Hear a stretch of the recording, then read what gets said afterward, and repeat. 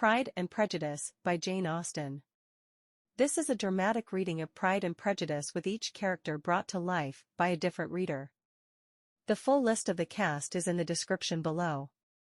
If you like classical literature and public domain books, please subscribe, click on the like button, and leave us a comment. Pride and Prejudice by Jane Austen, Chapter 1. It is a truth universally acknowledged that a single man in possession of a good fortune must be in want of a wife.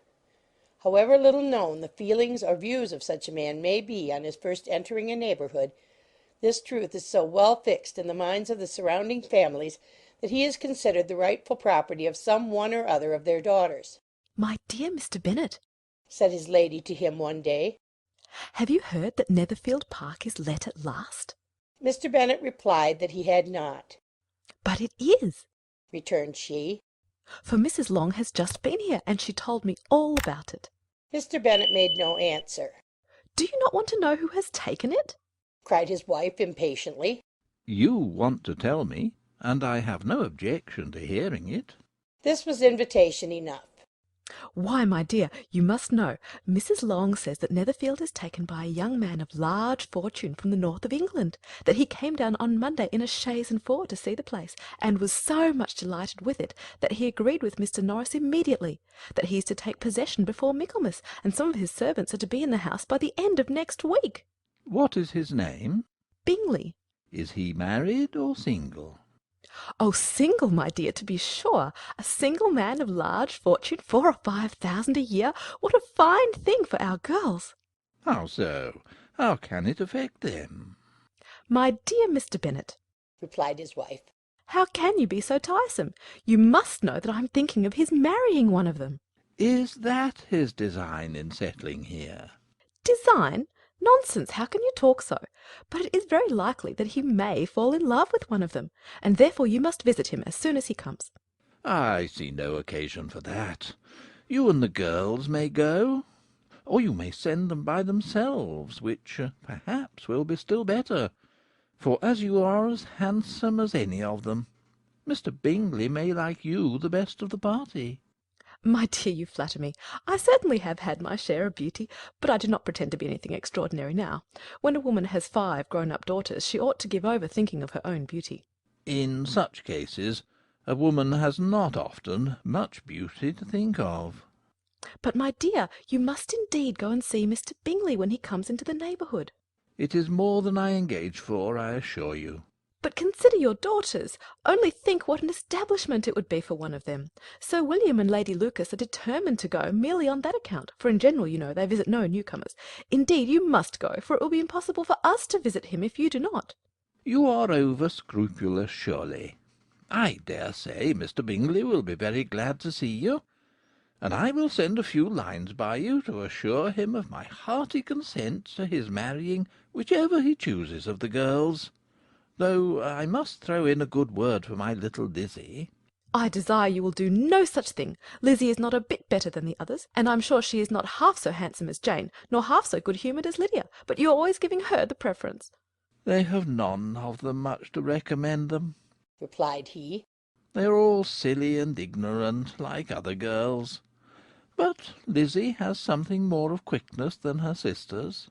"Mr. Bennet, how can you abuse your own children in such a way? You take delight in vexing me. You have no compassion on my poor nerves." "You mistake me, my dear. I have a high respect for your nerves. They are my old friends. I have heard you mention them with consideration these last 20 years at least." "Ah, you do not know what I suffer." "But I hope you will get over it, and live to see many young men of 4,000 a year come into the neighbourhood." "It will be of no use to us if 20 such should come, since you will not visit them." "Depend upon it, my dear, that when there are 20, I will visit them all."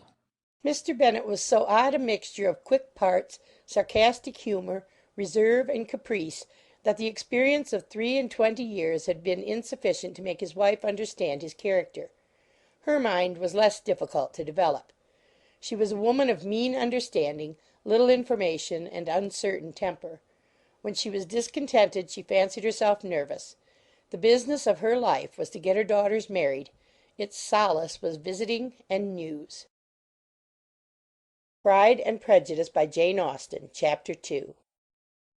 Mr. Bennet was among the earliest of those who waited on Mr. Bingley. He had always intended to visit him, though to the last always assuring his wife that he should not go, and till the evening after the visit was paid she had no knowledge of it.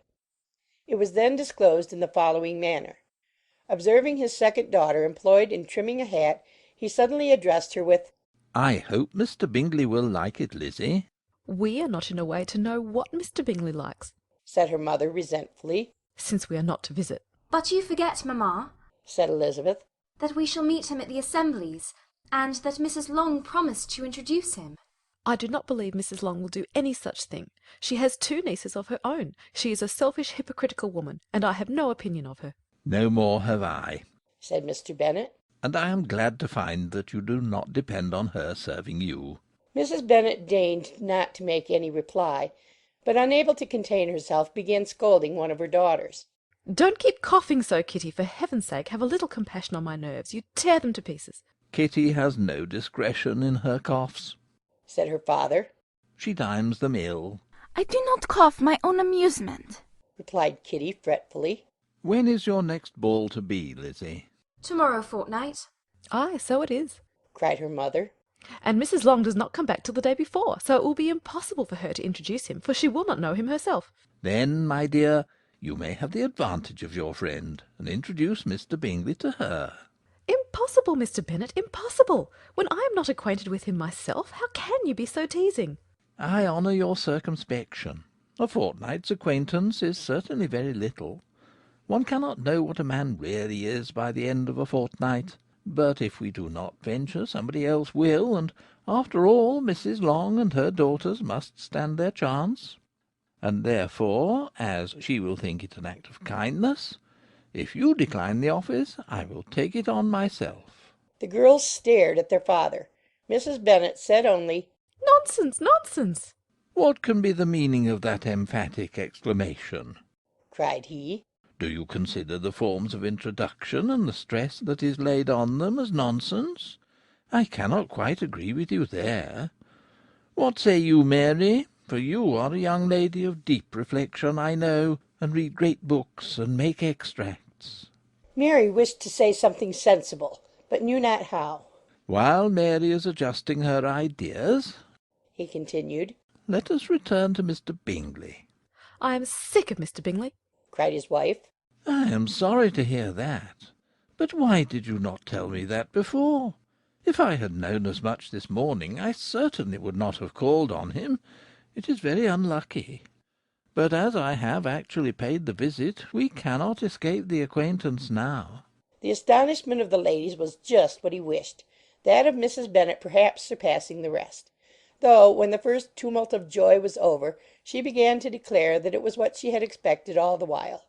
How good it was in you, my dear Mr. Bennet! But I knew I should persuade you at last. I was sure you loved your girls too well to neglect such an acquaintance. Well, how pleased I am! And it is such a good joke, too, that you should have gone this morning and never said a word about it till now. "Now, Kitty, you may cough as much as you choose," said Mr. Bennet, and as he spoke he left the room, fatigued with the raptures of his wife. What an excellent father you have, girls! said she when the door was shut. I do not know how you will ever make him amends for his kindness, or me either, for that matter. At our time of life it is not so pleasant, I can tell you, to be making new acquaintances every day. But for your sakes we would do anything. Lydia, my love, though you are the youngest, I dare say Mr. Bingley will dance with you at the next ball. Oh, said Lydia stoutly. I am not afraid, for though I am the youngest, I am the tallest. The rest of the evening was spent in conjecturing how soon he would return Mr. Bennet's visit, and determining when they should ask him to dinner. Pride and Prejudice by Jane Austen, Chapter 3. Not all that Mrs. Bennet, however, with the assistance of her 5 daughters, could ask on the subject was sufficient to draw from her husband any satisfactory description of Mr. Bingley. They attacked him in various ways, with barefaced questions, ingenious suppositions, and distant surmises, but he eluded the skill of them all, and they were at last obliged to accept the second-hand intelligence of their neighbour, Lady Lucas. Her report was highly favourable. Sir William had been delighted with him. He was quite young, wonderfully handsome, extremely agreeable, and, to crown the whole, he meant to be at the next assembly with a large party. Nothing could be more delightful. To be fond of dancing was a certain step towards falling in love, and very lively hopes of Mr. Bingley's heart were entertained. If I can see but one of my daughters happily settled at Netherfield, said Mrs. Bennet to her husband, and all the others equally well married, I shall have nothing to wish for. In a few days Mr. Bingley returned Mr. Bennet's visit, and sat about 10 minutes with him in his library. He had entertained hopes of being admitted to a sight of the young ladies, of whose beauty he had heard much, but he saw only the father. The ladies were somewhat more fortunate, for they had the advantage of ascertaining from an upper window that he wore a blue coat and rode a black horse. An invitation to dinner was soon afterwards dispatched, and already had Mrs. Bennet planned the courses that were to do credit to her housekeeping, when an answer arrived which deferred it all. Mr. Bingley was obliged to be in town the following day, and consequently unable to accept the honour of their invitation, etc. Mrs. Bennet was quite disconcerted. She could not imagine what business he could have in town so soon after his arrival in Hertfordshire, and she began to fear that he might be always flying about from one place to another, and never settled at Netherfield as he ought to be. Lady Lucas quieted her fears a little by starting the idea of his being gone to London only to get a large party for the ball, and a report soon followed that Mr. Bingley was to bring 12 ladies and 7 gentlemen with him to the assembly. The girls grieved over such a number of ladies, but were comforted the day before the ball by hearing that instead of 12 he brought only 6 with him from London, his 5 sisters and a cousin, and when the party entered the assembly room it consisted of only 5 altogether: Mr. Bingley, his 2 sisters, the husband of the eldest, and another young man. Mr. Bingley was good looking and gentlemanlike. He had a pleasant countenance and easy, unaffected manners. His sisters were fine women, with an air of decided fashion. His brother-in-law, Mr. Hurst, merely looked the gentleman, but his friend, Mr. Darcy, soon drew the attention of the room by his fine, tall person, handsome features, noble mien, and the report, which was in general circulation within 5 minutes after his entrance, of his having 10,000 a year. The gentlemen pronounced him to be a fine figure of a man. The ladies declared he was much handsomer than Mr. Bingley, and he was looked at with great admiration for about half the evening, till his manners gave a disgust which turned the tide of his popularity. For he was discovered to be proud, to be above his company and above being pleased, and not all his large estate in Derbyshire could then save him from having a most forbidding, disagreeable countenance, and being unworthy to be compared with his friend. Mr. Bingley had soon made himself acquainted with all the principal people in the room. He was lively and unreserved, danced every dance, was angry that the ball closed so early, and talked of giving one himself at Netherfield. Such amiable qualities must speak for themselves. What a contrast between him and his friend! Mr. Darcy danced only once with Mrs. Hurst and once with Miss Bingley, declined being introduced to any other lady, and spent the rest of the evening in walking about the room, speaking occasionally to one of his own party. His character was decided. He was the proudest, most disagreeable man in the world, and everybody hoped that he would never come there again. Amongst the most violent against him was Mrs. Bennet, whose dislike of his general behaviour was sharpened into particular resentment by his having slighted one of her daughters. Elizabeth Bennet had been obliged, by the scarcity of gentlemen, to sit down for 2 dances, and during part of that time Mr. Darcy had been standing near enough for her to hear a conversation between him and Mr. Bingley, who came from the dance for a few minutes to press his friend to join it. "Come, Darcy," said he, "I must have you dance. I hate to see you standing about by yourself in this stupid manner. You had much better dance." "I certainly shall not. You know how I detest it.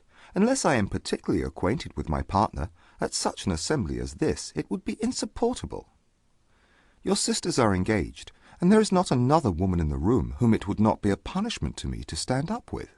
"I would not be so fastidious as you are," cried Mr. Bingley. "for a kingdom. Upon my honour, I never met with so many pleasant girls in my life as I have seen this evening, and there are several of them you see uncommonly pretty." "You are dancing with the only handsome girl in the room," said Mr. Darcy, looking at the eldest Miss Bennet. "Oh, she is the most beautiful creature I ever beheld. that there is one of her sisters sitting down just behind you, who is very pretty, and I dare say very agreeable. Do let me ask my partner to introduce you." Which do you mean? And turning round, he looked for a moment at Elizabeth, till catching her eye, he withdrew his own, and coldly said, She is tolerable, but not handsome enough to tempt me. I am in no humour at present to give consequence to young ladies who are slighted by other men.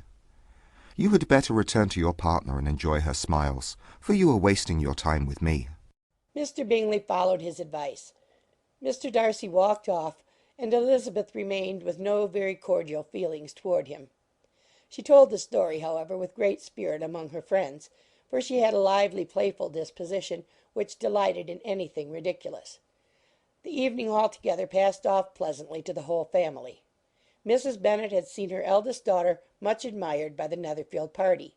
Mr. Bingley had danced with her twice, and she had been distinguished by his sisters. Jane was as much gratified by this as her mother could be, though in a quieter way. Elizabeth felt Jane's pleasure. Mary had heard herself mentioned to Miss Bingley as the most accomplished girl in the neighbourhood, and Catherine and Lydia had been fortunate enough never to be without partners, which was all that they had yet learnt to care for at a ball. They returned, therefore, in good spirits to Longbourn, the village where they lived, and of which they were the principal inhabitants. They found Mr. Bennet still up. With a book he was regardless of time, and on the present occasion he had a good deal of curiosity as to the events of an evening which had raised such splendid expectations. He had rather hoped that his wife's views on the stranger would be disappointed, but he soon found out that he had a different story to hear. "Oh, my dear Mr. Bennet," As she entered the room, "we have had a most delightful evening, a most excellent ball. I wish you had been there. Jane was so admired, nothing could be like it. Everybody said how well she looked, and Mr. Bingley thought her quite beautiful, and danced with her twice. Only think of that, my dear! He actually danced with her twice, and she was the only creature in the room that he asked a second time. First of all he asked Miss Lucas. I was so vexed to see him stand up with her, but however he did not admire her at all. Indeed, nobody can, you know, and he seemed quite struck with Jane as she was going down the dance. So he inquired who she was, and got introduced, and asked her for the two next. Then the 2/3 he danced with Miss King, and the 2/4 with Maria Lucas, and the 2/5 with Jane again, and the 2/6 with Lizzie, and the boulanger. If he had any compassion for me, cried her husband impatiently, he would not have danced half so much. For God's sake, say no more of his partners. Oh, that he had sprained his ankle in the first dance! Oh, my dear, I am quite delighted with him. He is so excessively handsome, and his sisters are charming women. I never in my life saw anything more elegant than their dresses. I dare say the lace on Mrs. Hurst's gown—" Here she was interrupted again. Mr. Bennet protested against any description of finery. She was therefore obliged to seek another branch of the subject, and related with much bitterness of spirit and some exaggeration the shocking rudeness of Mr. Darcy. "But I can assure you," she added, "that Lizzie does not lose much by not suiting his fancy, for he is a most disagreeable, horrid man, not at all worth pleasing, so high and so conceited that there was no enduring him. He walked here and he walked there, fancying himself so very great. Not handsome enough to dance with. I wish you had been there, my dear, to have given him one of your set-downs. I quite detest the man." Pride and Prejudice by Jane Austen, Chapter 4. When Jane and Elizabeth were alone, the former, who had been cautious in her praise of Mr. Bingley before, expressed to her sister just how very much she admired him. "He is just what a young man ought to be," said she. "sensible, good-humoured, lively, and I never saw such happy manners, so much ease with such perfect good breeding." He is also handsome, replied Elizabeth. which a young man ought likewise to be, if he possibly can. His character is thereby complete. I was very much flattered by his asking me to dance a second time. I did not expect such a compliment. Did not you? I did for you. But that is one great difference between us. Compliments always take you by surprise, and me never. What could be more natural than his asking you again? He could not help seeing that you were about 5 times as pretty as every other woman in the room. No thanks to his gallantry for that. Well, he certainly is very agreeable, and I give you leave to like him. You have liked many a stupider person. Dear Lizzie! Oh, you are a great deal too apt, you know, to like people in general. You never see a fault in anybody. All the world are good and agreeable in your eyes. I never heard you speak ill of a human being in your life. I would not wish to be hasty in censuring anyone, but I always speak what I think. I know you do, and it is that which makes the wonder. With your good sense, to be so honestly blind to the follies and nonsense of others. Affectation of candour is common enough. One meets with it everywhere. But to be candid without ostentation or design, to take the good of everybody's character and make it still better, and say nothing of the bad, belongs to you alone. And so you like this man's sisters too, do you? Their manners are not equal to his. Certainly not, at first. But they are very pleasing women when you converse with them. Miss Bingley is to live with her brother and keep his house, and I am much mistaken if we shall not find a very charming neighbour in her. Elizabeth listened in silence, but was not convinced.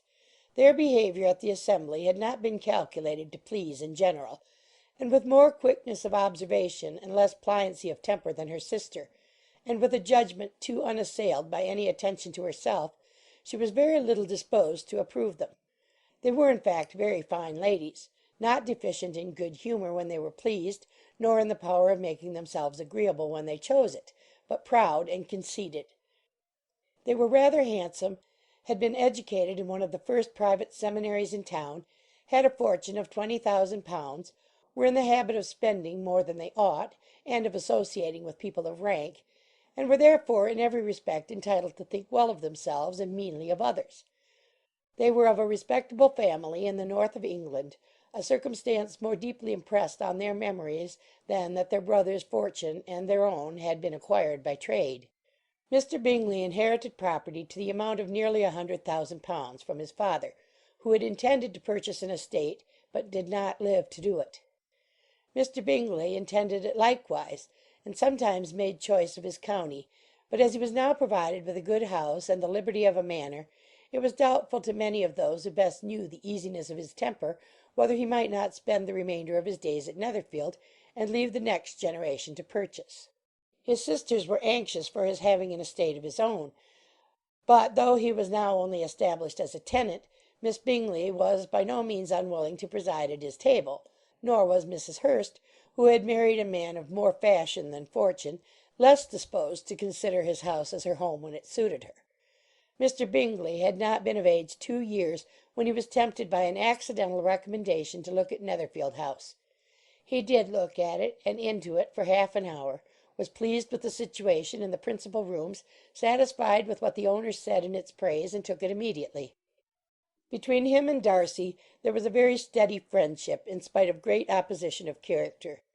Bingley was endeared to Darcy by the easiness, openness, and ductility of his temper, though no disposition could offer a greater contrast to his own, and though with his own he never appeared dissatisfied. On the strength of Darcy's regard, Bingley had the firmest reliance, and of his judgment the highest opinion. In understanding, Darcy was the superior. Bingley was by no means deficient, but Darcy was clever. He was at the same time haughty, reserved, and fastidious, and his manners, though well bred, were not inviting. In that respect his friend had greatly the advantage. Bingley was sure of being liked wherever he appeared. Darcy was continually giving offence. The manner in which they spoke of the Meryton assembly was sufficiently characteristic. Bingley had never met with more pleasant people or prettier girls in his life. Everybody had been most kind and attentive to him. There had been no formality, no stiffness.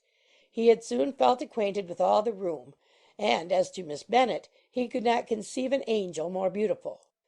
Darcy, on the contrary, had seen a collection of people in whom there was little beauty and no fashion, for none of whom he had felt the smallest interest, and from none received either attention or pleasure. Miss Bennet he acknowledged to be pretty, but she smiled too much. Mrs. Hurst and her sister allowed it to be so, but still they admired her and liked her, and pronounced her to be a sweet girl, and one whom they would not object to know more of. Miss Bennet was therefore established as a sweet girl, and their brother felt authorized by such commendation to think of her as he chose. Pride and Prejudice by Jane Austen, Chapter 5. Within a short walk of Longbourn, lived a family with whom the Bennets were particularly intimate. Sir William Lucas had been formerly in trade in Meryton, where he had made a tolerable fortune, and risen to the honour of knighthood by an address to the king during his mayoralty. The distinction had perhaps been felt too strongly. It had given him a disgust to his business and to his residence in a small market town, and in quitting them both he had removed with his family to a house about a mile from Meryton, denominated from that period Lucas Lodge, where he could think with pleasure of his own importance, and, unshackled by business, occupy himself solely in being civil to all the world. For though elated by his rank, it did not render him supercilious. On the contrary, he was all attention to everybody. By nature inoffensive, friendly, and obliging, his presentation at St. James's had made him courteous. Lady Lucas was a very good kind of woman, not too clever to be a valuable neighbour to Mrs. Bennet. They had several children. The eldest of them, a sensible, intelligent young woman about 27, was Elizabeth's intimate friend. That the Miss Lucases and the Miss Bennets should meet to talk over a ball was absolutely necessary, and the morning after the assembly brought the former to Longbourn to hear and to communicate. "You began the evening well, Charlotte," said Mrs. Bennet with civil self-command to Miss Lucas. "You were Mr. Bingley's first choice." "Yes, but he seemed to like his second better." "Oh, you mean Jane, I suppose, because he danced with her twice. To be sure, that did seem as if he admired her. Indeed, I rather believe he did. I heard something about it, but I hardly know what. Something about Mr. Robinson?" "Perhaps you mean what I overheard between him and Mr. Robinson. Did not I mention it to you?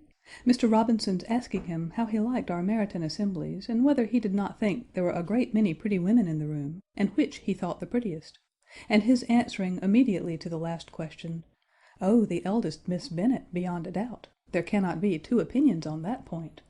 "Upon my word! Well, that is very decided indeed. That does seem as if but, however, it may all come to nothing, you know." "My overhearings were more to the purpose than yours, Eliza," said Charlotte. "Mr. Darcy is not so well worth listening to as his friend, is he? Poor Eliza, to be only just tolerable."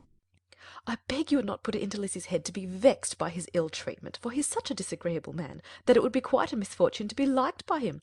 Mrs. Long told me last night that he sat close to her for half an hour without once opening his lips." "Are you quite sure, ma'am? Is not there a little mistake?" said Jane. "I certainly saw Mr. Darcy speaking to her." "Ay, because she asked him at last how he liked Netherfield, and he could not help answering her, but she said he seemed quite angry at being spoke to." "Miss Bingley told me," said Jane, "that he never speaks much, unless among his intimate acquaintances. With them he is remarkably agreeable." "I do not believe a word of it, my dear. If he had been so very agreeable he would have talked to Mrs. Long. But I can guess how it was. Everybody says that he is eat up with pride, and I dare say he had heard somehow that Mrs. Long does not keep a carriage, and had come to the ball in a hack chaise." "I do not mind his not talking to Mrs. Long," said Miss Lucas, "but I wish he had danced with Eliza." "Another time, Lizzie," said her mother. "I would not dance with him if I were you." I believe, ma'am, I may safely promise you never to dance with him." "His pride," said Miss Lucas, "does not offend me so much as pride often does, because there is an excuse for it. One cannot wonder that so very fine a young man, with family, fortune, everything in his favour, should think highly of himself. If I may so express it, he has a right to be proud." "That is very true," replied Elizabeth, "and I could easily forgive his pride if he had not mortified mine." "Pride," observed Mary, who piqued herself upon the solidity of her reflections, "is a very common failing, I believe. By all that I have ever read, I am convinced that it is very common indeed, that human nature is particularly prone to it, and that there are very few of us who do not cherish a feeling of self-complacency on the score of some quality or other, real or imaginary. Vanity and pride are different things, though the words are often used synonymously. A person may be proud without being vain. Pride relates more to our opinion of ourselves, vanity to what we would have others think of us." "If I were as rich as Mr. Darcy," cried a young Lucas who came with his sisters, "I should not care how proud I was. I would keep a pack of foxhounds, and drink a bottle of wine a day." "Then you would drink a great deal more than you ought," said Mrs. Bennet. And if I were to see you at it, I should take away your bottle directly. The boy protested that she should not. She continued to declare that she would, and the argument ended only with the visit. Pride and Prejudice by Jane Austen, Chapter 6. The ladies of Longbourn soon waited on those of Netherfield. The visit was soon returned in due form. Miss Bennet's pleasing manners grew on the good will of Mrs. Hurst and Miss Bingley, and though the mother was found to be intolerable, and the younger sisters not worth speaking to, a wish of being better acquainted with them was expressed towards the two eldest. By Jane this attention was received with the greatest pleasure, but Elizabeth still saw superciliousness in their treatment of everybody, hardly excepting even her sister, and could not like them, though their kindness to Jane, such as it was, had a value, as arising in all probability from the influence of their brother's admiration. It was generally evident whenever they met that he did admire her, and to her it was equally evident that Jane was yielding to the preference which she had begun to entertain for him from the first, and was in a way to be very much in love. But she considered with pleasure that it was not likely to be discovered by the world in general, since Jane united with great strength of feeling, a composure of temper, and a uniform cheerfulness of manner which would guard her from the suspicions of the impertinent. She mentioned this to her friend Miss Lucas. "It may perhaps be pleasant," replied Charlotte, "to be able to impose on the public in such a case, but it is sometimes a disadvantage to be so very guarded. If a woman conceals her affection with the same skill from the object of it, she may lose the opportunity of fixing him, and it will then be but poor consolation to believe the world equally in the dark. There is so much of gratitude or vanity in almost every attachment that it is not safe to leave any to itself. We can all begin freely, a slight preference is natural enough, but there are very few of us who have heart enough to be really in love without encouragement. In 9 cases out of 10 a woman had better show more affection than she feels. Bingley likes your sister undoubtedly, but he may never do more than like her if she does not help him on." But she does help him on, as much as her nature will allow. If I can perceive her regard for him, he must be a simpleton indeed not to discover it too. "Remember, Eliza, that he does not know Jane's disposition as you do." But if a woman is partial to a man, and does not endeavour to conceal it, he must find it out. "Perhaps he must, if he sees enough of her. But, though Bingley and Jane meet tolerably often, it is never for many hours together, and as they always see each other in large mixed parties, it is impossible that every moment should be employed in conversing together. Jane should therefore make the most of every half hour in which she can command his attention. When she is secure of him, there will be more leisure for falling in love as much as she chooses."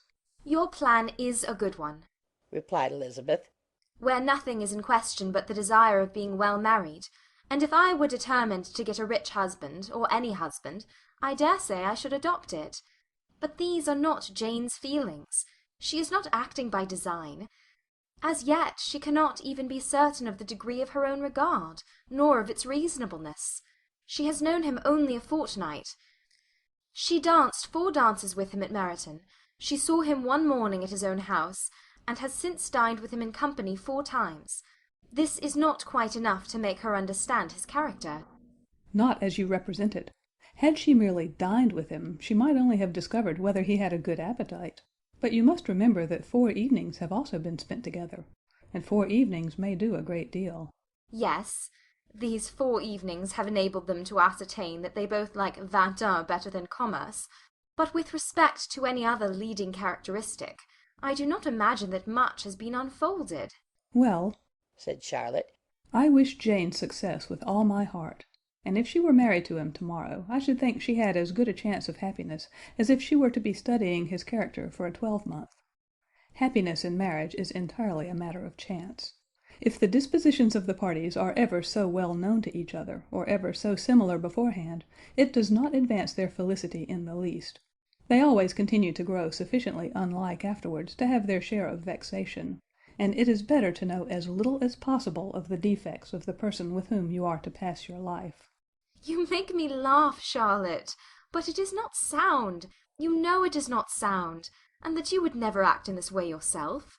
Occupied in observing Mr. Bingley's attentions to her sister, Elizabeth was far from suspecting that she was herself becoming an object of some interest in the eyes of his friend. Mr. Darcy had at first scarcely allowed her to be pretty. He had looked at her without admiration at the ball, and when they next met he looked at her only to criticise. But no sooner had he made it clear to himself and his friends that she hardly had a good feature in her face, than he began to find it was rendered uncommonly intelligent by the beautiful expression of her dark eyes. To this discovery succeeded some others equally mortifying.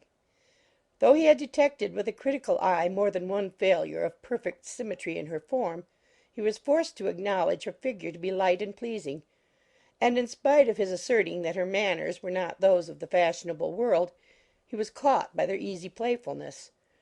Of this she was perfectly unaware. To her he was only the man who made himself agreeable nowhere, and who had not thought her handsome enough to dance with. He began to wish to know more of her, and, as a step towards conversing with her himself, attended to her conversation with others. His doing so drew her notice. It was at Sir William Lucas's, where a large party were assembled. "What does Mr. Darcy mean," said she to Charlotte, "by listening to my conversation with Colonel Forster?" That is a question which Mr. Darcy only can answer. But if he does it any more, I shall certainly let him know that I see what he is about. He has a very satirical eye, and if I do not begin by being impertinent myself, I shall soon grow afraid of him.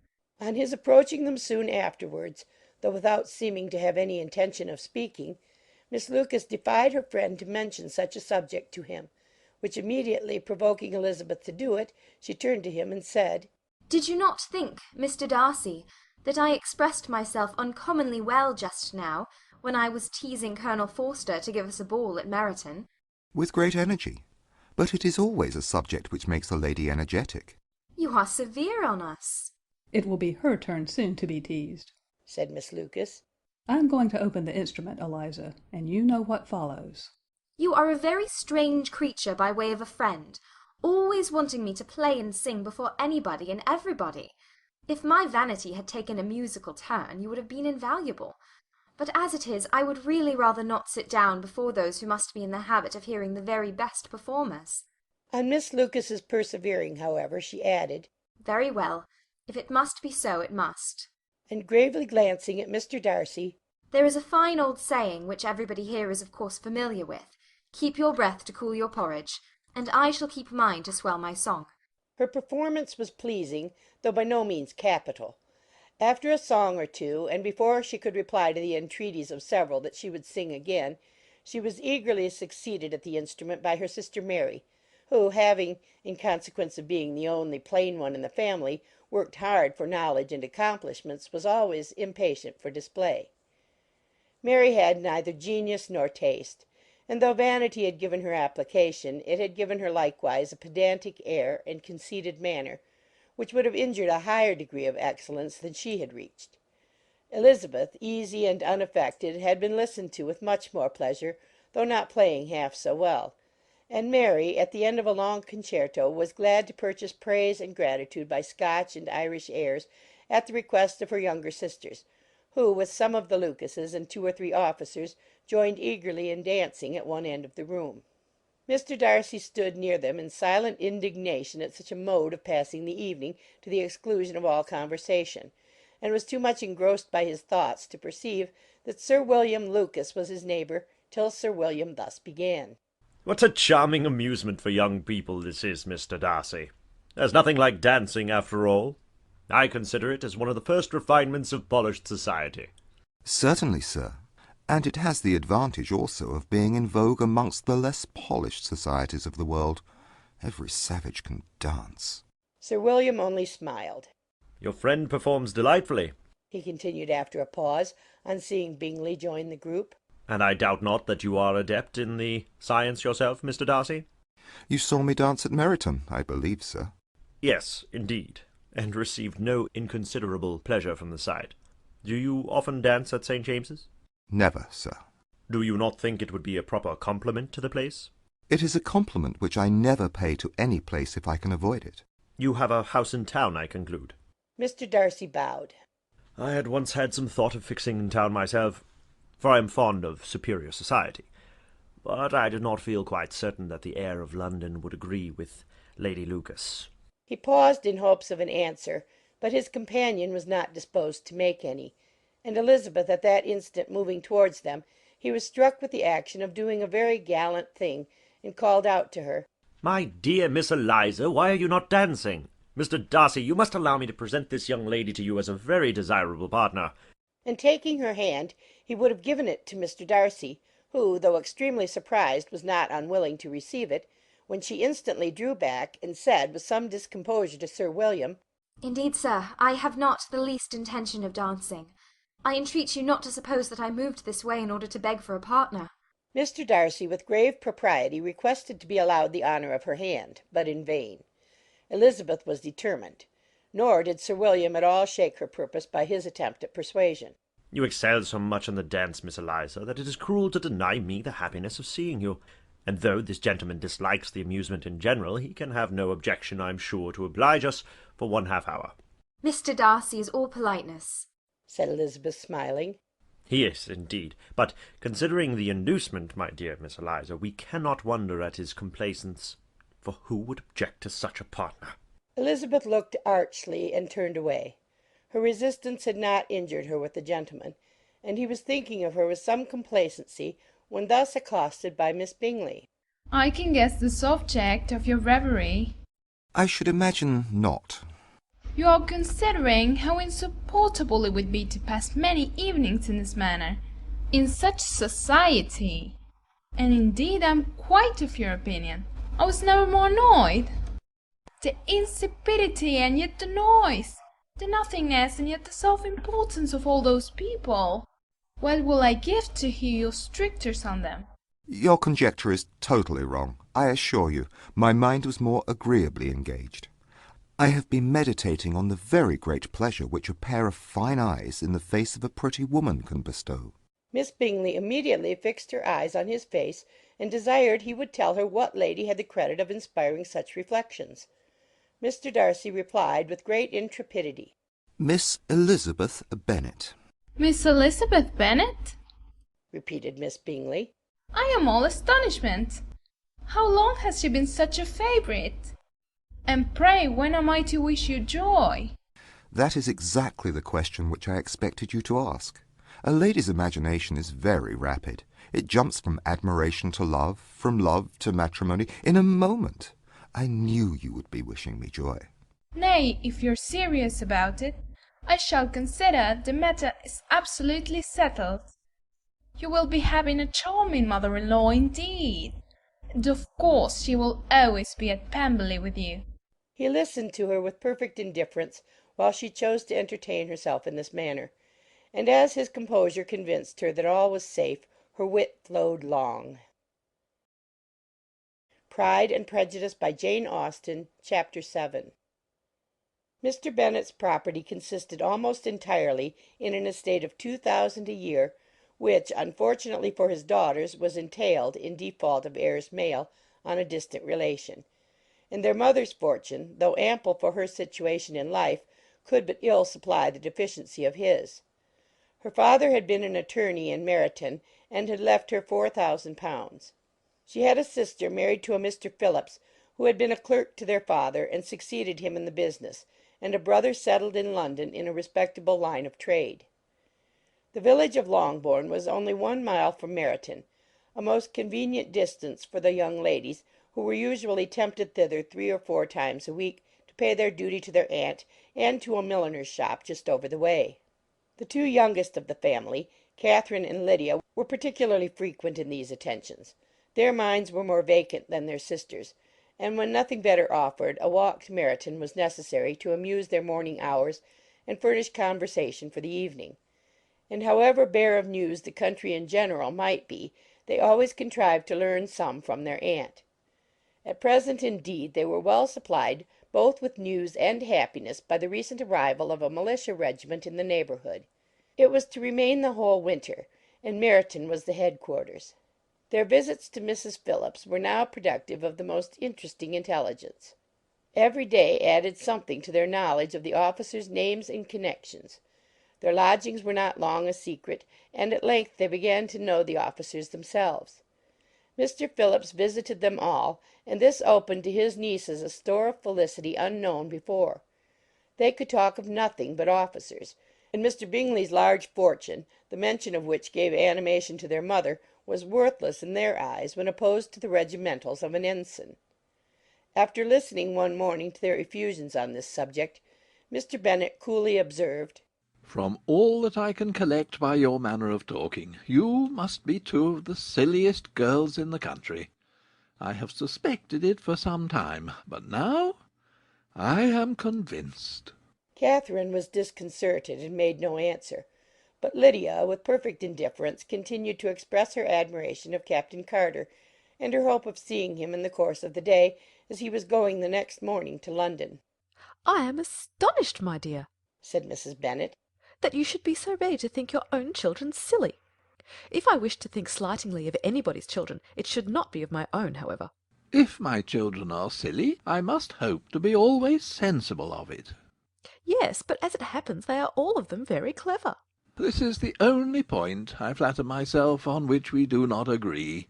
I had hoped that our sentiments coincided in every particular, but I must so far differ from you as to think our two youngest daughters uncommonly foolish. "My dear Mr. Bennet, you must not expect such girls to have the sense of their father and mother. When they get to our age, I dare say they will not think about officers any more than we do. I remember the time when I liked a red coat myself very well, and indeed so I do still at my heart, and if a smart young colonel with 5,000 or 6,000 a year should want one of my girls, I should not say nay to him, and I thought Colonel Forster looked very becoming the other night at Sir William's in his regimentals." Mamma, cried Lydia, my aunt says that Colonel Forster and Captain Carter do not go so often to Miss Watson's as they did when they first came. She sees them now very often standing in Clark's library. Mrs. Bennet was prevented replying by the entrance of the footman with a note for Miss Bennet. It came from Netherfield, and the servant waited for an answer. Mrs. Bennet's eyes sparkled with pleasure, and she was eagerly calling out while her daughter read. "Well, Jane, who is it from? What is it about? What does he say? Jane, make haste and tell us. Make haste, my love." "It is from Miss Bingley," said Jane, and then read it aloud.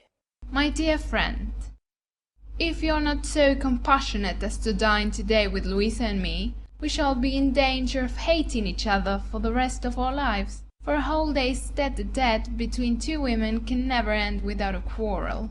Come as soon as you can on receipt of this. My brother and the gentleman are to dine with the officers. Yours ever, Caroline Bingley. With the officers? cried Lydia. I wonder my aunt did not tell us of that. "Dining out?" said Mrs. Bennet. "That is very unlucky." "Can I have the carriage?" said Jane. "No, my dear, you had better go on horseback, because it seems likely to rain, and then you must stay all night." That would be a good scheme, said Elizabeth. if you were sure that they would not offer to send her home. "Oh, but the gentlemen will have Mr. Bingley's chaise to go to Meryton, and the Hursts have no horses to theirs." "I had much rather go in the coach."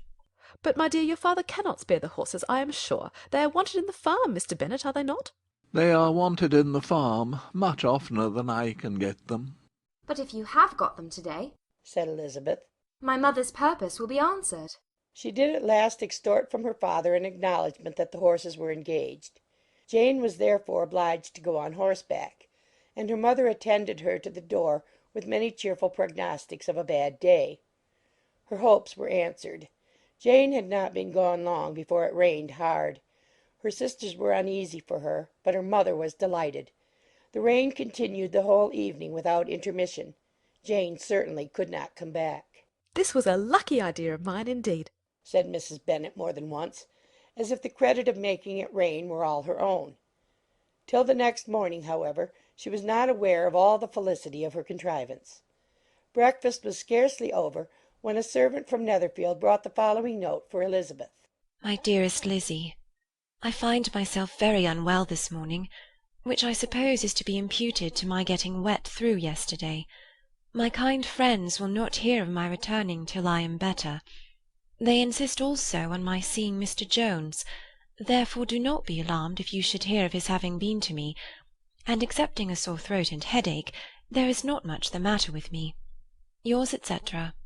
Well, my dear, said Mr. Bennet, when Elizabeth had read the note aloud, if your daughter should have a dangerous fit of illness, if she should die, It would be a comfort to know that it was all in pursuit of Mr. Bingley, and under your orders."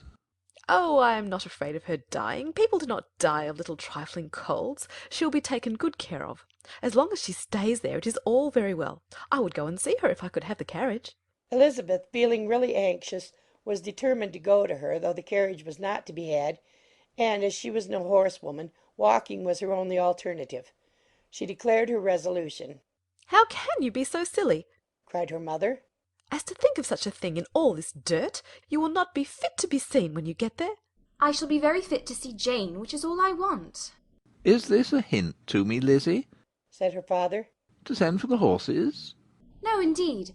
I do not wish to avoid the walk. The distance is nothing when one has a motive. Only 3 miles. I shall be back by dinner. "I admire the activity of your benevolence," observed Mary. "but every impulse of feeling should be guided by reason, and, in my opinion, exertion should always be in proportion to what is required." "We will go as far as Meryton with you," said Catherine and Lydia. Elizabeth accepted their company, and the 3 young ladies set off together. "If we make haste," said Lydia as they walked along, "perhaps we may see something of Captain Carter before he goes." In Meryton they parted.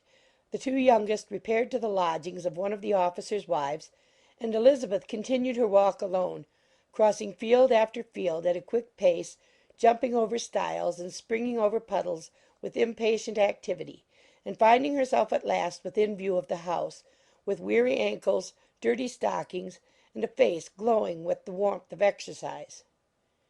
She was shown into the breakfast parlour, where all but Jane were assembled, and where her appearance created a great deal of surprise. That she should have walked 3 miles so early in the day, in such dirty weather, and by herself, was almost incredible to Mrs. Hurst and Miss Bingley, and Elizabeth was convinced that they held her in contempt for it. She was received, however, very politely by them, and in their brother's manners there was something better than politeness. There was good humour and kindness. Mr. Darcy said very little, and Mr. Hurst nothing at all. The former was divided between admiration of the brilliancy which exercise had given to her complexion, and doubt as to the occasions justifying her coming so far alone. The latter was thinking only of his breakfast. Her inquiries after her sister were not very favourably answered. Miss Bennet had slept ill, and though up was very feverish and not well enough to leave her room. Elizabeth was glad to be taken to her immediately, and Jane, who had only been withheld by the fear of giving alarm or inconvenience from expressing in her note how much she longed for such a visit, was delighted at her entrance. She was not equal, however, to much conversation, and when Miss Bingley left them together, could attempt little besides expressions of gratitude for the extraordinary kindness she was treated with. Elizabeth silently attended her.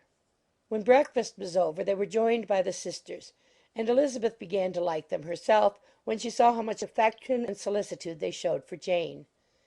The apothecary came, and having examined his patient, said, as might be supposed, that she had caught a violent cold, and that they must endeavour to get the better of it, advised her to return to bed, and promised her some draughts. The advice was followed readily, for the feverish symptoms increased, and her head ached acutely. Elizabeth did not quit her room for a moment, nor were the other ladies often absent. The gentlemen being out, they had, in fact, nothing to do elsewhere.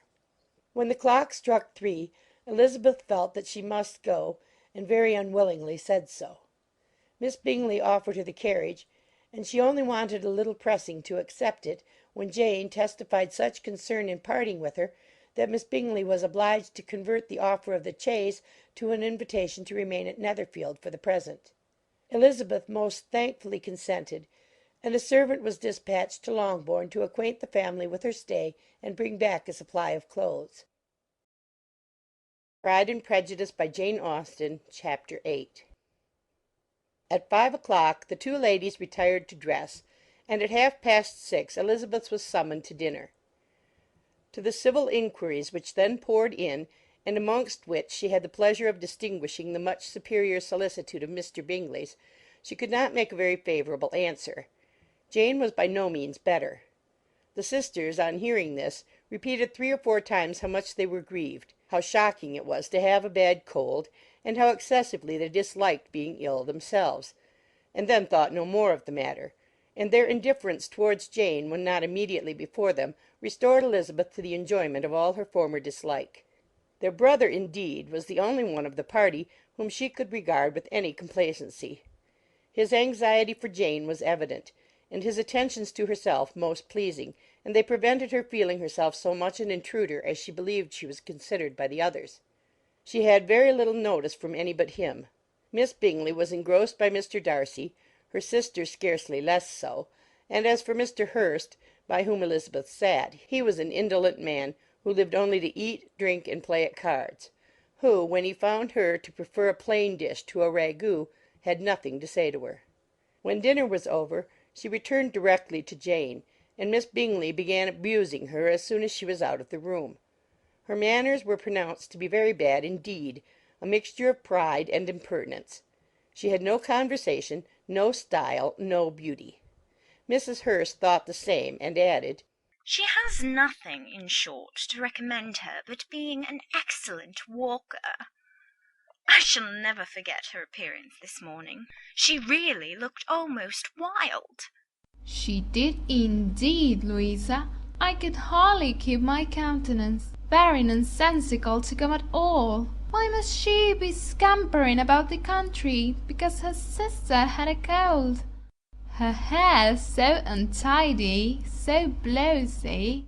Yes, and her petticoat. I hope you saw her petticoat. 6 inches deep in mud, I am absolutely certain, and the gown which had been let down to hide it not doing its office. Your picture may be very exact, Louisa, said Bingley, but this was all lost upon me. I thought Miss Elizabeth Bennet looked remarkably well when she came down into the room this morning. Her dirty petticoat quite escaped my notice. You observe it, Mr. Darcy, I am sure, said Miss Bingley, and I am inclined to think that you would not wish to see your sister make such an exhibition. Certainly not. To walk 3 miles, or 4 miles, or 5 miles, or whatever it is, above her ankles in dirt, and alone, quite alone.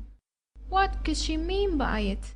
It seems to me to show an abominable sort of conceited independence, a most country town indifference to decorum. It shows an affection for her sister that is very pleasing, said Bingley. I am afraid, Mr. Darcy, observed Miss Bingley in a half-whisper, that this adventure has rather affected your admiration of her fine eyes. Not at all, he replied. They were brightened by the exercise. A short pause followed this speech, and Mrs. Hurst began again. I have an excessive regard for Miss Jane Bennet. She is really a very sweet girl, and I wish with all my heart she were well settled.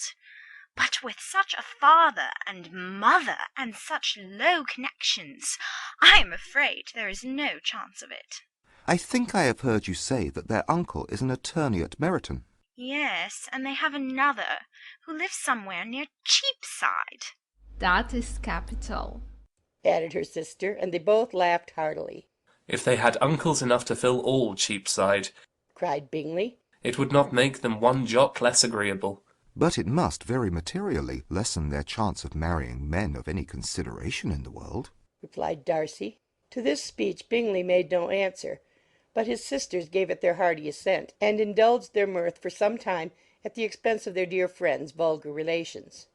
With a renewal of tenderness, however, they returned to her room on leaving the dining-parlour, and sat with her till summoned to coffee. She was still very poorly, and Elizabeth would not quit her at all till late in the evening, when she had the comfort of seeing her sleep, and when it seemed to her rather right than pleasant that she should go downstairs herself. On entering the drawing-room she found the whole party at loo, and was immediately invited to join them. But suspecting them to be playing high, she declined it, and making her sister the excuse, said she would amuse herself for the short time she could stay below with a book.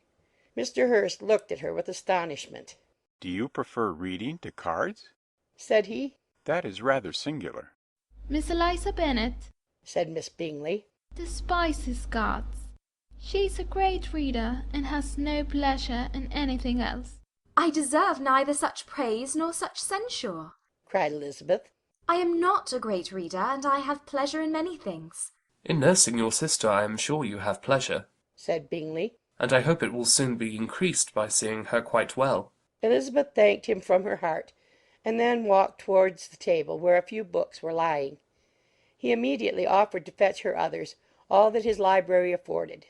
And I wish my collection were larger for your benefit and my own credit, but I am an idle fellow, and though I have not many, I have more than I ever looked into. Elizabeth assured him that she could suit herself perfectly with those in the room.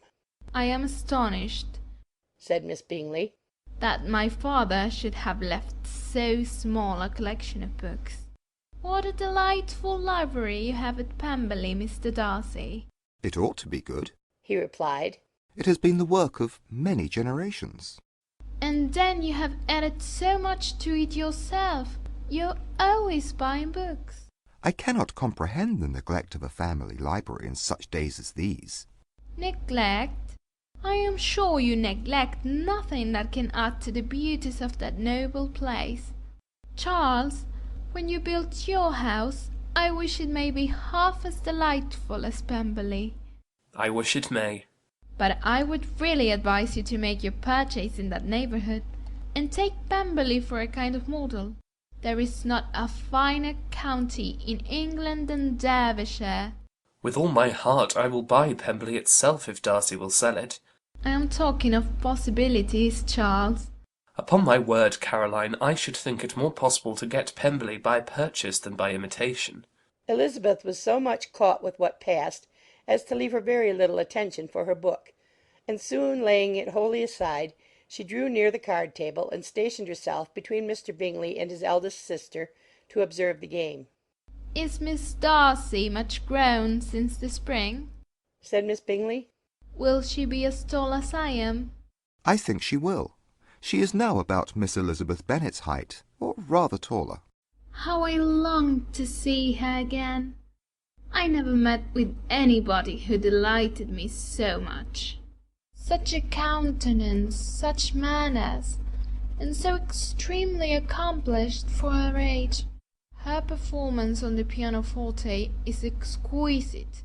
It is amazing to me, said Bingley, how young ladies can have patience to be so very accomplished as they all are. All young ladies accomplished? My dear Charles, what do you mean? Yes, all of them, I think. They all paint tables, cover screens, and net purses.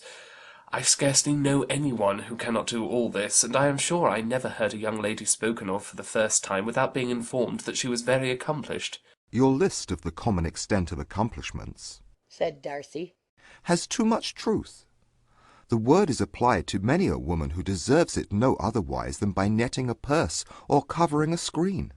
But I am very far from agreeing with you in your estimation of ladies in general. I cannot boast of knowing more than half a dozen, in the whole range of my acquaintance, that are really accomplished. Nor I am sure, said Miss Bingley. Then, observed Elizabeth, you must comprehend a great deal in your idea of an accomplished woman. Yes, I do comprehend a great deal in it. Oh, certainly, cried his faithful assistant. No one can be really deemed accomplished who does not greatly surpass what is usually met with.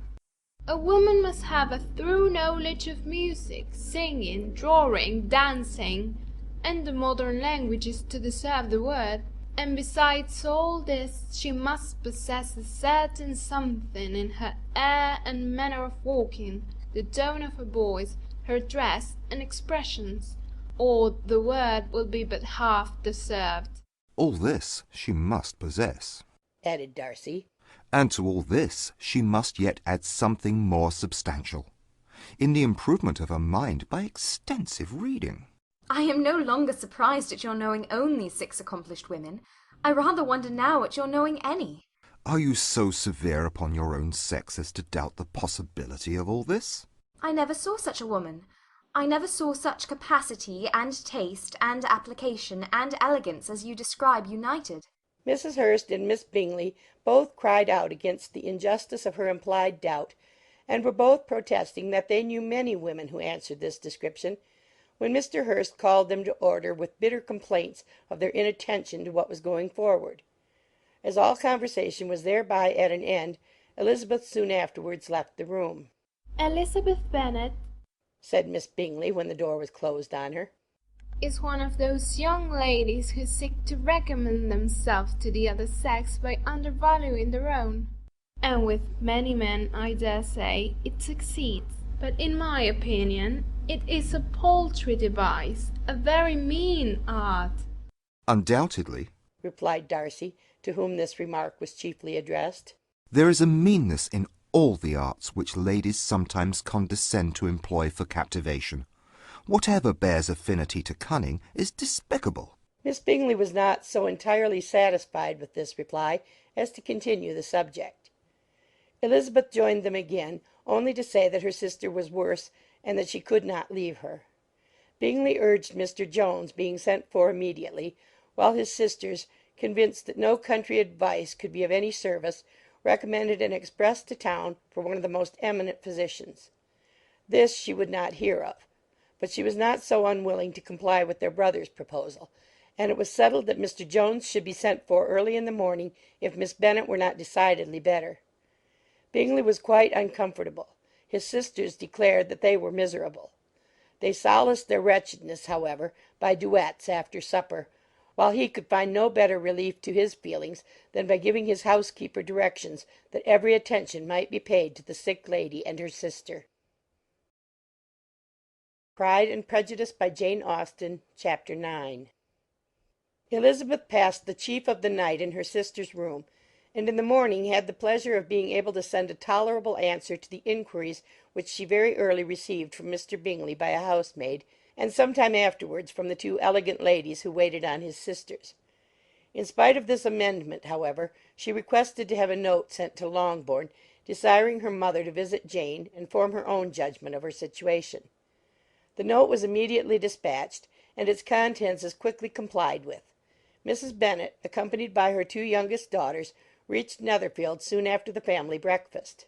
Had she found Jane in any apparent danger, Mrs. Bennet would have been very miserable, but being satisfied on seeing her that her illness was not alarming, she had no wish of her recovering immediately, as her restoration to health would probably remove her from Netherfield.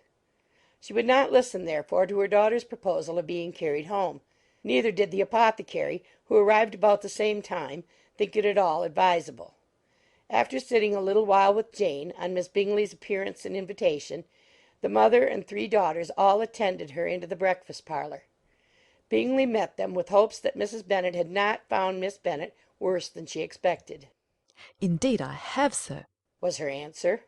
"She is a great deal too ill to be moved. Mr. Jones says we must not think of moving her. We must trespass a little longer on your kindness." "Removed!" cried Bingley. "It must not be thought of. My sister, I am sure, will not hear of her removal." You may depend upon it, madam, said Miss Bingley with cold civility, that Miss Bennet will receive every possible attention while she remains with us. Mrs. Bennet was profuse in her acknowledgments. "I am sure," she added, "if it was not for such good friends, I do not know what would become of her, for she is very ill indeed, and suffers a vast deal, though with the greatest patience in the world, which is always the way with her, for she has, without exception, the sweetest temper I have ever met with. I often tell my other girls that they are nothing to her. You have a sweet room here, Mr. Bingley, and a charming prospect over the gravel walk. I do not know a place in the country that is equal to Netherfield. You will not think of quitting it in a hurry, I hope, though you have but a short lease." "Whatever I do is done in a hurry," replied he, "and therefore if I should resolve to quit Netherfield, I should probably be off in 5 minutes. At present, however, I consider myself as quite fixed here." "That is exactly what I should have supposed of you," said Elizabeth. "You begin to comprehend me, do you?" cried he, turning towards her. "Oh, yes, I understand you perfectly." "I wish I might take this for a compliment, but to be so easily seen through, I am afraid, is pitiful." "That is as it happens. It does not follow that a deep, intricate character is more or less estimable than such a one as yours." "Lizzie," cried her mother, "remember where you are, and do not run on in the wild manner that you are suffered to do at home." "I did not know before," continued Bingley immediately, "that you were a studier of character. It must be an amusing study." Yes, but intricate characters are the most amusing. They have at least that advantage. The country, said Darcy, can in general supply but a few subjects for such a study. In a country neighbourhood you move in a very confined and unvarying society. But people themselves alter so much that there is something new to be observed in them for ever. Yes, indeed, cried Mrs. Bennet, offended by his manner of mentioning a country neighbourhood. I assure you there is quite as much of that going on in the country as in town. Everybody was surprised, and Darcy, after looking at her for a moment, turned silently away. Mrs. Bennet, who fancied she had gained a complete victory over him, continued her triumph. I cannot see that London has any great advantage over the country, for my part, except the shops and public places. The country is a vast deal pleasanter, is it not, Mr. Bingley? When I am in the country, he replied, I never wish to leave it, and when I am in town it is pretty much the same. They have each their advantages, and I can be equally happy in either. Ay, that is because you have the right disposition. But that gentleman, looking at Darcy, seemed to think the country was nothing at all. Indeed, mamma, you are mistaken, said Elizabeth, blushing for her mother. You quite mistook Mr. Darcy. He only meant that there was not such a variety of people to be met with in the country as in the town, which you must acknowledge to be true. Certainly, my dear, nobody said there were. But as to not meeting with many people in this neighbourhood, I believe there are few neighbourhoods larger. I know we dine with 24 families. Nothing but concern for Elizabeth could enable Bingley to keep his countenance. His sister was less delicate, and directed her eyes towards Mr. Darcy with a very expressive smile. Elizabeth, for the sake of saying something that might turn her mother's thoughts, now asked her if Charlotte Lucas had been at Longbourn since her coming away. Yes, she called yesterday with her father. What an agreeable man Sir William is, Mr. Bingley, is not he? So much the man of fashion, so genteel and easy. He had always something to say to everybody. That is my idea of good breeding, and those persons who fancy themselves very important and never open their mouths quite mistake the matter. Did Charlotte dine with you? No, she would go home. I fancy she was wanted about the mince pies. For my part, Mr. Bingley, I always keep servants that can do their own work. My daughters are brought up very differently. But everybody is to judge for themselves, and the Lucases are a very good sort of girls, I assure you. It is a pity they are not handsome. Not that I think Charlotte is so very plain, but then she is our particular friend. She seems a very pleasant young woman.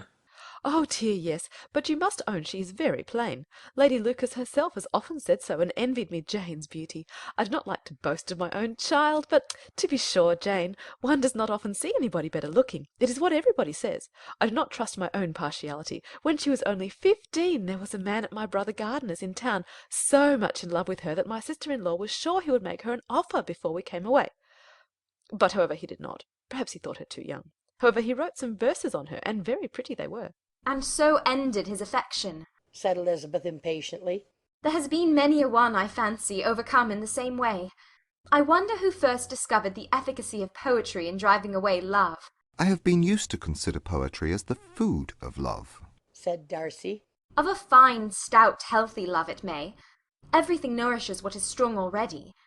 But if it be only a slight, thin sort of inclination, I am convinced that one good sonnet will starve it entirely away. Darcy only smiled, and the general pause which ensued made Elizabeth tremble lest her mother should be exposing herself again.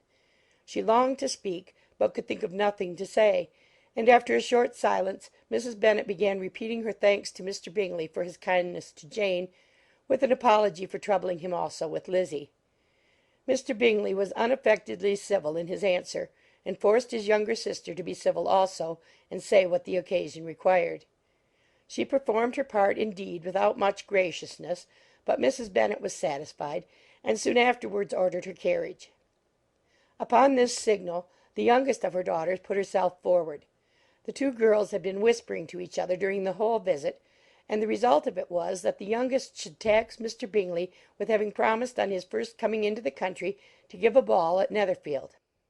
Lydia was a stout, well-grown girl of 15, with a fine complexion and good-humoured countenance, a favourite with her mother, whose affection had brought her into public at an early age.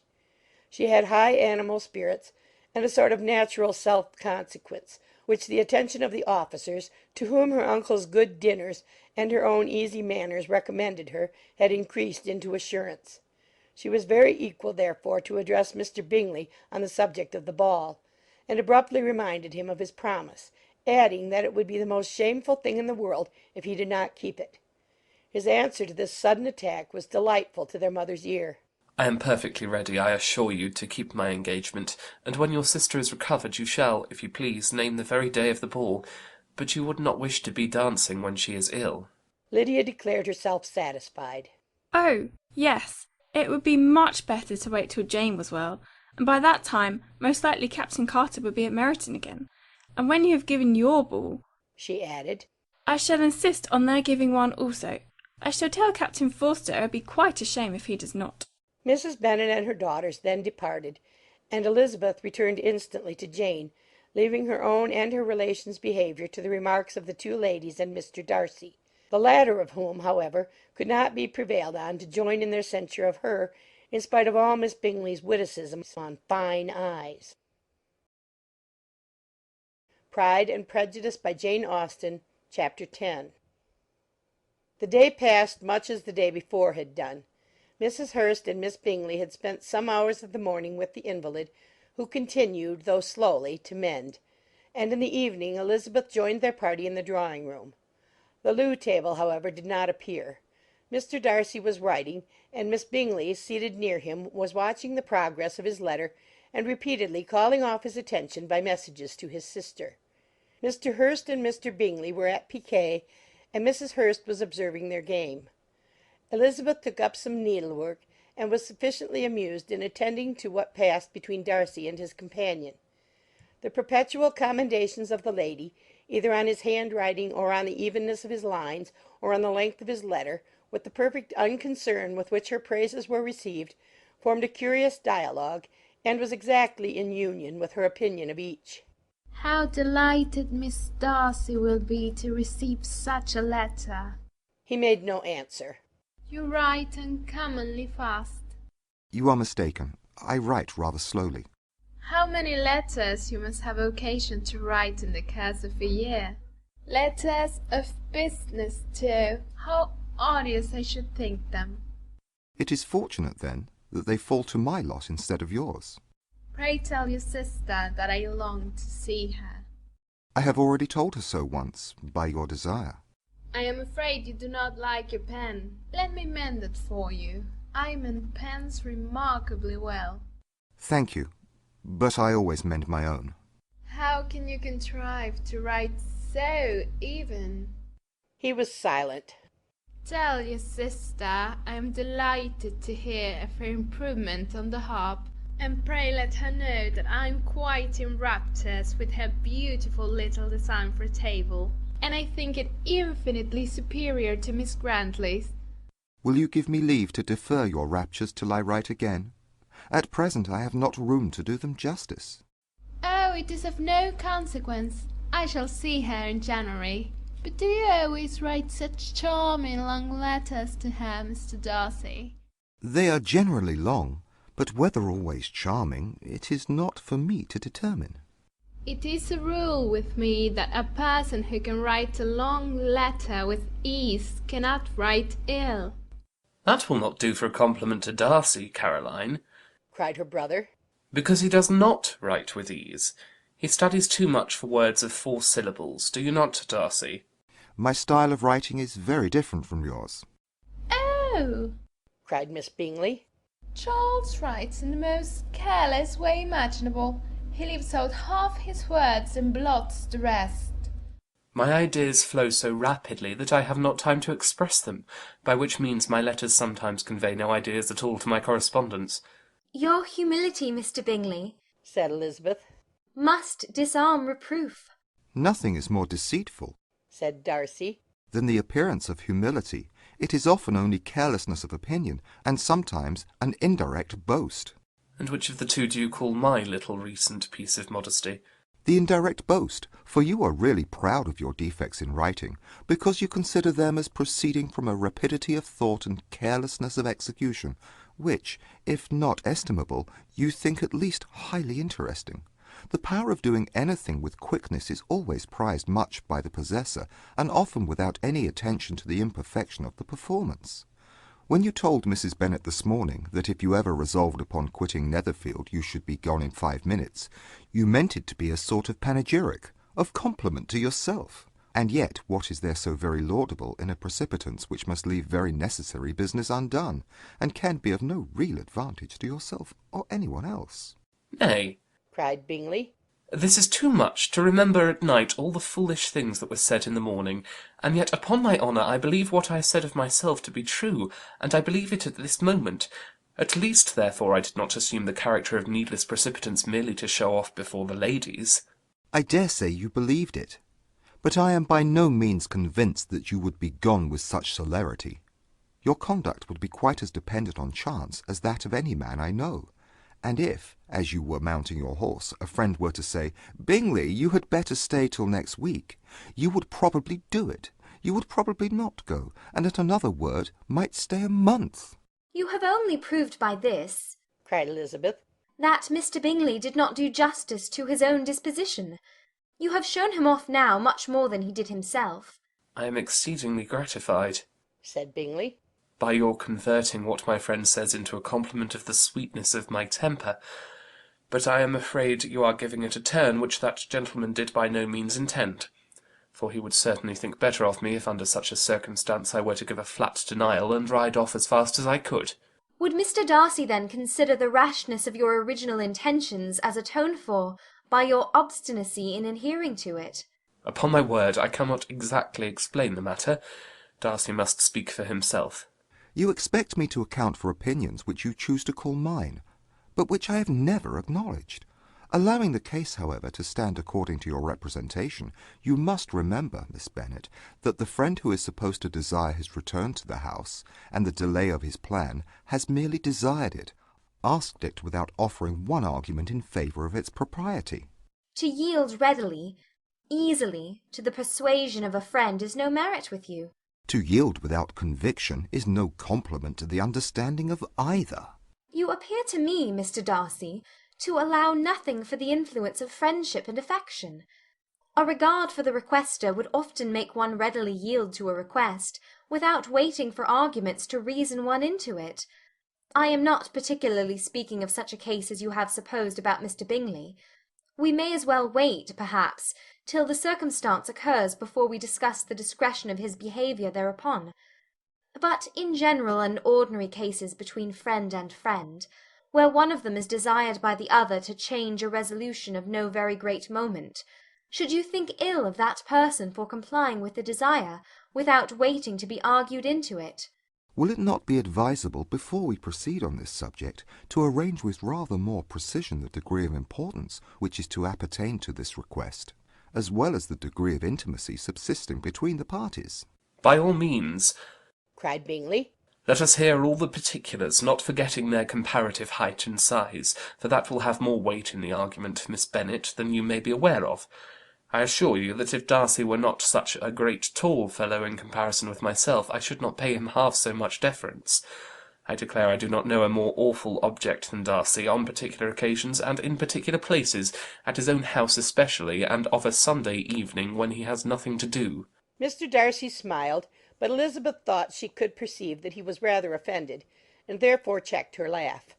Miss Bingley warmly resented the indignity he had received in an expostulation with her brother for talking such nonsense. "I see your design, Bingley," said his friend. "You dislike an argument, and want to silence this." Perhaps I do. Arguments are too much like disputes. If you and Miss Bennet will defer yours till I am out of the room, I shall be very thankful, and then you may say whatever you like of me.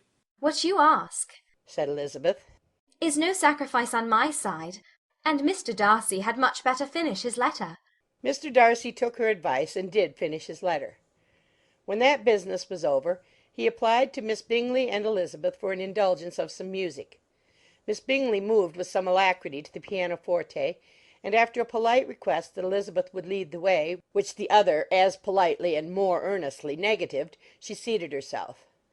Mrs. Hurst sang with her sister, and while they were thus employed, Elizabeth could not help observing, as she turned over some music books that lay on the instrument, how frequently Mr. Darcy's eyes were fixed on her. She hardly knew how to suppose that she could be an object of admiration to so great a man, and yet that he should look at her because he disliked her was still more strange. She could only imagine, however, at last, that she drew his notice because there was something more wrong and reprehensible, according to his ideas of right, than in any other person present. The supposition did not pain her. She liked him too little to care for his approbation. After playing some Italian songs, Miss Bingley varied the charm by a lively Scotch air, and soon afterwards Mr. Darcy, drawing near Elizabeth, said to her, "Do you not feel a great inclination, Miss Bennet, to seize such an opportunity of dancing a reel?" She smiled but made no answer. He repeated the question with some surprise at her silence. "Oh," said she, "I heard you before, but I could not immediately determine what to say in reply. You wanted me, I know, to say yes, that you might have the pleasure of despising my taste. But I always delight in overthrowing those kind of schemes, and cheating a person of their premeditated contempt. I have, therefore, made up my mind to tell you that I do not want to dance a reel at all, and now despise me if you dare." "Indeed, I do not dare." Elizabeth, having rather expected to affront him, was amazed at his gallantry, but there was a mixture of sweetness and archness in her manner which made it difficult for her to affront anybody, and Darcy had never been so bewitched by any woman as he was by her. He really believed that were it not for the inferiority of her connections, he should be in some danger. Miss Bingley saw, or suspected, enough to be jealous, and her great anxiety for the recovery of her dear friend Jane received some assistance from her desire of getting rid of Elizabeth. She often tried to provoke Darcy into disliking her guest by talking of their supposed marriage and planning his happiness in such an alliance. "I hope," said she, as they were walking together in the shrubbery the next day, "you will give your mother-in-law a few hints when this desirable event takes place, as to the advantage of holding her tongue. And if you can compass it, do cure the younger girls of running after officers. And, if I may mention so delicate a subject, endeavour to check that little something bordering on conceit and impertinence which your lady possesses." "Have you anything else to propose for my domestic felicity?" "Oh, yes. Do let the portraits of your uncle and Aunt Phillips be placed in the gallery at Pemberley. Put them next to your great-uncle, the judge. They are in the same profession, you know, only in different lines. As for your Elizabeth's picture, you must not have it taken, for what painter could do justice to those beautiful eyes?" "It would not be easy, indeed, to catch their expression, but their colour and shape, and the eyelashes, so remarkably fine, might be copied." At that moment they were met from another walk by Mrs. Hurst and Elizabeth herself. "I did not know that you intended to walk," said Miss Bingley in some confusion, lest they had been overheard. "You used us abominably ill," answered Mrs. Hurst, "running away without telling us that you were coming out." Then, taking the disengaged arm of Mr. Darcy, she left Elizabeth to walk by herself. The path just admitted 3. Mr. Darcy felt their rudeness, and immediately said, "This walk is not wide enough for our party. We had better go into the avenue." But Elizabeth, who had not the least inclination to remain with them, laughingly answered, "No, no, stay where you are. You are charmingly grouped, and appear to uncommon advantage. The picturesque would be spoilt by admitting a fourth. Good-bye." She then ran gaily off, rejoicing as she rambled about, in the hope of being at home again in a day or 2. Jane was already so much recovered as to intend leaving her room for a couple of hours that evening. Pride and Prejudice by Jane Austen, Chapter 11. When the ladies removed after dinner, Elizabeth ran up to her sister, and seeing her well guarded from cold, attended her into the drawing-room, where she was welcomed by her 2 friends with many professions of pleasure. And Elizabeth had never seen them so agreeable as they were during the hour which passed before the gentlemen appeared. Their powers of conversation were considerable. They could describe an entertainment with accuracy, relate an anecdote with humour, and laugh at their acquaintance with spirit. But when the gentlemen entered, Jane was no longer the first object. Miss Bingley's eyes were instantly turned toward Darcy, and she had something to say to him before he had advanced many steps. He addressed himself to Miss Bennet with a polite congratulation. Mr. Hurst also made her a slight bow, and said he was very glad. But diffuseness and warmth remained for Bingley's salutation. He was full of joy and attention. The first half hour was spent in piling up the fire, lest she should suffer from the change of room, and she removed at his desire to the other side of the fireplace, that she might be further from the door. He then sat down by her, and talked scarcely to any one else. Elizabeth, at work in the opposite corner, saw it all with great delight. When tea was over, Mr. Hurst reminded his sister-in-law of the card-table, but in vain. She had obtained private intelligence that Mr. Darcy did not wish for cards, and Mr. Hurst soon found even his open petition rejected. She assured him that no one intended to play, and the silence of the whole party on the subject seemed to justify her. Mr. Hurst had therefore nothing to do but to stretch himself on one of the sofas and go to sleep. Darcy took up a book, Miss Bingley did the same, and Mrs. Hurst, principally occupied in playing with her bracelets and rings, joined now and then in her brother's conversation with Miss Bennet. Miss Bingley's attention was quite as much engaged in watching Mr. Darcy's progress through his book as in reading her own, and she was perpetually either making some inquiry or looking at his page. She could not win him, however, to any conversation. He merely answered her question and read on. At length, quite exhausted by the attempt to be amused with her own book, which she had only chosen because it was the second volume of his, she gave a great yawn and said, "How pleasant it is to spend an evening in this way! I declare, after all, there is no enjoyment like reading. How much sooner one tires of anything than of a book! When I have a house of my own, I shall be miserable if I have not an excellent library." No one made any reply. She then yawned again, threw aside her book, and cast her eyes round the room in quest for some amusement, when, hearing her brother mentioning a ball to Miss Bennet, she turned suddenly towards him and said, "By the by, Charles, are you really serious in meditating a dance at Netherfield?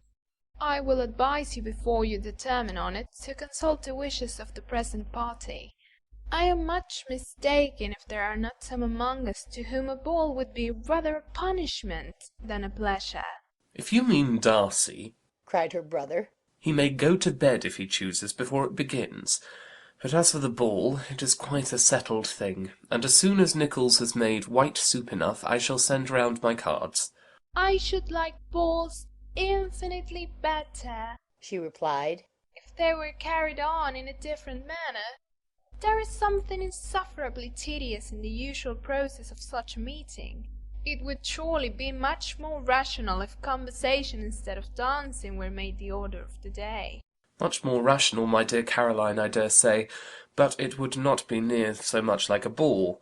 Miss Bingley made no answer, and soon afterwards she got up and walked about the room. Her figure was elegant, and she walked well, but Darcy, at whom it was all aimed, was still inflexibly studious.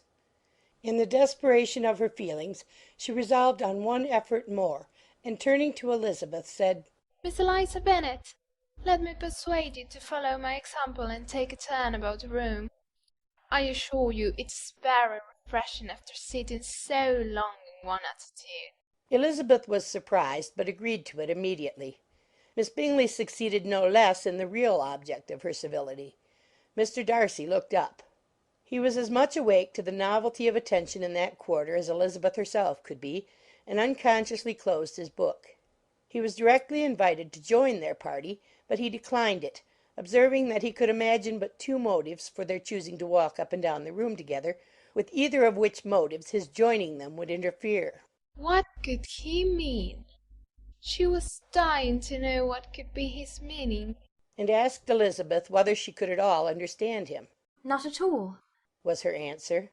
"But depend upon it, he means to be severe on us, and our surest way of disappointing him will be to ask nothing about it."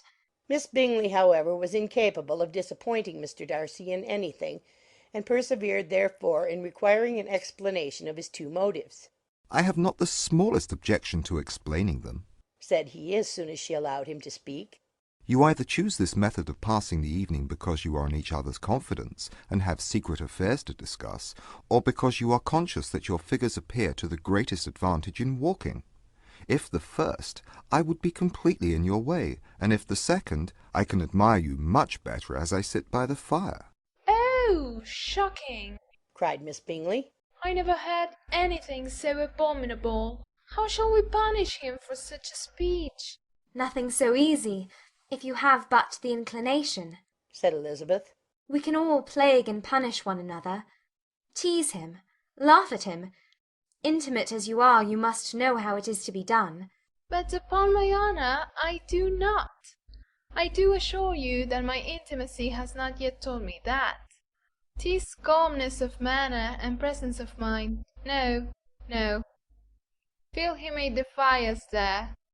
And as to laughter, we will not expose ourselves, if you please, by attempting to laugh without a subject. Mr. Darcy may hug himself. Mr. Darcy is not to be laughed at, cried Elizabeth. That is an uncommon advantage, and uncommon I hope it will continue, for it would be a great loss to me to have many such acquaintances. I dearly love a laugh. Miss Bingley, said he, has given me more credit than can be. The wisest and the best of men, nay, the wisest and best of their actions, may be rendered ridiculous by a person whose first object in life is a joke. Certainly, replied Elizabeth. There are such people, but I hope I am not one of them. I hope I never ridicule what is wise and good. Follies and nonsense, whims and inconsistencies do divert me, I own, and I laugh at them whenever I can. But these, I suppose, are precisely what you are without. Perhaps that is not possible for anyone, but it has been the study of my life to avoid those weaknesses which often expose a strong understanding to ridicule. Such as vanity and pride. Yes, vanity is a weakness indeed, but pride, where there is a real superiority of mind, pride will be always under good regulation. Elizabeth turned away to hide a smile. Your examination of Mr. Darcy is over, I presume, said Miss Bingley. And pray, what is the result? I am perfectly convinced by it that Mr. Darcy has no defect. He owns it himself without disguise. No, said Darcy. I have made no such pretension. I have faults enough, but they are not, I hope, of understanding. My temper I dare not vouch for. It is, I believe, too little yielding, certainly too little for the convenience of the world.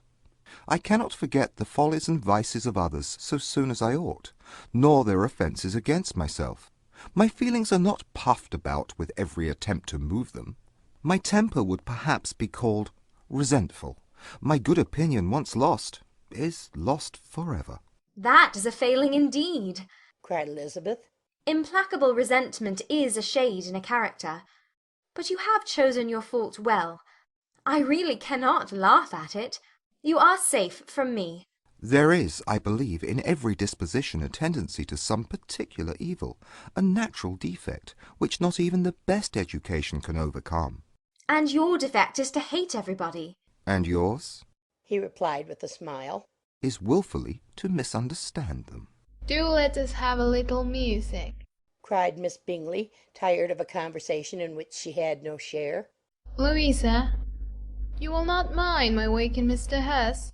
Her sister had not the smallest objection, and the pianoforte was opened, and Darcy, after a few moments' recollection, was not sorry for it.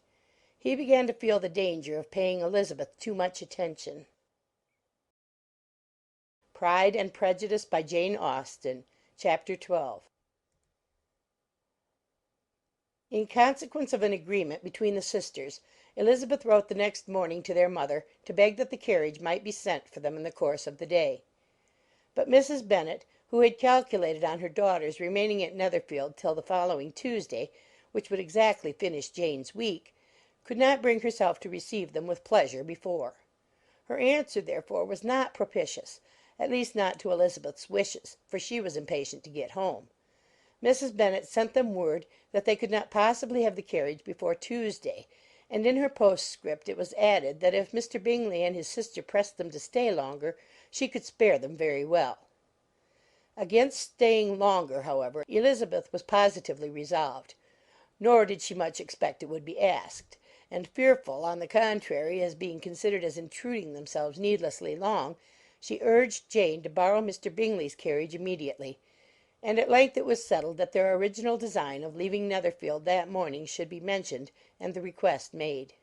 The communication excited many professions of concern, and enough was said of wishing them to stay at least till the following day to work on Jane, and till the morrow their going was deferred. Miss Bingley was then sorry that she had proposed the delay, for her jealousy and dislike of one sister much exceeded her affection for the other. The master of the house heard with real sorrow that they were to go so soon, and repeatedly tried to persuade Miss Bennet that it would not be safe for her, that she was not enough recovered, but Jane was firm where she felt herself to be right. To Mr. Darcy it was welcome intelligence. Elizabeth had been at Netherfield long enough. She attracted him more than he liked, and Miss Bingley was uncivil to her, and more teasing than usual to himself. He wisely resolved to be particularly careful that no sign of admiration should now escape him, nothing that could elevate her with the hope of influencing his felicity, sensible that if such an idea had been suggested, his behaviour during the last day must have material weight in confirming or crushing it. Steady to his purpose, he scarcely spoke 10 words to her through the whole of Saturday, and though they were at one time left by themselves for half an hour, he adhered most conscientiously to his book, and would not even look at her. On Sunday, after morning service, the separation, so agreeable to almost all, took place. Miss Bingley's civility to Elizabeth increased at last very rapidly, as well as her affection for Jane, and when they parted, after assuring the latter of the pleasure it would always give her to see her either at Longbourn or Netherfield, and embracing her most tenderly, she even shook hands with the former. Elizabeth took leave of the whole party in the liveliest of spirits. They were not welcomed home very cordially by their mother. Mrs. Bennet wondered at their coming, and thought them very wrong to give so much trouble, and was sure Jane would have caught cold again. But their father, though very laconic in his expressions of pleasure, was really glad to see them. He had felt their importance in the family circle. The evening conversation, when they were all assembled, had lost much of its animation, and almost all its sense, by the absence of Jane and Elizabeth. They found Mary, as usual, deep in the study of thorough base and human nature, and had some extracts to admire, and some new observations of threadbare morality to listen to. Catherine and Lydia had information for them of a different sort. Much had been done, and much had been said, in the regiment since the preceding Wednesday. Several of the officers had dined lately with their uncle, a private had been flogged, and it had actually been hinted that Colonel Forster was going to be married. Pride and Prejudice by Jane Austen, Chapter 13. "I hope, my dear," said Mr. Bennet to his wife, as they were at breakfast the next morning, "that you have ordered a good dinner to-day, because I have reason to expect an addition to our family party." Who do you mean, my dear? I know of nobody that is coming, I am sure, unless Charlotte Lucas should happen to call in, and I hope my dinners are good enough for her. I do not believe she often sees such at home. The person of whom I speak is a gentleman and a stranger. Mrs. Bennet's eyes sparkled. A gentleman and a stranger! It is Mr. Bingley, I am sure. Well, I am sure I shall be extremely glad to see Mr. Bingley, but, good Lord, how unlucky! There is not a bit of fish to be got to-day. Lydia, my love, ring the bell. I must speak to Hill this moment. It is not Mr. Bingley, said her husband. It is a person whom I never saw in the whole course of my life. This roused a general astonishment, and he had the pleasure of being eagerly questioned by his wife and his 5 daughters at once. After amusing himself some time with their curiosity, he thus explained. About a month ago I received this letter, and about a fortnight ago I answered it, for I thought it a case of some delicacy, and requiring early attention. It is from my cousin, Mr. Collins, who, when I am dead, may turn you all out of this house as soon as he pleases. Oh, my dear! cried his wife. I cannot bear to hear that mentioned. Pray do not talk of that odious man. I do think it is the hardest thing in the world that your estate should be entailed away from your own children, and I am sure if I had been you, I should have tried long ago to do something or other about it. Jane and Elizabeth tried to explain to her the nature of an entail. They had often attempted to do it before, but it was a subject on which Mrs. Bennet was beyond the reach of reason, and she continued to rail bitterly against the cruelty of settling an estate away from a family of 5 daughters in favour of a man whom nobody cared anything about.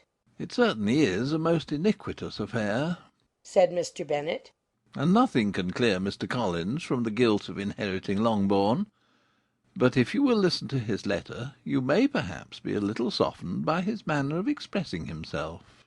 No, that I am sure I shall not, and I think it is very impertinent of him to write to you at all, and very hypocritical. I hate such false friends. Why could he not keep on quarrelling with you as his father did before him? "Why, indeed, he does seem to have had some filial scruples on that head, as you will hear." Hunsford, near Westerham, Kent, 15th of October. Dear Sir, the disagreement subsisting between yourself and my late honoured father always gave me much uneasiness, and since I have had the misfortune to lose him, I have frequently wished to heal the breach. But for some time I was kept back by my own doubts, fearing lest it might seem disrespectful to his memory for me to be on good terms with any one with whom it had always pleased him to be at variance. "There, Mrs. Bennet." My mind, however, is now made up on the subject, for having received ordination at Easter, I have been so fortunate as to be distinguished by the patronage of the Right Honourable Lady Catherine de Bourgh, widow of Sir Lewis de Bourgh, whose bounty and beneficence has preferred me to the valuable rectory of this parish, where it shall be my earnest endeavour to demean myself with grateful respect towards her ladyship, and be ever ready to perform those rites and ceremonies which are instituted by the Church of England. As a clergyman, moreover, I feel it my duty to promote and establish the blessing of peace in all families within the reach of my influence, and on these grounds I flatter myself that my present overtures are highly commendable, and that the circumstance of my being next in the entail of Longbourn estate will be kindly overlooked on your side, and not lead you to reject the offered olive branch. I cannot be otherwise than concerned at being the means of injuring your amiable daughters, and beg leave to apologize for it, as well as to assure you of my readiness to make them every possible amends. But of this hereafter. If you should have no objection to receive me into your house, I propose myself the satisfaction of waiting on you and your family Monday, November 18th, by 4 o'clock, and shall probably trespass on your hospitality till the Sunday se'nnight following, which I can do without any inconvenience, as Lady Catherine is far from objecting to my occasional absence on a Sunday, provided that some other clergyman is engaged to do the duty of the day. I remain, dear sir, with respectful compliments to your lady and daughters, your well-wisher and friend, William Collins.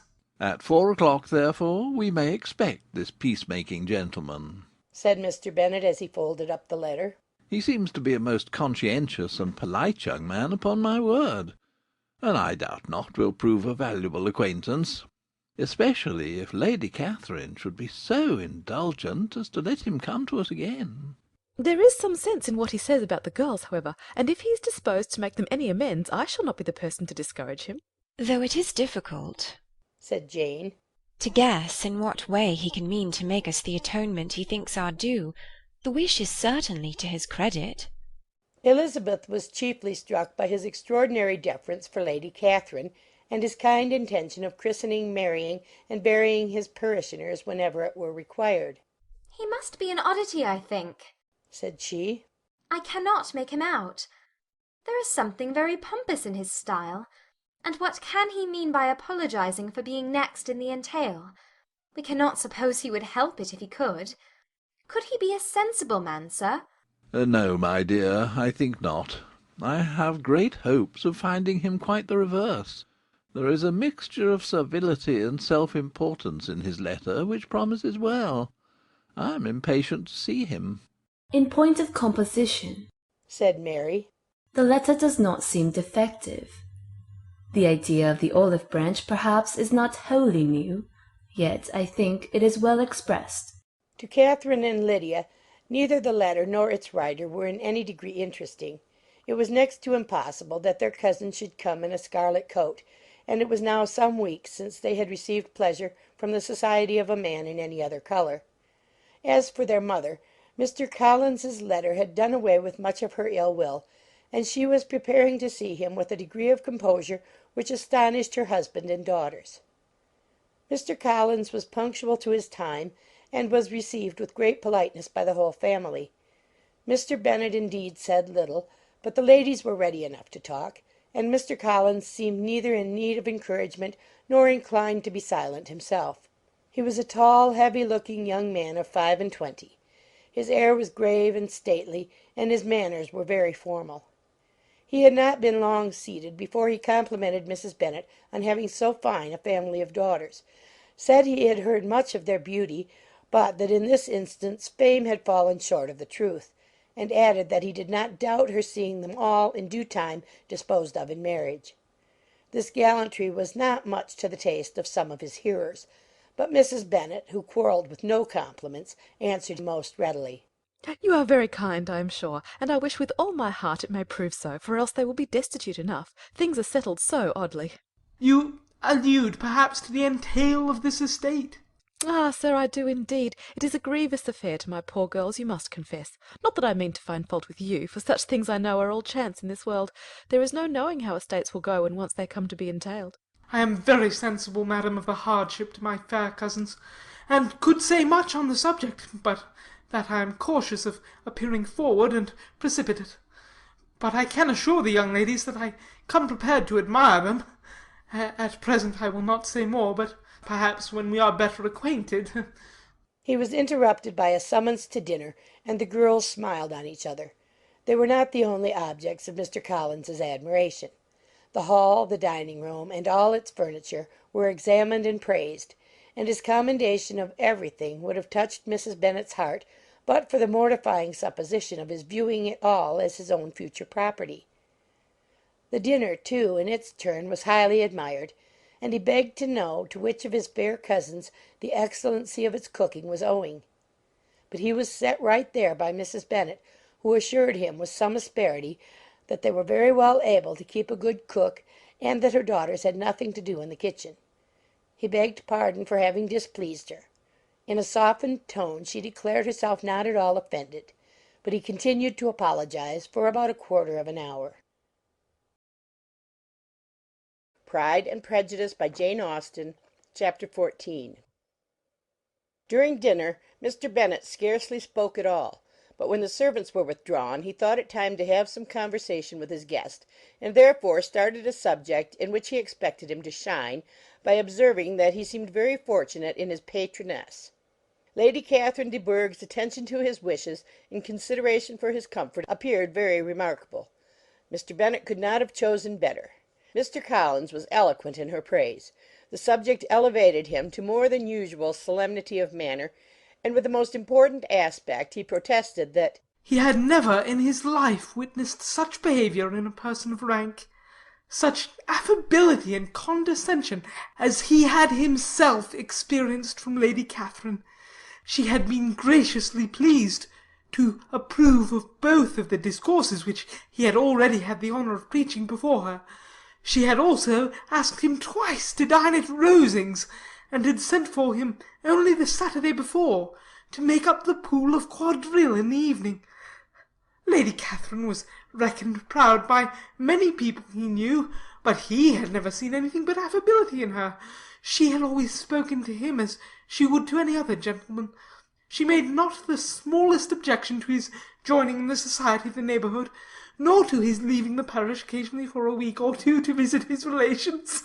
She had even condescended to advise him to marry as soon as he could, provided he chose with discretion, and had once paid him a visit in his humble parsonage, where she had perfectly approved all the alterations he had been making, and had even vouchsafed to suggest some herself, some shelves in the closet upstairs. That is all very proper and civil, I am sure, said Mrs. Bennet. And I dare say she is a very agreeable woman. It is a pity that great ladies in general are not more like her. Does she live near you, sir? The garden in which stands my humble abode is separated only by a lane from Rosings Park, her ladyship's residence. I think you said she was a widow, sir? Has she any family? She has only one daughter, the heiress of Rosings, and a very extensive property. Ah, said Mrs. Bennet, shaking her head. then she is better off than many girls. And what sort of a young lady is she? Is she handsome? She is a most charming young lady indeed. Lady Catherine herself says that, in point of true beauty, Miss de Bourgh is far superior to the handsomest of her sex, because there is that in her features which marks the young lady of distinguished birth. She is unfortunately of a sickly constitution, which has prevented her from making that progress in many accomplishments which she could not have otherwise failed of, as I am informed by the lady who superintended her education, and who still resides with them. But she is perfectly amiable, and often condescends to drive by my humble abode in her little phaeton and ponies. Has she been presented? I do not remember her name among the ladies at court. Her indifferent state of health unhappily prevents her being in town, and by that means, as I told Lady Catherine one day, has deprived the British court of its brightest ornaments.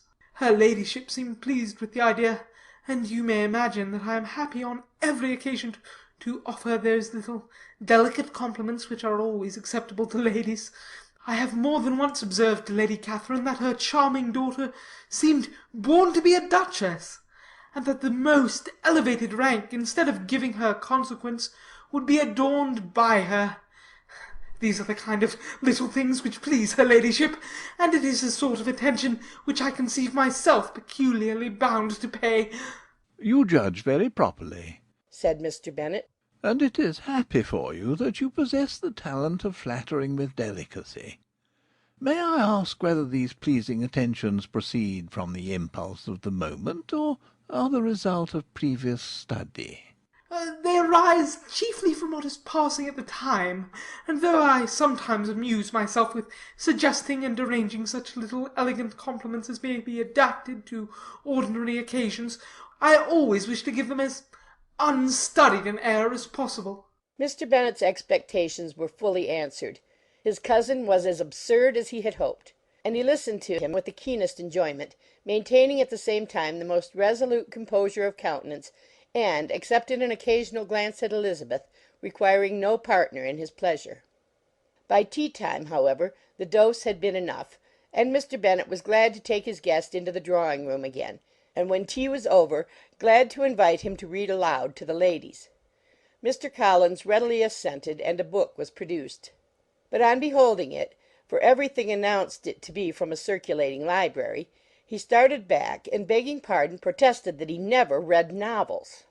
Kitty stared at him, and Lydia exclaimed. Other books were produced, and after some deliberation he chose Fordyce's Sermons. Lydia gaped as he opened the volume, and before he had, with very monotonous solemnity, read 3 pages, she interrupted him with, "Do you know, mamma, that my uncle Phillips talks of turning away Richard? And if he does, Colonel Forster will hire him. My aunt told me herself on Saturday. I shall walk to Meryton to-morrow to hear more about it, and to ask when Mr. Denny comes back from town." Lydia was bid by her 2 eldest sisters to hold her tongue, but Mr. Collins, much offended, laid aside his book and said, I have often observed how little young ladies are interested by books of a serious stamp, though written solely for their benefit. It amazes me, I confess, for certainly there can be nothing so advantageous to them as instruction. But I will no longer importune my young cousin. Then, turning to Mr. Bennet, he offered himself as his antagonist at backgammon. Mr. Bennet accepted the challenge, observing that he acted very wisely in leaving the girls to their own trifling amusements. Mrs. Bennet and her daughters apologized most civilly for Lydia's interruption, and promised that it should not occur again if he would resume his book. But Mr. Collins, after assuring them that he bore his young cousin no ill will, and should never resent her behaviour as any affront, seated himself at another table with Mr. Bennet, and prepared for backgammon. Pride and Prejudice by Jane Austen, Chapter 15. Mr. Collins was not a sensible man, and the deficiency of nature had been but little assisted by education or society, the greatest part of his life having been spent under the guidance of an illiterate and miserly father. And though he belonged to one of the universities, he had merely kept the necessary terms, without forming at it any useful acquaintance. The subjection in which his father had brought him up had given him originally great humility of manner, but it was now a good deal counteracted by the self-conceit of a weak head, living in retirement, and the consequential feelings of early and unexpected prosperity. A fortunate chance had recommended him to Lady Catherine de Bourgh when the living of Hunsford was vacant, and the respect which he felt for her high rank, and his veneration for her as his patroness, mingling with a very good opinion of himself, of his authority as a clergyman, and his right as a rector, made him altogether a mixture of pride and obsequiousness, self-importance and humility. Having now a good house and a very sufficient income, he intended to marry, and in seeking a reconciliation with the Longbourn family, he had a wife in view, as he meant to choose one of the daughters, if he found them as handsome and amiable as they were represented by common report. This was his plan of amends, of atonement, for inheriting their father's estate, and he thought it an excellent one, full of eligibility and suitableness, and excessively generous and disinterested on his own part. His plan did not vary on seeing them. Miss Bennet's lovely face confirmed his views, and established all his strictest notions of what was due to seniority, and for the first evening she was his settled choice. The next morning, however, made an alteration, for in a quarter of an hour's tete-a-tete with Mrs. Bennet before breakfast, a conversation beginning with his parsonage house, and leading naturally to the avowal of his hopes that a mistress might be found for it at Longbourn, produced from her, amid very complacent smiles and general encouragement, a caution against the very Jane he had fixed on. As to her younger daughters, she could not take upon her to say, she could not positively answer, but she did not know of any preposition. Her eldest daughter, she must just mention, she felt it incumbent on her to hint, was very likely to be soon engaged. Mr. Collins had only to change from Jane to Elizabeth, and it was soon done. Done while Mrs. Bennet was stirring the fire. Elizabeth, equally next to Jane in birth and beauty, succeeded her, of course. Mrs. Bennet treasured up the hint, and trusted that she might soon have two daughters married, and the man whom she could not bear to speak of the day before was now high in her good graces.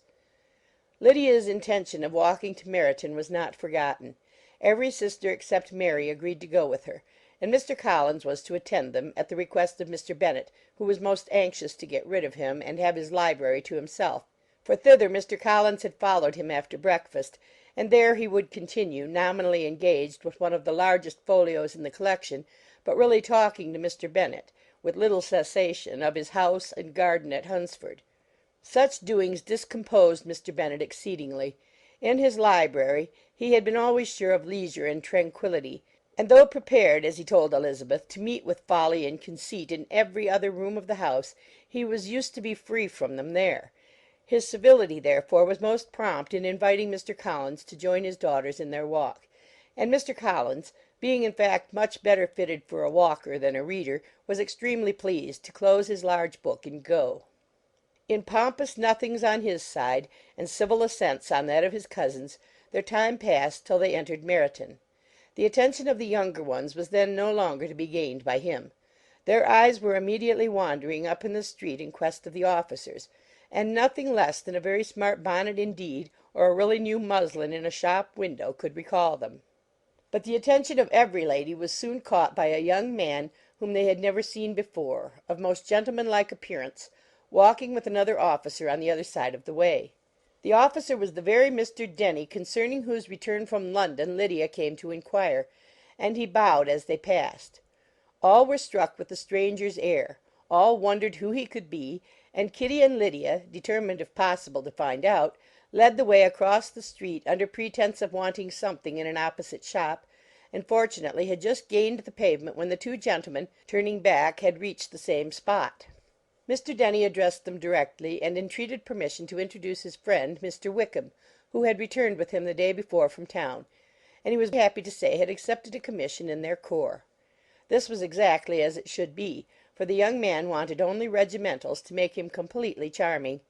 His appearance was greatly in his favour.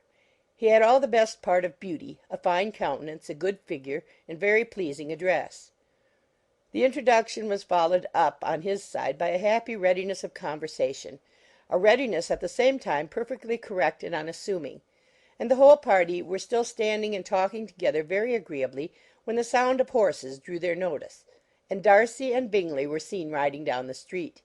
On distinguishing the ladies of the group, the two gentlemen came directly towards them, and began the usual civilities. Bingley was the principal spokesman, and Miss Bennet the principal object. He was then, he said, on his way to Longbourn on purpose to inquire after her. Mr. Darcy corroborated it with a bow, and was beginning to determine not to fix his eyes on Elizabeth, when they were suddenly arrested by the sight of the stranger; and Elizabeth, happening to see the countenance of both as they looked at each other, was all astonishment at the effect of the meeting. Both changed colour. One looked white, the other red. Mr. Wickham, after a few moments, touched his hat, a salutation which Mr. Darcy just deigned to return. What could be the meaning of it? It was impossible to imagine. It was impossible not to long to know.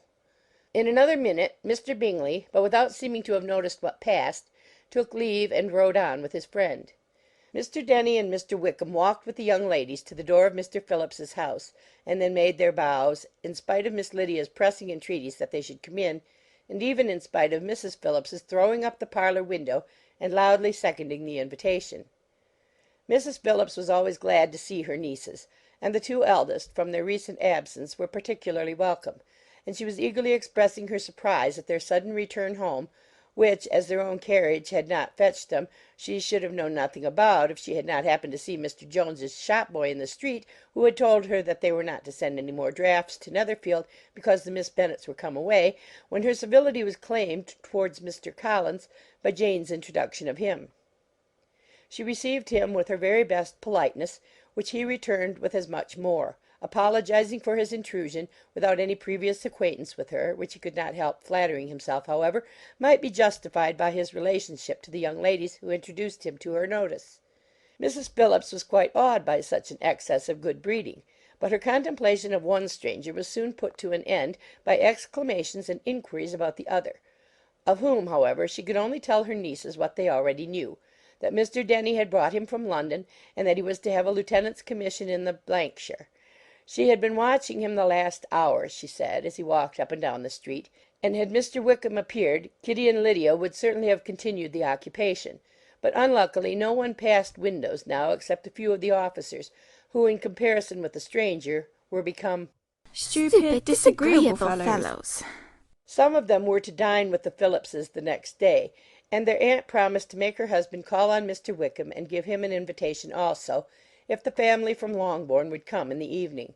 This was agreed to, and Mrs. Phillips protested that they would have a nice comfortable noisy game of lottery tickets, and a little bit of hot supper afterwards. The prospect of such delights was very cheering, and they parted in mutual good spirits. Mr. Collins repeated his apologies in quitting the room, and was assured with unwearying civility that they were perfectly needless. As they walked home, Elizabeth related to Jane what she had seen pass between the two gentlemen; but though Jane would have defended either or both had they appeared to be in the wrong, she could no more explain such behaviour than her sister. Mr. Collins, on his return, highly gratified Mrs. Bennet by admiring Mrs. Phillips's manners and politeness. He protested that, except Lady Catherine and her daughter, he had never seen a more elegant woman, for she had not only received him with the utmost civility, but even pointedly included him in her invitation for the next evening, although utterly unknown to her before; something, he supposed, might be attributed to his connection with them, but yet he had never met with so much attention in the whole course of his life. Pride and Prejudice, by Jane Austen, Chapter 16. As no objection was made to the young people's engagement with their aunt, and all Mr. Collins's scruples of leaving Mr. and Mrs. Bennet for a single evening during his visit were most steadily resisted, the coach conveyed him and his 5 cousins at a suitable hour to Meryton, and the girls had the pleasure of hearing, as they entered the drawing-room, that Mr. Wickham had accepted their uncle's invitation, and was then in the house. When this information was given, and they had all taken their seats, Mr. Collins was at leisure to look around him and admire; and he was so much struck with the size and furniture of the apartment, that he declared he might almost have supposed himself in the small summer breakfast parlour at Rosings; a comparison that did not at first convey much gratification, but when Mrs. Phillips understood from him what Rosings was, and who was its proprietor, when she had listened to the description of only one of Lady Catherine's drawing-rooms, and found that the chimney-piece alone had cost £800, she felt all the force of the compliment, and would hardly have resented a comparison with the housekeeper's room. In describing to her all the grandeur of Lady Catherine and her mansion, with occasional digressions in praise of his own humble abode and the improvements it was receiving, he was happily employed until the gentlemen joined them, and he found in Mrs. Phillips a very attentive listener, whose opinion of his consequence increased with what she heard, and who was resolving to retail it all among her neighbours as soon as she could. To the girls, who could not listen to their cousin, and who had nothing to do but to wish for an instrument and examine their own indifferent imitations of china on the mantelpiece, the interval of waiting appeared very long. It was over at last, however. The gentlemen did approach, and when Mr. Wickham walked into the room, Elizabeth felt that she had neither been seeing him before nor thinking of him since with the smallest degree of unreasonable admiration. The officers of the shire were in general a very creditable, gentlemanlike set, and the best of them were of the present party. But Mr. Wickham was as far beyond them all in person, countenance, air, and walk, as they were superior to the broad-faced, stuffy Uncle Phillips breathing port wine who followed them into the room. Mr. Wickham was the happy man towards whom almost every female eye was turned, and Elizabeth was the happy woman by whom he finally seated himself, and the agreeable manner in which he immediately fell into conversation, though it was only on its being a wet night, made her feel that the commonest, dullest, most threadbare topic might be rendered interesting by the skill of the speaker. With such rivals for the notice of the fair as Mr. Wickham and the officers, Mr. Collins seemed to sink into insignificance. To the young ladies he certainly was nothing, but he had still at intervals a kind listener in Mrs. Phillips, and was, by her watchfulness, most abundantly supplied with coffee and muffin. When the card tables were placed, he had the opportunity of obliging her in turn by sitting down to whist. "I know little of the game at present," said he, "but I shall be glad to improve myself, for in my situation in life—" Mrs. Phillips was very glad for his compliance, but could not wait for his reason. Mr. Wickham did not play at whist, and with ready delight was he received at the other table between Elizabeth and Lydia. At first there seemed danger of Lydia's engrossing him entirely, for she was a most determined talker, but being likewise extremely fond of lottery tickets, she soon grew too much interested in the game, too eager in making bets and exclaiming after prizes, to have attention for any one in particular. Allowing for the common demands of the game, Mr. Wickham was therefore at leisure to talk to Elizabeth, and she was very willing to hear him, though what she chiefly wished to hear she could not hope to be told, the history of his acquaintance with Mr. Darcy. She dared not even mention that gentleman. Her curiosity, however, was unexpectedly relieved. Mr. Wickham began the subject himself. He inquired how far Netherfield was from Meryton, and after receiving her answer, asked, in a hesitating manner, how long Mr. Darcy had been staying there. "About a month," said Elizabeth, and then, unwilling to let the subject drop, added, "He is a man of very large property in Derbyshire, I understand." "Yes," replied Mr. Wickham. "his estate there is a noble one, a clear 10,000 per annum. You could not have met with a person more capable of giving you certain information on that head than myself, for I have been connected with his family in a particular manner from my infancy." Elizabeth could not but look surprised. "You may well be surprised, Miss Bennet, at such an assertion, after seeing, as you probably might, the very cold manner of our meeting yesterday. Are you much acquainted with Mr. Darcy?" "As much as I ever wished to be," cried Elizabeth very warmly.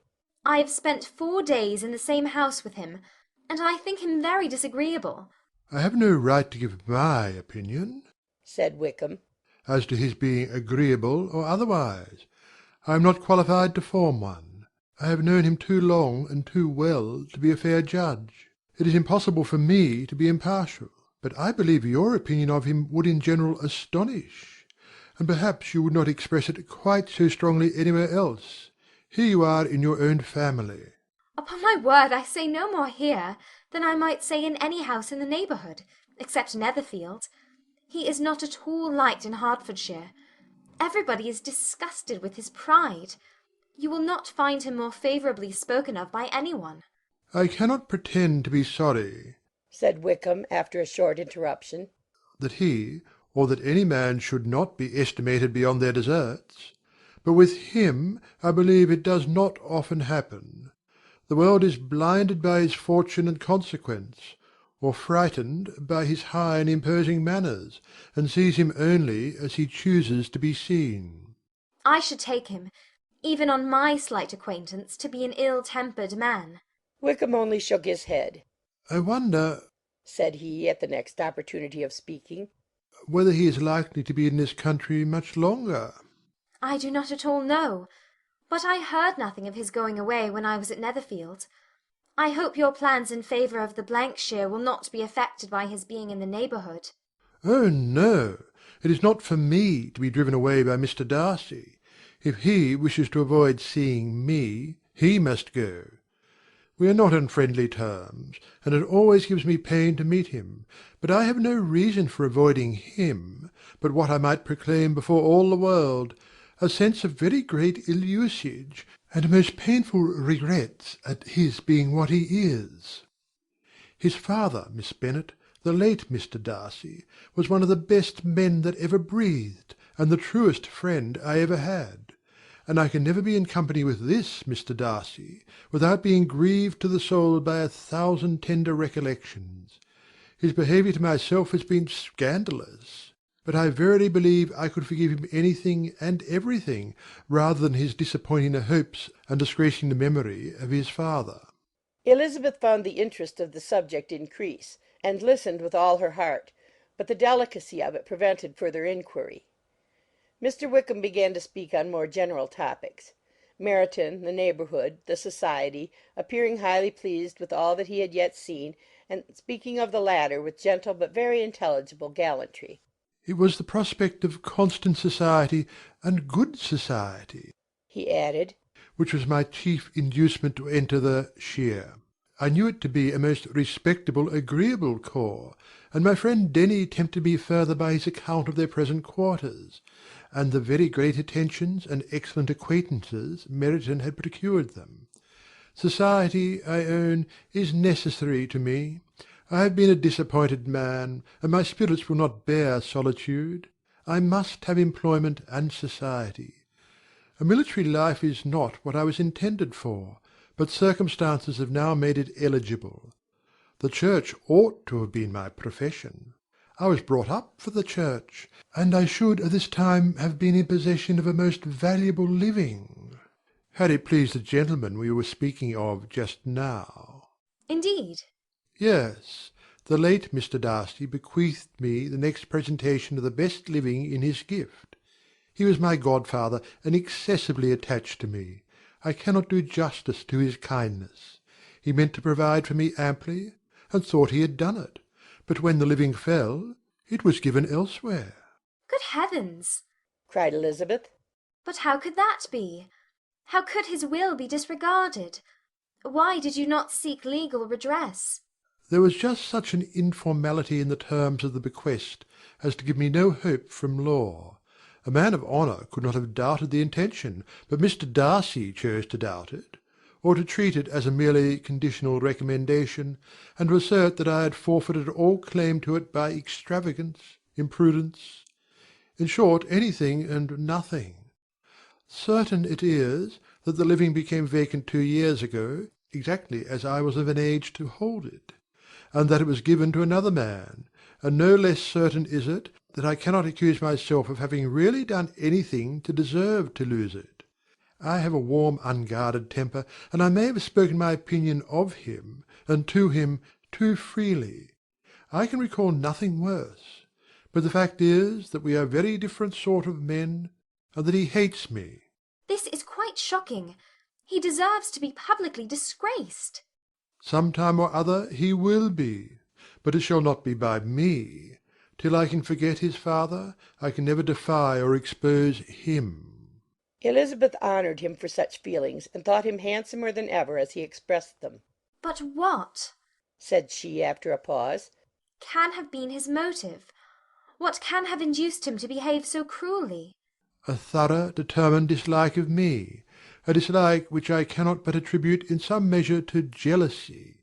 Had the late Mr. Darcy liked me less, his son might have borne with me better, but his father's uncommon attachment to me irritated him, I believe, very early in life.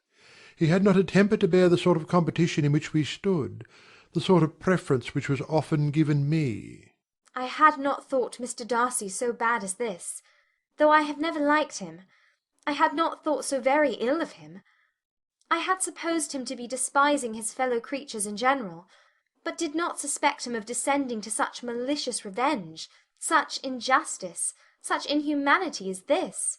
After a few minutes' reflection, however, she continued, I do remember his boasting one day at Netherfield of the implacability of his resentments, of his having an unforgiving temper. His disposition must be dreadful. I will not trust myself on the subject, replied Wickham. I can hardly be just to him. Elizabeth was again deep in thought, and after a time exclaimed, To treat in such a manner the godson, the friend, the favourite of his father. She could have added, A young man, too, like you, whose very countenance may vouch for your being amiable. But she contented herself with, And one, too, who had probably been his companion from childhood, connected together, as I think you said, in the closest manner. We were born in the same parish, within the same park. The greatest part of our youth was passed together, inmates of the same house, sharing the same amusements, objects of the same parental care. My father began life in the profession which your uncle, Mr. Phillips, appears to do so much credit to, but he gave up everything to be of use to the late Mr. Darcy, and devoted all his time to the care of the Pemberley property. He was most highly esteemed by Mr. Darcy, a most intimate confidential friend. Mr. Darcy often acknowledged himself to be under the greatest obligations to my father's active superintendence; and when, immediately before my father's death, Mr. Darcy gave him a voluntary promise of providing for me, I am convinced that he felt it to be as much a debt of gratitude to him as of his affection to myself. How strange! cried Elizabeth. How abominable! I wonder that the very pride of this Mr. Darcy has not made him just to you, if from no better motive, that he should not have been too proud to be dishonest, for dishonesty I must call it. It is wonderful, replied Wickham, for almost all his actions may be traced to pride, and pride has often been his best friend. It has connected him nearer with virtue than with any other feeling. But we are none of us consistent, and in his behaviour to me there were stronger impulses even than pride. Can such abominable pride as his have ever done him good? Yes.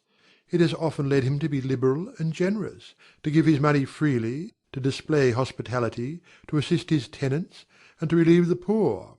Family pride and filial pride, for he is very proud of what his father was, have done this. Not to appear to disgrace his family, to degenerate from the popular qualities, or lose the influence of the Pemberley house, is a powerful motive. He has also brotherly pride, which, with some brotherly affection, makes him a very kind and careful guardian of his sister, and you will hear him generally cried up as the most attentive and best of brothers.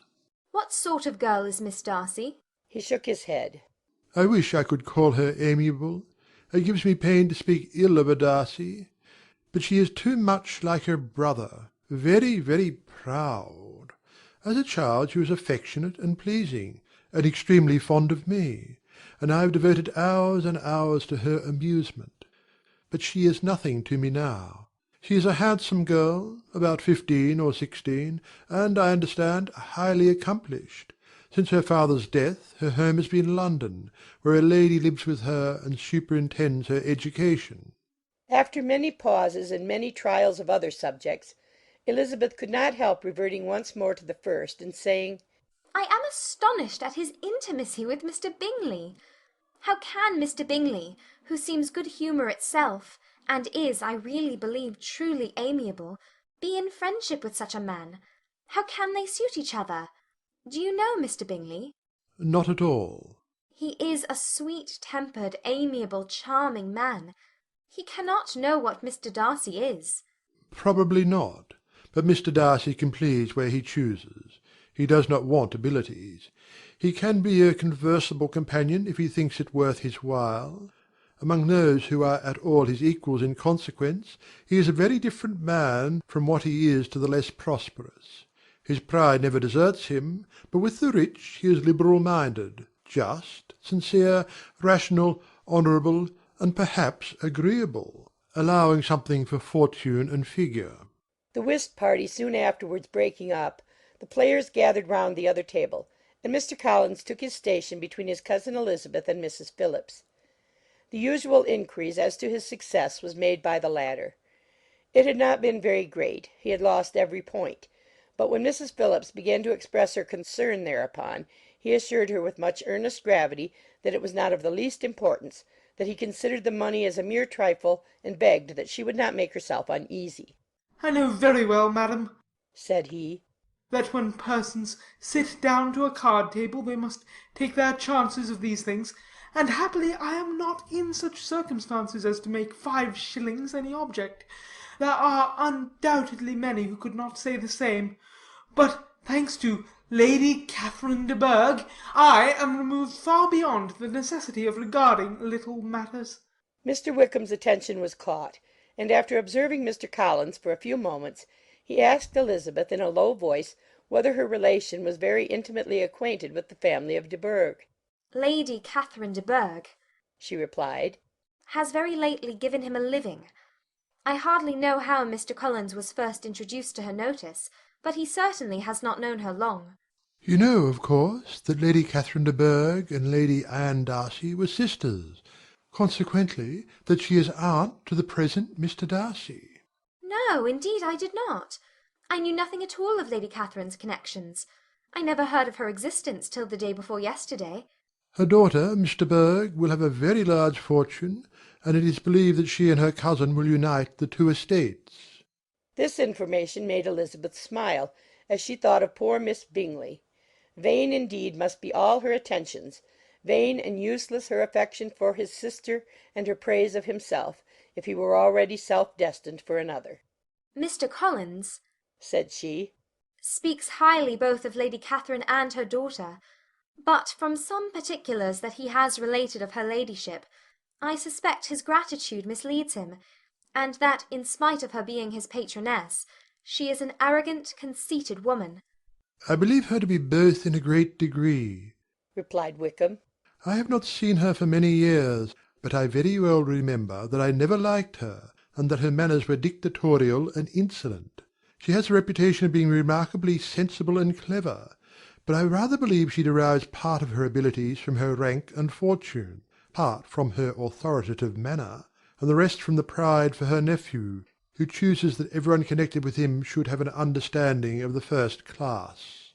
Elizabeth allowed that he had given a very rational account of it, and they continued talking together with mutual satisfaction till supper put an end to cards, and gave the rest of the ladies their share of Mr. Wickham's attentions.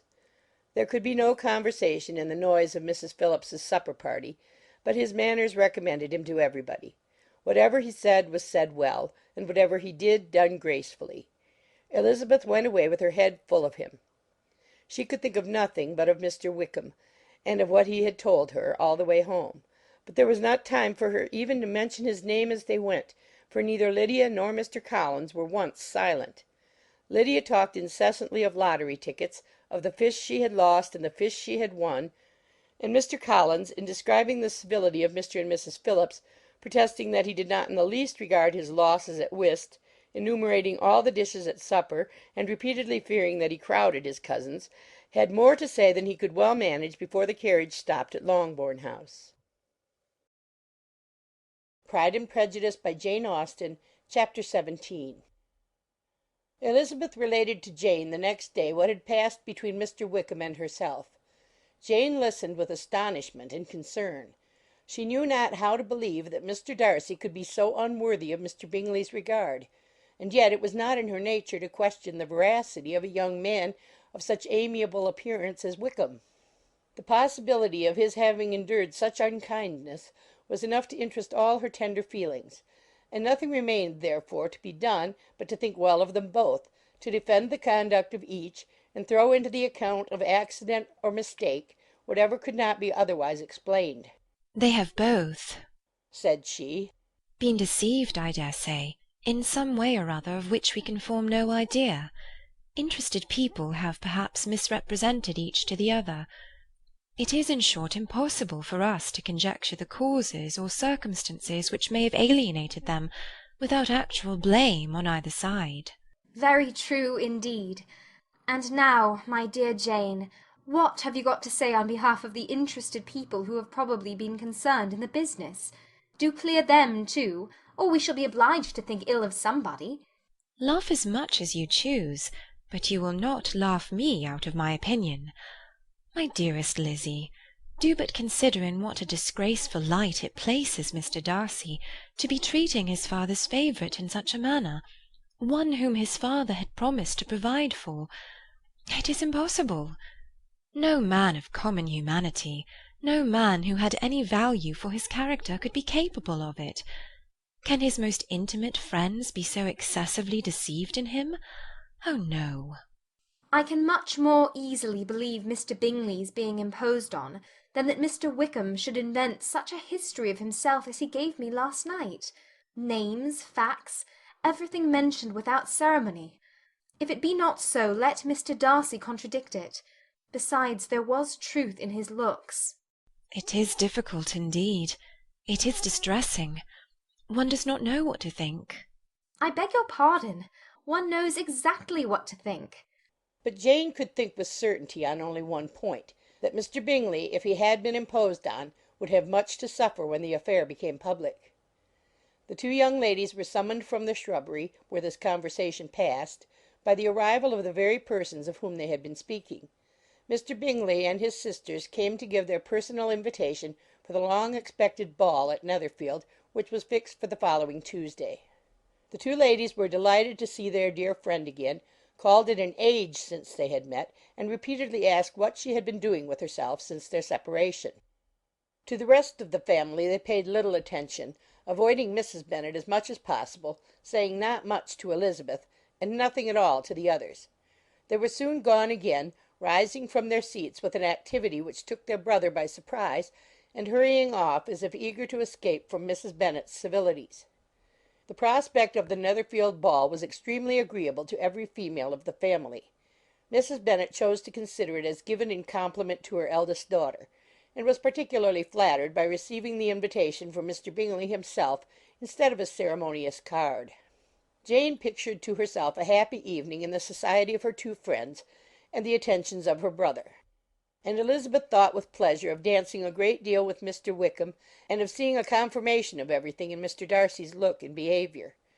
The happiness anticipated by Catherine and Lydia depended less on any single event or any particular person, for though they each, like Elizabeth, meant to dance half the evening with Mr. Wickham, he was by no means the only partner who could satisfy them, and a ball was at any rate a ball, and even Mary could assure her family that she had no disinclination for it.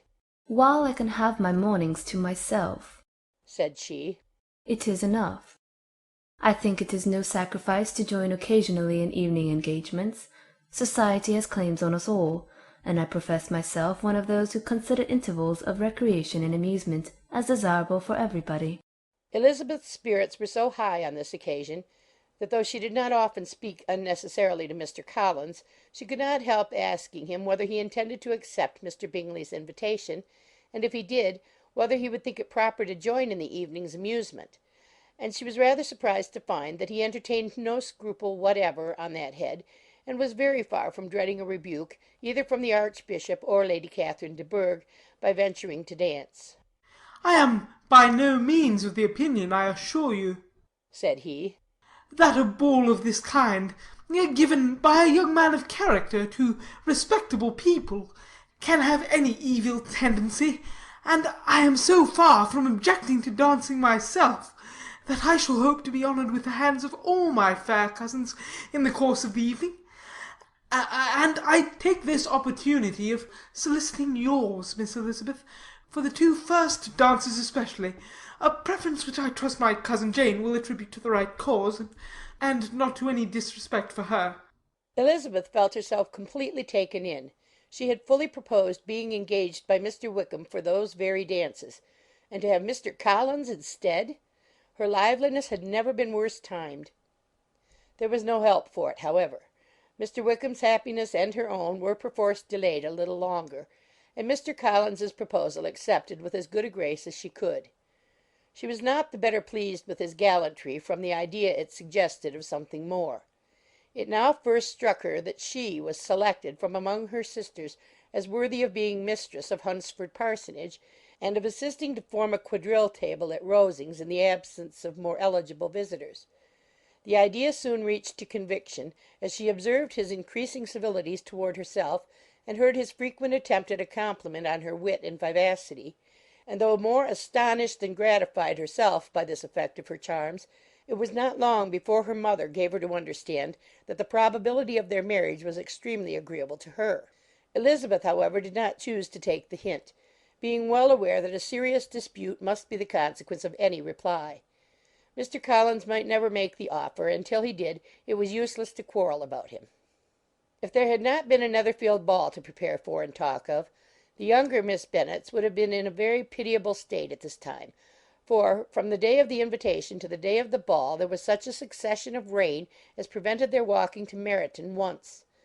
No aunt, no officers, no news could be sought after. The very shoe roses for Netherfield were got by proxy. Even Elizabeth might have found some trial of her patience in weather which totally suspended the improvement of her acquaintance with Mr. Wickham, and nothing less than a dance on Tuesday could have made such a Friday, Saturday, Sunday, and Monday endurable to Kitty and Lydia. Pride and Prejudice by Jane Austen, Chapter 18. Till Elizabeth entered the drawing-room at Netherfield, and looked in vain for Mr. Wickham among the cluster of red coats there assembled, a doubt of his being present had never occurred to her.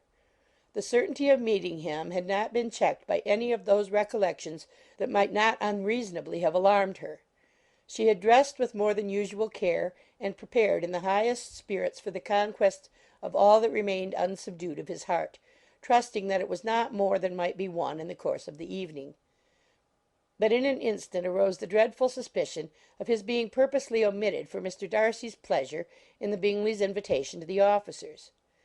And though this was not exactly the case, the absolute fact of his absence was pronounced by his friend Denny, to whom Lydia eagerly applied, and who told them that Wickham had been obliged to go to town on business the day before, and was not yet returned, adding, with a significant smile, "I do not imagine his business would have called him away just now, if he had not wanted to avoid a certain gentleman here."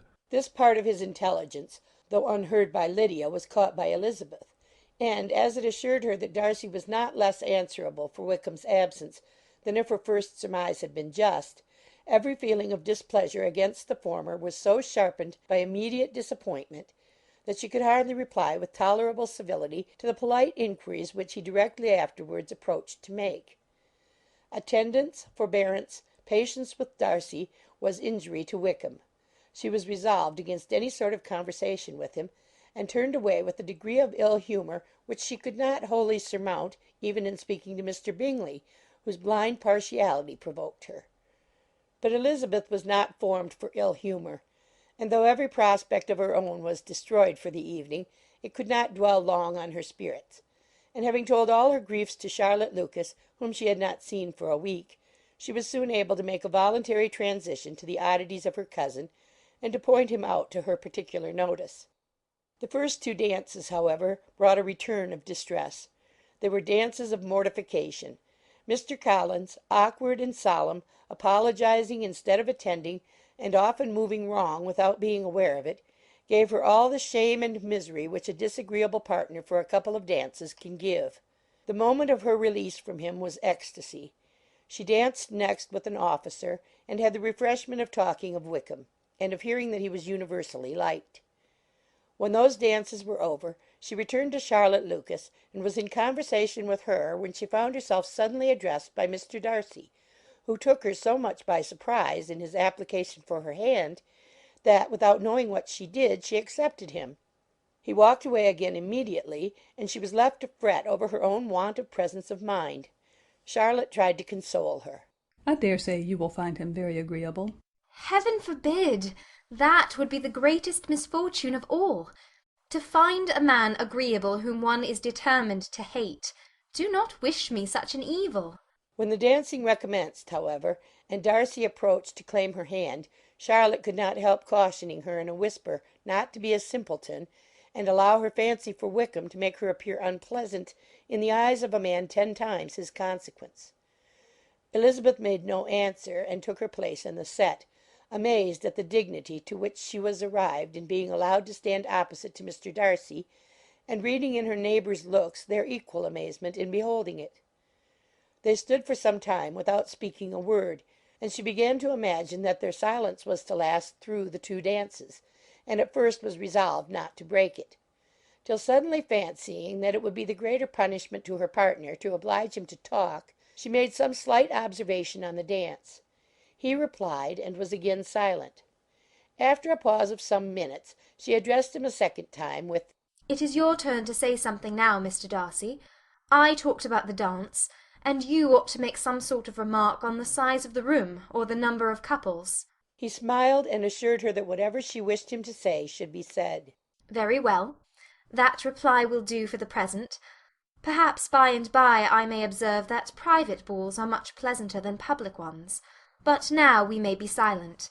Do you talk by rule, then, while you are dancing? "Sometimes.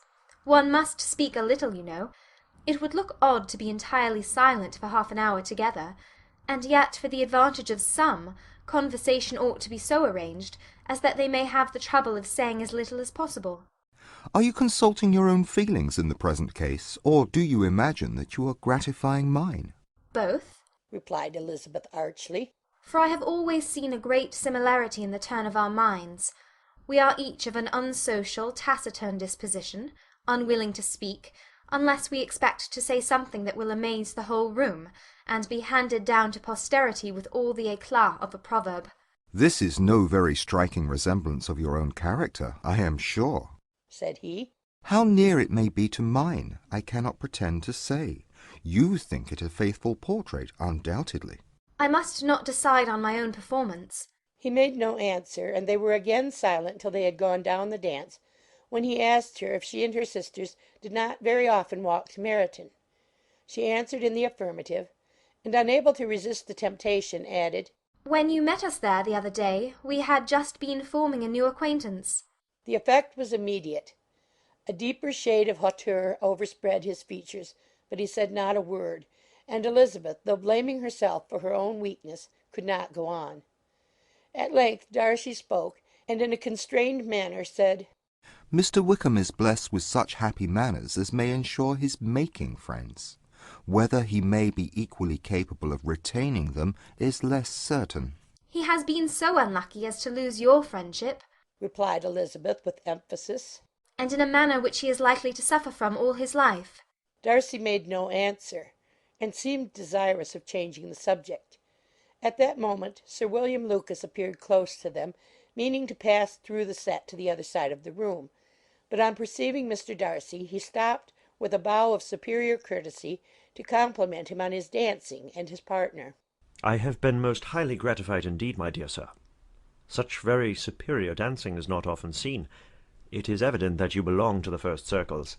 Allow me to say, however, that your fair partner does not disgrace you, and that I must hope to have this pleasure often repeated, especially when a certain desirable event, my dear Eliza," glancing at her sister and Bingley, "shall take place. What congratulations will then flow in! I appeal to Mr. Darcy.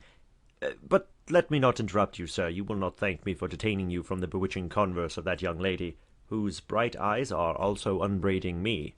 The latter part of this address was scarcely heard by Darcy, but Sir William's allusion to his friend seemed to strike him forcibly, and his eyes were directed with a very serious expression towards Bingley and Jane, who were dancing together.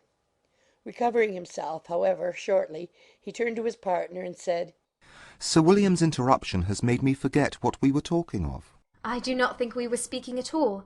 Sir William could not have interrupted 2 people in the room who had less to say for themselves. We have tried 2 or 3 subjects already without success, and what we are to talk of next I cannot imagine." What think you of books?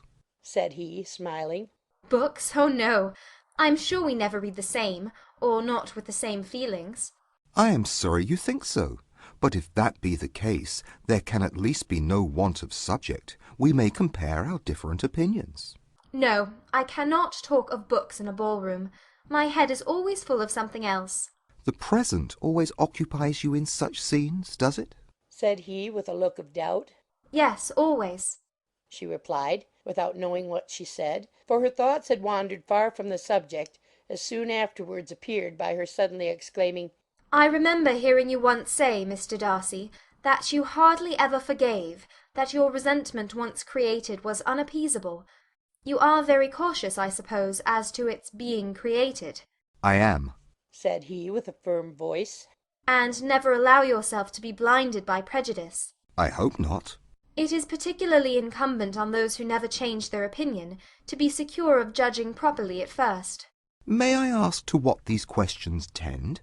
Merely to the illustration of your character, said she, endeavouring to shake off her gravity. I am trying to make it out. And what is your success? She shook her head. I do not get on at all. I hear such different accounts of you as puzzle me exceedingly. I can readily believe, answered he gravely, that reports may vary greatly with respect to me, and I could wish, Miss Bennet, that you were not to sketch my character at the present moment, as there is reason to fear that the performance would reflect no credit on either. But if I do not take your likeness now, I may never have another opportunity. I would by no means suspend any pleasure of yours, he coldly replied. She said no more, and they went down the other dance and parted in silence, and on each side dissatisfied, though not to an equal degree, for in Darcy's breast there was a tolerable, powerful feeling towards her, which soon procured her pardon, and directed all his anger against another. They had not long separated, when Miss Bingley came towards her, and with an expression of civil disdain accosted her. So, Miss Eliza, I hear you're quite delighted with George Wickham. Your sister has been talking to me about him, and asking me 1,000 questions, and I find that the young man quite forgot to tell you, among his other communication, that he was the son of old Wickham, the late Mr. Darcy's steward. Let me recommend you, however, as a friend, not to give implicit confidence to all his assertions, for as to Mr. Darcy's using him ill, it is perfectly false. For, on the contrary, he has always been remarkably kind to him, though George Wickham has treated Mr. Darcy in a most infamous manner. I do not know the particulars, but I know very well that Mr. Darcy is not in the least to blame, that he cannot bear to hear George Wickham mentioned, and that though my brother thought that he could not well avoid including him in his invitation to the officers, he was excessively glad to find that he had taken himself out of the way. His coming into the country at all is a most insolent thing indeed, and I wonder how he could presume to do it. I pity you, Miss Eliza, for this discovery of your favourite scout, but really, considering his descent, one could not expect much better. His guilt and his descent appear by your account to be the same, said Elizabeth angrily. For I've heard you accuse him of nothing worse than of being the son of Mr. Darcy's steward, and of that I can assure you he informed me himself. I beg your pardon, replied Miss Bingley, turning away with a sneer. Excuse my interference. It was kindly meant. Insolent girl, said Elizabeth to herself. You are much mistaken if you expect to influence me by such a paltry attack as this. I see nothing in it but your own wilful ignorance and the malice of Mr. Darcy. She then sought her eldest sister, who has undertaken to make inquiries on the same subject of Bingley. Jane met her with a smile of such sweet complacency, a glow of such happy expression, as sufficiently marked how well she was satisfied with the occurrences of the evening. Elizabeth instantly read her feelings, and at that moment solicitude for Wickham, resentment against his enemies, and everything else, gave way before the hope of Jane's being in the fairest way for happiness. I want to know, said she, with a countenance no less smiling than her sister's, what you have learnt about Mr. Wickham. But perhaps you have been too pleasantly engaged to think of any third person, in which case you may be sure of my pardon. No, replied Jane. I have not forgotten him, but I have nothing satisfactory to tell you. Mr. Bingley does not know the whole of his history, and is quite ignorant of the circumstances which have principally offended Mr. Darcy, but he will vouch for the good conduct, the probity, and honour of his friend, and is perfectly convinced that Mr. Wickham has deserved much less attention from Mr. Darcy than he has received, and I am sorry to say by his account as well as his sister's, Mr. Wickham is by no means a respectable young man. I am afraid he has been very imprudent, and has deserved to lose Mr. Darcy's regard. Mr. Bingley does not know Mr. Wickham himself? No, he never saw him till the other morning at Meryton. This account, then, is what he has received from Mr. Darcy. I am satisfied. But what does he say of the living? He does not exactly recollect the circumstances, though he has heard them from Mr. Darcy more than once, but he believes that it was left to him conditionally only. I have not a doubt of Mr. Bingley's sincerity, said Elizabeth warmly. But you must excuse my not being convinced by assurances only.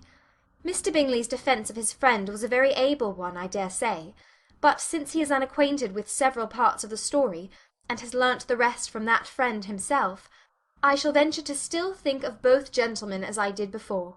She then changed the discourse to one more gratifying to each, and on which there could be no difference of sentiment. Elizabeth listened with delight to the happy though modest hopes which Jane entertained of Mr. Bingley's regard, and said all in her power to heighten her confidence in it.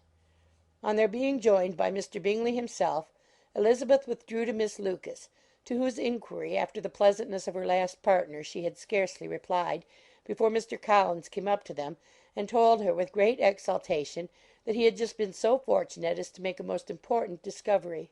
"I have found out," said he, "by a singular accident, that there is now in the room a near relation of my patroness. I happened to overhear the gentleman himself mentioning to the young lady who does the honours of the house the names of his cousin Miss de Bourgh, and of her mother Lady Catherine. How wonderfully these sort of things occur! Who would have thought of my meeting with perhaps a nephew of Lady Catherine de Bourgh in this assembly? I am most thankful that the discovery is made in time for me to pay my respects to him, which I am now going to do, and trust he will excuse my not having done it before. My total ignorance of the connection must plead my apology." You are not going to introduce yourself to Mr. Darcy? "Indeed I am. I shall entreat his pardon for not having done it earlier. I believe him to be Lady Catherine's nephew. It will be in my power to assure him that her ladyship was quite well yesterday sevennight." Elizabeth tried hard to dissuade him from such a scheme, assuring him that Mr. Darcy would consider his addressing him without introduction as an impertinent freedom rather than a compliment to his aunt, that it was not in the least necessary there should be any notice on either side, and that if it were, it must belong to Mr. Darcy, the superior in consequence, to begin the acquaintance.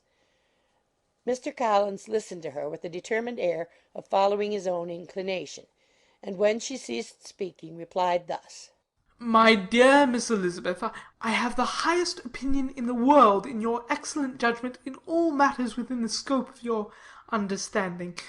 But permit me to say that there must be a wide difference between the established forms of ceremony amongst the laity and those which regulate the clergy. For give me leave to observe that I consider the clerical office as equal in point of dignity with the highest rank in the kingdom, provided that a proper humility of behaviour is at the same time maintained. You must, therefore, allow me to follow the dictates of my conscience on this occasion, which leads me to perform what I look on as a point of duty. Pardon me for neglecting to profit by your advice, which on every other subject shall be my constant guide, though in the case before us I consider myself more fitted by education and habitual study to decide on what is right than a young lady like yourself." And with a low bow he left her to attack Mr. Darcy, whose reception of his advances she eagerly watched, and whose astonishment at being so addressed was very evident. Her cousin prefaced his speech with a solemn bow, and though she could not hear a word of it, she felt as if hearing it all, and saw in the motion of his lips the words "apology, Hunsford," and "Lady Catherine de Bourgh." It vexed her to see him expose himself to such a man. Mr. Darcy was eyeing him with unrestrained wonder, and when at last Mr. Collins allowed him time to speak, replied with an air of distant civility. Mr. Collins, however, was not discouraged from speaking again, and Mr. Darcy's contempt seemed abundantly increasing with the length of his second speech, and at the end of it He only made him a slight bow and moved another way. Mr. Collins then returned to Elizabeth. "I have no reason, I assure you," said he, "to be dissatisfied with my reception. Mr. Darcy seemed much pleased with the attention. He answered me with the utmost civility, and even paid me the compliment of saying that he was so well convinced of Lady Catherine's discernment as to be certain she could never bestow a favour unworthily. It was really a very handsome thought. Upon the whole, I am much pleased with him." As Elizabeth had no longer any interest of her own to pursue, she turned her attention almost entirely on her sister and Mr. Bingley, and the train of agreeable reflections which her observations gave birth to, made her perhaps almost as happy as Jane. She saw her in idea settled in that very house, in all the felicity which a marriage of true affection could bestow, and she felt capable, under such circumstances, of endeavouring even to like Bingley's two sisters. Her mother's thoughts, she plainly saw, were bent the same way, and she determined not to venture near her, lest she might hear too much. When they sat down to supper, therefore, she considered it a most unlucky perverseness which placed them within one of each other, and deeply was she vexed to find that her mother was talking to that one person, Lady Lucas, freely, openly, and of nothing else but her expectation that Jane would soon be married to Mr. Bingley. It was an animating subject, and Mrs. Bennet seemed incapable of fatigue while enumerating the advantages of the match. His being such a charming young man, and so rich, and living but 3 miles from them, were the first points of self-gratulation. And then it was such a comfort to think how fond the two sisters were of Jane, and to be certain that they must desire the connection as much as she could do. It was moreover such a promising thing for her younger daughters, as Jane's marrying so greatly must throw them in the way of other rich men, and lastly, it was so pleasant at her time of life to be able to consign her single daughters to the care of their sister, that she might not be obliged to go into company more than she liked. It was necessary to make this circumstance a matter of pleasure, because on such occasions it is the etiquette, but no one was less likely than Mrs. Bennet to find comfort in staying home at any period of her life. She concluded with many good wishes that Lady Lucas might soon be equally fortunate, though evidently and triumphantly believing there was no chance of it. In vain did Elizabeth endeavour to check the rapidity of her mother's words, or persuade her to describe her felicity in a less audible whisper, for, to her inexpressible vexation, she could perceive that the chief of it was overheard by Mr. Darcy, who sat opposite to them. Her mother only scolded her for being nonsensical. "What is Mr. Darcy to me, pray, that I should be afraid of him? I am sure we owe him no such particular civility as to be obliged to say nothing he may not like to hear." For heaven's sake, madam, speak lower. What advantage can it be for you to offend Mr. Darcy? You will never recommend yourself to his friend by so doing. Nothing that she could say, however, had any influence. Her mother would talk of her views in the same intelligible tone.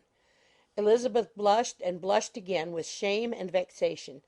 She could not help frequently glancing her eye at Mr. Darcy, though every glance convinced her of what she dreaded. For though he was not always looking at her mother, she was convinced that his attention was invariably fixed by her. The expression of his face changed gradually from indignant contempt to a composed and steady gravity. At length, however, Mrs. Bennet had no more to say, and Lady Lucas, who had been long yawning at the repetition of delights which she saw no likelihood of sharing, was left to the comforts of cold ham and chicken. Elizabeth now began to revive. But not long was the interval of tranquillity, for when supper was over, singing was talked of, and she had the mortification of seeing Mary, after very little entreaty, preparing to oblige the company. By many significant looks and silent entreaties did she endeavour to prevent such a proof of complaisance, but in vain. Mary would not understand them. Such an opportunity of exhibiting was delightful to her, and she began her song. Elizabeth's eyes were fixed on her with most painful sensations, and she watched her progress through the several stanzas with an impatience which was very ill rewarded at their close. For Mary, on receiving amongst the thanks of the table the hint of a hope that she might be prevailed on to favour them again, after the pause of half a minute began another. Mary's powers were by no means fitted for such a display. Her voice was weak and her manner affected. Elizabeth was in agonies. She looked at Jane to see how she bore it, but Jane was very composedly talking to Bingley. She looked at his two sisters, and saw them making signs of derision at each other, and at Darcy, who continued, however, imperturbably grave. She looked at her father to entreat his interference lest Mary should be singing all night. He took the hint, and when Mary had finished her second song, said aloud, "That will do extremely well, child. You have delighted us long enough. Let the other young ladies have time to exhibit." Mary, though pretending not to hear, was somewhat disconcerted, and Elizabeth, sorry for her, and sorry for her father's speech, was afraid her anxiety had done no good. Others of the party were now applied to. "If I," said Mr. Collins, "were so fortunate as to be able to sing, I should have great pleasure, I am sure, in obliging the company with an air, for I consider music as a very innocent diversion, and perfectly compatible with the profession of a clergyman. I do not mean, however, to assert that we can be justified in devoting too much of our time to music, for there are certainly other things to be attended to. The rector of a parish has much to do. In the first place, he must take such an agreement for tithes as may be beneficial to himself and not offensive to his patron. He must write his own sermons, and the time that remains will not be too much for his parish duties and the care and improvement of his dwelling, which he cannot be excused from making as comfortable as possible. And I do not think it of light importance that he should have attentive and conciliatory manner towards everybody, especially towards those to whom he owes his preferment. I cannot acquit him of that duty, nor could I think well of the man who should omit an occasion of testifying his respect towards anybody connected with the family." And with a bow to Mr. Darcy, he concluded his speech, which had been spoken so loud as to be heard by half the room. Many stared, many smiled, but no one looked more amused than Mr. Bennet himself, while his wife seriously commended Mr. Collins for having spoken so sensibly, and observed in a half whisper to Lady Lucas that he was a remarkably clever, good kind of young man. To Elizabeth it appeared that had her family made an agreement to expose themselves as much as they could during the evening, it would have been impossible for them to play their parts with more spirit or finer success. And happy did she think it for Bingley and her sister that some of the exhibition had escaped his notice, and that his feelings were not of a sort to be much distressed by the folly which he must have witnessed.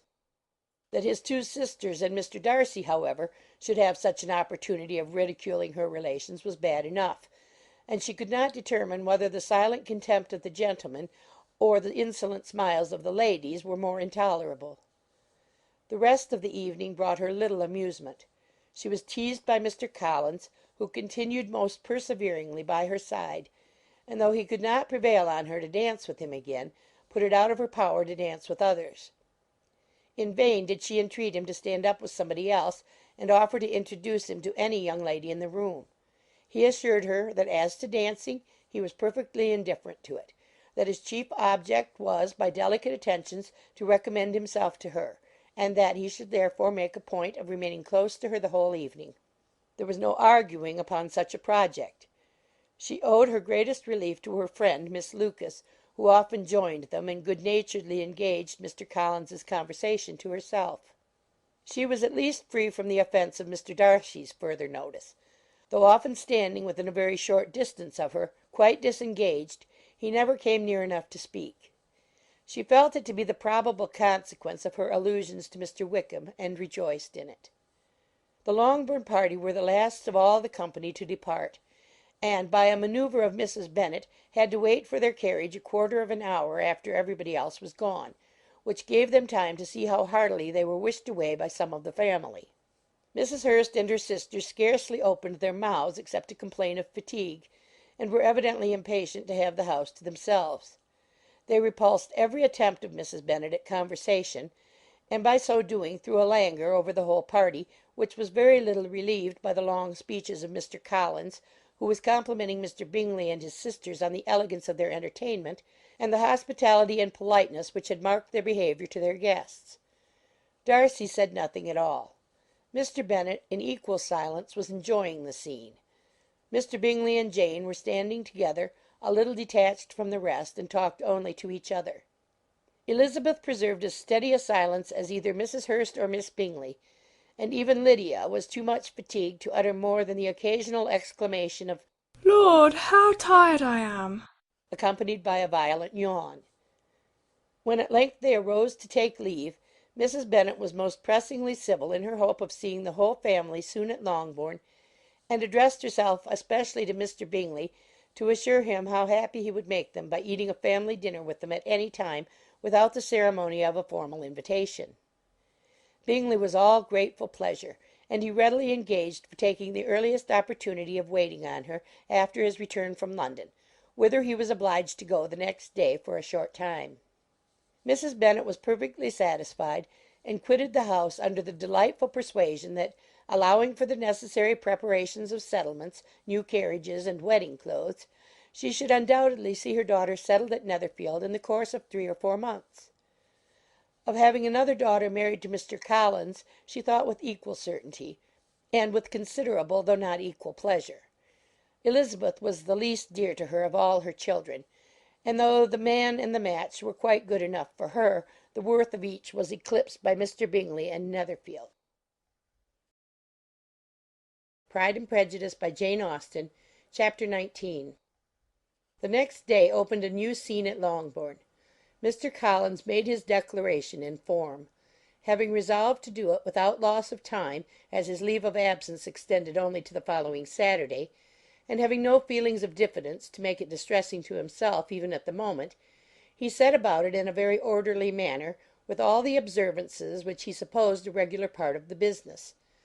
On finding Mrs. Bennet, Elizabeth, and one of the younger girls together, soon after breakfast, he addressed the mother in these words: "May I hope, madam, for your interest with your fair daughter Elizabeth, when I solicit for the honour of a private audience with her in the course of this morning?" Before Elizabeth had time for anything but a blush of surprise, Mrs. Bennet answered instantly: "Oh dear, yes, certainly. I'm sure Lizzie will be very happy. I'm sure she can have no objection. Come, Kitty, I want you upstairs." And gathering her work together, she was hastening away, when Elizabeth called out: "Dear madam, do not go. I beg you will not go. Mr. Collins must excuse me. He can have nothing to say to me that anybody need not hear. I am going away myself." No, nonsense, Lizzie. I desire you to stay where you are. And upon Elizabeth seeming really, with vexed and embarrassed looks, about to escape, she added: "Lizzie, I insist upon your staying and hearing Mr. Collins." Elizabeth would not oppose such an injunction, and a moment's consideration making her also sensible that it would be wisest to get it over as soon and as quietly as possible, she sat down again and tried to conceal, by incessant employment, the feelings which were divided between distress and aversion. Mrs. Bennet and Kitty walked off, and as soon as they were gone, Mr. Collins began: "Believe me, my dear Miss Elizabeth, that your modesty, so far from doing you any disservice, rather adds to your other perfections. You would have been less amiable in my eyes had there not been this little unwillingness. But allow me to assure you that I have your respected mother's permission for this address. You can hardly doubt the purport of my discourse, however your natural delicacy may lead you to dissemble. My attentions have been too marked to be mistaken. Almost as soon as I entered the house, I singled you out as the companion of my future life. But before I am run away with by my feelings on this subject, perhaps it would be advisable for me to state my reasons for marrying, and, moreover, for coming into Hertfordshire with the design of selecting a wife, as I certainly did." The idea of Mr. Collins, with all his solemn composure, being run away with by his feelings, made Elizabeth so near laughing that she could not use the short pause he allowed in any attempt to stop him further, and he continued: "My reasons for marrying are, first, that I think it is right for every clergyman in easy circumstances like myself to set the example of matrimony in his parish. Secondly, that I am convinced it will add very greatly to my happiness. And thirdly, which perhaps I ought to have mentioned earlier, that it is the particular advice and recommendation of the very noble lady whom I have the honour of calling patroness, Twice she has condescended to give me her opinion, unasked, too, on this subject, and it was but the very Saturday night that I left Hunsford, between our pools at quadrille, while Mrs. Jenkinson was arranging Mr. Berg's footstool, that she said, "Mr. Collins, you must marry. A clergyman like you must marry. Choose properly, choose a gentlewoman for my sake, and for your own, let her be an active, useful sort of person, not brought up high, but able to make a small income go a good way. This is my advice. Find such a woman as soon as you can, bring her to Hunsford, and I will visit her. Allow me, by the way, to observe, my fair cousin, that I do not reckon the notice and kindness of Lady Catherine de Bourgh as among the least of the advantages in my power to offer.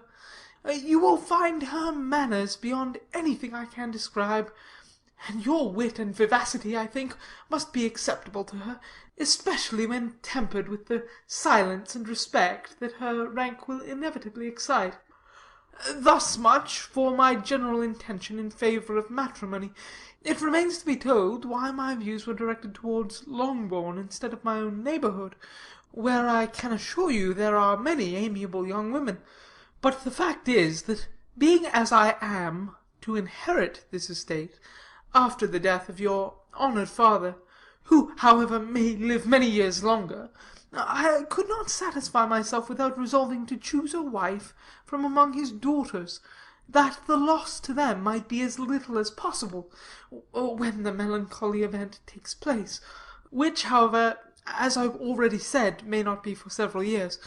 This has been my motive, my fair cousin, and I flatter myself it will not sink me in your esteem. And now nothing remains for me but to assure you in the most animated language of the violence of my affection. To fortune I am perfectly indifferent, and shall make no demand of that nature on your father, since I am well aware that it could not be complied with, and that £1,000 in the 4 per cents, which will not be yours till after your mother's decease, is all that you may ever be entitled to. On that head, therefore, I shall be uniformly silent, and you may assure yourself that no ungenerous reproach shall ever pass my lips when we are married." It was absolutely necessary to interrupt him now. "You are too hasty, sir," she cried. "You forget that I have made no answer. Let me do it without further loss of time. Accept my thanks for the compliment you are paying me. I am very sensible of the honour of your proposals, but it is impossible for me to do otherwise than to decline them." "I am not now to learn," replied Mr. Collins, with a formal wave of the hand, "that it is usual with young ladies to reject the addresses of the man whom they secretly mean to accept, when he first applies for their favour, and that sometimes the refusal is repeated a second or even a third time. I am therefore by no means discouraged by what you have just said, and shall hope to lead you to the altar ere long." "Upon my word, sir," cried Elizabeth, "your hope is a rather extraordinary one after my declaration. I do assure you that I am not one of those young ladies, if such young ladies there are, who are so daring as to risk their happiness on the chance of being asked a second time. I am perfectly serious in my refusal. You could not make me happy, and I am convinced that I am the last woman in the world who could make you so. Nay, were your friend Lady Catherine to know me, I am persuaded she would find me in every respect ill qualified for the situation." "Were it certain that Lady Catherine would think so," said Mr. Collins, very gravely. "But I cannot imagine that her ladyship would at all disapprove of you, and you may be certain, when I have the honour of seeing her again, I shall speak in the very highest terms of your modesty, economy, and other amiable qualification." "Indeed, Mr. Collins, all praise of me will be unnecessary. You must give me leave to judge for myself, and pay me the compliment of believing what I say. I wish you very happy and very rich, and by refusing your hand, do all in my power to prevent your being otherwise. In making me the offer, you must have satisfied the delicacy of your feelings with regard to my family, and may take possession of Longbourn estate whenever it falls, without any self-reproach. This matter may be considered, therefore, as finally settled." And rising as she thus spoke, She would have quitted the room had Mr. Collins not thus addressed her. When I do myself the honour of speaking to you next on the subject, I shall hope to receive a more favourable answer than you have now given me, though I am far from accusing you of cruelty at present, because I know it to be the established custom of your sex to reject a man on the first application, and perhaps you have even now said as much to encourage my suit as would be consistent with the true delicacy of the female character." "Really, Mr. Collins," cried Elizabeth with some warmth, "you puzzle me exceedingly. If what I have hitherto said can appear to you in the form of encouragement, I know not how to express my refusal in such a way as to convince you of its being one." "You must give me leave to flatter myself, my dear cousin, that your refusal of my addresses is merely words, of course. My reasons for believing it are briefly these. It does not appear to me that my hand is unworthy your acceptance, or that the establishment I can offer would be any other than highly desirable. My situation in life, my connections with the family of de Bourgh, and my relationship to your own, are circumstances highly in my favour, and you should take it into further consideration that in spite of your manifold attractions, it is by no means certain that another offer of marriage may ever be made to you. Your portion is unhappily so small that it will in all likelihood undo the effects of your loveliness and amiable qualifications. As I must therefore conclude that you are not serious in your rejection of me, I shall choose to attribute it to your wish of increasing my love by suspense, according to the usual practice of elegant females." "I do assure you, sir, that I have no pretensions whatever to that kind of elegance which consists in tormenting a respectable man. I would rather be paid the compliment of being believed sincere. I thank you again and again for the honour you have done me in your proposals, but to accept them is absolutely impossible. My feelings in every respect forbid it. Can I speak plainer? Do not consider me now as an elegant female intending to plague you, but as a rational creature speaking the truth from her heart." "You are uniformly charming," cried he, with an air of awkward gallantry, "and I am persuaded that, when sanctioned by the express authority of both your excellent parents, my proposals will not fail of being acceptable." To such perseverance in wilful self-deception Elizabeth would make no reply, and immediately and in silence withdrew, determined, if he persisted in considering her repeated refusals as flattering encouragement, to apply to her father, whose negative might be uttered in such a manner as to be decisive, and whose behaviour at least could not be mistaken for the affectation and coquetry of an elegant female. Pride and Prejudice by Jane Austen, Chapter 20. Mr. Collins was not left long to the silent contemplation of his successful love, for Mrs. Bennet, having dawdled about in the vestibule to watch for the end of the conference, no sooner saw Elizabeth open the door and with quick step pass her towards the staircase, than she entered the breakfast-room, and congratulated both him and herself in warm terms on the happy prospect of their nearer connection. Mr. Collins received and returned these felicitations with equal pleasure, and then proceeded to relate the particulars of their interview, with the result of which he trusted he had every reason to be satisfied, since the refusal which his cousin had steadfastly given him would naturally flow from her bashful modesty and the genuine delicacy of her character. This information, however, startled Mrs. Bennet. She would have been glad to be equally satisfied that her daughter had meant to encourage him by protesting against his proposals, but she dared not believe it, and could not help saying so. "But depend upon it, Mr. Collins," she added, "that Lizzie shall be brought to reason. I will speak to her about it directly. She is a very headstrong, foolish girl, and does not know her own interest, but I will make her know it." "Pardon me for interrupting you, madam," cried Mr. Collins, "but if she is really headstrong and foolish, I know not whether she would altogether be a very desirable wife to a man in my situation, who naturally looks for happiness in the marriage state. If, therefore, she actually persists in rejecting my suit, perhaps it were better not to force her into accepting me, because, if liable to such defects of temper, she could not contribute much to my felicity." "Sir, you quite misunderstand me," said Mrs. Bennet, alarmed. Lizzie is only headstrong in matters such as these. In everything else she is as good-natured a girl as ever lived. I will go directly to Mr. Bennet, and we shall very soon settle it with her, I am sure." She would not give him time to reply, but hurrying instantly to her husband, called out as she entered the library, "Oh, Mr. Bennet, you are wanted immediately. We are all in an uproar. You must come and make Lizzie marry Mr. Collins, for she vows she will not have him, and if you do not make haste he will change his mind, and not have her." Mr. Bennet raised his eyes from his book as she entered, and fixed them on her face with a calm unconcern which was not in the least altered by her communication. "I have not the pleasure of understanding you," said he, when she had finished her speech. "Of what are you talking?" "Of Mr. Collins and Lizzie. Lizzie declares she will not have Mr. Collins, and Mr. Collins begins to say that he will not have Lizzie."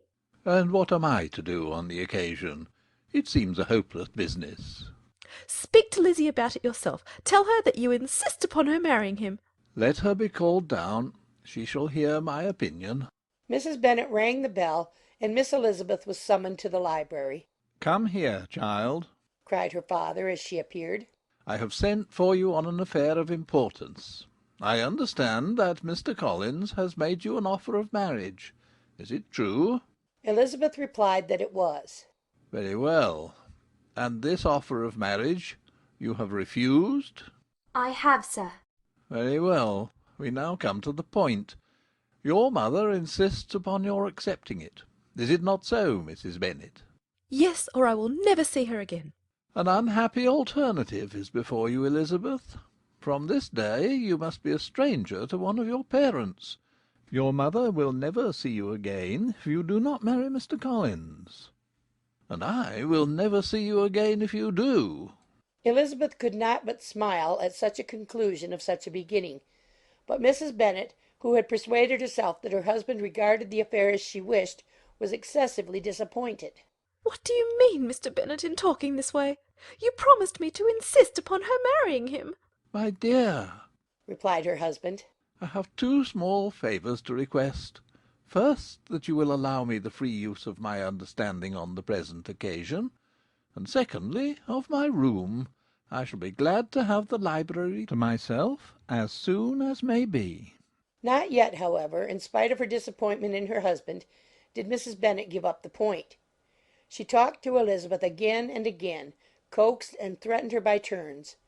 She endeavoured to secure Jane in her interest, but Jane, with all possible mildness, declined interfering, and Elizabeth, sometimes with real earnestness, and sometimes with playful gaiety, replied to her attacks. Though her manner varied, however, her determination never did. Mr. Collins, meanwhile, was meditating in solitude on what had passed.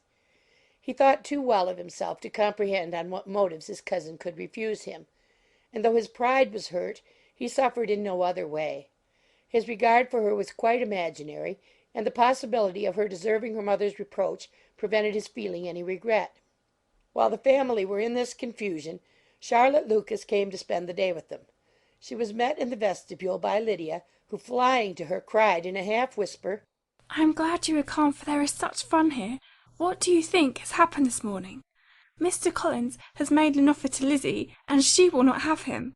Charlotte hardly had time to answer before they were joined by Kitty, who came to tell the same news, and no sooner had they entered the breakfast-room, where Mrs. Bennet was alone, than she likewise began on the subject, calling on Miss Lucas for her compassion, and entreating her to persuade her friend Lizzie to comply with the wishes of all her family. "Pray do, my dear Miss Lucas," she added in a melancholy tone, "for nobody is on my side. Nobody takes part with me. I am cruelly used. Nobody feels for my poor nerves." Charlotte's reply was spared by the entrance of Jane and Elizabeth. "Aye, there she comes," continued Mrs. Bennet, "looking as unconcerned as may be, and caring no more for us than if we were at York, provided she can have her own way. But I tell you, Miss Lizzie, if you take it into your head to go on refusing every offer of marriage in this way, you will never get a husband at all, and I am sure I do not know who is to maintain you when your father is dead. I shall not be able to keep you, and so I warn you, I have done with you from this very day. I told you in the library, you know, that I should never speak to you again, and you will find me as good as my word. I have no pleasure in talking to undutiful children. Not that I have much pleasure indeed in talking to anybody. People who suffer as I do from nervous complaints can have no great inclination for talking. Nobody can tell what I suffer, but it is always so. Those who do not complain are never pitied." Her daughters listened in silence to this effusion, sensible that any attempt to reason with her or soothe her would only increase the irritation. She talked on, therefore, without interruption from any of them, till they were joined by Mr. Collins, who entered the room with an air more stately than usual, and on perceiving whom, she said to the girls, "Now I do insist upon it that you, all of you, hold your tongues, and let me and Mr. Collins have a little conversation together." Elizabeth passed quietly out of the room. Jane and Kitty followed, but Lydia stood her ground, determined to hear all she could; and Charlotte, detained first by the civility of Mr. Collins, whose inquiries after herself and all her family were very minute, and then by a little curiosity, satisfied herself with walking to the window and pretending not to hear. In a doleful voice Mrs. Bennet began the projected conversation. "Oh, Mr. Collins!" "My dear madam," replied he, "let us be for ever silent on this point. Far be it from me," he presently continued, in a voice that marked his displeasure, "to resent the behaviour of your daughter. Resignation to inevitable evils is the evil duty of us all, the peculiar duty of a young man who has been so fortunate as I have been in early preferment, and I trust I am resigned. Perhaps not the less so from my feeling a doubt of my positive happiness had my fair cousin honoured me with her hand, for I have often observed that resignation is never so perfect as when the blessing denied begins to lose somewhat of its value in our estimation. You will not, I hope, consider me as showing any disrespect to your family, my dear madam, by thus withdrawing my pretensions to your daughter's favour, without having paid yourself and Mr. Bennet the compliment of requesting you to interpose your authority in my behalf. My conduct may, I fear, be objectionable in having accepted my dismission from your daughter's lips instead of your own. But we are all liable to error. I have certainly meant well through the whole affair. My object has been to secure an amiable companion for myself, with due consideration for the advantage of all your family. And if my manner has been at all reprehensible, I here beg leave to apologize." Pride and Prejudice by Jane Austen, Chapter 21. The discussion of Mr. Collins's offer was now nearly at an end, and Elizabeth had only to suffer from the uncomfortable feelings necessarily attending it, and occasionally from some peevish allusions of her mother. As for the gentleman himself, his feelings were chiefly expressed, not by embarrassment or dejection, or by trying to avoid her, but by stiffness of manner and resentful silence. He scarcely ever spoke to her, and the assiduous attentions which he had been so sensible of himself were transferred for the rest of the day to Miss Lucas, whose civility in listening to him was a seasonable relief to them all, and especially to her friend. The morrow produced no abatement of Mrs. Bennet's ill humour or ill health. Mr. Collins was also in the same state of angry pride. Elizabeth had hoped that his resentment might shorten his visit, but his plan did not appear in the least affected by it. He was always to have gone on Saturday, and to Saturday he meant to stay.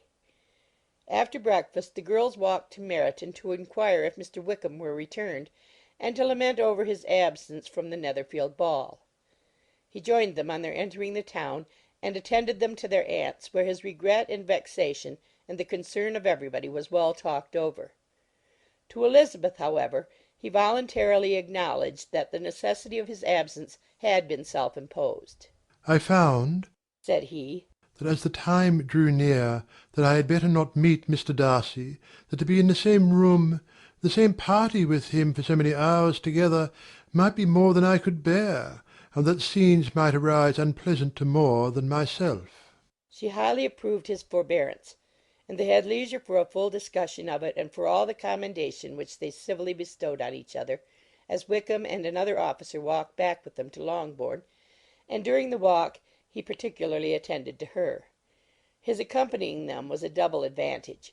She felt all the compliment it offered to herself, and it was most acceptable as an occasion of introducing him to her father and mother. Soon after their return a letter was delivered to Miss Bennet. It came from Netherfield. The envelope contained a sheet of elegant little hot-pressed paper, well covered with a lady's fair flowing hand, and Elizabeth saw her sister's countenance change as she read it, and saw her dwelling intently on some particular passages.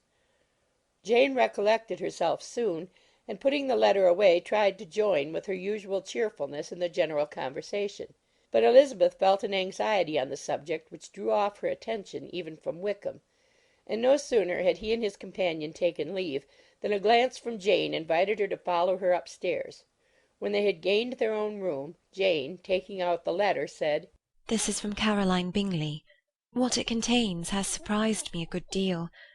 The whole party have left Netherfield by this time, and are on their way to town, and without any intention of coming back again. You shall hear what she says." She then read the first sentence aloud, which comprised the information of their having just resolved to follow their brother to town directly, and of their meeting to dine in Grosvenor Street, where Mr. Hurst had a house. The next was in these words: I do not pretend to regret anything I shall live in Hertfordshire, except your society, my dearest friend. But we will hope at some future period to enjoy many returns of that delightful intercourse we have known, and in the meanwhile may lessen the pain of separation by a very frequent and most unreserved correspondence. I depend on you for that. To these high-flown expressions Elizabeth listened with all the insensibility of distrust, and though the suddenness of their removal surprised her, she saw nothing in it really to lament. It was not to be supposed that their absence from Netherfield would prevent Mr. Bingley's being there, and as to the loss of their society, she was persuaded that Jane must cease to regard it in the enjoyment of his. "It is unlucky," said she, after a short pause, "that you should not be able to see your friends before they leave the country. But may we not hope that the period of future happiness to which Miss Bingley looks forward may arrive earlier than she is aware, and that the delightful intercourse you have known as friends will be renewed with yet greater satisfaction as sisters? Mr. Bingley will not be detained in London by them." Caroline decidedly says that none of the party will return into Hertfordshire this winter. I will read it to you. When my brother left us yesterday, he imagined that the business which took him to London might be concluded in 3 or 4 days. But as we are certain it cannot be so, and at the same time convinced that when Charles gets to town he will be in no hurry to leave it again, we have determined on following him thither, that he may not be obliged to spend his vacant hours in a comfortless hotel. Many of my acquaintances are already there for the winter. I wish that I could hear that you, my dearest friend, had any intention of making one of the crowd, but of that I despair. I sincerely hope your Christmas in Hertfordshire may abound in the gaieties which that season generally brings, and that your beaux will be so numerous as to prevent your feeling the last of the 3 of whom we shall deprive you. It is evident by this, added Jane, that he comes back no more this winter. It is only evident that Miss Bingley does not mean that he should. Why will you think so? It must be his own doing. He is his own master. But you do not know all. I will read you the passage which particularly hurts me. I will have no reserves from you. Mr. Darcy is impatient to see his sister, and, to confess the truth, we are scarcely less eager to meet her again. I really do not think Georgiana Darcy has her equal for beauty, elegance, and accomplishments, and the affection she inspires in Louisa and myself is heightened into something still more interesting, from the hope we dare entertain of her being hereafter our sister. I do not know whether I ever before mentioned to you my feelings on this subject, but I will not leave the country without confiding them, and I trust you will not esteem them unreasonable. My brother admires her greatly already. He will have frequent opportunity now of seeing her on the most intimate footing. Her relations all wish the connection as much as his own, and a sister's partiality is not misleading me, I think, when I call Charles most capable of engaging any woman's heart, with all the circumstances to favour an attachment, and nothing to prevent it. Am I wrong, my dearest Jane, in indulging the hope of an event which will secure the happiness of so many? What do you think of this sentence, my dear Lizzie? said Jane, as she finished it. Is it not clear enough? Does it not expressly declare that Caroline neither expects nor wishes me to be her sister? that she is perfectly convinced of her brother's indifference, and that if she suspects the nature of my feelings for him, she means most kindly to put me on my guard. Can there be any other opinion on the subject? Yes, there can, for mine is totally different. Will you hear it? Most willingly. You shall have it in a few words. Miss Bingley sees that her brother is in love with you, and wants him to marry Miss Darcy. She follows him to town in hope of keeping him there, and tries to persuade you that he does not care about you. Jane shook her head. Indeed, Jane, you ought to believe me. No one who has ever seen you together can doubt his affection. Miss Bingley, I am sure, cannot. She is not such a simpleton. Could she have seen half as much love in Mr. Darcy for herself, she would have ordered her wedding clothes. But the case is this. We are not rich enough or grand enough for them, and she is the more anxious to get Miss Darcy for her brother, from the notion that when there has been one intermarriage, she may have less trouble in achieving a second, in which there is certainly some ingenuity, and I dare say it would succeed if Mr. Berg were out of the way. But, my dearest Jane, you cannot seriously imagine that because Miss Bingley tells you her brother greatly admires Miss Darcy, he is in the smallest degree less sensible of your merit than when he took leave of you on Tuesday, or that it will be in her power to persuade him that, instead of being in love with you, he is very much in love with her friend. If we thought alike of Miss Bingley, replied Jane, your representation of all this might make me quite easy, but I know the foundation is unjust. Caroline is incapable of wilfully deceiving anyone, and all that I can hope in this case is that she is deceiving herself. That is right. You could not have started a more happy idea, since you will not take comfort in mine. Believe her to be deceived by all means. You have now done your duty by her, and must fret no longer. But, my dear sister, can I be happy, even supposing the best, in accepting a man whose sisters and friends are all wishing him to marry elsewhere? You must decide for yourself, said Elizabeth. And if, upon mature deliberation, you find that the misery of disobliging his two sisters is more than equivalent to the happiness of being his wife, I advise you by all means to refuse him. How can you talk so? said Jane, faintly smiling. You must know that though I should be exceedingly grieved at their disapprobation, I could not hesitate. I did not think you would, and that being the case, I cannot consider your situation with much compassion. But if he returns no more this winter, my choice will never be required. 1,000 things may arise in 6 months. The idea of his returning no more Elizabeth treated with the utmost contempt. It appeared to her merely the suggestion of Caroline's interested wishes, and she could not for a moment suppose that those wishes, however openly or artfully spoken, could influence a young man so totally independent of every one. She represented to her sister, as forcibly as possible, what she felt on the subject, and had soon the pleasure of seeing its happy effect. Jane's temper was not desponding, and she was gradually led to hope, though the diffidence of affection sometimes overcame the hope, that Bingley would return to Netherfield and answer every wish of her heart. They agreed that Mrs. Bennet should only hear of the departure of the family without being alarmed on the score of the gentleman's conduct. But even this partial communication gave her a great deal of concern, and she bewailed it as exceedingly unlucky that the ladies should happen to go away just as they were all getting so intimate together. After lamenting it, however, at some length, she had the consolation that Mr. Bingley would be soon down again, and soon dining at Longbourn, and the conclusion of all was the comfortable declaration that though he had been invited only to a family dinner, she would take care to have 2 full courses. Pride and Prejudice by Jane Austen, Chapter 22. The Bennets were engaged to dine with the Lucases, and again, during the chief of the day, was Miss Lucas so kind as to listen to Mr. Collins. Elizabeth took an opportunity of thanking her. It keeps him in good humour, said she, and I am more obliged to you than I can express.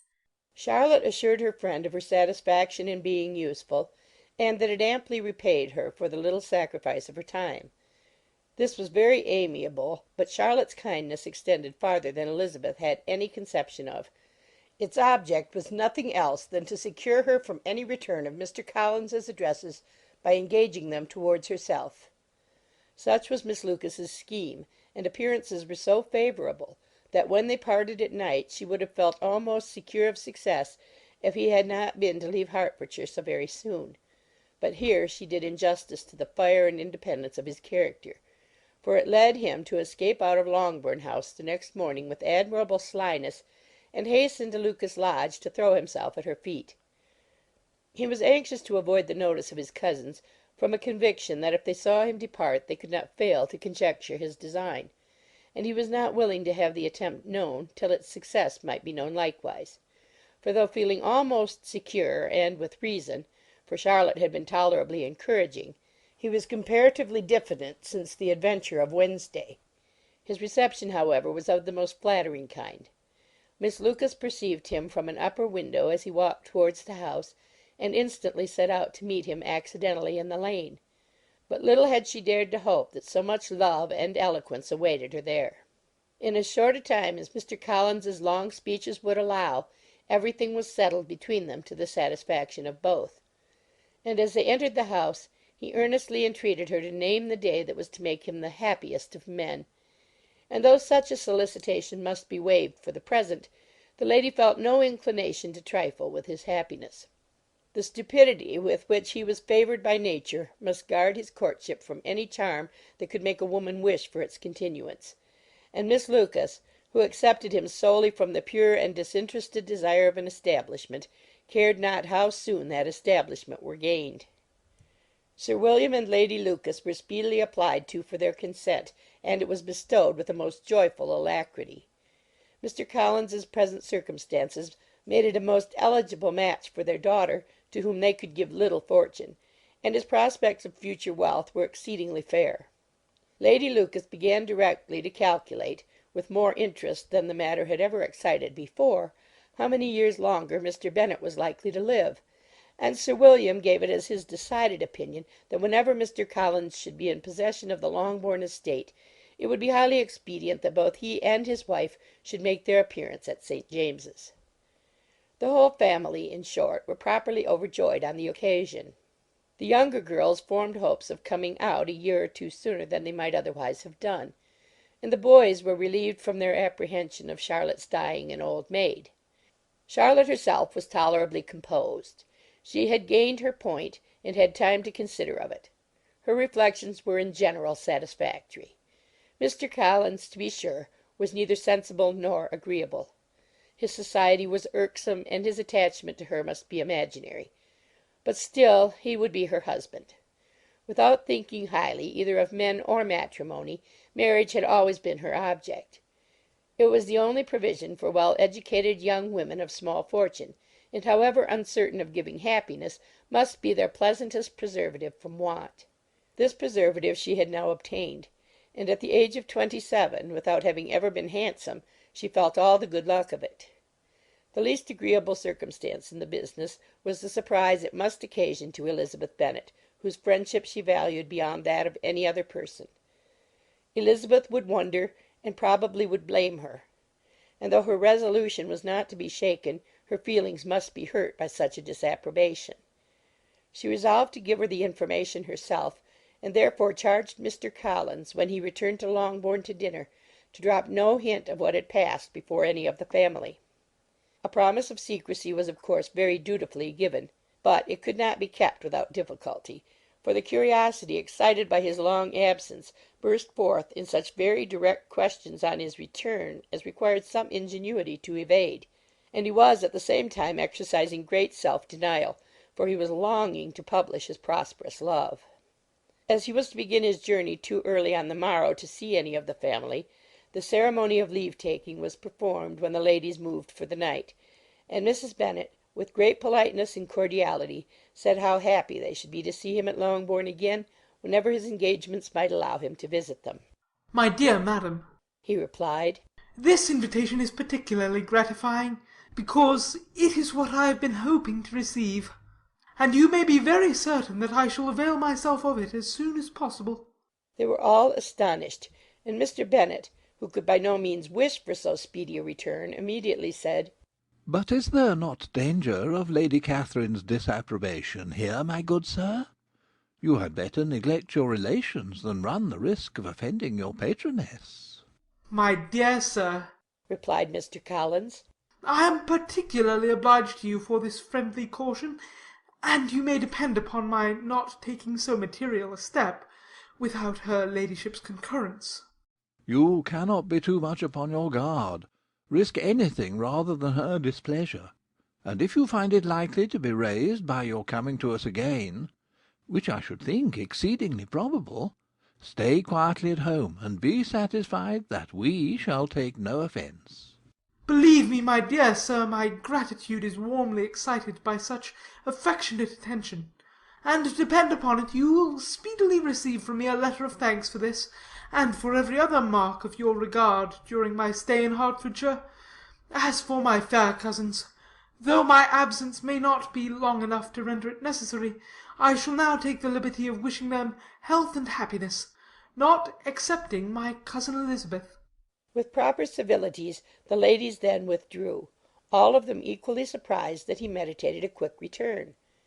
Mrs. Bennet wished to understand by it that he thought of paying his addresses to one of her younger girls, and Mary might have been prevailed on to accept him. She rated his abilities much higher than any of the others. There was a solidity in his reflections which often struck her, and though by no means so clever as herself, she thought that if encouraged to read and improve himself by such an example as hers, he might become a very agreeable companion. But on the following morning every hope of this kind was done away. Miss Lucas called soon after breakfast, and in a private conference with Elizabeth related the event of the day before.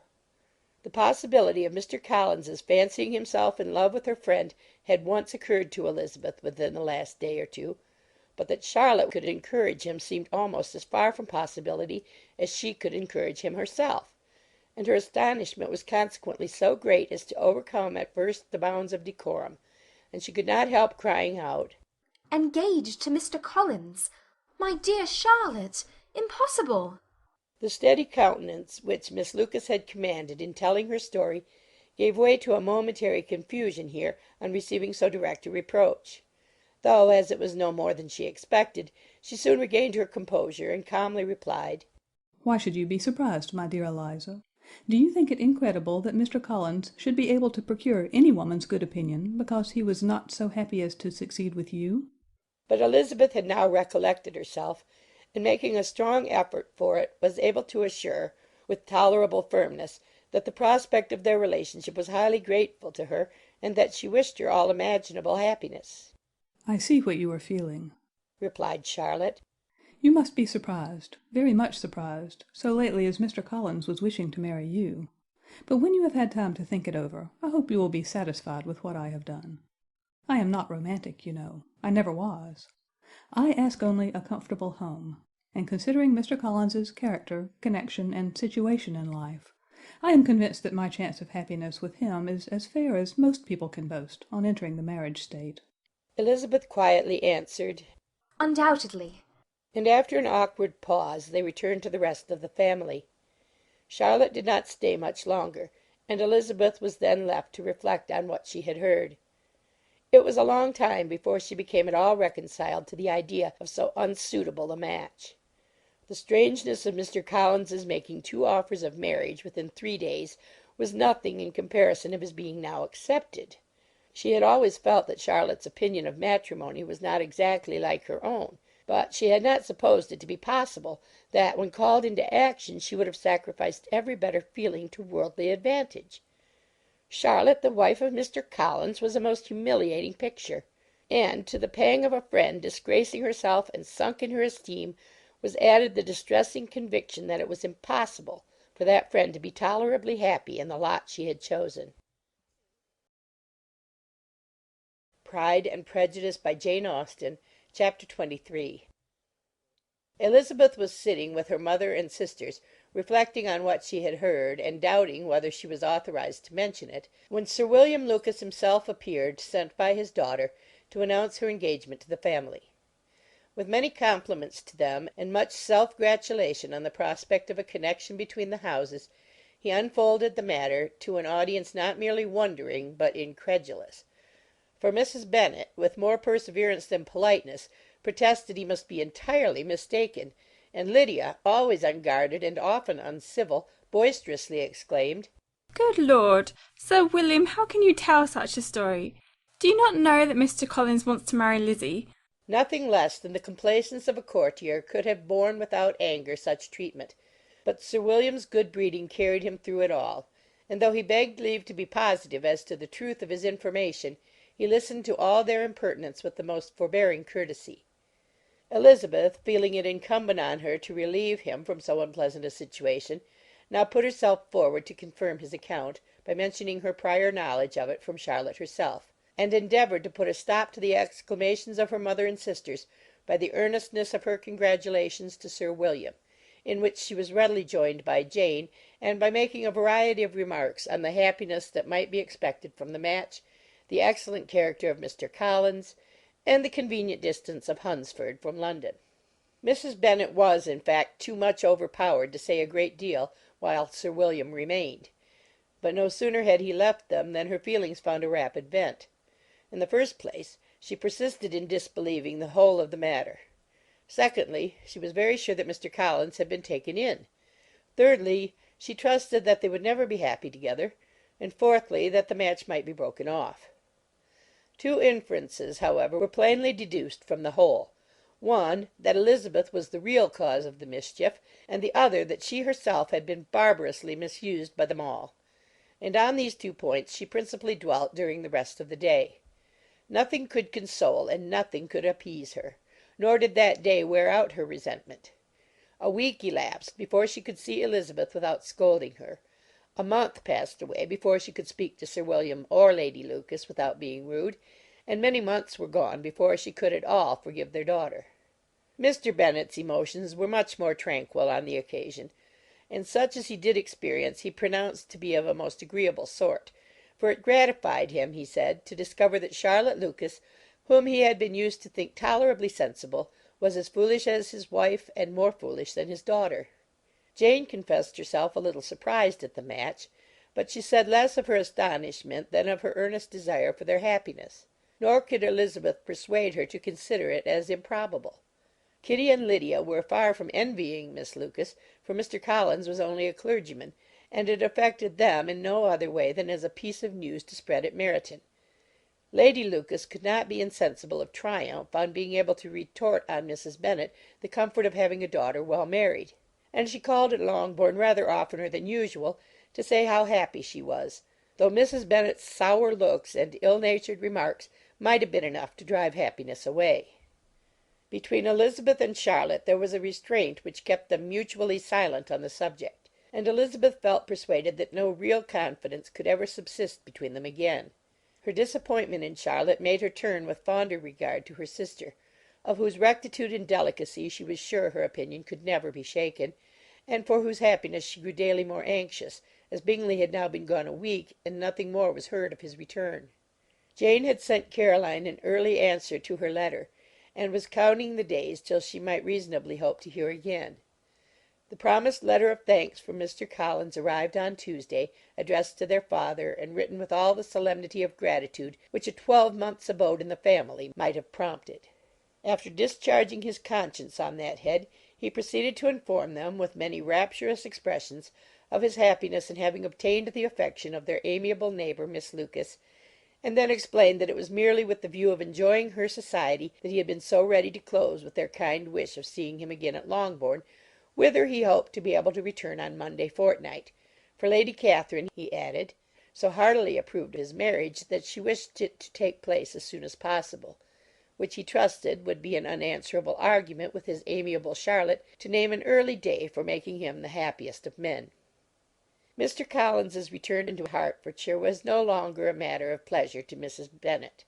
On the contrary, she was as much disposed to complain of it as her husband. It was very strange that he should come to Longbourn instead of to Lucas Lodge. It was also very inconvenient and exceedingly troublesome. She hated having visitors in the house, while her health was so indifferent, and lovers were of all people the most disagreeable. Such were the gentle murmurs of Mrs. Bennet, and they gave way only to the greater distress of Mr. Bingley's continued absence. Neither Jane nor Elizabeth were comfortable on this subject. Day after day passed away without bringing any other tidings of him than the report which shortly prevailed in Meryton of his coming no more to Netherfield the whole winter, a report which highly incensed Mrs. Bennet, and which she never failed to contradict as a most scandalous falsehood. Even Elizabeth began to fear, not that Bingley was indifferent, but that his sisters would be successful in keeping him away. Unwilling as she was to admit an idea so destructive of Jane's happiness and so dishonourable to the stability of her lover, she could not prevent its frequently occurring. The united efforts of his two unfeeling sisters and of his overpowering friend, assisted by the attractions of Miss Darcy and the amusements of London, might be too much, she feared, for the strength of his attachment. As for Jane, her anxiety under this suspense was of course more painful than Elizabeth's, but whatever she felt she was desirous of concealing, and between herself and Elizabeth, therefore, the subject was never alluded to. But as no such delicacy restrained her mother, an hour seldom passed in which she did not talk of Bingley, express her impatience for his arrival, or even require Jane to confess that if he did not come back she would think herself very ill-used. It needed all Jane's steady mildness to bear these attacks with tolerable tranquillity. Mr. Collins returned most punctually on Monday fortnight, but his reception at Longbourn was not quite so gracious as it had been on his first introduction. He was too happy, however, to need much attention, and luckily for the others the business of love-making relieved them from a great deal of his company. The chief of every day was spent by him at Lucas Lodge, and he sometimes returned to Longbourn only in time to make an apology for his absence before the family went to bed. Mrs. Bennet was really in a most pitiable state. The very mention of anything concerning the match threw her into an agony of ill humour, and wherever she went she was sure of hearing it talked of. The sight of Miss Lucas was odious to her. As her successor in that house, she regarded her with jealous abhorrence. Whenever Charlotte came to see them, she concluded her to be anticipating the hour of possession, and whenever she spoke in a low voice to Mr. Collins, was convinced that they were talking of the Longbourn estate, and resolving to turn herself and her daughters out of the house as soon as Mr. Bennet were dead. She complained bitterly of all this to her husband. "Indeed, Mr. Bennet," said she, "it is very hard to think that Charlotte Lucas should ever be mistress of this house, that I should be forced to make way for her, and live to see her take my place in it." My dear, do not give way to such gloomy thoughts. Let us hope for better things. Let us flatter ourselves that I may be the survivor. This was not very consoling to Mrs. Bennet, and therefore, instead of making any answer, she went on as before. "I cannot bear to think that they should have all this estate. If it was not for the entail, I should not mind it." What should you not mind? "I should not mind anything at all." Let us be thankful that you are preserved from a state of such insensibility. "I can never be thankful, Mr. Bennet, for anything about the entail. How anyone could have the conscience to entail away an estate from one's own daughters, I cannot understand. And all for the sake of Mr. Collins, too. Why should he have it more than anybody else?" I leave it to yourself to determine, said Mr. Bennet. Pride and Prejudice by Jane Austen, Chapter 24. Miss Bingley's letter arrived and put an end to doubt. The very first sentence conveyed the assurance of their being all settled in London for the winter, and concluded with her brother's regret at not having had time to pay his respects to his friends in Hertfordshire before he left the country. Hope was over, entirely over, and when Jane could attend to the rest of the letter she found little, except the professed affection of the writer, that could give her any comfort. Miss Darcy's praise occupied the chief of it. Her many attractions were again dwelt on, and Caroline boasted joyfully of their increasing intimacy, and ventured to predict the accomplishment of the wishes which had been unfolded in her former letter. She wrote also with great pleasure of her brother's being an inmate of Mr. Darcy's house, and mentioned with raptures some plans of the latter with regard to new furniture. Elizabeth, to whom Jane very soon communicated the chief of all this, heard it in silent indignation. Her heart was divided between concern for her sister and resentment against all others. To Caroline's assertion of her brother's being partial to Miss Darcy she paid no credit. That he was really fond of Jane she doubted no more than she had ever done, and much as she had always been disposed to like him, she could not think without anger, hardly without contempt, on that easiness of temper, that want of proper resolution, which now made him the slave of his designing friends, and led him to sacrifice of his own happiness to the caprice of their inclination. Had his own happiness, however, been the only sacrifice, he might have been allowed to sport with it in whatever manner he thought best. But her sister's was involved in it, as she thought he must be sensible himself. It was a subject, in short, on which reflection would be long indulged and must be unavailing. She could think of nothing else. And yet, whether Bingley's regard had really died away or were suppressed by his friend's interference, whether he had been aware of Jane's attachment or whether it had escaped his observation, whatever were the case, though her opinion of him must be materially affected by the difference, her sister's situation remained the same, her peace equally wounded. A day or two passed before Jane had courage to speak of her feelings to Elizabeth; but at last, on Mrs. Bennet's leaving them together, after a longer irritation than usual about Netherfield and its master, she could not help saying, "Oh, that my dear mother had more command over herself! She can have no idea of the pain she gives me by her continual reflections on him. But I will not repine.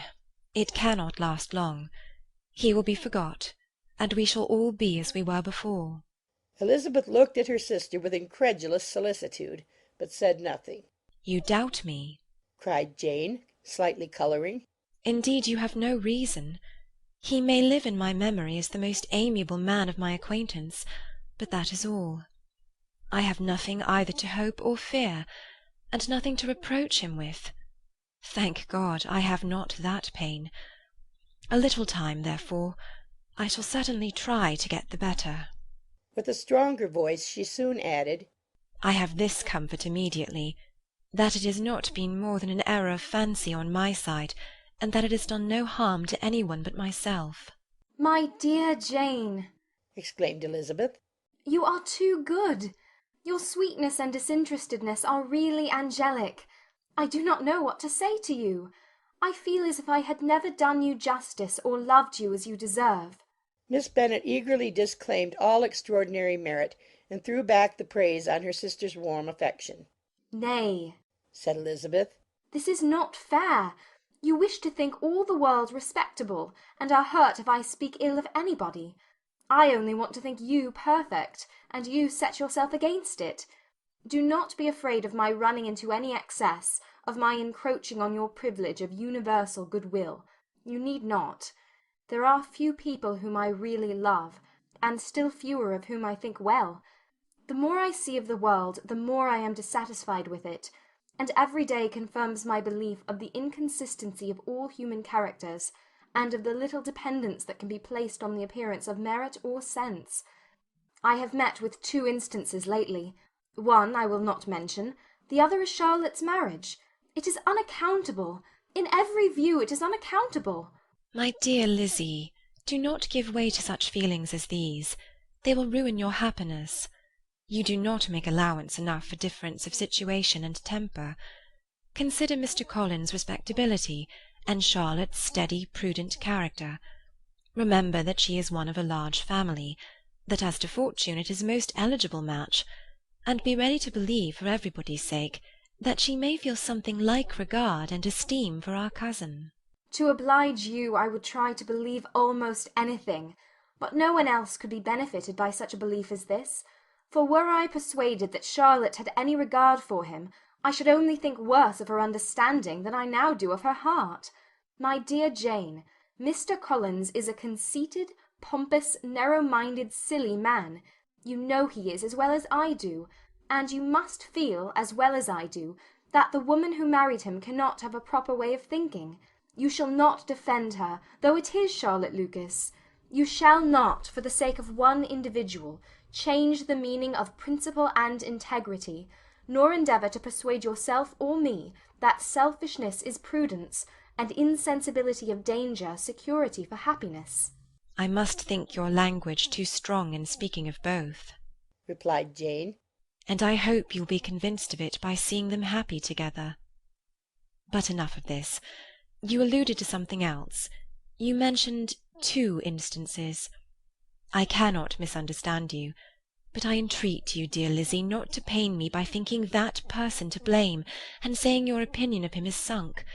We must not be so ready to fancy ourselves intentionally injured. We must not expect a lively young man to be always so guarded and circumspect. It is very often nothing but our own vanity that deceives us. Women fancy admiration means more than it does. And men take care that they should. If it is designedly done, they cannot be justified. But I have no idea of there being so much design in the world as some persons imagine. I am far from attributing any part of Mr. Bingley's conduct to design, said Elizabeth. But without scheming to do wrong, or to make others unhappy, there may be error, and there may be misery. Thoughtlessness, want of attention to other people's feelings, and want of resolution will do the business. And do you impute it to either of those? Yes, to the last. But if I go on, I shall displease you by saying what I think of persons you esteem. Stop me whilst you can. You persist, then, in supposing his sisters influence him? Yes, in conjunction with his friend. I cannot believe it. Why should they try to influence him? They can only wish his happiness, and if he is attached to me, no other woman can secure it. Your first position is false. They may wish many things besides his happiness. They may wish his increase of wealth and consequence. They may wish him to marry a girl who has all the importance of money, great connections, and pride. Beyond a doubt they do wish him to choose Miss Darcy, replied Jane. But this may be from better feelings than you are supposing. They have known her much longer than they have known me. No wonder they love her better. But whatever may be their own wishes, it is very unlikely they should have opposed their brothers. What sister would think herself at liberty to do it unless there was something very objectionable? If they believed him attached to me, they would not try to part us. If he were so, they could not succeed. By supposing such an affection, you make everybody acting unnaturally and wrong, and me most unhappy. Do not distress me by the idea. I am not ashamed of having been mistaken, or at least it is light. It is nothing in comparison of what I should feel in thinking ill of him or his sisters. Let me take it in the best light, in the light in which it may be understood. Elizabeth could not oppose such a wish, and from this time Mr. Bingley's name was scarcely ever mentioned between them. Mrs. Bennet still continued to wonder and repine at his returning no more, and though a day seldom passed in which Elizabeth did not account for it clearly, there was little chance of her ever considering it with less perplexity. Her daughter endeavoured to convince her of what she did not believe herself, that his attentions to Jane had been merely the effect of a common and transient liking, which ceased when he saw her no more. But though the probability of the statement was admitted at the time, she had the same story to repeat every day. Mrs. Bennet's best comfort was that Mr. Bingley must be down again in the summer. Mr. Bennet treated the matter differently. "So, Lizzie," said he one day, "your sister is crossed in love, I find. I congratulate her. Next to being married, a girl likes to be crossed a little in love now and then. It is something to think of, and it gives her a sort of distinction among her companions. When it's your turn to come, you will hardly bear to be long outdone by Jane. Now is your time. Here are officers enough in Meryton to disappoint all the young ladies in the country. Let Wickham be your man. He's a pleasant fellow, and would jilt you creditably." Thank you, sir, but a less agreeable man would satisfy me. We must not all expect Jane's good fortune. "True," said Mr. Bennet. "but it is a comfort to think that whatever of that kind may befall you, you have an affectionate mother who will make the most of it." Mr. Wickham's society was of material service in dispelling the gloom which the late perverse occurrences had thrown on many of the Longbourn family. They saw him often, and to his other recommendations was now added that of general unreserve. The whole of what Elizabeth had already heard, his claims on Mr. Darcy, and all that he had suffered from him, was now openly acknowledged and publicly canvassed, and everybody was pleased to know how much they had always disliked Mr. Darcy before they had known anything of the matter. Miss Bennet was the only creature who could suppose there might be any extenuating circumstances in the case unknown to the society of Hertfordshire. Her mild and steady candour always pleaded for allowances, and urged the possibility of mistakes. But by everybody else Mr. Darcy was condemned as the worst of men. Pride and Prejudice by Jane Austen, Chapter 25. After a week spent in professions of love and schemes of felicity, Mr. Collins was called from his amiable Charlotte by the arrival of Saturday. The pain of separation, however, might be alleviated on his side by preparations for the reception of his bride, as he had reason to hope that shortly after his return into Hertfordshire the day would be fixed that was to make him the happiest of men. He took leave of his relations at Longbourn with as much solemnity as before, wished his fair cousins health and happiness again, and promised their father another letter of thanks. On the following Monday Mrs. Bennet had the pleasure of receiving her brother and his wife, who came as usual to spend the Christmas at Longbourn. Mr. Gardiner was a sensible, gentlemanlike man, greatly superior to his sister, as well by nature as education. The Netherfield ladies would have had difficulty in believing that a man who lived by trade and within view of his own warehouses could have been so well bred and agreeable. Mrs. Gardiner, who was several years younger than Mrs. Bennet and Mrs. Phillips, was an amiable, intelligent, elegant woman, and a great favourite with all her Longbourn nieces. Between the two eldest and herself especially there subsisted a particular regard. They had frequently been staying with her in town. The first part of Mrs. Gardiner's business on her arrival was to distribute her presents and describe the newest fashions. When this was done she had a less active part to play. It became her turn to listen. Mrs. Bennet had many grievances to relate, and much to complain of. They had all been very ill used since she last saw her sister. 2 of her girls had been upon the point of marriage, and after all there was nothing in it. I do not blame Jane, she continued, for Jane would have got Mr. Bingley if she could. But Lizzie, oh, sister, it is very hard to think that she might have been Mr. Collins's wife by this time, had it not been for her own perverseness. He made her an offer in this very room, and she refused him. The consequence of it is that Lady Lucas will have a daughter married before I have, and that the Longbourn estate is just as much entailed as ever. The Lucases are very artful people indeed, sister. They are all for what they can get. I am sorry to say it of them, but so it is. It makes me very nervous and poorly to be thwarted so in my own family, and to have neighbours who think of themselves before anybody else. However, your coming just at this time is the greatest of comforts, and I am very glad to hear what you tell us of long sleeves. Mrs. Gardiner, to whom the chief of this news had been given before, in the course of Jane and Elizabeth's correspondence with her, made her sister a slight answer, and, in compassion to her nieces, turned the conversation. When alone with Elizabeth afterwards, she spoke more on the subject. "It seems likely to have been a desirable match for Jane," said she. "I am sorry it went off, but these things happen so often. A young man, such as you describe Mr. Bingley, so easily falls in love with a pretty girl for a few weeks, and when accident separates them, so easily forgets her, that these sort of inconsistencies are very frequent." "An excellent consolation in its way," said Elizabeth. "but it will not do for us. We do not suffer by accident. It does not often happen that the interference of friends will persuade a young man of independent fortune to think no more of a girl whom he was violently in love with only a few days before." "But that expression of violently in love is so hackneyed, so doubtful, so indefinite, that it gives me very little idea.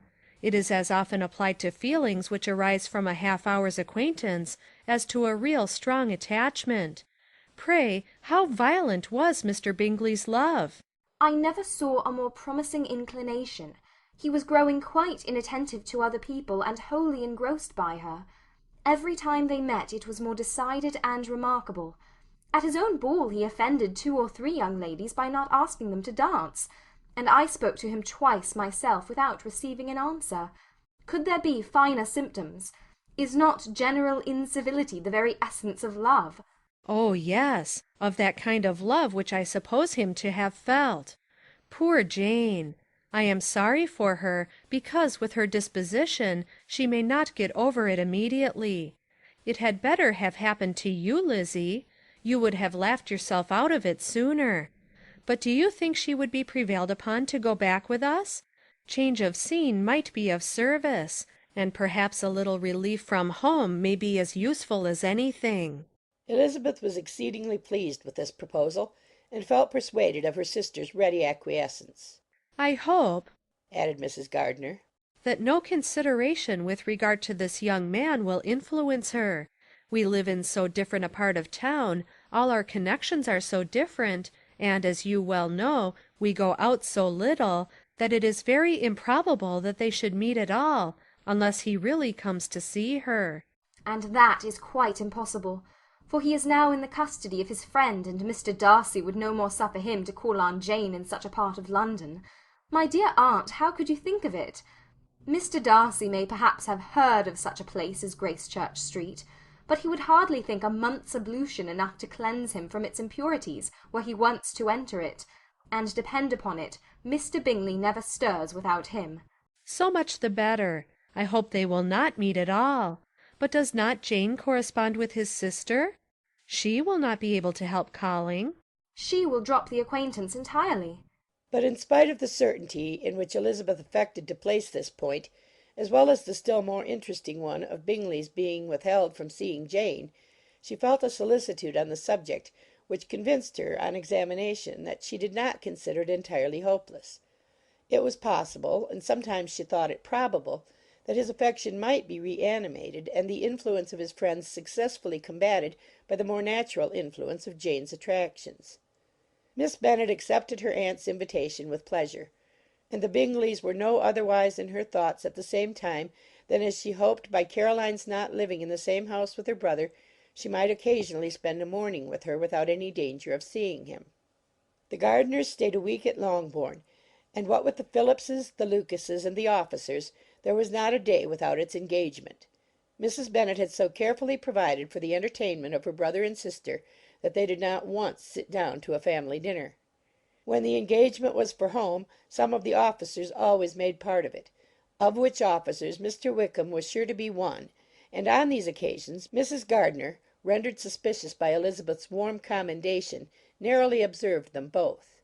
Without supposing them, from what she saw, to be very seriously in love, their preference of each other was plain enough to make her a little uneasy, and she resolved to speak to Elizabeth on the subject before she left Hertfordshire, and represent to her the imprudence of encouraging such an attachment.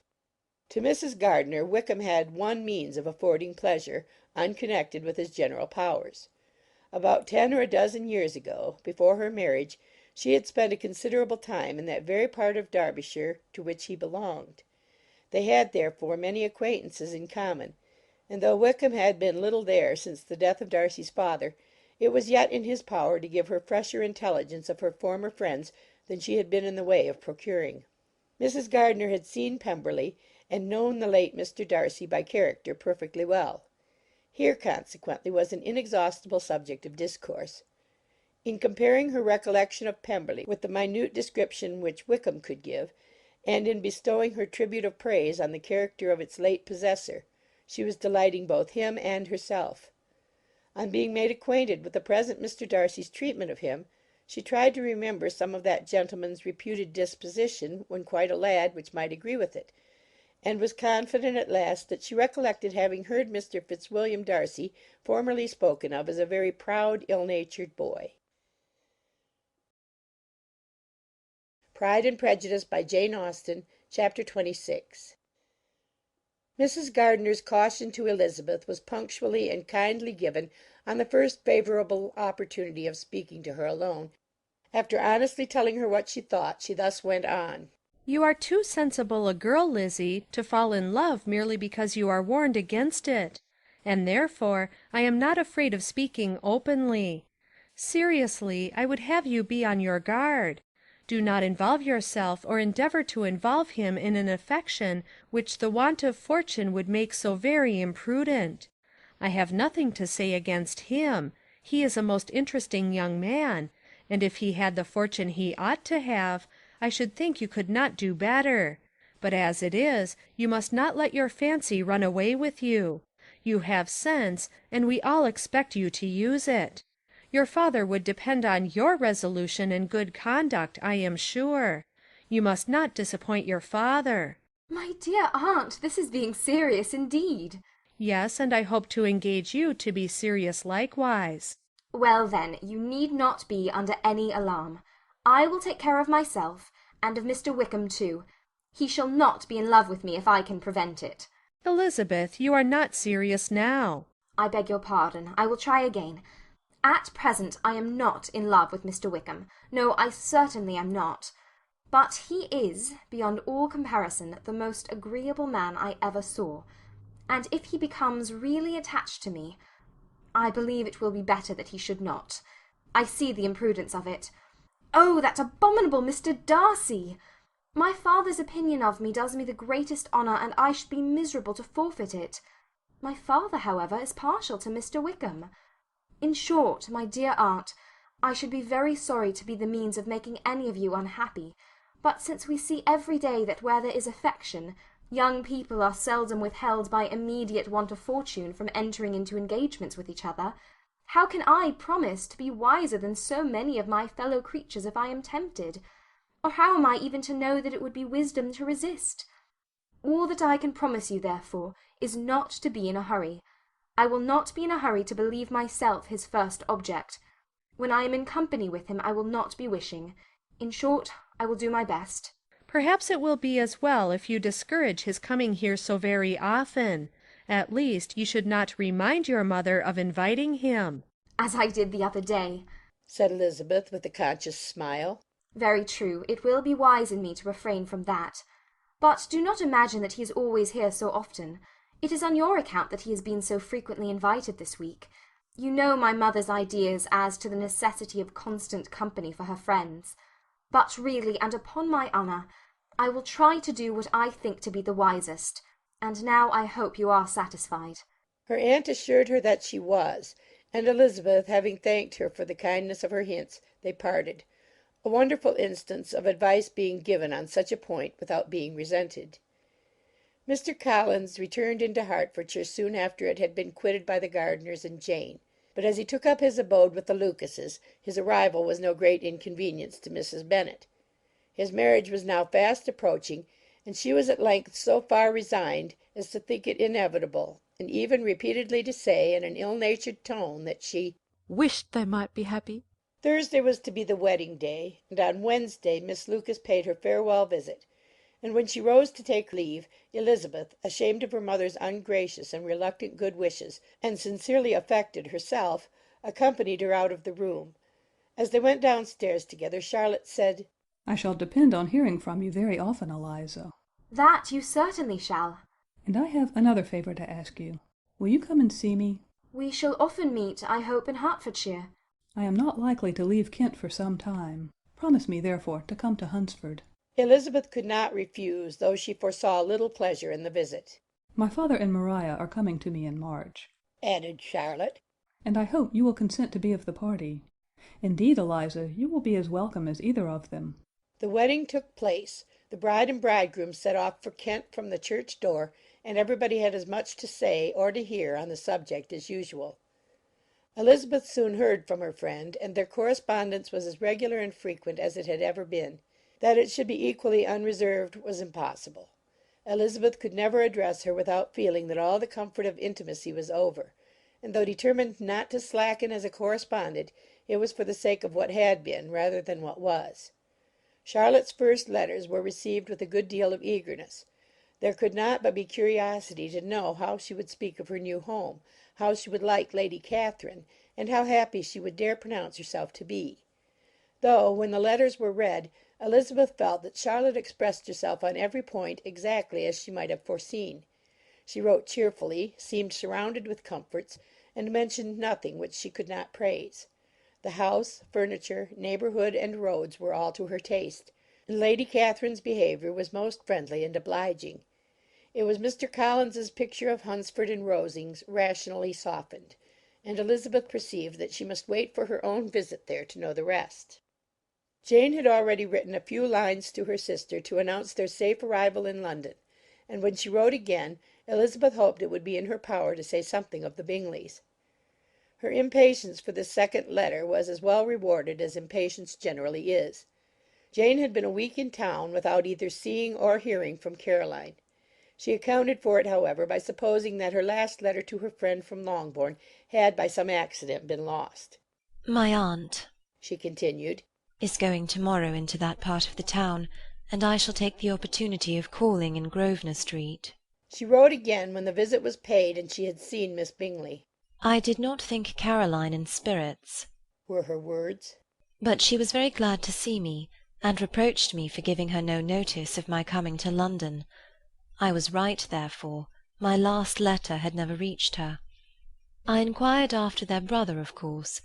He was well, but so much engaged with Mr. Darcy that they scarcely ever saw him. I found that Miss Darcy was expected to dinner. I wish I could see her. My visit was not long, as Caroline and Mrs. Hurst were going out. I dare say I shall see them soon here. Elizabeth shook her head over this letter. It convinced her that accident only could discover to Mr. Bingley her sister's being in town. 4 weeks passed away, and Jane saw nothing of him. She endeavoured to persuade herself that she did not regret it, but she could no longer be blind to Miss Bingley's inattention. After waiting at home every morning for a fortnight, and inventing every evening a fresh excuse for her, the visitor did at last appear. But the shortness of her stay, and yet more the alteration of her manner, would allow Jane to deceive herself no longer. The letter which she wrote on this occasion to her sister will prove what she felt. My dearest Lizzie will, I am sure, be incapable of triumphing in her better judgment at my expense, when I confess myself to have been entirely deceived in Miss Bingley's regard for me. But, my dear sister, though the event has proved you right, do not think me obstinate if I still assert that, considering what her behaviour was, my confidence was as natural as your suspicion. I do not at all comprehend her reason for wishing to be intimate with me, but if the same circumstances were to happen again, I am sure I should be deceived again. Caroline did not return my visit till yesterday, and not a note, not a line did I receive in the meantime. When she did come, it was very evident that she had no pleasure in it. She made a slight, formal apology for not calling before, said not a word of wishing to see me again, and was in every respect so altered a creature that when she went away I was perfectly resolved to continue the acquaintance no longer. I pity, though I cannot help blaming her. She was very wrong in singling me out as she did. I can safely say that every advance to intimacy began on her side. But I pity her, because she must feel that she has been acting wrong, and because I am very sure that anxiety for her brother is the cause of it. I need not explain myself farther, and though we know this anxiety to be quite needless, yet if she feels it, it will easily account for her behaviour to me. And so deservedly dear as he is to his sister, whatever anxiety she must feel on his behalf is natural and amiable. I cannot but wonder, however, at her having any such fears now, because if he had at all cared about me, we must have met long ago.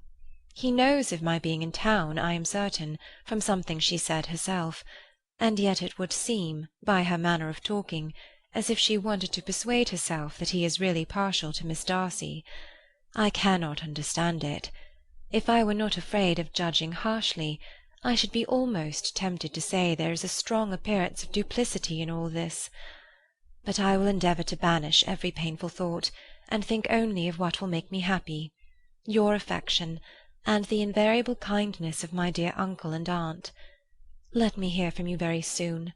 Miss Bingley said something of his never returning to Netherfield again, of giving up the house, but not with any certainty. We had better not mention it. I am extremely glad that you have had such pleasant accounts from our friends at Hunsford.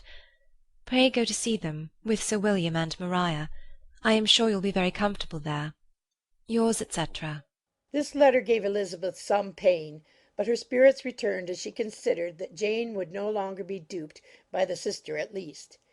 All expectation from the brother was now absolutely over. She would not even wish for a renewal of his attentions.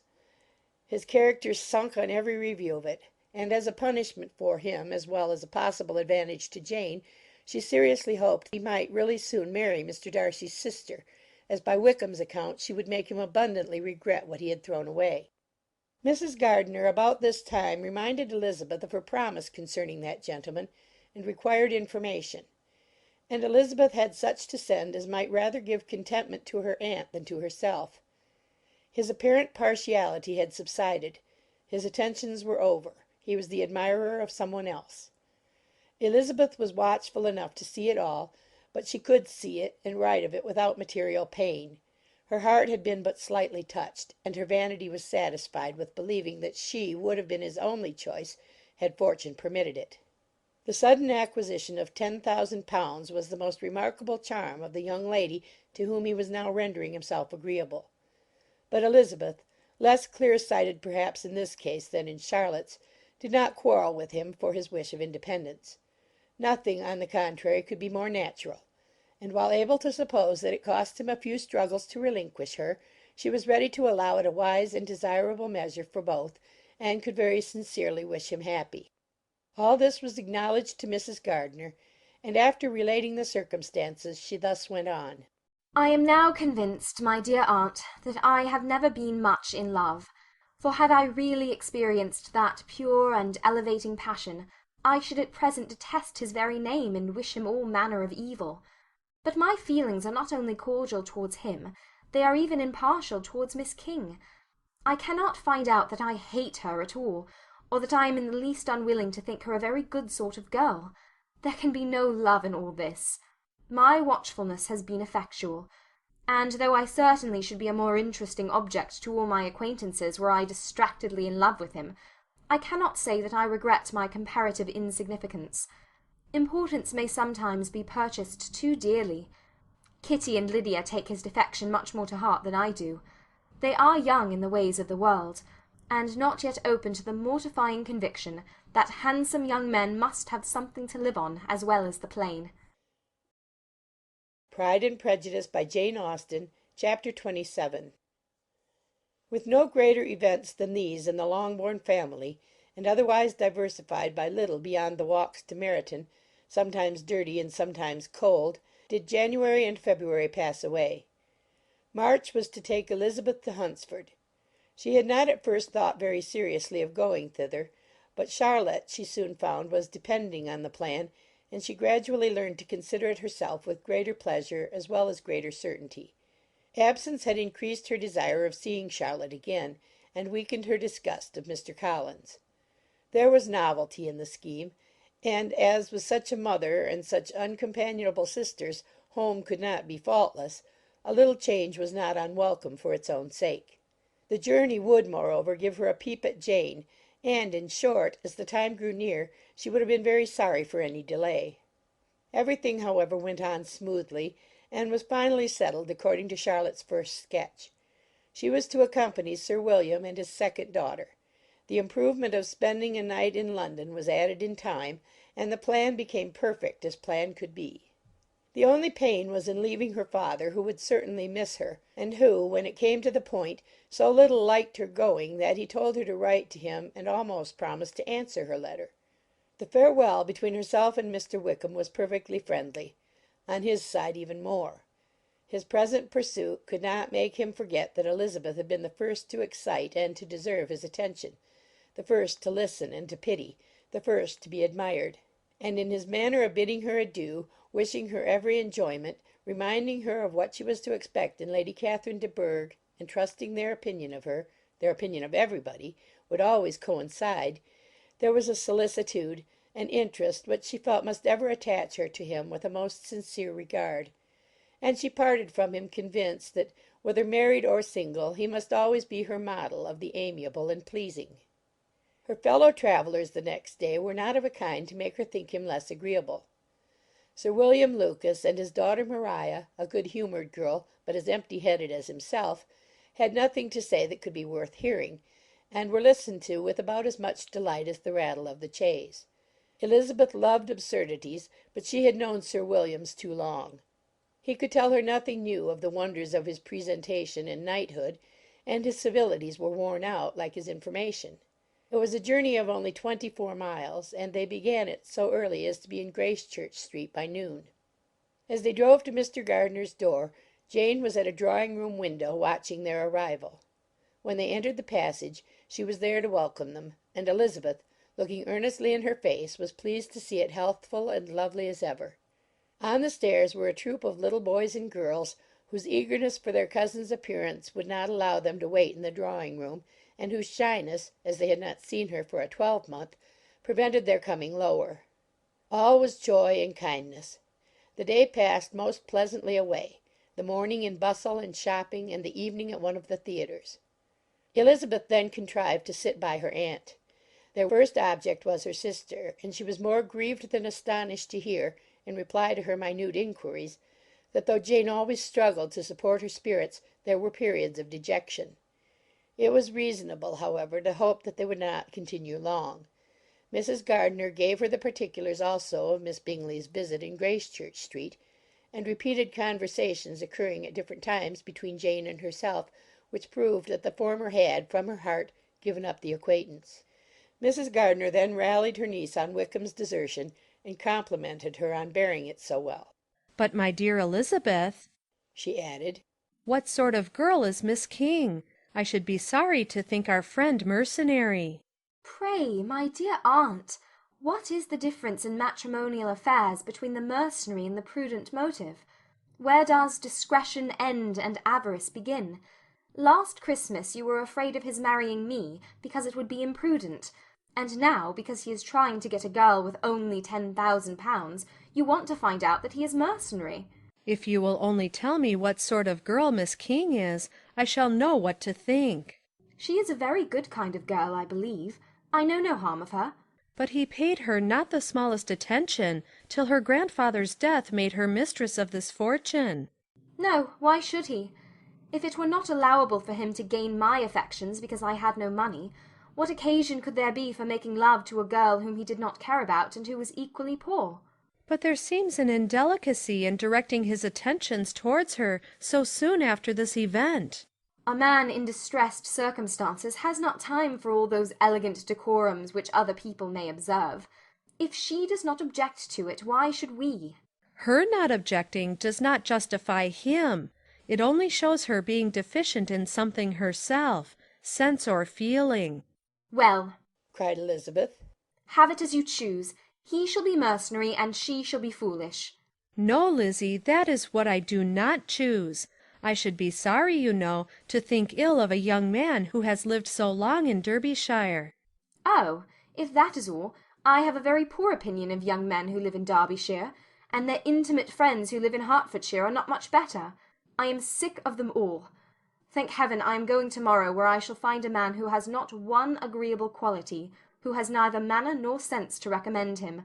Stupid men are the only ones worth knowing after all. Take care, Lizzie, that speech savours strongly of disappointment. Before they were separated by the conclusion of the play, she had the unexpected happiness of an invitation to accompany her uncle and aunt in a tour of pleasure which they proposed taking in the summer. We have not determined how far it shall carry us, said Mrs. Gardiner. But perhaps to the lakes. No scheme could have been more agreeable to Elizabeth, and her acceptance of the invitation was most ready and grateful. Oh, my dear, dear aunt, she rapturously cried. What delight! What felicity! You give me fresh life and vigour. Adieu to disappointment and spleen. What are young men to rocks and mountains? Oh, what hours of transport we shall spend! And when we do return, it shall not be like other travellers, without being able to give one accurate idea of anything. We will know where we have gone. We will recollect what we have seen. Lakes, mountains, and rivers shall not be jumbled together in our imaginations, nor, when we attempt to describe any particular scene, will we begin quarrelling about its relative situation. Let our first effusions be less insupportable than those of the generality of travellers. Pride and Prejudice by Jane Austen, Chapter 28. Every object in the next day's journey was new and interesting to Elizabeth, and her spirits were in a state of enjoyment, for she had seen her sister looking so well as to banish all fear for her health, and the prospect of her northern tour was a constant source of delight. When they left the high road for the lane to Hunsford, every eye was in search of the parsonage, and every turning expected to bring it in view. The palings of Rosings Park was their boundary on one side. Elizabeth smiled at the recollection of all that she had heard of its inhabitants. At length the parsonage was discernible. The garden sloping to the road, the house standing in it, the green pales, and the laurel hedge, everything declared they were arriving. Mr. Collins and Charlotte appeared at the door, and the carriage stopped at the small gate which led by a short gravel walk to the house, amidst the nods and smiles of the whole party. In a moment they were all out of the chaise, rejoicing at the sight of each other.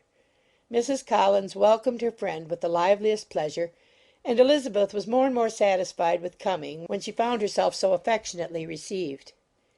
She saw instantly that her cousin's manners were not altered by his marriage. His formal civility was just what it had been, and he detained her some minutes at the gate to hear and satisfy his inquiries after all her family. They were then, with no other delay than his pointing out the neatness of the entrance, taken into the house, and as soon as they were in the parlour he welcomed them a second time, with ostentatious formality, to his humble abode, and punctually repeated all his wife's offers of refreshment. Elizabeth was prepared to see him in his glory, and she could not help in fancying that in displaying the good proportion of the room, its aspect and its furniture, he addressed himself particularly to her, as if wishing to make her feel what she had lost in refusing him. But though everything seemed neat and comfortable, she was not able to gratify him by any sigh of repentance, and rather looked with wonder at her friend that she could have so cheerful an air with such a companion. When Mr. Collins said anything of which his wife might reasonably be ashamed, which certainly was not unseldom, she involuntarily turned her eye on Charlotte. Once or twice she could discern a faint blush, but in general Charlotte wisely did not hear.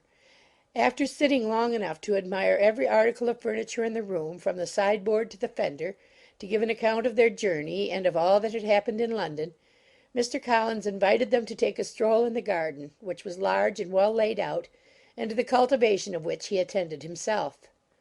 To work in this garden was one of his most respectable pleasures, and Elizabeth admired the command of countenance with which Charlotte talked of the healthfulness of the exercise, and owned she encouraged it as much as possible.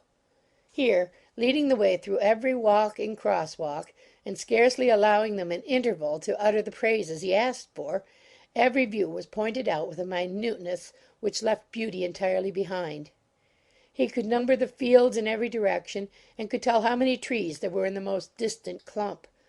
But of all the views which his garden, or which the country or kingdom could boast, none were to be compared with the prospect of Rosings, afforded by an opening in the trees that bordered the park nearly opposite the front of his house. It was a handsome modern building, well situated on rising ground. From his garden Mr. Collins would have led them round his 2 meadows, but the ladies, not having shoes to encounter the remains of a white frost, turned back; and whilst Sir William accompanied him, Charlotte took her sister and friend over the house, extremely well pleased, probably, to have the opportunity of showing it without her husband's help. It was rather small, but well built and convenient, and everything was fitted up and arranged with a neatness and consistency of which Elizabeth gave Charlotte all the credit. When Mr. Collins could be forgotten, there was really an air of great comfort throughout, and by Charlotte's evident enjoyment of it, Elizabeth supposed he must be often forgotten. She had already learnt that Lady Catherine was still in the country. It was spoken of again while they were at dinner, when Mr. Collins, joining in, observed, "Yes, Miss Elizabeth, you will have the honour of seeing Lady Catherine de Bourgh on the ensuing Sunday at church, and I need not say you will be delighted with her. She is all affability and condescension, and I doubt not but you will be honoured with some portion of her notice when service is over. I have scarcely any hesitation in saying she will include you and my sister Maria in every invitation with which she honours us during your stay here. Her behaviour to my dear Charlotte is charming. We dine at Rosings twice every week, and are never allowed to walk home. Her ladyship's carriage is regularly ordered for us. I should say one of her ladyship's carriages, for she has several." Lady Catherine is a very respectable, sensible woman indeed, added Charlotte, and a most attentive neighbour. "Very true, my dear, that is exactly what I say. She is the sort of woman whom one cannot regard with too much deference." The evening was spent chiefly in talking over Hertfordshire news, and telling again what had already been written, and when it closed, Elizabeth, in the solitude of her chamber, had to meditate upon Charlotte's degree of contentment, to understand her address in guiding and composure in bearing with her husband, and to acknowledge that it was all done very well. She had also to anticipate how her visit would pass, the quiet tenor of their usual employments, the vexatious interruptions of Mr. Collins, and the gaieties of their intercourse with Rosings. A lively imagination soon settled it all. About the middle of the next day, as she was in her room getting ready for a walk, a sudden noise below seemed to speak the whole house in confusion, and after listening a moment she heard somebody running upstairs in a violent hurry, and calling loudly after her. She opened the door and met Maria in the landing-place, who, breathless with agitation, cried out, "Oh, my dear Eliza, pray make haste and come into the dining-room, for there is such a sight to be seen. I will not tell you what it is. Make haste and come down this moment." Elizabeth asked questions in vain. Maria would tell her nothing more, and down they ran into the dining-room, which fronted the lane, in quest of this wonder. It was two ladies, stopping in a low phaeton at the garden gate. "And is this all?" cried Elizabeth. "I expected at least that the pigs were got into the garden, and here is nothing but Lady Catherine and her daughter." "La, my dear," said Maria, quite shocked at the mistake. "it is not Lady Catherine. The old lady is Mrs. Jenkinson, who lives with them. The other is Miss de Bourgh. Only look at her. She is quite a little creature. Who would have thought that she could be so thin and small?"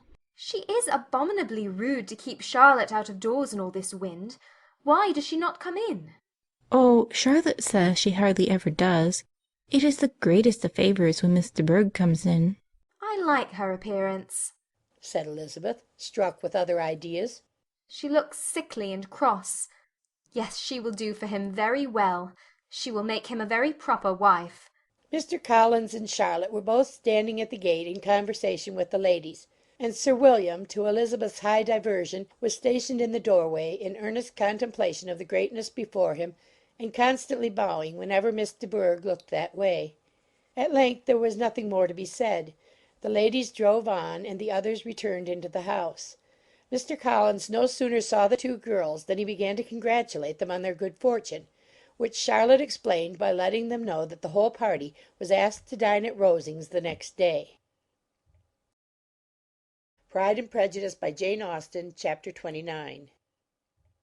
Mr. Collins's triumph, in consequence of this invitation, was complete. The power of displaying the grandeur of his patroness to his wondering visitors, and of letting them see her civility towards himself and his wife, was exactly what he had wished for, and that an opportunity of doing it should be given so soon was such an instance of Lady Catherine's condescension as he knew not how to admire enough. "I confess," said he, "that I should not have been at all surprised by her ladyship's asking us on a Sunday to drink tea and spend the evening at Rosings. I rather expected, from my knowledge of her affability, that it would happen. But who could have foreseen such an attention as this? Who could have imagined that we should receive an invitation to dine there? An invitation, moreover, including the whole party, so immediately after your arrival." "I am the less surprised at what has happened," replied Sir William, "from that knowledge of what the manners of the really great are, which my situation in life has allowed me to acquire. About the court, such instances of elegant breeding are not uncommon." Scarcely anything was talked of the whole day or next morning but their visit to Rosings. Mr. Collins was carefully instructing them in what they were to expect, that the sight of such rooms, so many servants, and so splendid a dinner might not wholly overpower them. When the ladies were separating for the toilette, he said to Elizabeth, "Do not make yourself uneasy, my dear cousin, about your apparel. Lady Catherine is far from requiring that elegance of dress in us which becomes herself and her daughter. I would advise you merely to put on whatever of your clothes is superior to the rest. There is no occasion for anything more. Lady Catherine will not think the worse of you for being simply dressed. She likes to have the distinction of rank preserved." While they were dressing, he came 2 or 3 times to their different doors to recommend their being quick, as Lady Catherine very much objected to be kept waiting for her dinner. Such formidable accounts of her ladyship and her manner of living quite frightened Maria Lucas, who had been little used to company, and she looked forward to her introduction at Rosings with as much apprehension as her father had done to his presentation at St. James's. As the weather was fine, they had a pleasant walk of about half a mile across the park. Every park has its beauty and its prospects, and Elizabeth saw much to be pleased with, though she could not be in such raptures as Mr. Collins expected the scene to inspire, and was but slightly affected by his enumeration of the windows in front of the house, and his relation of what the glazing altogether had originally cost Sir Lewis de Bourgh. When they ascended the steps to the hall, Maria's alarm was every moment increasing, and even Sir William did not look perfectly calm. Elizabeth's courage did not fail her. She had heard nothing of Lady Catherine that spoke her awful from any extraordinary talents or miraculous virtue, and the mere stateliness of money or rank she thought she could witness without trepidation. From the entrance hall, of which Mr. Collins pointed out, with a rapturous air, the fine proportion and the finished ornaments, they followed the servants through an antechamber to the room where Lady Catherine, her daughter, and Mrs. Jenkinson were sitting. Her ladyship, with great condescension, arose to receive them, and as Mrs. Collins had settled it with her husband that the office of introduction should be hers, it was performed in a proper manner, without any of those apologies and thanks which he would have thought necessary. In spite of having been at St. James's, Sir William was so completely awed by the grandeur surrounding him that he had but just courage enough to make a very low bow and take his seat without saying a word, and his daughter, frightened almost out of her senses, sat on the edge of her chair, not knowing which way to look. Elizabeth found herself quite equal to the scene, and could observe the three ladies before her composedly. Lady Catherine was a tall, large woman with strongly marked features, which might once have been handsome. Her air was not conciliating, nor was her manner of receiving them such as to make her visitors forget their inferior rank. She was not rendered formidable by silence, but whatever she said was spoken in so authoritative a tone as marked her self-importance, and brought Mr. Wickham immediately to Elizabeth's mind, and from the observation of the day altogether she believed Lady Catherine to be exactly what he represented. When, after examining the mother, in whose countenance and deportment she soon found some resemblance of Mr. Darcy, she turned her eyes on the daughter, she could almost have joined in Maria's astonishment at her being so thin and so small. There was neither in figure nor face any likeness between the ladies. Miss de Bourgh was pale and sickly. Her features, though not plain, were insignificant, and she spoke very little, except in a low voice to Mrs. Jenkinson, in whose appearance there was nothing remarkable, and who was entirely engaged in listening to what she said, and placing a screen in the proper direction before her eyes. After sitting a few minutes, they were all sent to one of the windows to admire the view, Mr. Collins attending them to point out its beauties, and Lady Catherine kindly informing them that it was much better worth looking at in the summer. The dinner was exceedingly handsome, and there were all the servants and all the articles of plate which Mr. Collins had promised; and, as he had likewise foretold, he took his seat at the bottom of the table by her ladyship's desire, and looked as if he felt that life could furnish nothing greater. He carved, and ate, and praised with delighted alacrity, and every dish was commended, first by him, and then by Sir William, who was now enough recovered to echo whatever his son-in-law said, in a manner which Elizabeth wondered Lady Catherine could bear. But Lady Catherine seemed gratified by their excessive admiration, and gave most gracious smiles, especially when any dish on the table proved a novelty to them. The party did not supply much conversation. Elizabeth was ready to speak whenever there was an opening, but she was seated between Charlotte and Miss de Bourgh, the former of whom was engaged in listening to Lady Catherine, and the latter said not a word to her all dinner-time. Mrs. Jenkinson was chiefly employed in watching how little Miss de Bourgh ate, pressing her to try some other dish, and fearing she was indisposed. Maria thought speaking out of the question, and the gentlemen did nothing but eat and admire. When the ladies returned to the drawing-room, there was little to be done but to hear Lady Catherine talk, which she did without any intermission till coffee came in, delivering her opinion on every subject in so decisive a manner as proved that she was not used to have her judgment controverted. She inquired into Charlotte's domestic concerns familiarly and minutely, gave her a great deal of advice as to the management of them all, told her how everything ought to be regulated in so small a family as hers, and instructed her as to the care of her cows and her poultry. Elizabeth found that nothing was beneath this great lady's attention which could furnish her with an occasion of dictating to others.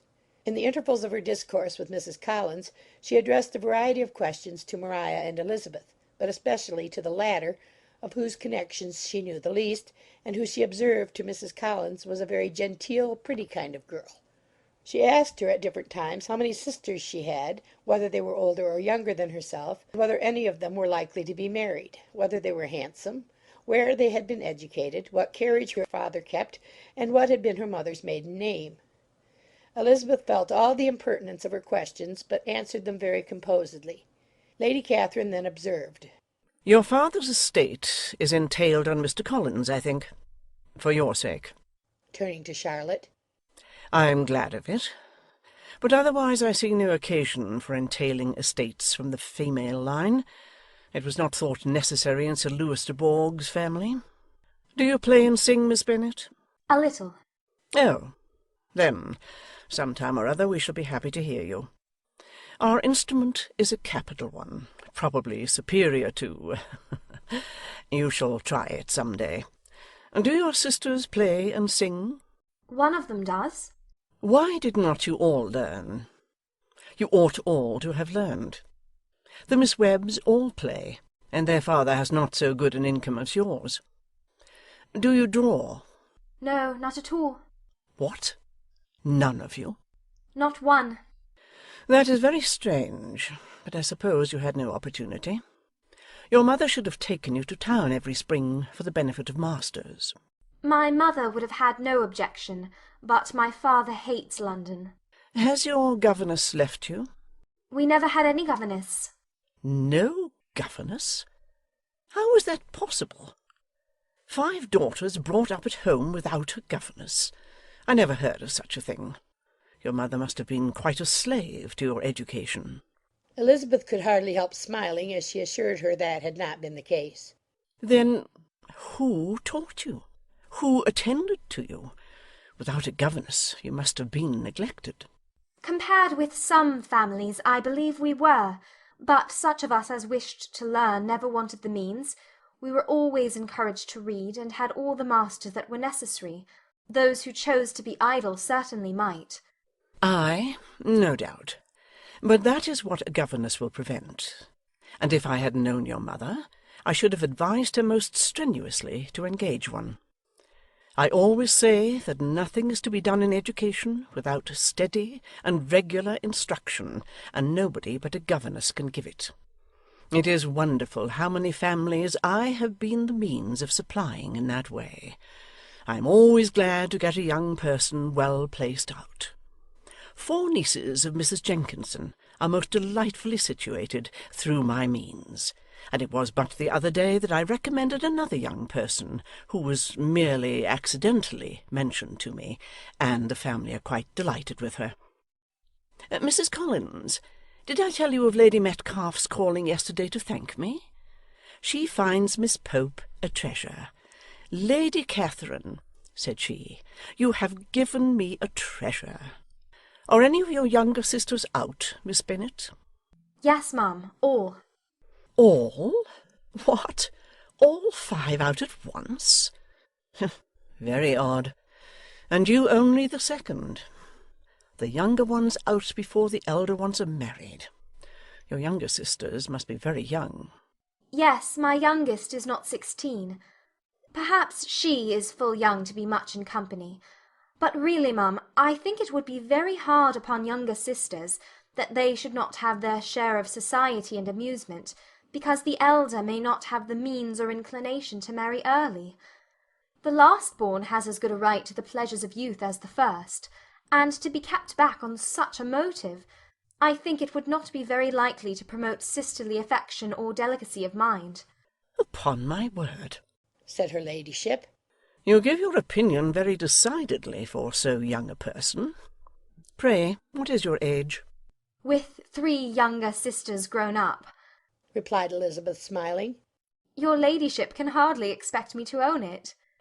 Lady Catherine seemed quite astonished at not receiving a direct answer, and Elizabeth suspected herself to be the first creature who had ever dared to trifle with so much dignified impertinence.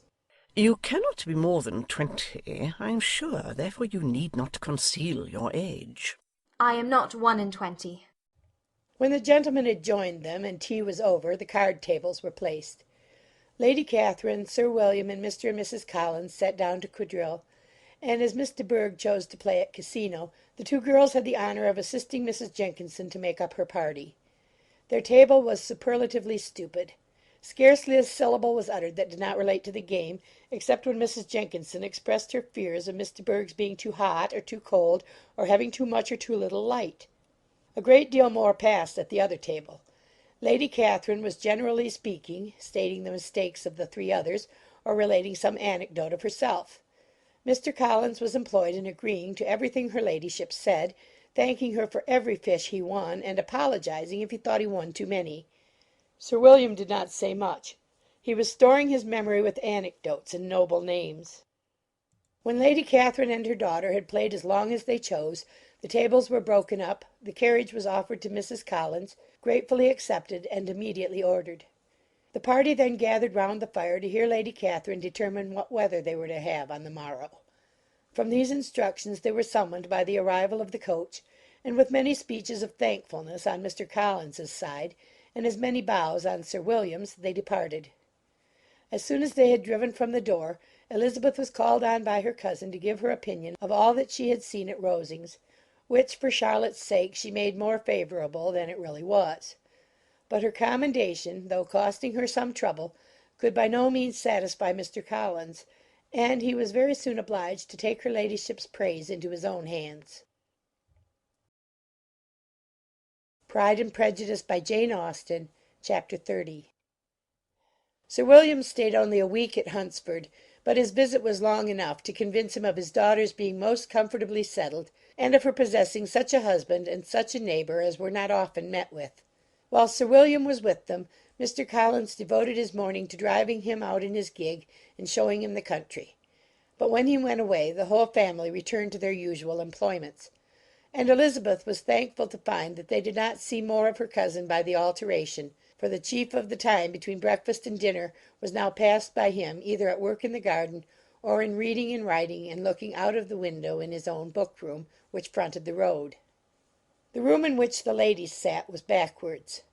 Elizabeth had at first rather wondered that Charlotte should not prefer the dining-parlour for common use. It was a better sized room, and had a more pleasant aspect. But she soon saw that her friend had an excellent reason for what she did, for Mr. Collins would undoubtedly have been much less in his own apartment had they sat in one equally lively, and she gave Charlotte credit for the arrangement. From the drawing-room they could distinguish nothing in the lane, and were indebted to Mr. Collins for the knowledge of what carriages went along, and how often especially Miss de Bourgh drove by in her phaeton, which he never failed coming to inform them of, though it happened almost every day. She not unfrequently stopped at the parsonage and had a few minutes' conversation with Charlotte, but was scarcely ever prevailed upon to get out. Very few days passed in which Mr. Collins did not walk to Rosings, and not many in which his wife did not think it necessary to go likewise, until Elizabeth recollected that there might be other family livings to be disposed of. She could not understand the sacrifice of so many hours. Now and then they were honoured with a call from her ladyship, and nothing escaped her observation that was passing in the room during these visits. She examined into their employments, looked at their work, and advised them to do it differently; found fault with the arrangement of the furniture, or detected the housemaid in negligence; and if she accepted any refreshment, seemed to do it only for the sake of finding out that Mrs. Collins's joints of meat were too large for her family. Elizabeth soon perceived that though this great lady was not in commission of the peace of the county, she was a most active magistrate in her own parish, the minutest concerns of which were carried to her by Mr. Collins, and whenever any of the cottagers were disposed to be quarrelsome, discontented, or too poor, she sallied forth into the village to settle their differences, silence their complaints, and scold them into harmony and plenty. The entertainment of dining at Rosings was repeated about twice a week, and allowing for the loss of Sir William, and there being only one card-table in the evening, every such entertainment was the counterpart of the first. Their other engagements were few, as the style of living in the neighbourhood in general was beyond Mr. Collins's reach. This, however, was no evil to Elizabeth, and upon the whole she spent her time comfortably enough. There were half hours of pleasant conversation with Charlotte, and the weather was so fine for the time of year that she had often great enjoyment out of doors. Her favourite walk, and where she frequently went while the others were calling on Lady Catherine, was along the open grove which edged that side of the park where there was a nice sheltered path, which no one seemed to value but herself, and where she felt beyond the reach of Lady Catherine's curiosity. In this quiet way the first fortnight of her visit soon passed away. Easter was approaching, and the week preceding it was to bring an addition to the family at Rosings, which in so small a circle must be important. Elizabeth had heard soon after her arrival that Mr. Darcy was expected there in the course of a few weeks, and though there were not many of her acquaintances whom she did not prefer, his coming would furnish one comparatively new to look at in their Rosings parties, and she might be amused in seeing how hopeless Miss Bingley's designs on him were by his behaviour to his cousin, for whom he was evidently destined by Lady Catherine, who talked of his coming with the greatest satisfaction, spoke of him in terms of the highest admiration, and seemed almost angry to find that he had already been frequently seen by Miss Lucas and herself. His arrival was soon known at the parsonage, for Mr. Collins was walking the whole morning within view of the lodges opening into Hunsford Lane, in order to have the earliest assurance of it, and after making his bow as the carriage turned into the park, hurried home with the great intelligence. On the following morning he hastened to Rosings to pay his respects. There were two nephews of Lady Catherine to require them, for Mr. Darcy had brought with him a Colonel Fitzwilliam, the younger son of his uncle Lord Blank, and to the great surprise of all the party, when Mr. Collins returned, the gentleman accompanied him.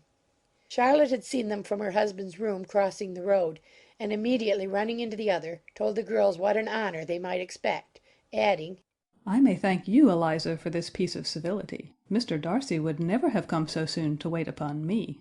Elizabeth had scarcely time to disclaim all right to the compliment before their approach was announced by the door-bell, and shortly afterwards the three gentlemen entered the room. Colonel Fitzwilliam, who led the way, was about 30, not handsome, but in person and address most truly the gentleman. Mr. Darcy looked just as he had been used to look in Hertfordshire, paid his compliments with his usual reserve to Mrs. Collins, and whatever might be his feelings toward her friend, met her with every appearance of composure. Elizabeth merely curtsied to him without saying a word.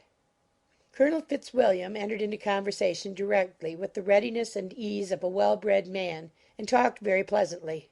But his cousin, after having addressed a slight observation on the house and garden to Mrs. Collins, sat for some time without speaking to anybody. At length, however, his civility was so far awakened as to inquire of Elizabeth after the health of her family. She answered him in the usual way, and after a moment's pause added, My eldest sister has been in town these 3 months. Have you never happened to see her there? She was perfectly sensible that he never had, but she wished to see whether he would betray any consciousness of what had passed between the Bingleys and Jane, and she thought he looked a little confused as he answered that he had never been so fortunate as to meet Miss Bennet. The subject was pursued no farther, and the gentlemen soon afterwards went away. Pride and Prejudice by Jane Austen, Chapter 31. Colonel Fitzwilliam's manners were very much admired at the parsonage, and the ladies all felt that he must add considerably to the pleasures of their engagements at Rosings. It was some days, however, before they received any invitation thither, for while there were visitors in the house they could not be necessary, and it was not till Easter Day, almost a week after the gentlemen's arrival, that they were honoured by such an attention, and then they were merely asked on leaving church to come there in the evening. For the last week they had seen very little of Lady Catherine or her daughter. Colonel Fitzwilliam had called at the parsonage more than once during the time, but Mr. Darcy they had seen only at church. The invitation was accepted, of course, and at a proper hour they joined the party in Lady Catherine's drawing-room. Her ladyship received them civilly, but it was plain that their company was by no means so acceptable as when she could get nobody else, and she was, in fact, almost engrossed by her nephews, speaking to them, especially to Darcy, much more than to any other person in the room. Colonel Fitzwilliam seemed really glad to see them. Anything was a welcome relief to him at Rosings, and Mrs. Collins's pretty friend had moreover caught his fancy very much. He now seated himself by her, and talked so agreeably of Kent and Hertfordshire, of travelling and staying at home, of new books and music, that Elizabeth had never been half so well entertained in that room before, and they conversed with so much spirit and flow as to draw the attention of Lady Catherine herself, as well as of Mr. Darcy.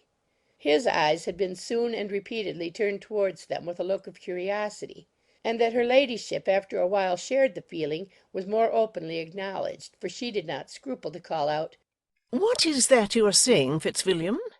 What is it you are talking of? What are you telling Miss Bennet? Let me hear what it is." "We are speaking of music, madam," said he, when no longer able to avoid a reply. "Of music? Then pray speak aloud. It is of all subjects my delight. I must have my share in the conversation, if you are speaking of music. There are few people in England, I suppose, who have more true enjoyment of music than myself, or a better natural taste. If I had ever learnt, I should have been a great proficient. And so would Anne, if her health had allowed her to apply. I am confident that you would have performed delightfully. How does Georgiana get on, Darcy?" Mr. Darcy spoke with affectionate praise of his sister's proficiency. "I'm very glad to hear such a good account of her," said Lady Catherine. "And pray tell her from me that she cannot expect to excel if she does not practice a good deal." I assure you, madam, he replied, that she does not need such advice. She practices very constantly. "So much the better. It cannot be done too much. And when I next write to her, I shall charge her not to neglect it on any account. I often tell young ladies that no excellence in music is to be acquired without constant practice. I have told Miss Bennet several times that she will never play really well unless she practices more. And though Mrs. Collins has no instrument, she is very welcome, as I have often told her, to come to Rosings every day and play on the pianoforte in Mrs. Jenkins's room. She would be in nobody's way, you know, in that part of the house." Mr. Darcy looked a little ashamed of his aunt's ill-breeding, and made no answer. When coffee was over, Colonel Fitzwilliam reminded Elizabeth of having promised to play to him, and she sat down directly to the instrument. He drew a chair near her. Lady Catherine listened to half a song, and then talked, as before, to her other nephew, till the latter walked away from her, and making with his usual deliberation towards the pianoforte, stationed himself so as to command a full view of the fair performer's countenance. Elizabeth saw what he was doing, and at the first convenient pause turned to him with an arch smile, and said, "You mean to frighten me, Mr. Darcy, by coming in all this state to hear me. I will not be alarmed, though your sister does play so well. There is a stubbornness about me that never can bear to be frightened at the will of others. My courage always rises at every attempt to intimidate me."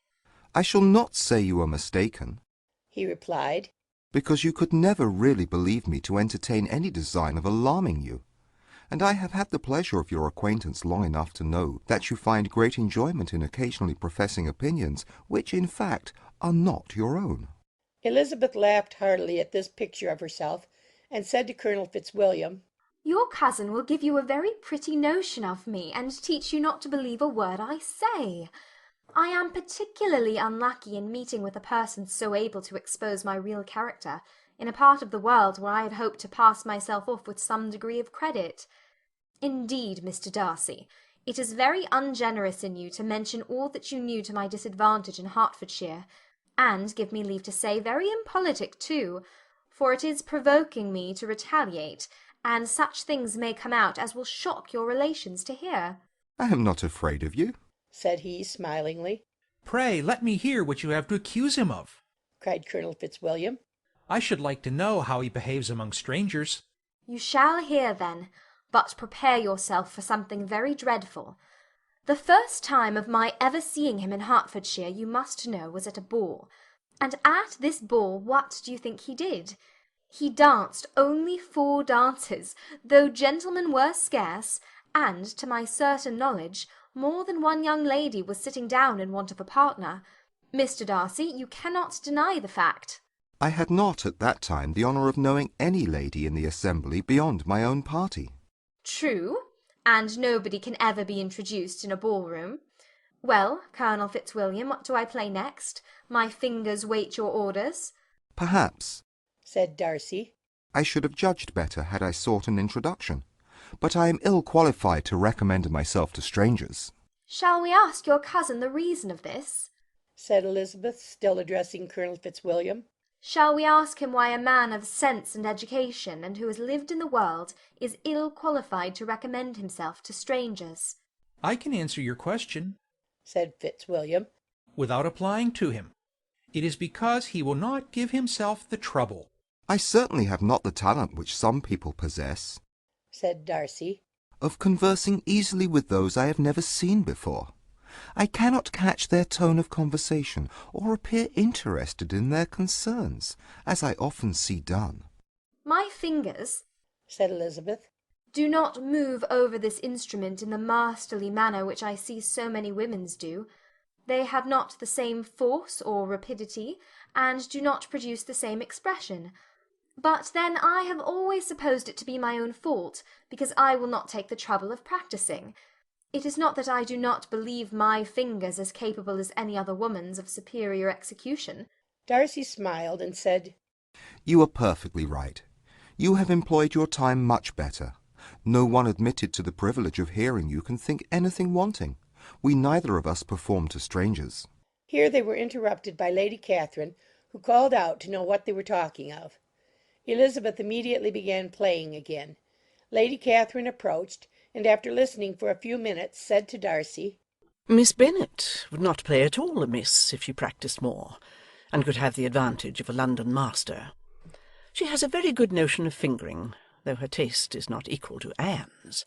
Anne would have been a delightful performer had her health allowed her to learn. Elizabeth looked at Darcy to see how cordially he assented to his cousin's praise, but neither at that moment nor at any other could she discern any symptom of love, and from the whole of his behaviour to Miss de Bourgh she derived this comfort for Miss Bingley, that he might have been just as likely to marry her had she been his relation. Lady Catherine continued her remarks on Elizabeth's performance, mixing with them many instructions on execution and taste. Elizabeth received them with all the forbearance of civility, and at the request of the gentleman remained at the instrument till her ladyship's carriage was ready to take them all home. Pride and Prejudice by Jane Austen. Chapter 32. Elizabeth was sitting by herself the next morning and writing to Jane while Mrs. Collins and Maria were gone on business into the village, when she was startled by a ring at the door, the certain signal of a visitor. As she had heard no carriage, she thought it not unlikely to be Lady Catherine, and under that apprehension was putting away her half-finished letter, that she might escape all impertinent questions, when the door opened, and to her very great surprise Mr. Darcy, and Mr. Darcy only, entered the room. He seemed astonished, too, on finding her alone, and apologized for his intrusion by letting her know that he had understood all the ladies were to be within. They then sat down, and when her inquiries after Rosings were made, seemed in danger of sinking into total silence. It was absolutely necessary, therefore, to think of something, and in this emergency, recollecting when she had seen him last in Hertfordshire, and feeling curious to know what he would say on the subject of their hasty departure, she observed, How very suddenly you all quitted Netherfield last November, Mr. Darcy. It must have been a most agreeable surprise to Mr. Bingley to see you all after him so soon, for, if I recollect right, he went but the day before. He and his sisters were well, I hope, when you left London? Perfectly so, thank you. She found that she was to receive no other answer, and after a short pause added, I think I have understood that Mr. Bingley has not much idea of ever returning to Netherfield again. I have never heard him say so, but it is probable that he may spend very little of his time there in the future. He has many friends, and is at a time of life when friends and engagements are continually increasing. If he means to be but little at Netherfield, it would be better for the neighbourhood that he should give up the place entirely, for then we might possibly get a settled family there. But perhaps Mr. Bingley did not take the house so much for the convenience of the neighbourhood as for his own, and we must expect him to keep it or quit it on the same principle.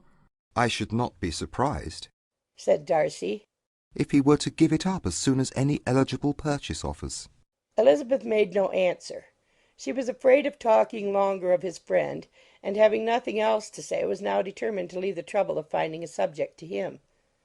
He took the hint, and soon began with, "This seems a very comfortable house. Lady Catherine, I believe, did a great deal to it when Mr. Collins first came to Hunsford." I believe she did, and I am sure she could not have bestowed her kindness on a more grateful object. "Mr. Collins appears to be very fortunate in his choice of a wife." Yes, indeed. His friends may well rejoice in his having met with one of the very few sensible women who would have accepted him, or have made him happy if they had. My friend has an excellent understanding, though I am not certain that I consider her marrying Mr. Collins as the wisest thing she ever did. She seems perfectly happy, however, and in a prudential light it is certainly a very good match for her.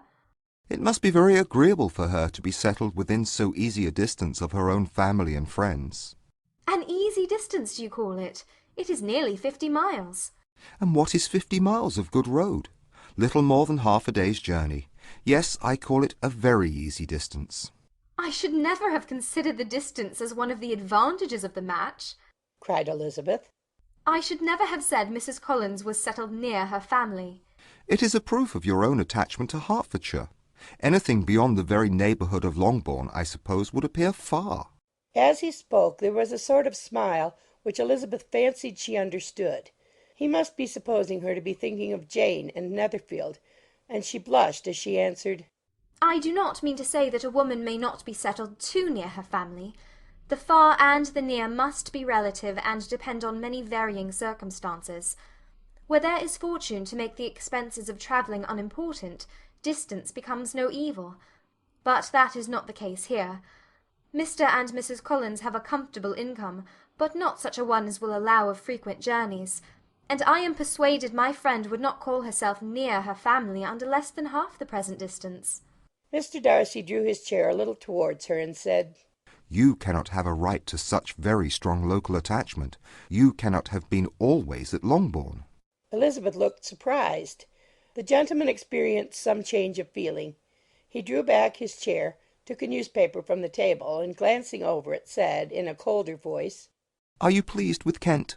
A short dialogue on the subject of the country ensued, on either side calm and concise, and soon put an end to by the entrance of Charlotte and her sister, just returned from her walk. The tete-a-tete surprised them.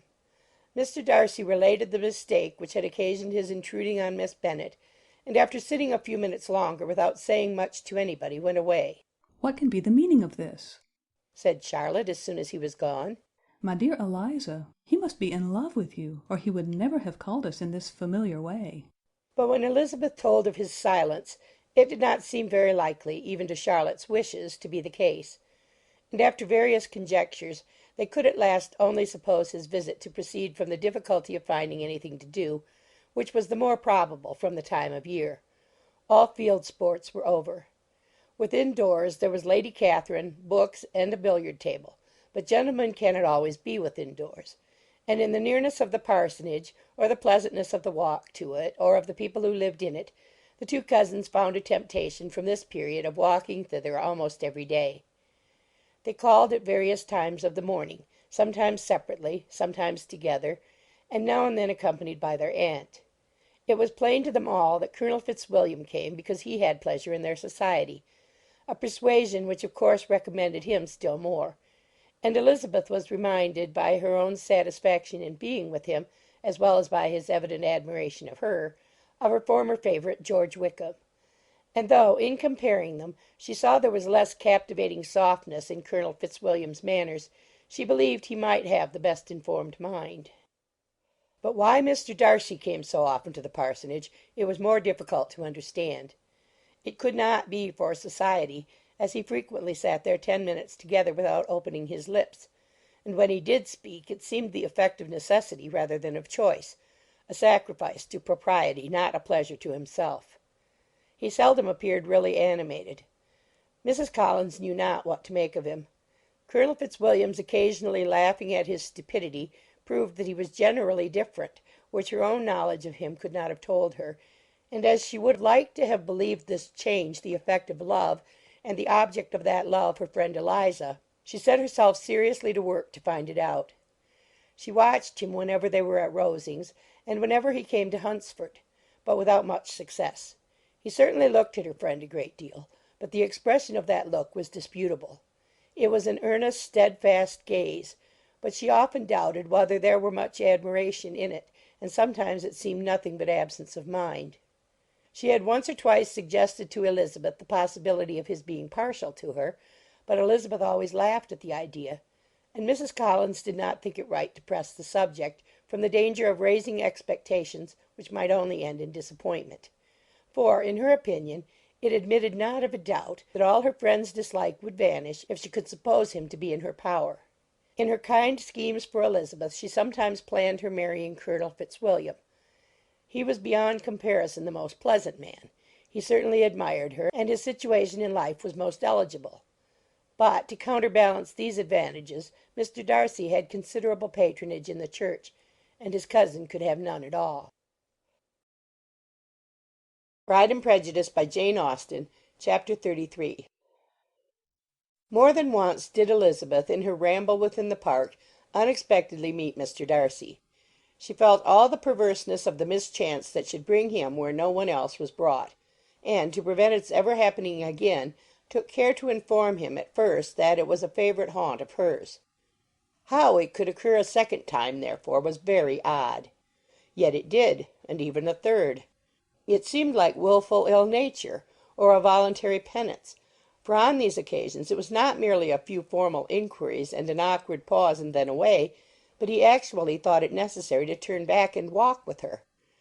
He never said a great deal, nor did she give herself the trouble of talking or of listening much, but it struck her, in the course of their third rencontre, that he was asking some odd unconnected questions, about her pleasure in being at Hunsford, her love of solitary walks, and her opinion of Mr. and Mrs. Collins's happiness, and that in speaking of Rosings and her not perfectly understanding the house, he seemed to expect that whenever she came into Kent again she would be staying there too.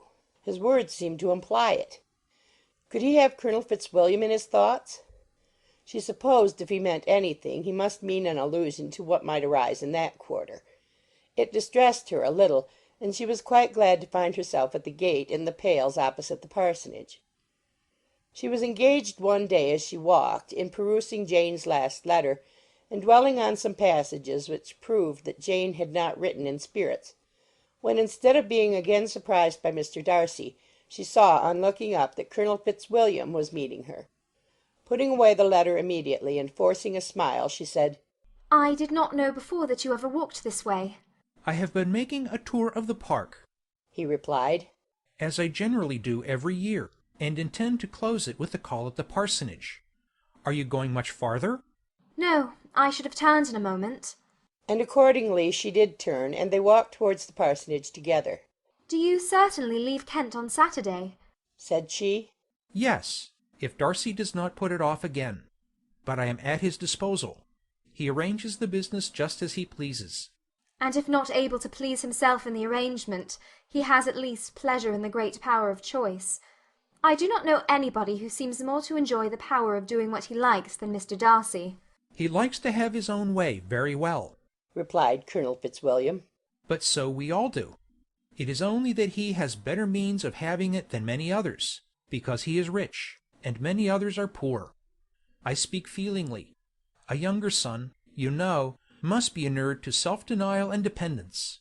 "In my opinion, the younger son of an earl can know very little of either. Now seriously, what have you ever known of self-denial or dependence? When have you been prevented by want of money from going wherever you chose, or procuring anything you had a fancy for?" These are home questions, and perhaps I cannot say that I have experienced many hardships of that nature. But in matters of greater weight, I may suffer from want of money. Younger sons cannot marry where they like. "Unless where they like women of fortune, which I think they very often do." Our habits of expense make us too dependent, and there are not many in my rank of life who can afford to marry without some attention to money. "Is this," thought Elizabeth, "meant for me?" And she coloured at the idea, but recovering herself, said in a lively tone, "And pray, what is the usual price of an earl's younger son? Unless the elder brother is very sickly, I suppose you would not ask above £50,000. He answered her in the same style, and the subject dropped. To interrupt a silence which might make him fancy her affected with what had passed, she soon afterwards said, "I imagine your cousin brought you down with him chiefly for the sake of having some one at his disposal. I wonder he does not marry, to secure a lasting convenience of that kind. But perhaps his sister does as well for the present, and, as she is under his sole care, he may do what he likes with her." "No," said Colonel Fitzwilliam. "that is an advantage which he must divide with me. I am joined with him in the guardianship of Miss Darcy." "Are you indeed? And pray what sort of guardians do you make? Does your charge give you much trouble? Young ladies of her age are sometimes a little difficult to manage, and if she has the true Darcy spirit, she may like to have her own way." As she spoke, she observed him looking at her earnestly, and the manner in which he immediately asked her why she supposed Miss Darcy likely to give them any uneasiness, convinced her that she had somehow or other got pretty near the truth. She directly replied, "You need not be frightened. I never heard any harm of her, and I dare say she is one of the most tractable creatures in the world. She is a very great favourite with some ladies of my acquaintance, Mrs. Hurst and Miss Bingley. I think I have heard you say that you know them." "I know them a little. Their brother is a pleasant gentlemanlike man. He is a great friend of Darcy's." "Oh, yes," said Elizabeth dryly. "Mr. Darcy is uncommonly kind to Mr. Bingley, and takes a prodigious deal of care of him." "Care of him! Yes, I really believe Darcy does take care of him in those points where he most wants care. From something that he told me in our journey hither, I have reason to think Bingley very much indebted to him. But I ought to beg his pardon, for I have no right to suppose that Bingley was the person meant. It was all conjecture. "What is it you mean?" It is a circumstance which Darcy could not wish to be generally known, because if it were to get round to the lady's family, it would be an unpleasant thing. "You may depend upon my not mentioning it." And remember that I have not much reason for supposing it to be Bingley. What he told me was merely this, that he congratulated himself on having lately saved a friend from the inconveniences of a most imprudent marriage, but without mentioning names or any other particulars, and I only suspected it to be Bingley from believing him the kind of young man to get into a scrape of that sort, and from knowing them to have been together the whole of last summer. "Did Mr. Darcy give you reasons for this interference?" I understood that there were some very strong objections against the lady. "And what arts did he use to separate them?" He did not talk to me of his own arts," said Fitzwilliam, smiling. "He only told me what I have now told you." Elizabeth made no answer, and walked on, her heart swelling with indignation. After watching her a little, Fitzwilliam asked her why she was so thoughtful. "I am thinking of what you have been telling me," said she. "Your cousin's conduct does not suit my feelings. Why was he to be the judge?" "You are rather disposed to call his interference officious?" "I do not see what right Mr. Darcy had to decide on the propriety of his friend's inclination, or why, upon his own judgment alone, he was to determine and direct in what manner his friend was to be happy. But," she continued, recollecting herself, "as we know none of the particulars, it is not fair to condemn him. It is not to be supposed that there was much affection in the case." "That is not an unnatural surmise," said Fitzwilliam. "but it is a lessening of the honour of my friend's triumph, very sadly." This was spoken jestingly, but it appeared to her so just a picture of Mr. Darcy that she would not trust herself with an answer, and therefore, abruptly changing the conversation, talked on indifferent matters until they reached the parsonage. There, shut into her own room as soon as their visitor left them, she could think without interruption of all that she had heard. It was not to be supposed that any other people could be meant than those with whom she was connected. There could not exist in the world two men over whom Mr. Darcy could have such boundless influence. That he had been concerned in the measures taken to separate Bingley and Jane she had never doubted, but she had always attributed to Miss Bingley the principal design and arrangement of them. If his own vanity, however, did not mislead him, he was the cause. His pride and caprice were the cause of all that Jane had suffered, and still continued to suffer. He had ruined for a while every hope of happiness for the most affectionate, generous heart in the world, and no one could say how lasting an evil he might have inflicted. "There were some very strong objections against the lady," were Colonel Fitzwilliam's words, and those strong objections probably were her having one uncle who was a country attorney and another who was in business in London. To Jane herself? She exclaimed. There could be no possibility of objection, all loveliness and goodness as she is, her understanding excellent, her mind improved, and her manners captivating. Neither could anything be urged against my father, who, though with some peculiarities, has abilities Mr. Darcy himself need not disdain, and respectability which he will probably never reach. When she thought of her mother, her confidence gave way a little, but she would not allow that any objections there had material weight with Mr. Darcy, whose pride, she was convinced, would receive a deeper wound from the want of importance in his friends' connections than from their want of sense. And she was quite decided at last that he had been partly governed by this worst kind of pride, and partly by the wish of retaining Mr. Bingley for his sister. The agitation and tears which the subject occasioned brought on a headache, and it grew so much worse towards the evening that, added to her unwillingness to see Mr. Darcy, it determined her not to attend her cousins to Rosings, where they were engaged to drink tea. Mrs. Collins, seeing that she was really unwell, did not press her to go, and as much as possible prevented her husband from pressing her. But Mr. Collins could not conceal his apprehension of Lady Catherine's being rather displeased by her staying at home. Pride and Prejudice by Jane Austen, Chapter 34. When they were gone, Elizabeth, as if intending to exasperate herself as much as possible against Mr. Darcy, chose for her employment the examination of all the letters which Jane had written to her since her being in Kent. They contained no actual complaint, nor was there any revival of past occurrences, or any communication of present suffering. But in all, and in almost every line of each, there was a want of that cheerfulness which had been used to characterize her style, and which, proceeding from the serenity of a mind at ease with itself and kindly disposed towards every one, had been scarcely ever clouded. Elizabeth noticed every sentence conveying the idea of uneasiness, with an intention which it had hardly received on the first perusal. Mr. Darcy's shameful boast of what misery he had been able to inflict gave her a keener sense of her sister's sufferings. It was some consolation to think that his visit to Rosings was to end on the day after the next, and a still greater that in less than a fortnight she should herself be with Jane again, and enabled to contribute to the recovery of her spirits by all that affection could do.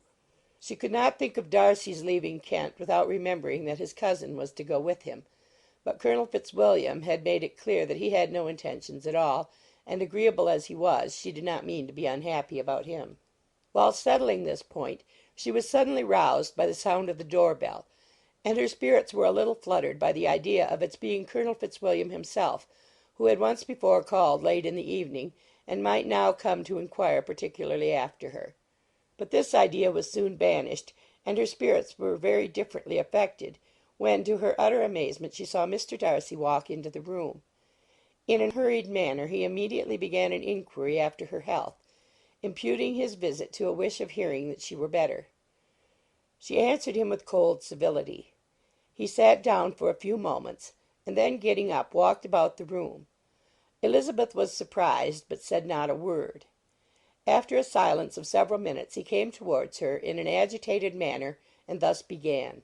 In vain I have struggled. It will not do. My feelings will not be repressed. You must allow me to tell you how ardently I admire and love you. Elizabeth's astonishment was beyond expression. She stared, coloured, doubted, and was silent. This he considered sufficient encouragement, and the avowal of all that he felt and had long felt for her immediately followed. He spoke well, but there were feelings besides those of the heart to be detailed, and he was not more eloquent on the subject of tenderness than of pride. His sense of her inferiority, of its being a degradation, of the family obstacles which had always opposed to inclination, were dwelt on with a warmth which seemed due to the consequence he was wounding, but was very unlikely to recommend his suit. In spite of her deeply rooted dislike, she could not be insensible to the compliment of such a man's affection, and though her intentions did not vary for an instant, she was at first sorry for the pain he was to receive, till, roused to resentment by his subsequent language, she lost all compassion in anger. She tried, however, to compose herself to answer him with patience, when he should have done. He concluded with representing to her the strength of that attachment which, in spite of all his endeavours, he had found impossible to conquer, and with expressing his hope that it would now be rewarded by her acceptance of his hand. As he said this, she could easily see that he had no doubt of a favourable answer. He spoke of apprehension and anxiety, but his countenance expressed real security. Such a circumstance could only exasperate further, and when he ceased the colour rose into her cheeks, and she said, "In such cases as this, it is, I believe, the established mode to express a sense of obligation for the sentiments avowed, however unequally they may be returned. It is natural that obligation should be felt, and if I could feel gratitude I would now thank you. But I cannot.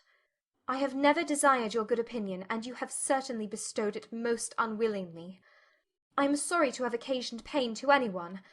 It has been most unconsciously done, however, and I hope will be of short duration.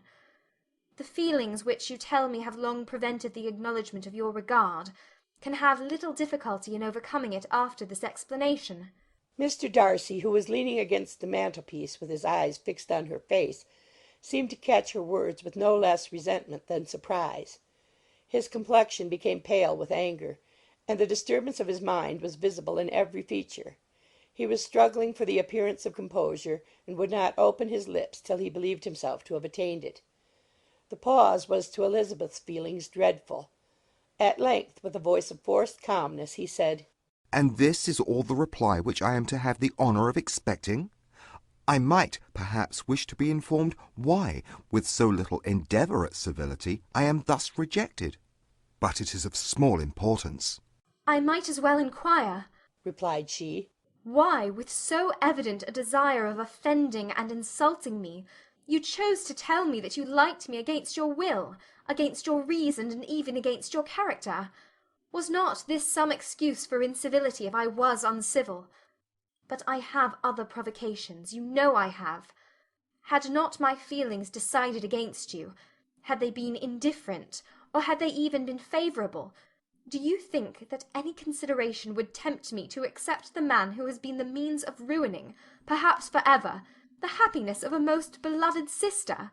As she pronounced these words, Mr. Darcy changed colour, but the emotion was short, and he listened without attempting to interrupt her while she continued. "I have every reason in the world to think ill of you.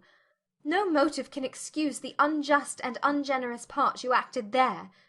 You dare not, you cannot deny that you have been the principal, if not the only means of dividing them from each other, of exposing one to the censure of the world for caprice and instability, and the other to its derision for disappointed hopes, and involving them both in misery of the acutest kind." She paused, and saw with no slight indignation that he was listening with an air which proved him wholly unmoved by any feeling of remorse. He even looked at her with a smile of affected incredulity. "Can you deny that you have done it?" she repeated. With assumed tranquillity he then replied, "I have no wish of denying that I did everything in my power to separate my friend from your sister, or that I rejoice in my success. Towards him I have been kinder than towards myself."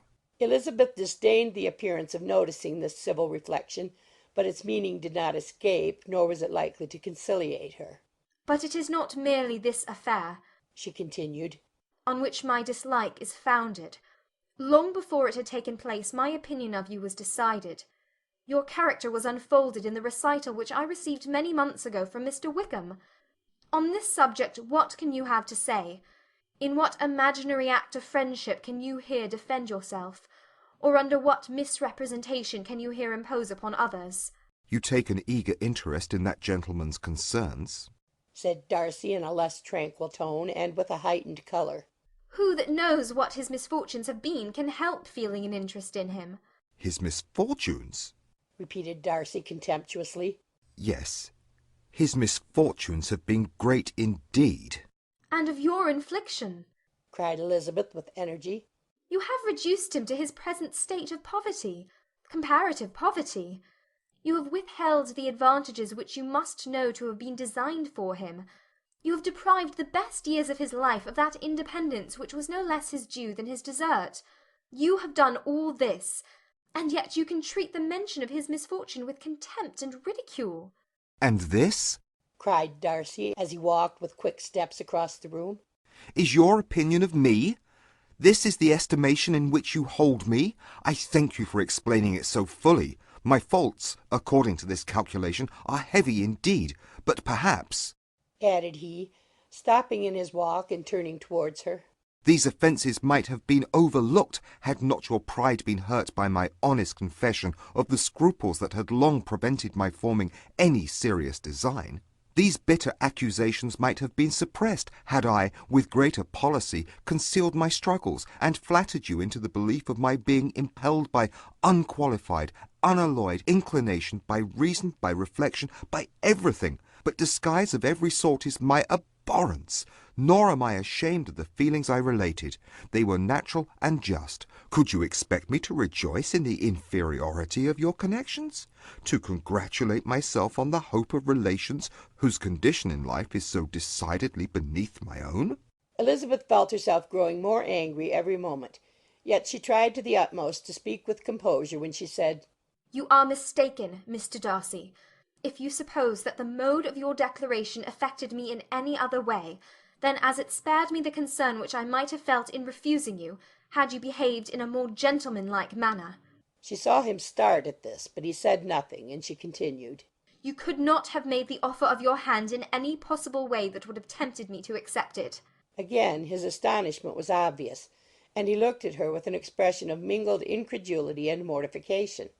She went on, "From the very beginning, from the first moment, I may almost say, of my acquaintance with you, your manners, impressing me with the fullest belief of your arrogance, your conceit, and your selfish disdain of the feelings of others, were such to form the groundwork of disapprobation on which succeeding events have built so immovable a dislike.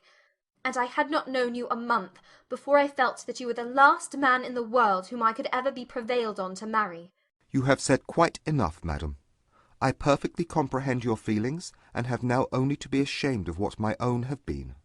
Forgive me for having taken up so much of your time, and accept my best wishes for your health and happiness. And with these words he hastily left the room, and Elizabeth heard him the next moment open the front door and quit the house. The tumult of her mind was now painfully great. She knew not how to support herself, and from actual weakness sat down and cried for half an hour. Her astonishment, as she reflected on what had passed, was increased by every review of it. That she should receive an offer of marriage from Mr. Darcy! That he should have been in love with her for so many months! So much in love as to wish to marry her in spite of all the objections which had made him prevent his friends marrying her sister, and which must appear at least with equal force in his own case, was almost incredible. It was gratifying to have inspired unconsciously so strong an affection.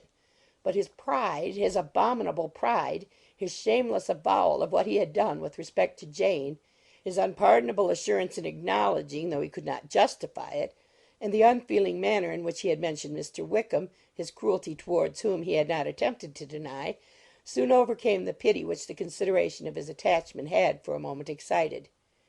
She continued in very agitated reflections till the sound of Lady Catherine's carriage made her feel how unequal she was to encounter Charlotte's observation, and hurried her away to her room. Pride and Prejudice, by Jane Austen, Chapter 35. Elizabeth awoke the next morning to the same thoughts and meditations which had at length closed her eyes. She could not yet recover from the surprise of what had happened. It was impossible to think of anything else, and totally indisposed for employment, she resolved, soon after breakfast, to indulge herself in air and exercise. She was proceeding directly to her favourite walk, when the recollection of Mr. Darcy's sometimes coming there stopped her, and instead of entering the park, she turned up the lane which led farther from the turnpike road.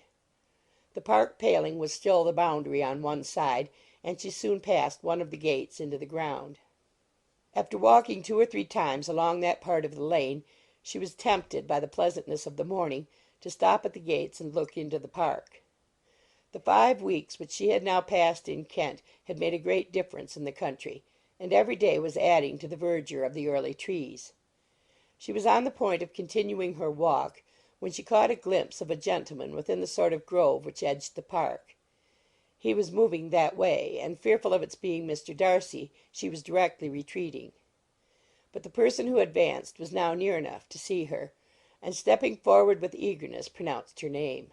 She had turned away, but on hearing herself called, though in a voice which proved it to be Mr. Darcy, she moved again towards the gate. He had by that time reached it also, and holding out a letter, which she instinctively took, said, with a look of haughty composure, "I have been walking in the grove some time in the hope of meeting you. Will you do me the honour of reading that letter?" and then, with a slight bow, turned again into the plantation, and was soon out of sight. With no expectation of pleasure, but with the strongest curiosity, Elizabeth opened the letter, and, to her still increasing wonder, perceived an envelope containing 2 sheets of letter paper written quite through in a very close hand. The envelope itself was likewise full. Pursuing her way along the lane, she then began it. It was dated from Rosings at 8 o'clock in the morning, and was as follows: "Be not alarmed, madam, on receiving this letter, by the apprehension of its containing any repetition of those sentiments, or renewal of those offers which were last night so disgusting to you. I write without any intention of paining you, or humbling myself, by dwelling on wishes which, for the happiness of both, cannot be too soon forgotten, and the effort which the formation and the perusal of this letter must occasion should have been spared, had not my character required it to be written and read. You must, therefore, pardon the freedom with which I demand your attention. Your feelings, I know, will bestow it unwillingly, but I demand it of your justice. 2 offences of a very different nature, and by no means of equal magnitude, you last night laid to my charge. The first mentioned was, that regardless of the sentiment of either, I had detached Mr. Bingley from your sister, and the other, that I had, in defiance of various claims, in defiance of honour and humanity, ruined the immediate prosperity and blasted the prospects of Mr. Wickham, wilfully and wantonly to have thrown off the companion of my youth, the acknowledged favourite of my father, a young man who had scarcely any other dependence than on our patronage, and who had been brought up to expect its exertion, would be a depravity, to which the separation of 2 young persons, whose affection could be the growth of only a few weeks, could bear no comparison. But from the severity of that blame which was last night so liberally bestowed, respecting each circumstance, I shall hope to be in the future secured, when the following account of my actions and their motives has been read. If, in the explanation of them, which is due to myself, I am under the necessity of relating feelings which may be offensive to yours, I can only say that I am sorry. The necessity must be obeyed, and further apology would be absurd. I had not been long in Hertfordshire before I saw, in common with others, that Bingley preferred your elder sister to any other young woman in the country. But it was not till the evening of the dance at Netherfield that I had any apprehension of his feeling a serious attachment. I had often seen him in love before. At that ball, while I had the honour of dancing with you, I was first made acquainted, by Sir William Lucas's accidental information, that Bingley's attentions to your sister had given rise to a general expectation of their marriage. He spoke of it as a certain event, of which the time alone could be undecided. From that moment I observed my friend's behaviour attentively, and I could then perceive that his partiality for Miss Bennet was beyond what I had ever witnessed in him. Your sister I also watched. Her look and manners were open, cheerful, and engaging as ever, but without any symptom of peculiar regard, and I remained convinced from the evening's scrutiny that though she received his attentions with pleasure, she did not invite them by any participation of sentiment. If you had not been mistaken here, I must have been in error. Your superior knowledge of your sister must make the latter probable. If it be so, if I had been misled by such error to inflict pain on her, your resentment has not been unreasonable. But I shall not scruple to assert that the serenity of your sister's countenance and air was such as might have given the most acute observer a conviction that, however amiable her temper, her heart was not likely to be easily touched. That I was desirous of believing her indifferent is certain, but I will venture to say that my investigation and decisions are not usually influenced by my hopes or fears. I did not believe her to be indifferent because I wished it. I believed it on impartial conviction, as truly as I wished it in reason. My objections to the marriage were not merely those which I last night acknowledged to have the utmost force of passion to put aside. In my own case, the want of connection could not be so great an evil to my friend as to me. But there were other causes of repugnance, causes which, though still existing, and existing to an equal degree in both instances, I had myself endeavoured to forget, because they were not immediately before me. These causes must be stated, though briefly. The situation of your mother's family, though objectionable, was nothing in comparison to the total want of propriety so frequently, so almost uniformly betrayed by herself, by your 3 younger sisters, and occasionally even by your father. Pardon me, it pains me to offend you, but amidst your concern for the defects of your nearest relations, and your displeasure at this representation of them, let it give you consolation to consider that, to have conducted yourself so as to avoid any share of the like censure, is praise no less generally bestowed on you and your elder sister, that it is honourable to the sense and disposition of both.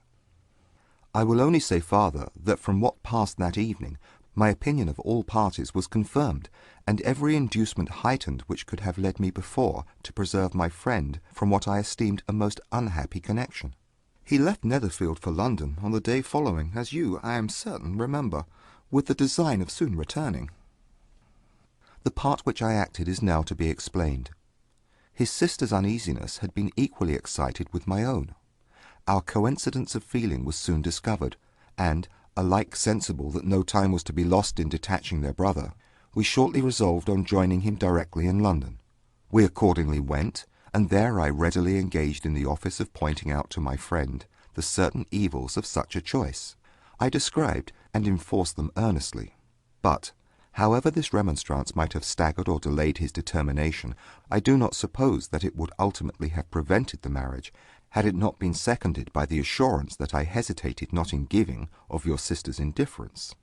He had before believed her to return his affection with sincere, if not with equal, regard. But Bingley has great natural modesty, with a stronger dependence on my judgment than on his own. To convince him, therefore, that he had deceived himself was no very difficult point. To persuade him against returning into Hertfordshire, when that conviction had been given, was scarcely the work of a moment. I cannot blame myself for having done thus much. There is but one part of my conduct in the whole affair on which I do not reflect with satisfaction.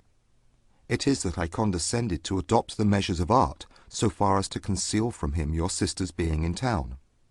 I knew it myself, as it was known to Miss Bingley, but her brother is even yet ignorant of it. That they might have met without ill consequence is perhaps probable, but his regard did not appear to me enough extinguished for him to see her without some danger. Perhaps this concealment, this disguise, was beneath me. It is done, however, and it was done for the best. On this subject I have nothing more to say, no other apology to offer. If I have wounded your sister's feelings, it was unknowingly done, and though the motives which governed me may to you very naturally appear insufficient, I have not yet learned to condemn them. With respect to that other, more weighty accusation of having injured Mr. Wickham, I can only refute it by laying before you the whole of his connection with my family. Of what he has particularly accused me of, I am ignorant, but of the truth of what I shall relate, I can summon more than one witness of undoubted veracity. Mr. Wickham is the son of a very respectable man, who had for many years the management of all the Pembury estates, and whose good conduct in the discharge of his trust naturally inclined my father to be of service to him, and on George Wickham, who was his godson. His kindness was therefore liberally bestowed. My father supported him at school, and afterwards at Cambridge. Most important assistance, as his own father, always poor from the extravagance of his wife, would have been unable to give him a gentleman's education. My father was not only fond of this young man's society, whose manners were always engaging, he had also the highest opinion of him, and hoping the church would be his profession, intended to provide for him in it. As for myself, it is many, many years since I first began to think of him in a very different manner. The vicious propensities, the want of principle, which he was careful to guard from the knowledge of his best friend, could not escape the observation of a young man of nearly the same age with himself, and who had opportunities of seeing him in unguarded moments, which Mr. Darcy could not have. Here again I shall give you pain, to what degree you only can tell. But whatever may be the sentiments which Mr. Wickham has created, a suspicion of their nature shall not prevent me from unfolding his real character. It adds even another motive. My excellent father died about 5 years ago, and his attachment to Mr. Wickham was to the last so steady that in his will he particularly recommended it to me to promote his advancement in the best manner that his profession might allow, and if he took orders, desired that a valuable family living might be his as soon as it became vacant. There was also a legacy of £1,000. His own father did not long survive mine, and within half a year from these events, Mr. Wickham wrote to inform me that, having finally resolved against taking orders, he hoped I should not think it unreasonable for him to expect some more immediate pecuniary advantage, in lieu of the preferment, by which he could not be benefited. He had some intention, he added, of studying law, and I must be aware that the interest of £1,000 would be a very insufficient support therein. I rather wished than believed him to be sincere, but, at any rate, was perfectly ready to accede to his proposal. I knew that Mr. Wickham ought not to be a clergyman. The business was therefore soon settled. He resigned all claim to assistance in the church, were it possible that he could ever be in a situation to receive it, and accepted in return £3,000. All connections between us seemed now dissolved. I thought too ill of him to invite him to Pemberley, or admit his society in town. In town I believe he chiefly lived, but his studying the law was a mere pretence, and being now free from all restraint, his life was a life of idleness and dissipation. For about 3 years I heard little of him, but on the decease of the incumbent of the living which had been designed for him, he applied to me again by letter for the presentation. His circumstances, he assured me, and I have no difficulty in believing it, were exceedingly bad. He had found the law a most unprofitable study, and was now absolutely resolved on being ordained, if I would present him to the living in question, of which he trusted there could be little doubt, as he was well assured that I had no other person to provide for, and I could not have forgotten my revered father's intentions. You will hardly blame me for refusing to comply with this entreaty, or for resisting every repetition to it. His resentment was in proportion to the distress of his circumstances, and he was doubtless as violent in his abuse of me to others as in his reproaches to myself. After this period every appearance of acquaintance was dropped. How he lived I know not, but last summer he was again most painfully obtruded on my notice. I must now mention a circumstance which I would wish to forget myself, and which no obligation less than the present should induce me to unfold to any human being. Having said thus much, I feel no doubt of your secrecy. My sister, who is more than 10 years my junior, was left to the guardianship of my mother's nephew, Colonel Fitzwilliam, and myself. About a year ago she was taken from school and an establishment formed for her in London, and last summer she went with the lady who presided over it to Ramsgate, and thither also went Mr. Wickham, undoubtedly by design, for there proved to have been a prior acquaintance between him and Mrs. Young, in whose character we were most unhappily deceived, and by her connivance and aid he so far recommended himself to Georgiana, whose affectionate heart retained a strong impression of his kindness to her as a child, that she was persuaded to believe herself in love, and to consent to an elopement. She was then but 15, which must be her excuse, and after stating her imprudence, I am happy to add that I owed the knowledge of it to herself. I joined them unexpectedly a day or two before the intended elopement, and then Georgiana, unable to support the idea of grieving and offending a brother, whom she almost looked up to as a father, acknowledged the whole to me. You may imagine what I felt and how I acted. Regard for my sister's credit and feelings prevented any public exposure, but I wrote to Mr. Wickham, who left the place immediately, and Mrs. Young was of course removed from her charge. Mr. Wickham's chief object was unquestionably my sister's fortune, which is £30,000, but I cannot help supposing that the hope of revenging himself on me was a strong inducement. His revenge would have been complete indeed. This, madam, is a faithful narrative of every event in which we have been concerned together, and if you do not absolutely reject it as false, you will, I hope, acquit me henceforth of cruelty towards Mr. Wickham. I know not in what manner, under what form of falsehood he had imposed on you, but his success is not perhaps to be wondered at. Ignorant as you previously were of everything concerning either, detection could not be in your power, and suspicion certainly not in your inclination. You may possibly wonder why all this was not told you last night, but I was not then master enough of myself to know what could or ought to be revealed.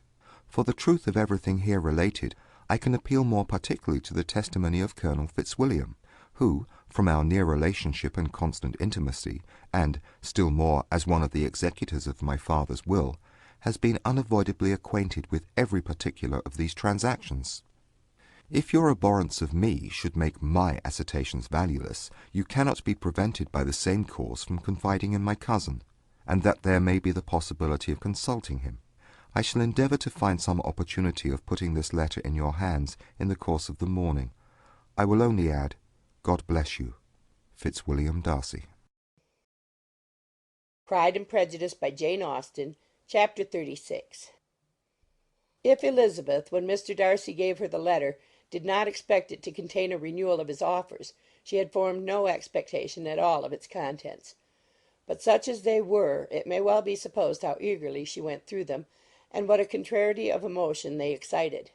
Her feelings as she read were scarcely to be defined.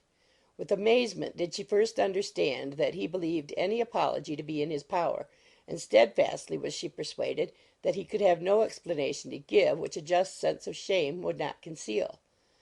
With a strong prejudice against everything he might say, she began his account of what had happened at Netherfield. She read with an eagerness which hardly left her power of comprehension, and from impatience of knowing what the next sentence might bring, was incapable of attending to the sense of the one before her eyes. His belief of her sister's insensibility she instantly resolved to be false, and his account of the real, the worst objections to the match, made her too angry to have any wish of doing him justice. He expressed no regret for what he had done, which satisfied her. His style was not penitent but haughty. It was all pride and insolence.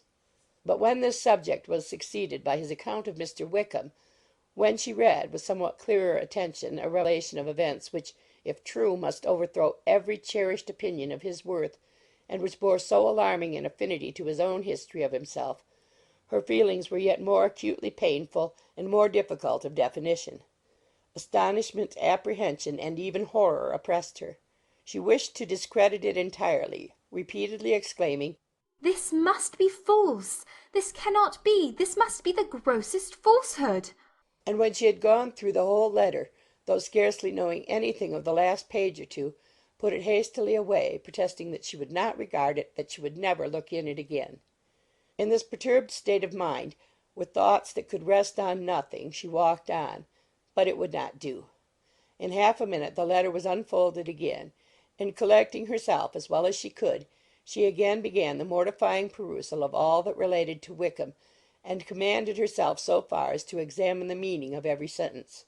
The account of his connection with the Pemberley family was exactly what he had related himself, and the kindness of the late Mr. Darcy, though she had not before known its extent, agreed equally well with his own words. So far each recital confirmed the other. But when she came to the will, the difference was great.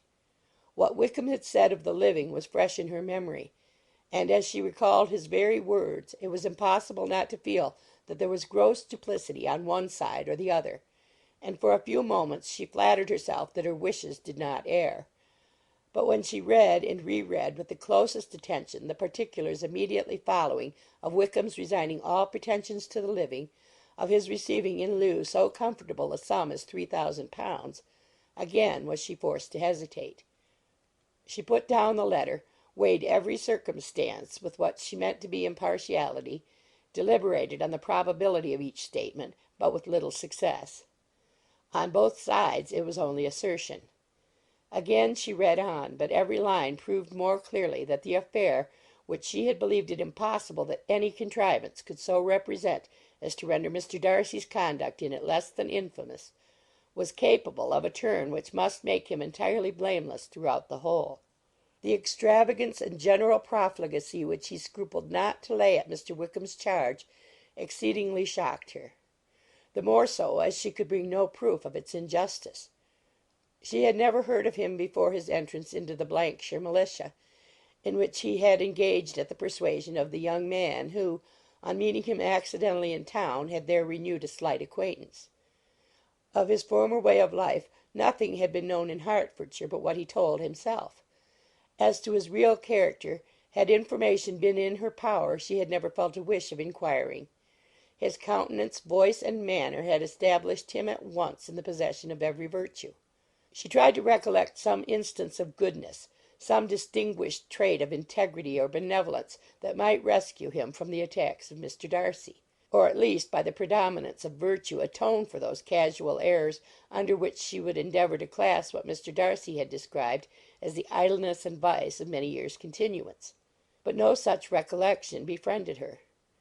She could see him instantly before her, in every charm of air and address, but she could remember no more substantial good than the general approbation of the neighbourhood, and the regard which his social powers had gained him in the mess. After pausing on this point a considerable while, she once more continued to read. But, alas! the story which followed, of his designs on Miss Darcy, received some confirmation from what had passed between Colonel Fitzwilliam and herself only the morning before.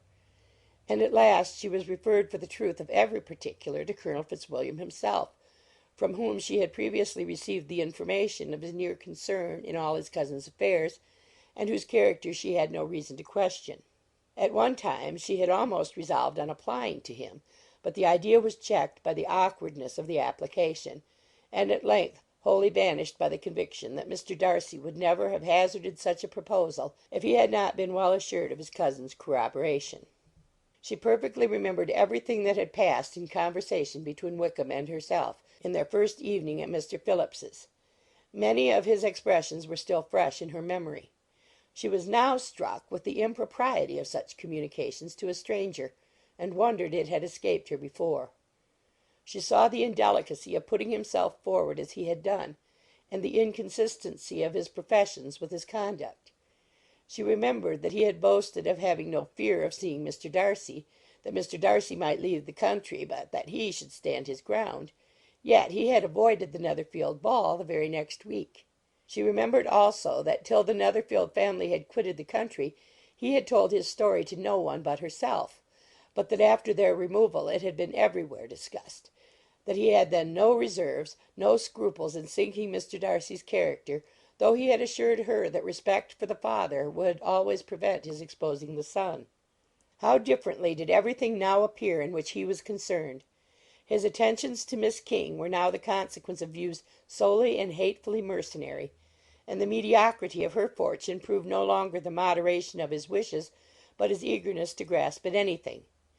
His behaviour to herself could now have had no tolerable motive. He had either been deceived with regard to her fortune, or had been gratifying his vanity by encouraging the preference which she believed she had most incautiously shown. Every lingering struggle in his favour grew fainter and fainter, and in farther justification of Mr. Darcy she could not but allow that Mr. Bingley, when questioned by Jane, had long ago asserted his blamelessness in the affair. That proud and repulsive as were his manners, she had never, in the whole course of their acquaintance, an acquaintance which had latterly brought them much together and given her a sort of intimacy with his ways, seen anything that betrayed him to be unprincipled or unjust, anything that spoke him of irreligious or immoral habits; that among his own connections he was esteemed and valued, that even Wickham had allowed him merit as a brother, and that she had often heard him speak so affectionately of his sister as to prove him capable of some amiable feeling; that had his actions been what Mr. Wickham represented them, so gross a violation of everything right could hardly have been concealed from the world, and that friendship between a person capable of it and such an amiable man as Mr. Bingley was incomprehensible. She grew absolutely ashamed of herself. Of neither Darcy nor Wickham could she think without feeling she had been blind, partial, prejudiced, absurd. "How despicably I have acted!" she cried. "I, who have prided myself on my discernment! I, who have valued myself on my abilities! Who have often disdained the generous candour of my sister, and gratified my vanity in useless or blamable mistrust! How humiliating is this discovery! Yet how just a humiliation! Had I been in love, I could not have been more wretchedly blind. But vanity, not love, has been my folly. Pleased with the preference of one, and offended by the neglect of the other, on the very beginning of our acquaintance I have courted prepossession and ignorance, and driven reason away where either were concerned. Till this moment I never knew myself." From herself to Jane, from Jane to Bingley, Her thoughts were in a line which soon brought to her recollection that Mr. Darcy's explanation there had appeared very insufficient, and she read it again. Widely different was the effect of a second perusal. How could she deny that credit to his assertions in one instance which she had been obliged to give in the other? He declared himself to be totally unsuspicious of her sister's attachment, and she could not help remembering what Charlotte's opinion had always been. Neither could she deny the justice of his description of Jane. She felt that Jane's feelings, though fervent, were little displayed, and that there was a constant complacency in her air and manner not often united with great sensibility. When she came to that part of the letter in which her family were mentioned in terms of such mortifying yet merited reproach, her sense of shame was severe. The justice of the charge struck her too forcibly for denial, and the circumstances to which he particularly alluded as having passed at the Netherfield ball, and as confirming all his first disapprobation, could not have made a stronger impression on his mind than on hers. The compliment to herself and her sister was not unfelt. It soothed, but it could not console her for the contempt which had thus been self-attracted by the rest of her family. And as she considered that Jane's disappointment had in fact been the work of her nearest relations, and reflected how materially the credit of both must be hurt by such impropriety of conduct, she felt depressed beyond anything she had ever known before.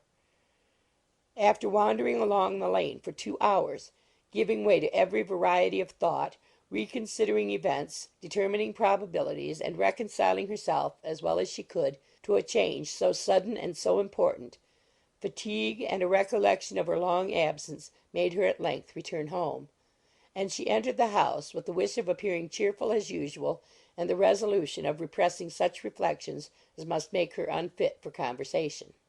She was immediately told that the 2 gentlemen from Rosings had each called during her absence.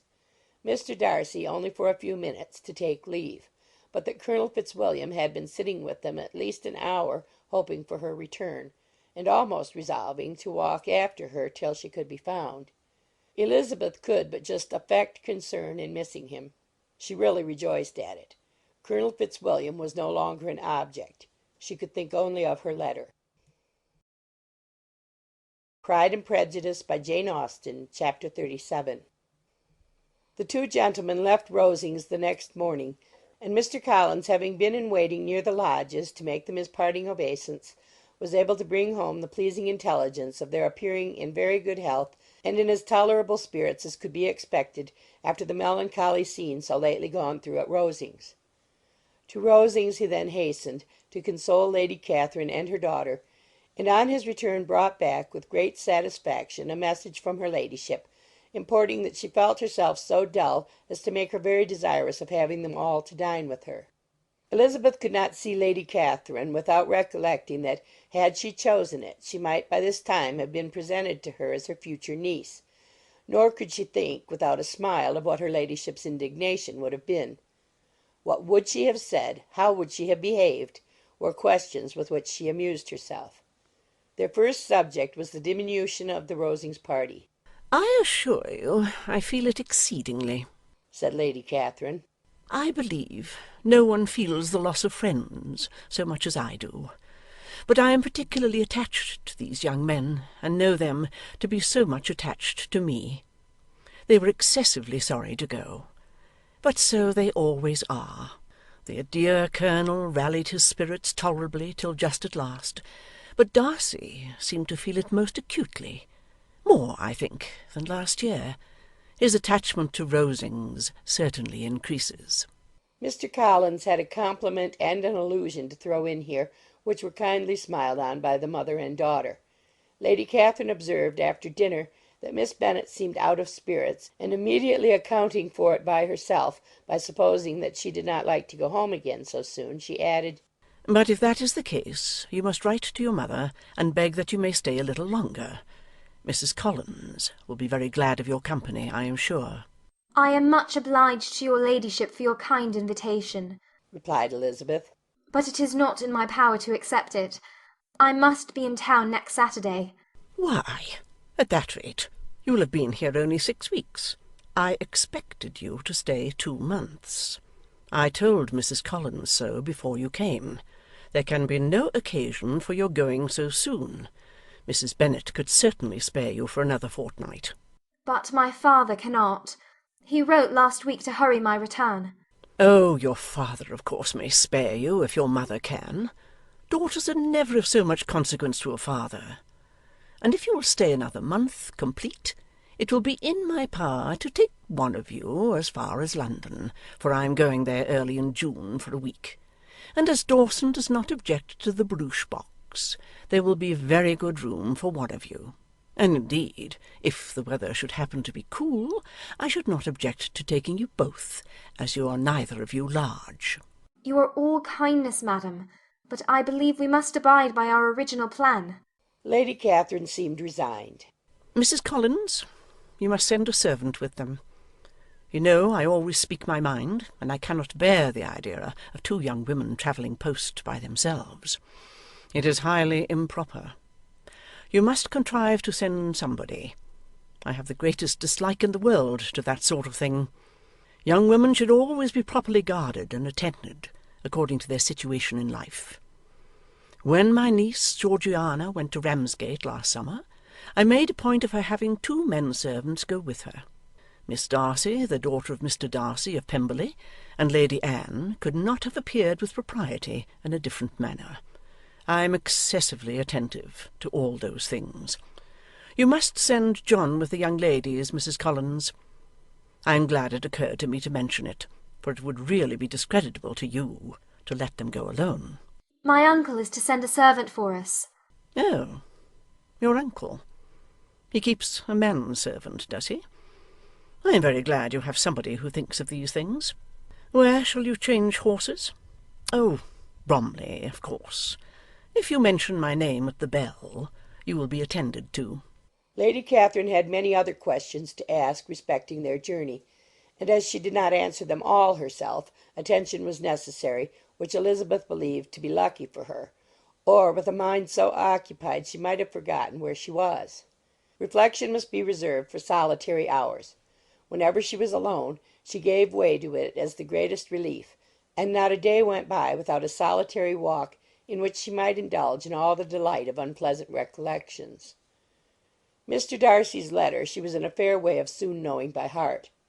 She studied every sentence, and her feelings towards its writer were at times widely different. When she remembered the style of his address, she was still full of indignation. But when she considered how unjustly she had condemned and upbraided him, her anger was turned against herself, and his disappointed feelings became the object of compassion. His attachment excited gratitude, his general character respect. But she could not approve him, nor could she for a moment repent her refusal, or feel the slightest inclination ever to see him again. In her own past behaviour there was a constant source of vexation and regret, and in the unhappy defects of her family a subject of yet heavier chagrin. They were hopeless of remedy. Her father, contented with laughing at them, would never exert himself to restrain the wild giddiness of his youngest daughters, and her mother, with manners so far from right herself, was entirely insensible of the evil. Elizabeth had frequently united with Jane in an endeavour to check the imprudence of Catherine and Lydia, but while they were supported by their mother's indulgence, what chance could there be of improvement? Catherine, weak-spirited, irritable, and completely under Lydia's guidance, had been always affronted by their advice, and Lydia, self-willed and careless, would scarcely give them a hearing. They were ignorant, idle, and vain. While there was an officer in Meryton they would flirt with him, and while Meryton was within a walk of Longbourn they would be going there for ever. Anxiety on Jane's behalf was another prevailing concern, and Mr. Darcy's explanation, by restoring Bingley to all her former good opinion, heightened the sense of what Jane had lost. His affection was proved to have been sincere, and his conduct cleared of all blame, unless any could attach to the implicitness of his confidence in his friend.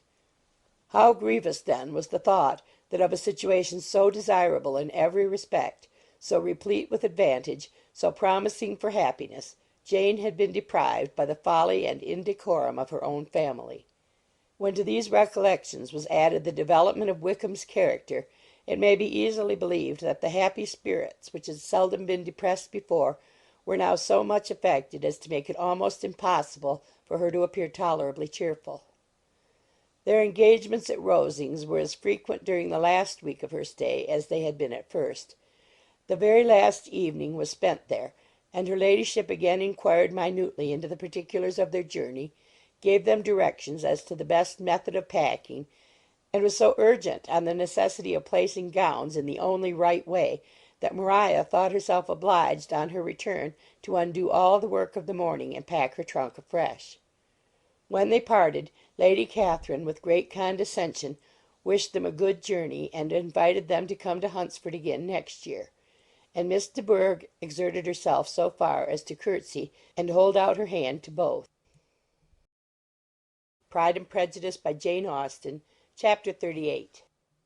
On Saturday morning Elizabeth and Mr. Collins met for breakfast a few minutes before the others appeared, and he took the opportunity of paying the parting civilities which he deemed indispensably necessary. "I know not, Miss Elizabeth," said he, "whether Mrs. Collins has yet expressed her sense of your kindness in coming to us, but I am very certain you will not leave the house without receiving her thanks for it. The favour of your company has been much felt, I assure you. We know how little there is to tempt any one to our humble abode. Our plain manner of living, our small rooms and few domestics, and the little we see of the world, must make Hunsford extremely dull to a young lady like yourself. But I hope you will believe us grateful for your condescension, and that we have done everything in our power to prevent your spending your time unpleasantly." Elizabeth was eager with her thanks and assurances of happiness. She had spent 6 weeks with great enjoyment, and the pleasure of being with Charlotte and the kind attentions she had received must make her feel the obliged.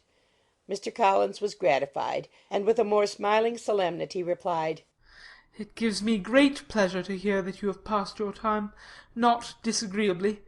We have certainly done our best, and most fortunately having it in our power to introduce you to very superior society, and from our connection with Rosings, the frequent means of varying the humble home scene, I think we may flatter ourselves that your Hunsford visit cannot have been entirely irksome. Our situation with regard to Lady Catherine's family is indeed the sort of extraordinary advantage and blessing which few can boast. You see on what a footing we are. You see how continually we are engaged there. In truth, I must acknowledge that, with all the disadvantages of this humble parsonage, I should not think any one abiding in it an object of compassion, while they are sharers of our intimacy at Rosings." Words were insufficient for the elevation of his feelings, and he was obliged to walk about the room, while Elizabeth tried to unite civility and truth in a few short sentences. "You may, in fact, carry a very favourable report of us into Hertfordshire, my dear cousin. I flatter myself, at least, that you will be able to do so. Lady Catherine's great attentions to Mrs. Collins you have been a daily witness of, and altogether I trust it does not appear that your friend has drawn an unfortunate.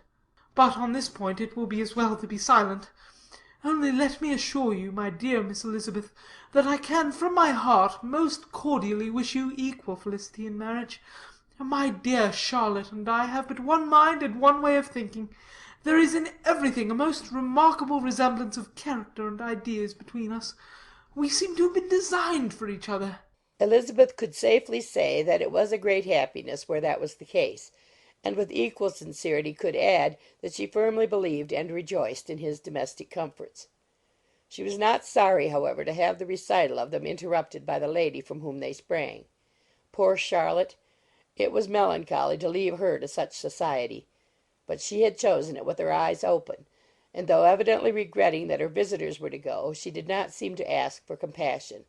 Her home and her housekeeping, her parish and her poultry, and all their dependent concerns had not yet lost their charms. At length the chaise arrived. The trunks were fastened on, the parcels placed within, and it was pronounced to be ready. After an affectionate parting between the friends, Elizabeth was attended to the carriage by Mr. Collins, and as they walked down the garden he was commissioning her with his best respects to all her family, not forgetting his thanks for the kindness he had received at Longbourn in the winter, and his compliments to Mr. and Mrs. Gardiner, though unknown.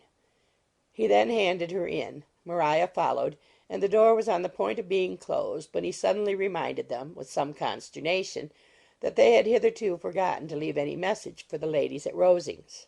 "But," he added, "you will of course wish to have your humble respects delivered to them, with your grateful thanks for their kindness to you while you have been here?" Elizabeth made no objection. The door was then allowed to be shut, and the carriage drove off. Good gracious! cried Maria, after a few minutes' silence. It seems but a day or two since we first came, and yet how many things have happened! A great many indeed, said her companion, with a sigh. We have dined 9 times at Rosings, besides drinking tea there twice. How much I shall have to tell! Elizabeth added privately, and how much I shall have to conceal. Their journey was performed without much conversation or any alarm, and within 4 hours of their leaving Hunsford they reached Mr. Gardiner's house, where they were to remain a few days. Jane looked well, and Elizabeth had little opportunity of studying her spirits amidst the various engagements which the kindness of her aunt had reserved for them. But Jane was to go home with her, and at Longbourn there would be leisure enough for observation. It was not without an effort, meanwhile, that she could wait even for Longbourn before she told her sister of Mr. Darcy's proposals. To know that she had the power of revealing what would so exceedingly astonish Jane, and must at the same time so highly gratify whatever of her own vanity she had not yet been able to reason away, was such a temptation to openness as nothing could have conquered but the state of indecision in which she remained as to the extent of what she should communicate, and her fear, if she once entered on the subject, of being hurried into repeating something of Bingley which might only grieve her sister further. Pride and Prejudice, by Jane Austen, Chapter 39. It was the second week in May, in which the 3 young ladies set out together from Gracechurch Street for the town of in Hertfordshire, and as they drew near the appointed inn where Mr. Bennet's carriage was to meet them, they quickly perceived, in token of the coachman's punctuality, both Kitty and Lydia looking out of a dining-room upstairs. These 2 girls had been above an hour in the place, happily employed in visiting an opposite milliner, watching the sentinel on guard, and dressing a salad and cucumber. After welcoming their sisters, they triumphantly displayed a table set out with such cold meat as an inn larder usually affords, exclaiming, Is this not nice? Is not this an agreeable surprise? And we mean to treat you all, added Lydia. But you must lend us the money, for we have just spent ours at the shop out there. Then, showing her purchases, Look here, I have bought this bonnet. I do not think it is very pretty, but I thought I might as well buy it as not. I shall pull it to pieces as soon as I get home, and see if I can make it up any better. And when her sisters abused it as ugly, she added, with perfect unconcern, Oh, but there were 2 or 3 much uglier in the shop, and when I have bought some prettier coloured satin to trim it with fresh, I think it will be very tolerable. Besides, it will not much signify what one wears this summer, after the shire of Loughmereton, and they are going in a fortnight. Are they indeed? cried Elizabeth, with the greatest satisfaction. They are going to be in camp near Brighton, and I do so want papa to take us all there for the summer. It would be such a delicious scheme, and I dare say it would hardly cost anything at all. Mamma would like to go too, of all things. Only think what a miserable summer else we shall have. Yes, thought Elizabeth. That would be a delightful scheme indeed, and completely do for us at once. Good heaven! Brighton, and a whole campful of soldiers, to us, who have been overset already by one poor regiment of militia, and the monthly balls of Meryton. Now, I have got some news for you, said Lydia, as they sat down at table. What do you think? It is excellent news, capital news, about a certain person we all like. Jane and Elizabeth looked at each other, and the waiter was told he need not stay. Lydia laughed and said, Ay, that is just like your formality and discretion. You thought the waiter must not hear, as if he cared. I dare say he often hears worse things said than I am going to say. But he is an ugly fellow. I'm glad he is gone. I never saw such a long chin in my life. Well, but now for my news. It is about dear Wickham. Too good for the waiter, is it not? There is no danger of Wickham's marrying Mary King. There's for you. She has gone down to her uncle at Liverpool, gone to stay. Wickham is safe. And Mary King is safe, added Elizabeth. Safe from a connection imprudent as to fortune. She is a great fool for going away if she liked him. But I hope there is no strong attachment on either side, said Jane. I'm sure there is none on his. I will answer for it, he never cared 3 straws about her. Who could about such a nasty little freckled thing? Elizabeth was shocked to think that, however incapable of such coarseness of expression herself, the coarseness of the sentiment was little other than her own breast had harboured and fancied liberal.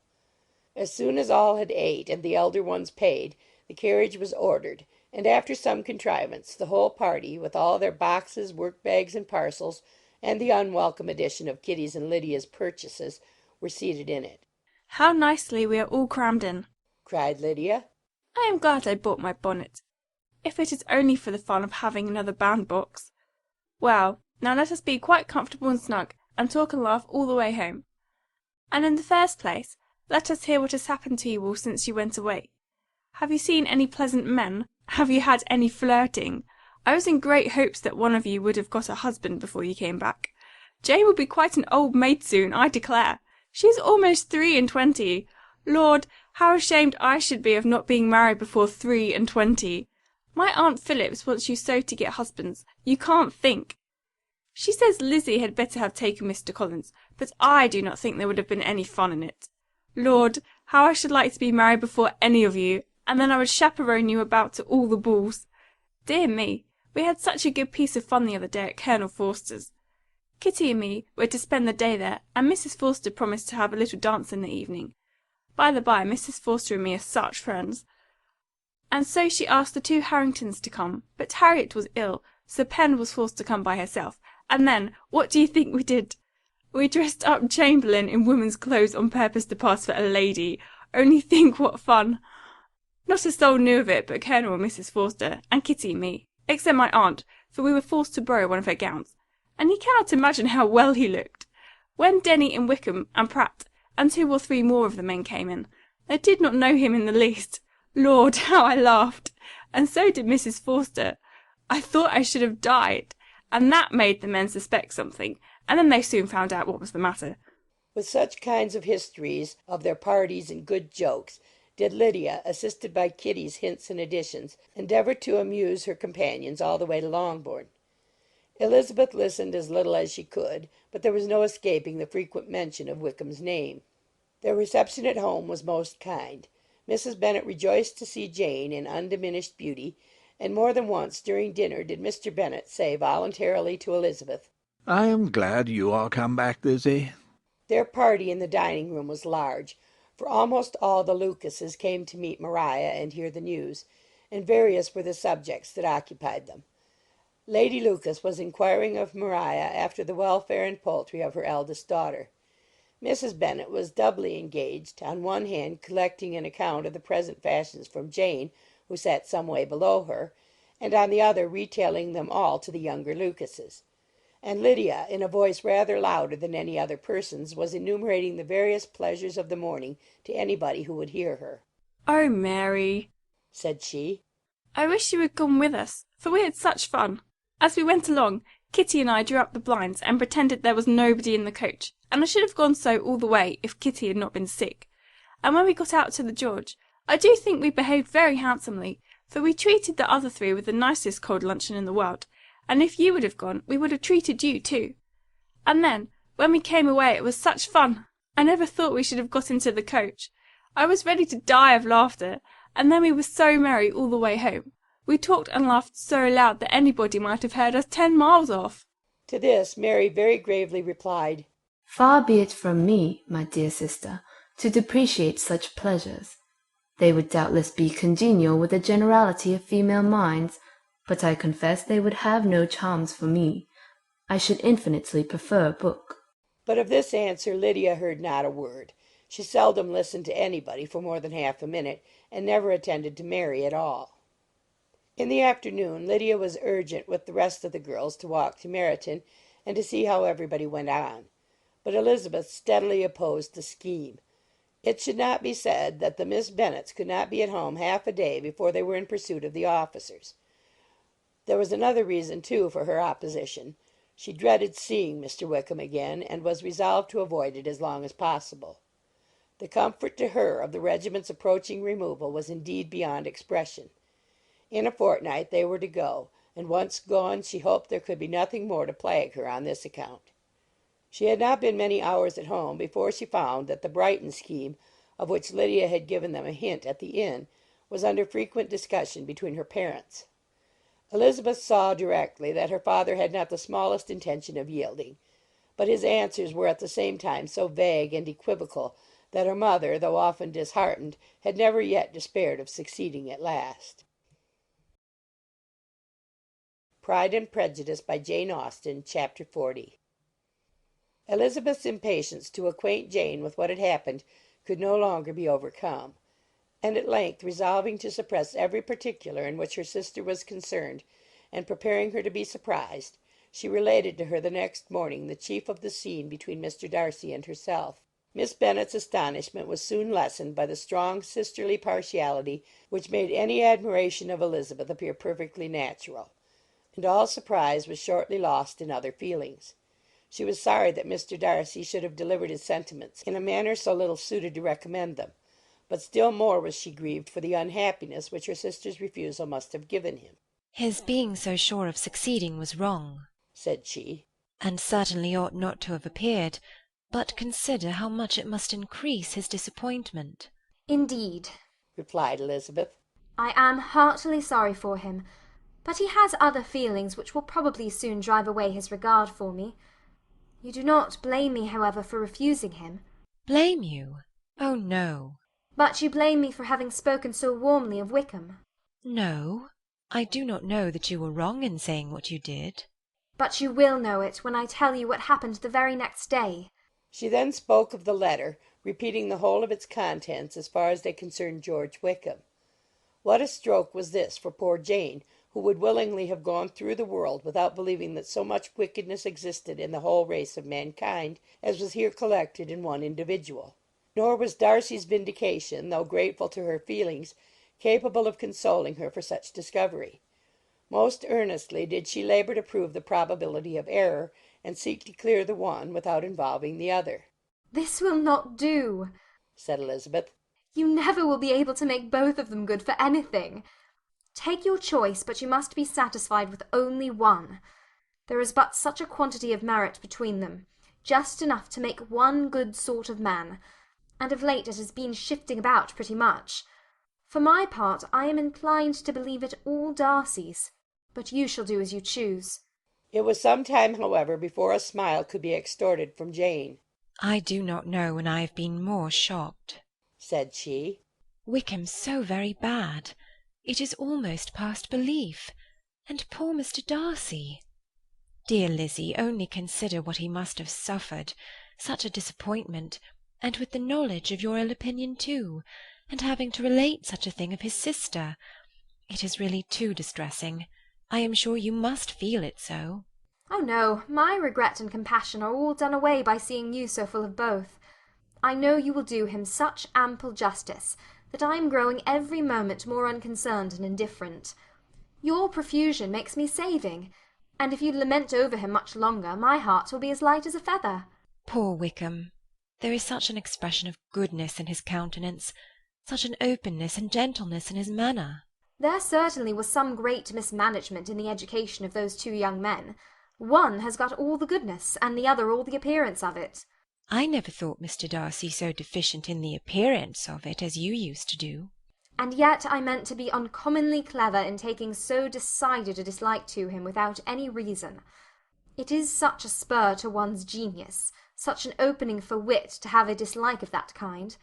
One may be continually abusive without saying anything just, but one cannot always be laughing at a man without now and then stumbling on something witty. Lizzie, when you first read that letter, I am sure you could not treat the matter as you do now. Indeed I could not. I was uncomfortable enough, I may say unhappy, and with no one to speak to about what I felt, no Jane to comfort me and say that I had not been so very weak and vain and nonsensical as I knew I had. Oh, how I wanted you! How unfortunate that you should have used such very strong expressions in speaking of Wickham to Mr. Darcy, for now they do appear wholly undeserved. Certainly. but the misfortune of speaking with bitterness is a most natural consequence of the prejudices I had been encouraging. There is one point on which I want your advice. I want to be told whether I ought, or ought not, to make our acquaintances in general understand Wickham's character. Miss Bennet paused a little, and then replied, Surely there can be no occasion for exposing him so dreadfully. What is your opinion? That it ought not to be attempted. Mr. Darcy has not authorized me to make his communication public. On the contrary, every particular relative to his sister was meant to be kept as much as possible to myself, and if I endeavour to undeceive people as to the rest of his conduct, who will believe me? The general prejudice against Mr. Darcy is so violent that it would be the death of half the good people in Meryton to attempt to place him in an amiable light. I am not equal to it. Wickham will soon be gone, and therefore it will not signify to any one here what he really is. Some time hence it will all be found out, and then we may laugh at their stupidity in not knowing it before. At present I will say nothing about it. You are quite right. To have his errors made public might ruin him for ever. He is now, perhaps, sorry for what he has done, and anxious to re-establish a character. We must not make him desperate. The tumult of Elizabeth's mind was allayed by this conversation. She had got rid of two of the secrets which had weighed on her for a fortnight, and was certain of a willing listener in Jane whenever she might wish to talk again of either. But there was still something lurking behind, of which prudence forbade the disclosure. She dared not relate the other half of Mr. Darcy's letter, nor explain to her sister how sincerely she had been valued by her friend. Here was knowledge in which no one could partake, and she was sensible that nothing less than a perfect understanding between the parties could justify her in throwing off this last encumbrance of mystery. And then, said she, if that very improbable event should ever take place, I shall merely be able to tell what Bingley may tell in a much more agreeable manner himself. The liberty of communication cannot be mine till it has lost all its value. She was now, on being settled at home, at leisure to observe the real state of her sister's spirits. Jane was not happy. She still cherished a very tender affection for Bingley. Having never even fancied herself in love before, her regard had all the warmth of first attachment, and from her age and disposition greater steadiness than most first attachments often boast.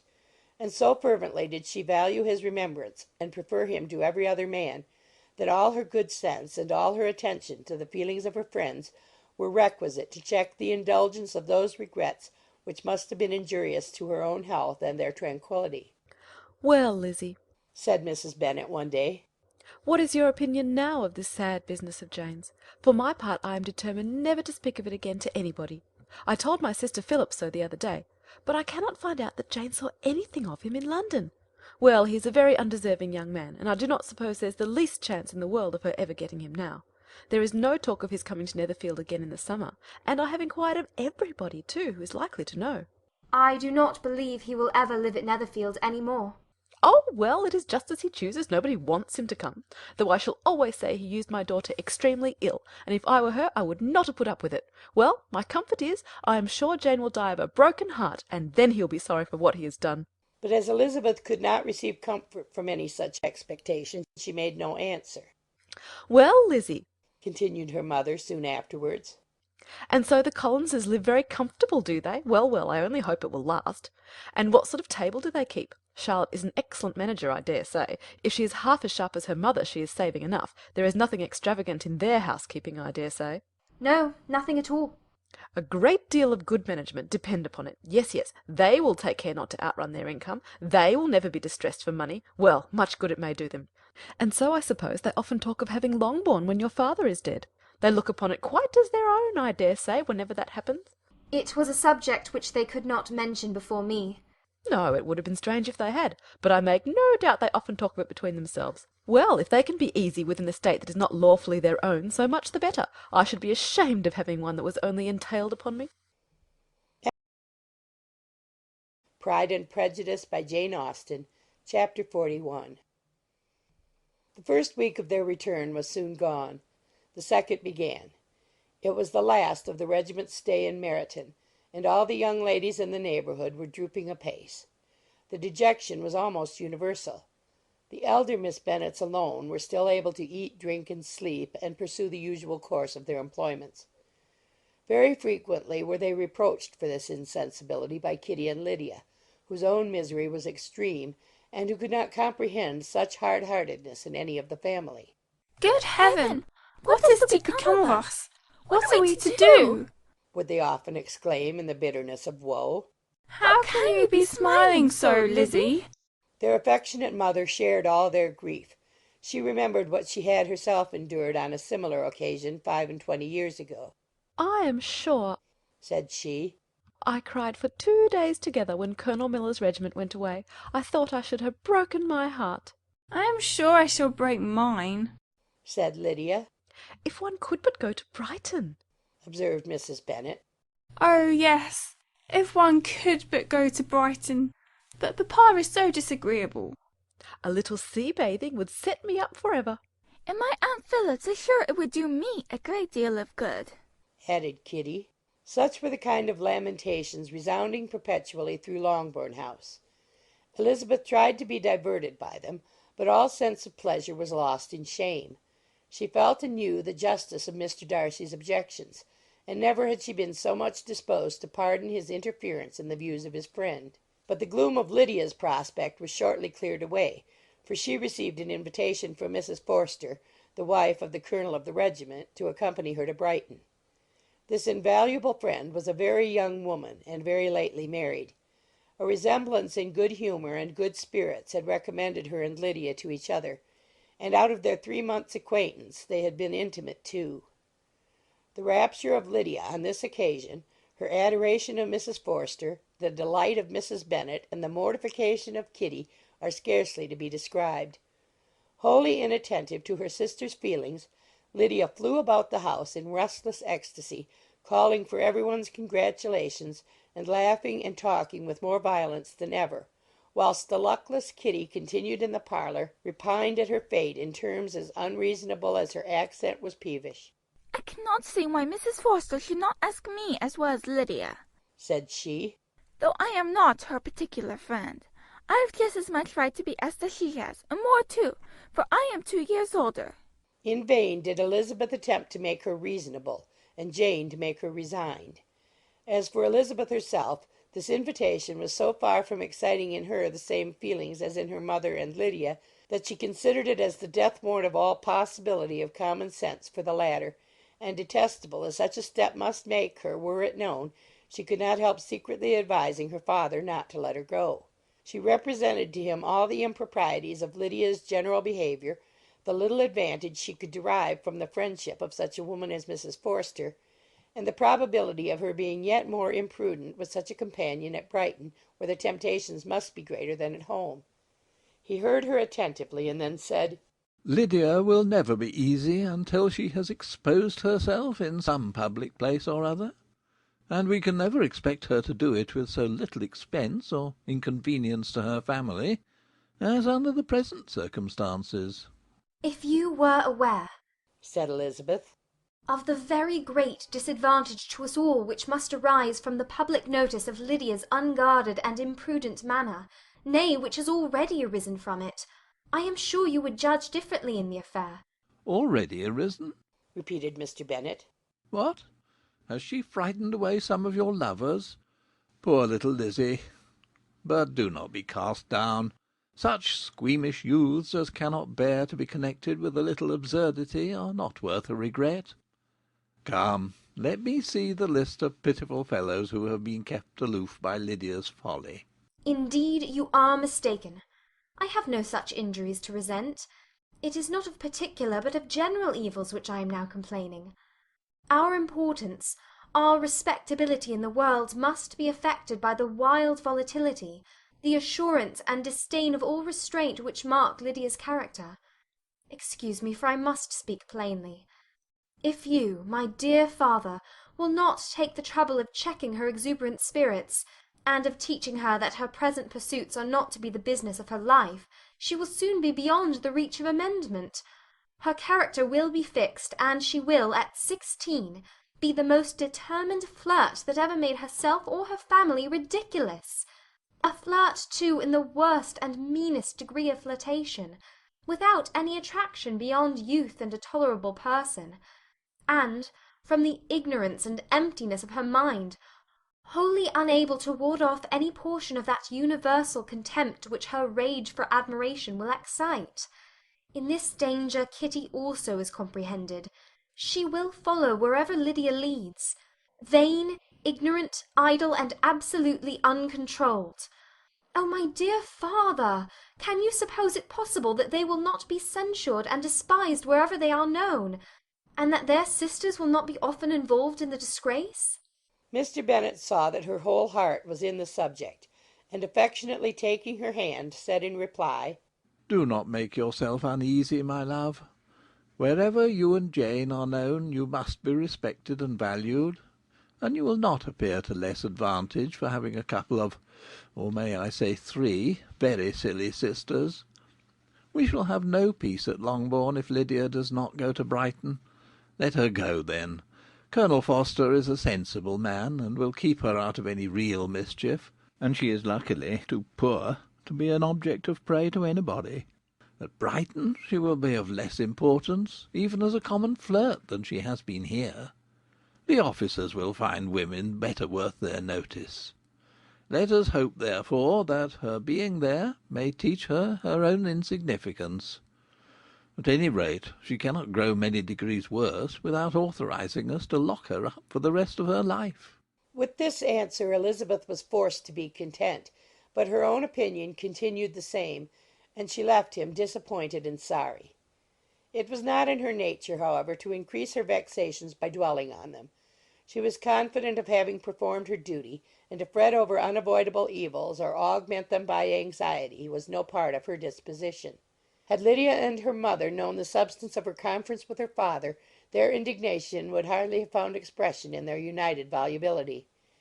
In Lydia's imagination a visit to Brighton comprised every possibility of earthly happiness. She saw, with the creative eye of fancy, the streets of that gay bathing-place covered with officers. She saw herself the object of attention to tens and to scores of them at present unknown. She saw all the glories of the camp, its tents stretched forth in beauteous uniformity of lines, crowded with the young and the gay and dazzling with scarlet, and to complete the view she saw herself seated beneath a tent, tenderly flirting with at least 6 officers at once. Had she known her sister sought to tear her from such prospects and such realities as these, what would have been her sensations? They could have been understood only by her mother, who might have felt nearly the same. Lydia's going to Brighton was all that consoled her for her melancholy conviction of her husband's never intending to go there himself. But they were entirely ignorant of what had passed, and their raptures continued with little intermission to the very day of Lydia's leaving home. Elizabeth was now to see Mr. Wickham for the last time. Having been frequently in company with him since her return, agitation was pretty well over. The agitations of formal partiality entirely so. She had even learnt to detect, in the very gentleness which had first delighted her, an affectation and a sameness to disgust and weary. In his present behaviour to herself, moreover, she had a fresh source of displeasure, for the inclination he soon testified of renewing those intentions which had marked the early part of their acquaintance could only serve, after what had since passed, to provoke her. She lost all concern for him in finding herself thus selected as the object of such idle and frivolous gallantry, and while she steadily repressed it, could not but feel the reproof contained in his believing that however long and for whatever cause his attentions had been withdrawn, her vanity would be gratified and her preference secured at any time by their renewal. On the very last day of the regiment's remaining at Meryton, he dined, with other of the officers, at Longbourn, and so little was Elizabeth disposed to part from him in good humour, that on his making some inquiry as to the manner in which her time had passed at Hunsford, she mentioned Colonel Fitzwilliam's and Mr. Darcy's having both spent 3 weeks at Rosings, and asked him if he was acquainted with the former. He looked surprised, displeased, alarmed, but with a moment's recollection and a returning smile, replied that he had formerly seen him often, and after observing that he was a very gentlemanlike man, asked her how she had liked him. Her answer was warmly in his favour. With an air of indifference he soon afterwards added, "How long did you say he was at Rosings? Nearly 3 weeks. And you saw him frequently? Yes, almost every day. His manners are very different from his cousin's." Yes, very different. But I think Mr. Darcy improves upon acquaintance. "Indeed!" cried Mr. Wickham, with a look which did not escape her. "And pray, may I ask?" But checking himself, he added in a gayer tone, "Is it in address that he improves? Has he deigned to add aught of civility to his ordinary style? For I dare not hope," he continued in a lower and more serious tone, "that he is improved in essentials." Oh, no, said Elizabeth. In essentials, I believe, he is very much what he ever was.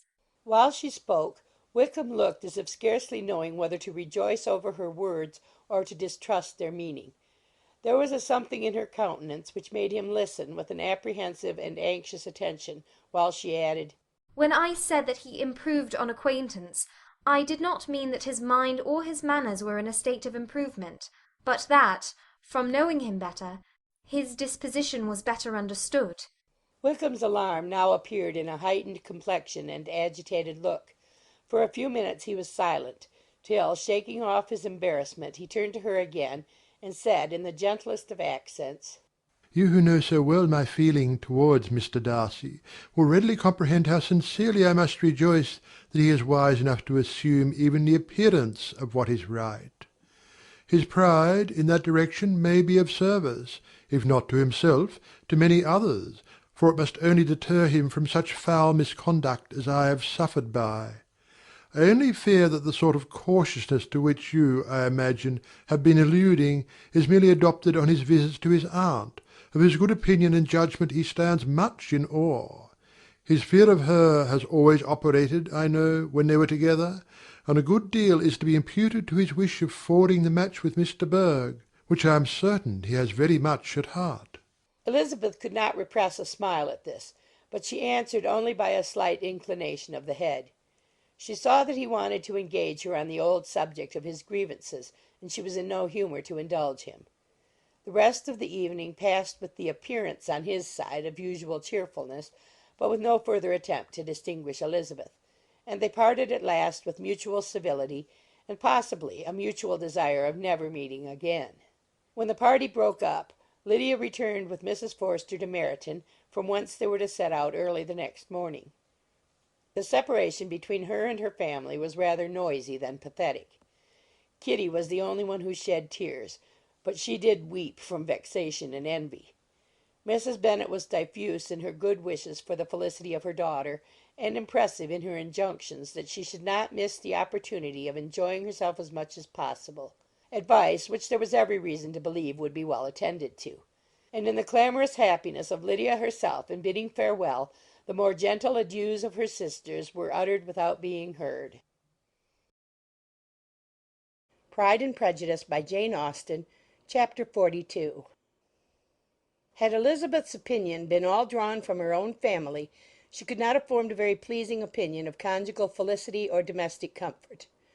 Her father, captivated by youth and beauty, and that appearance of good humour which youth and beauty generally give, had married a woman whose weak understanding and illiberal mind had very early in their marriage put an end to all real affection for her. Respect, esteem, and confidence had vanished for ever, and all his views of domestic happiness were overthrown. But Mr. Bennet was not of a disposition to seek comfort for the disappointment which his own imprudence had brought on, in any of those pleasures which too often console the unfortunate for their folly or their vice. He was fond of the country and of books, and from these tastes had arisen his principal enjoyments. To his wife he was very little otherwise indebted than as her ignorance and folly had contributed to his amusement. This is not the sort of happiness which a man would in general wish to owe to his wife, but where other powers of entertainment are wanting, the true philosopher will derive benefit from such as are given. Elizabeth, however, had never been blind to the impropriety of her father's behaviour as a husband. She had always seen it with pain, but respecting his abilities, and grateful for his affectionate treatment of herself, she endeavoured to forget what she could not overlook, and to banish from her thoughts that continual breach of conjugal obligation and decorum which, in exposing his wife to the contempt of her own children, was so highly reprehensible. But she had never felt so strongly as now the disadvantages which must attend the children of so unsuitable a marriage, nor ever been so fully aware of the evils arising from so ill-judged a direction of talents which, rightly used, might at least have preserved the respectability of his daughters, even if incapable of enlarging the mind of his wife. When Elizabeth had rejoiced over Wickham's departure, she found little other cause for satisfaction in the loss of the regiment. Their parties abroad were less varied than before, and at home she had a mother and sister whose constant repinings at the dullness of everything around them threw a real gloom over their domestic circle.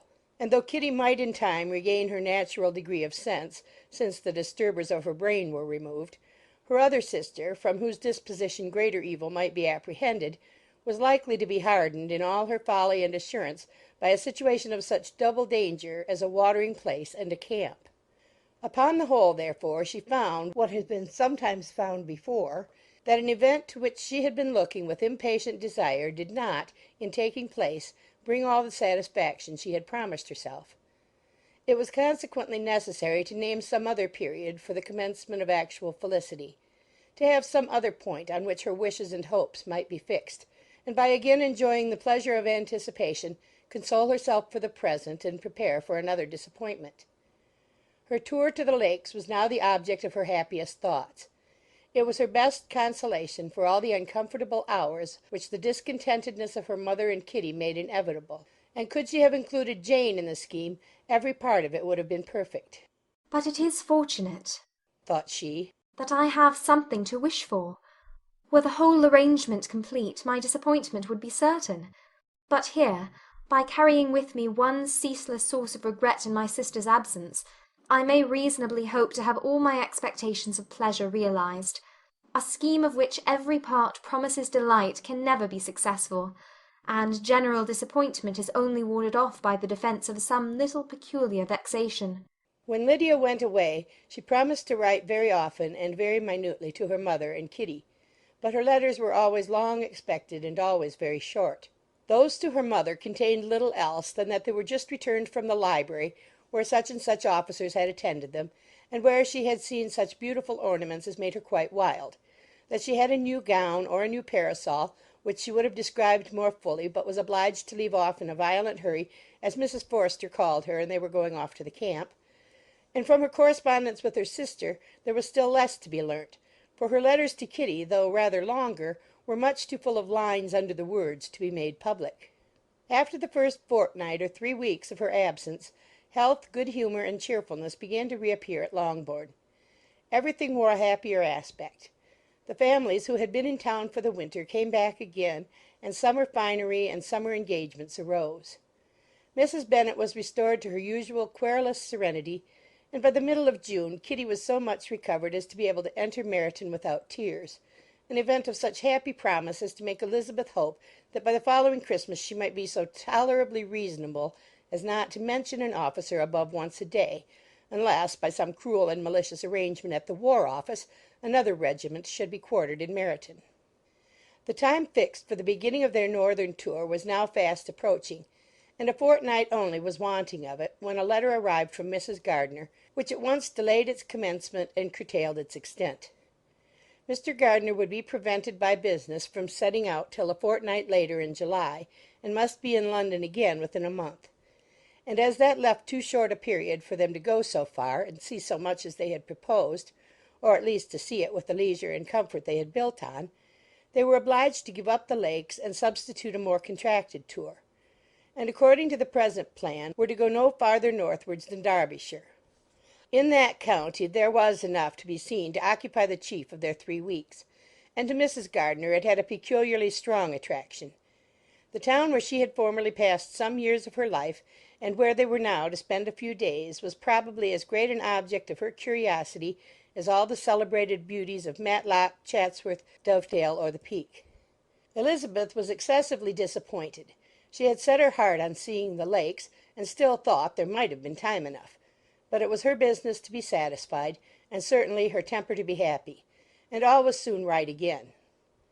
With the mention of Derbyshire there were many ideas connected. It was impossible for her to see the word without thinking of Pemberley and its owner. "But surely," said she, "I may enter his county without impunity, and rob it of a few petrified spars without his perceiving me." The period of expectation was now doubled. 4 weeks were to pass away before her uncle and aunt's arrival. But they did pass away, and Mr. and Mrs. Gardiner, with their 4 children, did at length appear at Longbourn. The children, 2 girls of 6 and 8 years old, and 2 younger boys, were to be left under the particular care of their cousin Jane, who was the general favourite, and whose steady sense and sweetness of temper exactly adapted her for attending to them in every way, teaching them, playing with them, and loving them. The Gardiners stayed only one night at Longbourn, and set off the next morning, with Elizabeth, in pursuit of novelty and amusement. One enjoyment was certain, that of suitableness of companions, a suitableness which comprehended health and temper to bear inconveniences, cheerfulness to enhance every pleasure, and affection and intelligence which might supply it among themselves if there were disappointments abroad. It is not the object of this work to give a description of Derbyshire, nor of any of the remarkable places through which their route thither lay. Oxford, Blenheim, Warwick, Kenilworth, Birmingham, etc., are sufficiently known. A small part of Derbyshire is all the present concern. To the little town of Lambton, the scene of Mrs. Gardiner's former residence, and where she had lately learned some acquaintance still remained, they bent their steps, after having seen all the principal wonders of the country. And within 5 miles of Lambton, Elizabeth found from her aunt that Pemberley was situated. It was not in their direct road, nor more than a mile or 2 out of it. In talking over their route the evening before, Mrs. Gardiner expressed an inclination to see the place again. Mr. Gardiner declared his willingness, and Elizabeth was applied to for her approbation. "My love, should you not like to see a place of which you have heard so much?" said her aunt. "A place, too, with which so many of your acquaintances are connected. Wickham passed all his youth there, you know." Elizabeth was distressed. She felt that she had no business at Pemberley, and was obliged to assume a disinclination for seeing it. She must own that she was tired of seeing great houses. After going over so many, she really had no pleasure in fine carpets or satin curtains. Mrs. Gardiner abused her stupidity. "If it were merely a fine house, richly furnished," said she, "I should not care about it myself, but the grounds are delightful. They have some of the finest woods in the country." Elizabeth said no more, but her mind could not acquiesce. The possibility of meeting Mr. Darcy while viewing the place instantly occurred. It would be dreadful. She blushed at the very idea, and thought it would be better to speak openly to her aunt than to run such a risk. But against this there were objections, and she finally resolved that it could be the last resource if her private inquiries to the absence of the family were unfavourably answered. Accordingly, when she retired at night, she asked the chambermaid whether Pemberley were not a very fine place, what was the name of its proprietor, and, with no little alarm, whether the family were down for the summer. A most welcome negative followed the last question, and her alarms now being removed, she was at leisure to feel a great deal of curiosity to see the house herself, and when the subject was revived the next morning, and she was again applied to, could readily answer, and with a proper air of indifference, that she had not really any dislike to the scheme. To Pemberley, therefore, they were to go. Pride and Prejudice by Jane Austen, Chapter 43. Elizabeth, as they drove along, watched for the first appearance of Pemberley Woods with some perturbation, and when at length they turned in at the lodge, her spirits were in a high flutter. The park was very large, and contained great variety of ground. They entered it in one of its lowest points, and drove for some time through a beautiful wood stretching over a wide extent. Elizabeth's mind was too full for conversation, but she saw and admired every remarkable spot in point of view. They gradually ascended for half a mile, and then found themselves at the top of a considerable eminence where the wood ceased, and the eye was instantly caught by Pemberley House, situated on the opposite side of a valley, into which the road, with some abruptness, wound. It was a large, handsome stone building, standing well on rising ground, and backed by a ridge of high woody hills, and in front a stream of some natural importance was swelled into greater, but without any artificial appearance. Its banks were neither formal nor falsely adorned. Elizabeth was delighted. She had never seen a place for which nature had done more, or where natural beauty had been so little counteracted by an awkward taste. They were all of them warm in their admiration, and at that moment she felt that to be mistress of Pemberley might be something. They descended the hill, crossed the bridge, and drove to the door, and while examining the nearer aspect of the house, all her apprehension of meeting its owner returned. She dreaded lest the chambermaid had been mistaken. On applying to see the place, they were admitted into the hall, and Elizabeth, as they waited for the housekeeper, had leisure to wonder at her being where she was. The housekeeper came, a respectable-looking elderly woman, much less fine and more civil than she had any notion of finding her. They followed her into the dining-parlour. It was a large, well-proportioned room, handsomely fitted up. Elizabeth, after slightly surveying it, went to a window to enjoy its prospect. The hill, crowned with wood, which they had descended, receiving increased abruptness from the distance, was a beautiful object. Every disposition of the ground was good, and she looked on the whole scene, the river, the trees scattered on its banks, and the winding of the valley, as far as she could trace it, with delight. As they passed into other rooms, these objects were taking different positions, but from every window there were beauties to be seen. The rooms were lofty and handsome, and their furniture suitable to the fortune of its proprietor. But Elizabeth saw, with admiration of his taste, that it was neither gaudy nor uselessly fine, with less of splendour and more real elegance than the furniture of Rosings. And of this place, thought she, I might have been mistress. With these rooms I might now have been familiarly acquainted. Instead of viewing them as a stranger, I might have rejoiced in them as my own, and welcomed to them as visitors my uncle and aunt. But no.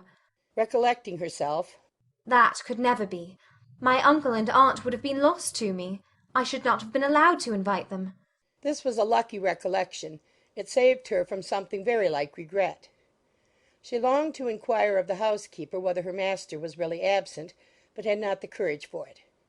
At length, however, the question was asked by her uncle, and she turned away with alarm, while Mrs. Reynolds replied that he was, adding, "But we expect him to-morrow, with a large party of friends." How rejoiced was Elizabeth that their own journey had not by any circumstance been delayed a day!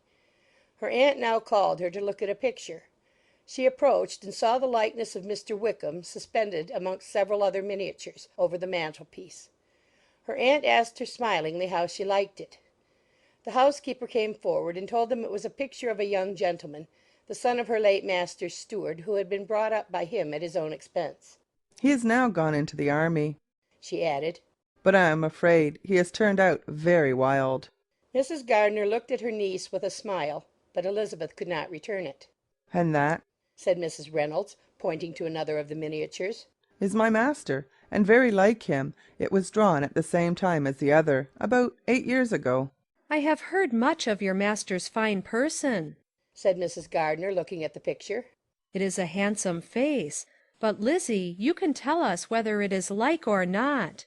Mrs. Reynolds' respect for Elizabeth seemed to increase on this intimation of her knowing her master. "Does that young lady know Mr. Darcy?" Elizabeth coloured and said, "A little." "And do you not think him a very handsome gentleman, ma'am?" "Yes, very handsome." "I am sure I know none so handsome, but in the gallery upstairs you will see a finer, larger picture of him than this. This room was my late master's favourite room, and these miniatures are just as they used to be then. He was very fond of them." This accounted to Elizabeth for Mr. Wickham's being among them. Mrs. Reynolds then directed their attention to one of Miss Darcy, drawn when she was only 8 years old. "And is Miss Darcy as handsome as her brother?" said Mrs. Gardiner.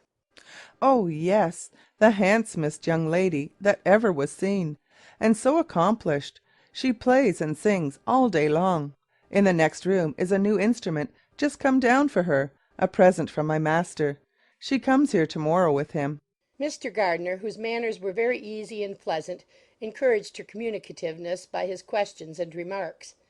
Mrs. Reynolds, either by pride or attachment, had evidently great pleasure in talking of her master and his sister. "Is your master much at Pemberley in the course of a year?" "Not so much as I could wish, sir, but I dare say he may spend half his time here, and Miss Darcy is always down for the summer months." "Except," thought Elizabeth, When she goes to Ramsgate. If your master would marry, you might see more of him. Yes, sir, but I do not know when that will be. I do not know who is good enough for him. Mr. and Mrs. Gardiner smiled. Elizabeth could not help saying, It is very much to his credit, I am sure, that you should think so. I say no more than the truth, and everybody will say that knows him, replied the other. Elizabeth thought this was going pretty far, and she listened with increasing astonishment as the housekeeper added, I have never known a cross word from him in my life, and I have known him ever since he was 4 years old. This was praise of all others most extraordinary, most opposite to her ideas. That he was not a good-tempered man had been her firmest opinion. Her keenest attention was awakened. She longed to hear more, and was grateful to her uncle for saying, There are very few people of whom so much can be said. You are lucky in having such a master. Yes, sir, I know I am.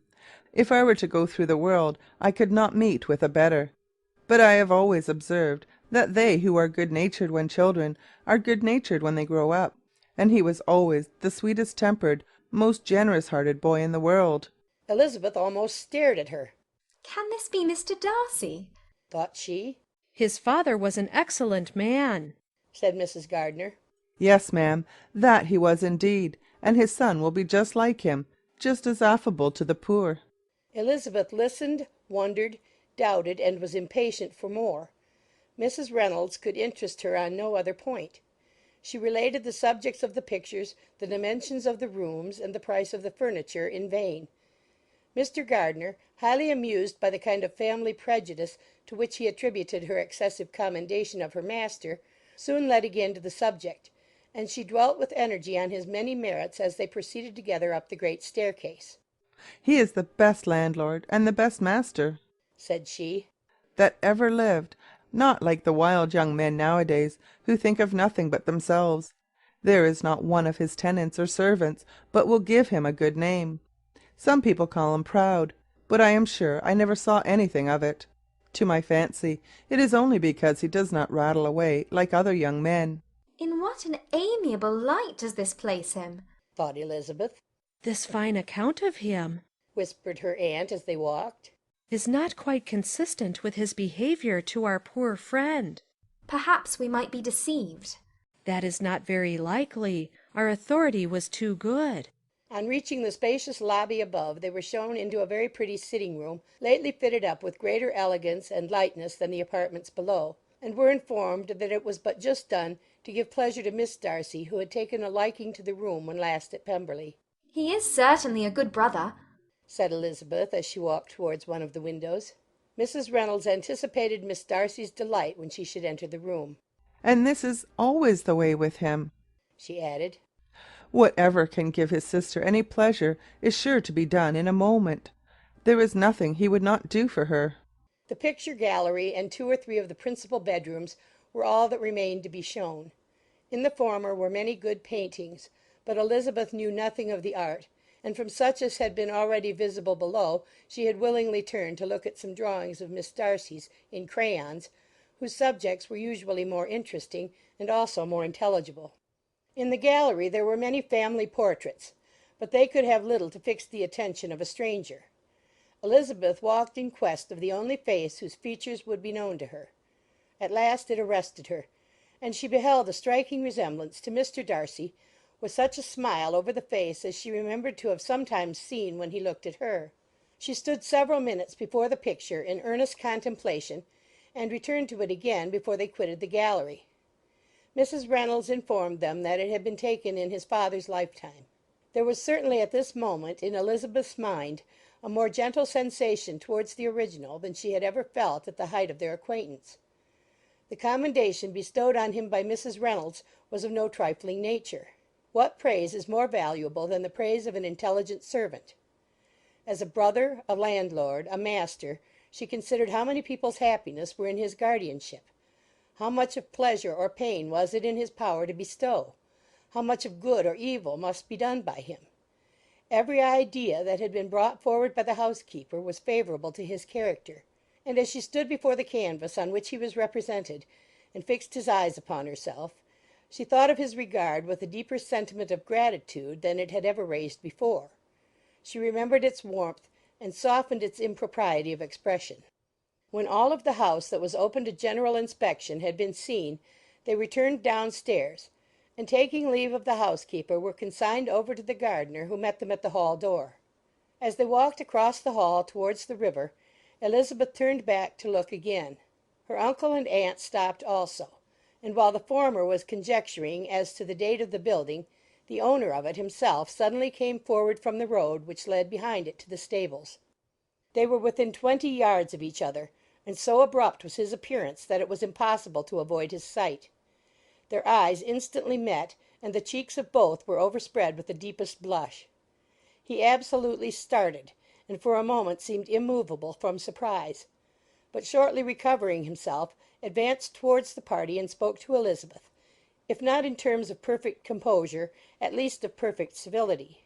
She had instinctively turned away, but stopping on his approach, received his compliments with an embarrassment impossible to be overcome. Had his first appearance, or his resemblance to the picture they had just been examining, been insufficient to assure the other two that they now saw Mr. Darcy, the gardener's expression of surprise on beholding his master must immediately have told it. They stood a little aloof while he was talking to their niece, who, astonished and confused, scarcely dared lift her eyes to his face, and knew not what answer she returned to his civil inquiries after her family.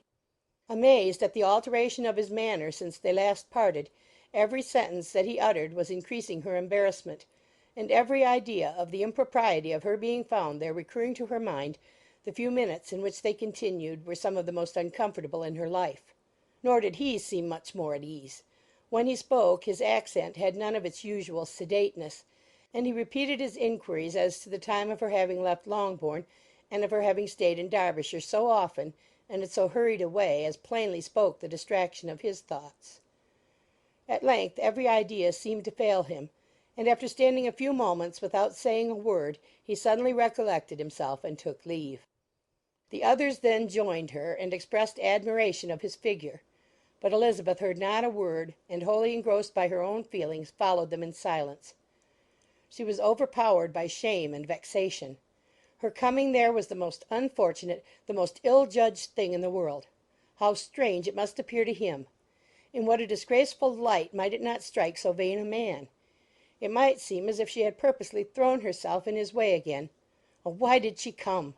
Or why did he thus come a day before he was expected? Had they been only 10 minutes sooner, they should have been beyond the reach of his discrimination, for it was plain that he was that moment arrived, that moment alighted from his horse or his carriage. She blushed again and again over the perverseness of the meeting, and his behaviour, so strikingly altered. What could it mean? That he should even speak to her was amazing, but to speak with such civility, to inquire after her family! Never in her life had she seen his manners so little dignified. Never had he spoken with such gentleness as on this unexpected meeting. What a contrast did it offer to his last address in Rosings Park, when he put his letter into her hand! She knew not what to think or how to account for it. They had now entered a beautiful walk by the side of the water, and every step was bringing forward a nobler fall of ground, or a finer reach of the woods to which they were approaching. But it was some time before Elizabeth was sensible of any of it, and though she answered mechanically to the repeated appeals of her uncle and aunt, and seemed to direct her eyes to such objects as they pointed out, she distinguished no part of the scene. Her thoughts were all fixed on that one spot of Pemberley House, whichever it might be, where Mr. Darcy then was. She longed to know what at the moment was passing in his mind, in what manner he thought of her, and whether, in defiance of everything, she was still dear to him. Perhaps he had been civil only because he felt himself at ease. Yet there had been that in his voice which was not like ease. Whether he had felt more of pain or of pleasure in seeing her, she could not tell, but he certainly had not seen her with composure. At length, however, the remarks of her companions on her absence of mind aroused her, and she felt the necessity of appearing more like herself. They entered the woods, and bidding adieu to the river for a while, ascended some of the higher grounds, when, in spots where the opening of the trees gave the eye power to wander, were many charming views of the valley, the opposite hills, with the long range of woods overspreading many, and occasionally part of the stream. Mr. Gardiner expressed the wish of going round the whole park, but feared it might be beyond a walk. With a triumphant smile they were told that it was 10 miles round. It settled the matter, and they pursued the accustomed circuit, which brought them again after some time in a descent among hanging woods to the edge of the water and one of its narrowest parts. They crossed it by a simple bridge, in character with the general air of the scene. It was a spot less adorned than any they had yet visited, and the valley, here contracted into a glen, allowed room only for the stream and a narrow walk amidst the rough coppice-wood which bordered it. Elizabeth longed to explore its windings, but when they had crossed the bridge and perceived their distance from the house, Mrs. Gardiner, who was not a great walker, could go no farther, and thought only of returning to the carriage as quickly as possible. Her niece was, therefore, obliged to submit, and they took their way towards the house on the opposite side of the river, in the nearest direction. But their progress was slow, for Mr. Gardiner, though seldom able to indulge the taste, was very fond of fishing, and was so much engaged in watching the occasional appearance of some trout in the water, and talking to the man about them, that he advanced but little. Whilst wandering on in this slow manner they were again surprised, and Elizabeth's astonishment was quite equal to what it had been at first, by the sight of Mr. Darcy approaching them, and at no great distance. The walk here, being less sheltered than on the other side, allowed them to see him before they met. Elizabeth, however astonished, was at least more prepared for an interview than before, and resolved to appear and to speak with calmness if he really intended to meet them. For a few moments, indeed, she felt that he would probably strike into some other path. The idea lasted while a turning in the walk concealed him from their view. The turning past, he was immediately before them. With a glance she saw that he had lost none of his recent civility, and to imitate his politeness she began, as they met, to admire the beauty of the place. But she had not got beyond the words "Delightful" and "charming," when some unlucky recollections obtruded, and she fancied that praise of Pemberley from her might be mischievously construed. Her colour changed, and she said no more. Mrs. Gardiner was standing a little behind, and on her pausing he asked her if she would do him the honour of introducing him to her friends. This was a stroke of civility for which she was quite unprepared, and she could hardly suppress a smile at his being now seeking the acquaintance of some of those very people against whom his pride had revolted in his offer to herself. "What will be his surprise," thought she, "when he knows who they are? He takes them now for people of fashion." The introduction, however, was immediately made, and as she named their relationship to herself, she stole a sly look at him to see how he bore it, and was not without the expectation of his decamping as fast as he could from such disgraceful companions.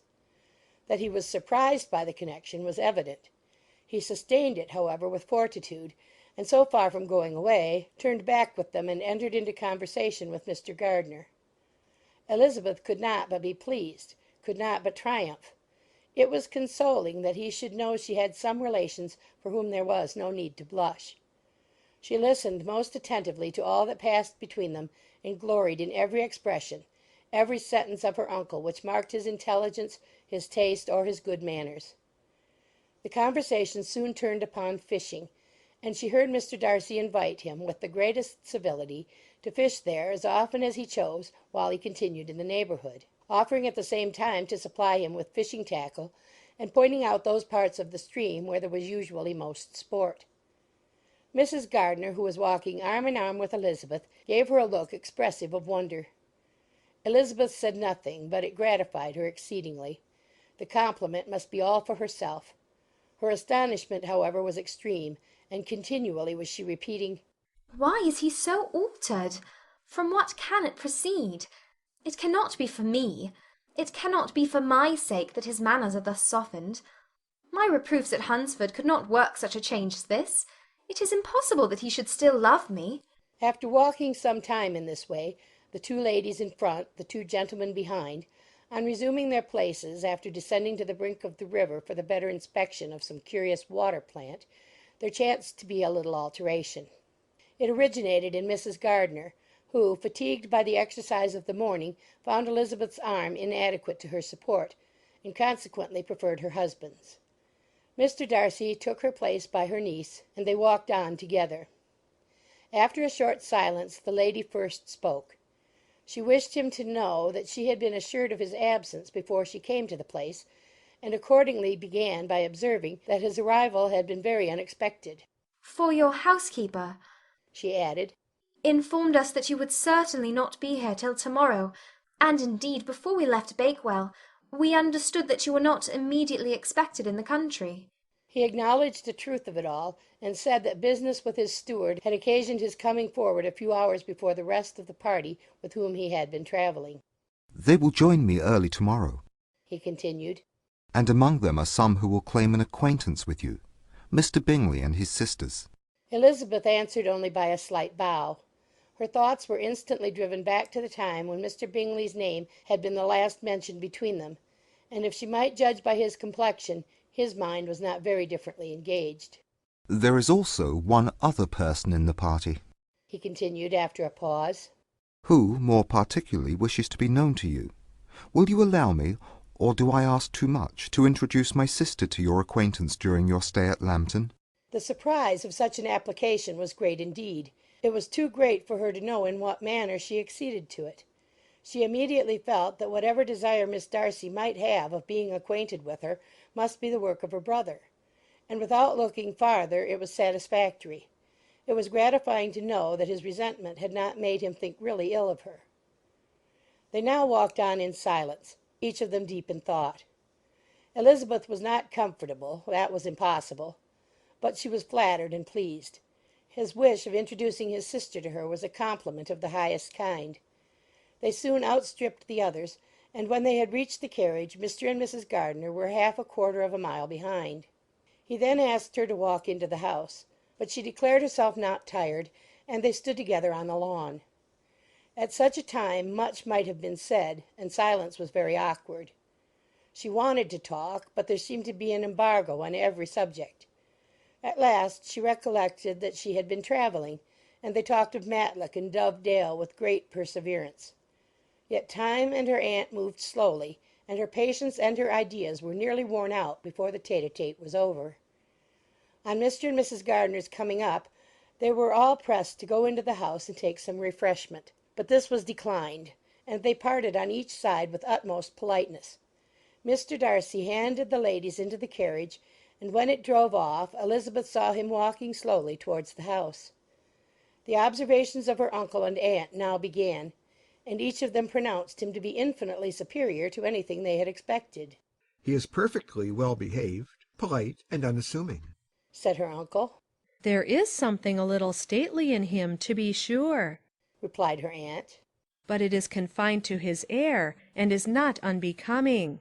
I can now say with the housekeeper that though some people may call him proud, I have seen nothing of it." "I was never more surprised than by his behaviour to us. It was more than civil, it was really attentive, and there was no necessity for such attention. His acquaintance with Elizabeth was very trifling." "To be sure, Lizzie," said her aunt, "he is not so handsome as Wickham, or rather he has not Wickham's countenance, for his features are perfectly good. But how came you to tell me that he was so disagreeable?" Elizabeth excused herself as well as she could, said that she had liked him better when they had met in Kent than before, and that she had never seen him so pleasant as this morning. "But perhaps he may be a little whimsical in his civilities," replied her uncle. "Your great men often are, and therefore I shall not take him at his word, as he might change his mind another day, and warn me off his grounds." Elizabeth felt that they had entirely misunderstood his character, but said nothing. "From what we have seen of him," continued Mrs. Gardiner, "I really should not have thought that he could have behaved in so cruel a way by anybody as he has done by poor Wickham. He has not an ill-natured look. On the contrary, there is something pleasing about his mouth when he speaks, and there is something of dignity in his countenance that would not give one an unfavourable idea of his heart.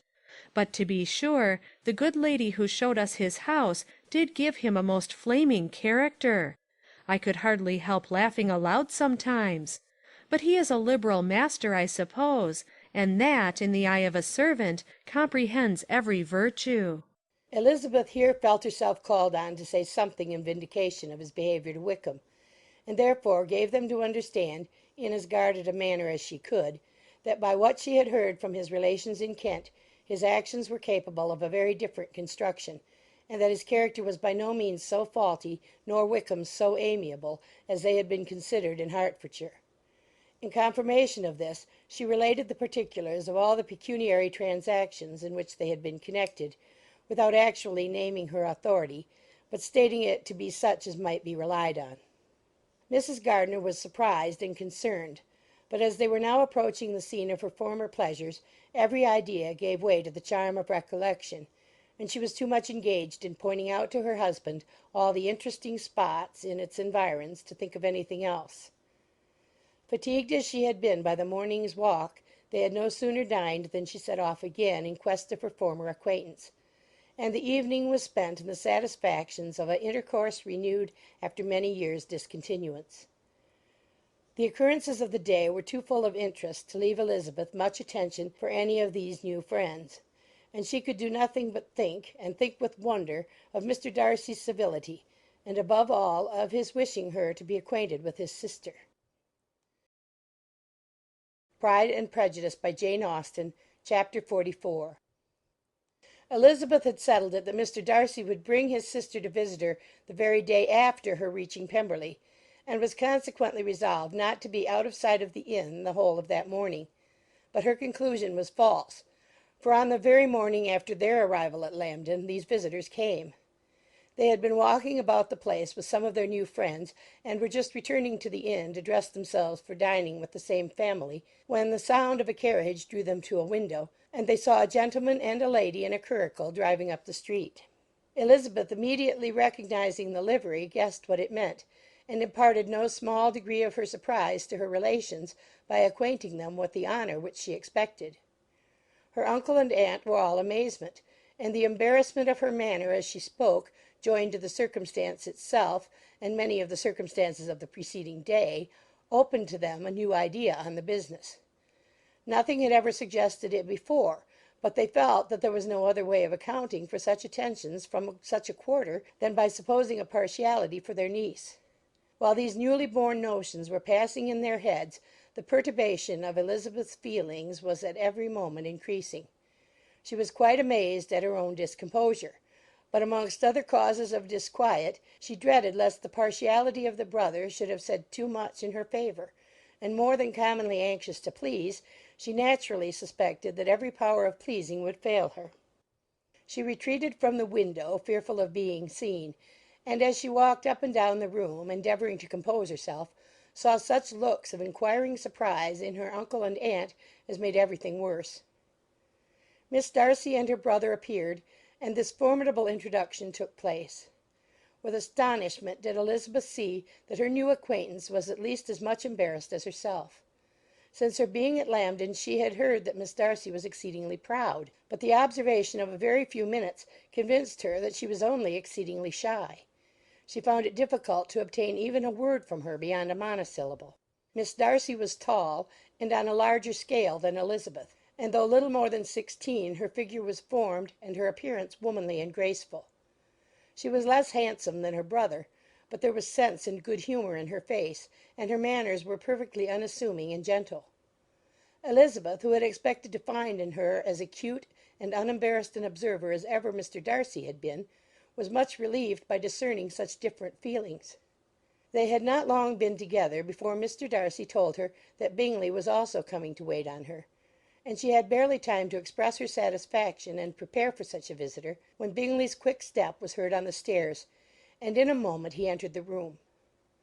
All Elizabeth's anger against him had been long done away, but had she still felt any, it could hardly have stood its ground against the unaffected cordiality with which he expressed himself on seeing her again. He inquired in a friendly though general way after her family, and looked and spoke with the same good-humoured ease that he had ever done. To Mr. and Mrs. Gardiner he was scarcely a less interesting personage than to herself. They had long wished to see him. The whole party before them, indeed, excited a lively attention. The suspicions which had just arisen of Mr. Darcy and their niece directed their observation towards each with an earnest though guarded inquiry, and they soon drew from those inquiries the full conviction that one of them at least knew what it was to love. Of the lady's sensations they remained a little in doubt, but that the gentleman was overflowing with admiration was evident enough. Elizabeth on her side had much to do. She wanted to ascertain the feelings of each of her visitors. She wanted to compose her own, and to make herself agreeable to all. And in the latter object, where she feared most to fail, she was most sure of success. For those to whom she endeavoured to give pleasure were prepossessed in her favour. Bingley was ready, Georgiana was eager, and Darcy determined to be pleased. In seeing Bingley, her thoughts naturally flew to her sister. And oh, how ardently did she long to know whether any of his were directed in a like manner. Sometimes she could fancy that he talked less than on former occasions, and once or twice pleased herself with the notion that, as he looked at her, he was trying to trace a resemblance. But though this might be imaginary, she could not be deceived as to his behaviour to Miss Darcy, who had been set up as a rival to Jane. No look appeared on either side that spoke particular regard. Nothing occurred between them that could justify the hopes of his sister.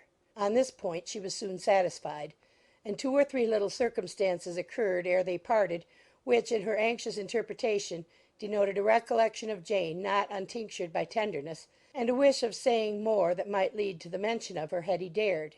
He observed to her at a moment when the others were talking together, and in a tone which had something of real regret, that it was a very long time since he had had the pleasure of seeing her.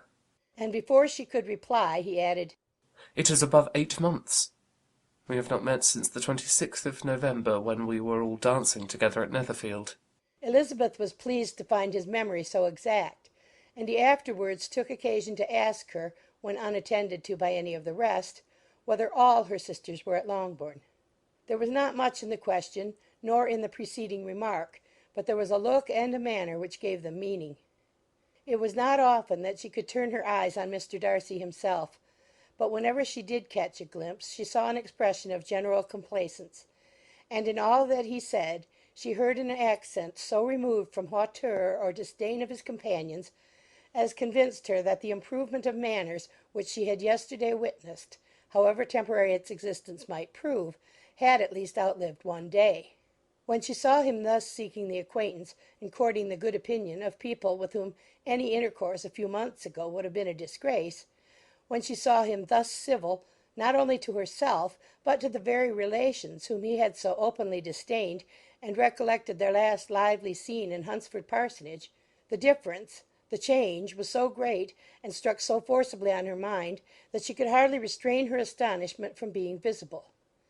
Never, even in the company of his dear friends at Netherfield, or his dignified relations at Rosings, had she seen him so desirous to please, so free from self-consequence or unbending reserve, as now, when no importance could result from the success of his endeavours, and when even the acquaintance of those to whom his attentions were addressed would draw down the ridicule and censure of the ladies both of Netherfield and Rosings. Their visitors stayed with them above half an hour, and when they arose to depart, Mr. Darcy called on his sister to join him in expressing their wish of seeing Mr. and Mrs. Gardiner and Miss Bennet to dinner at Pemberley before they left the country.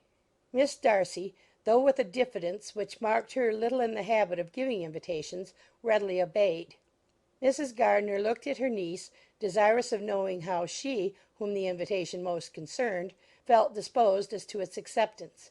But Elizabeth had turned away her head.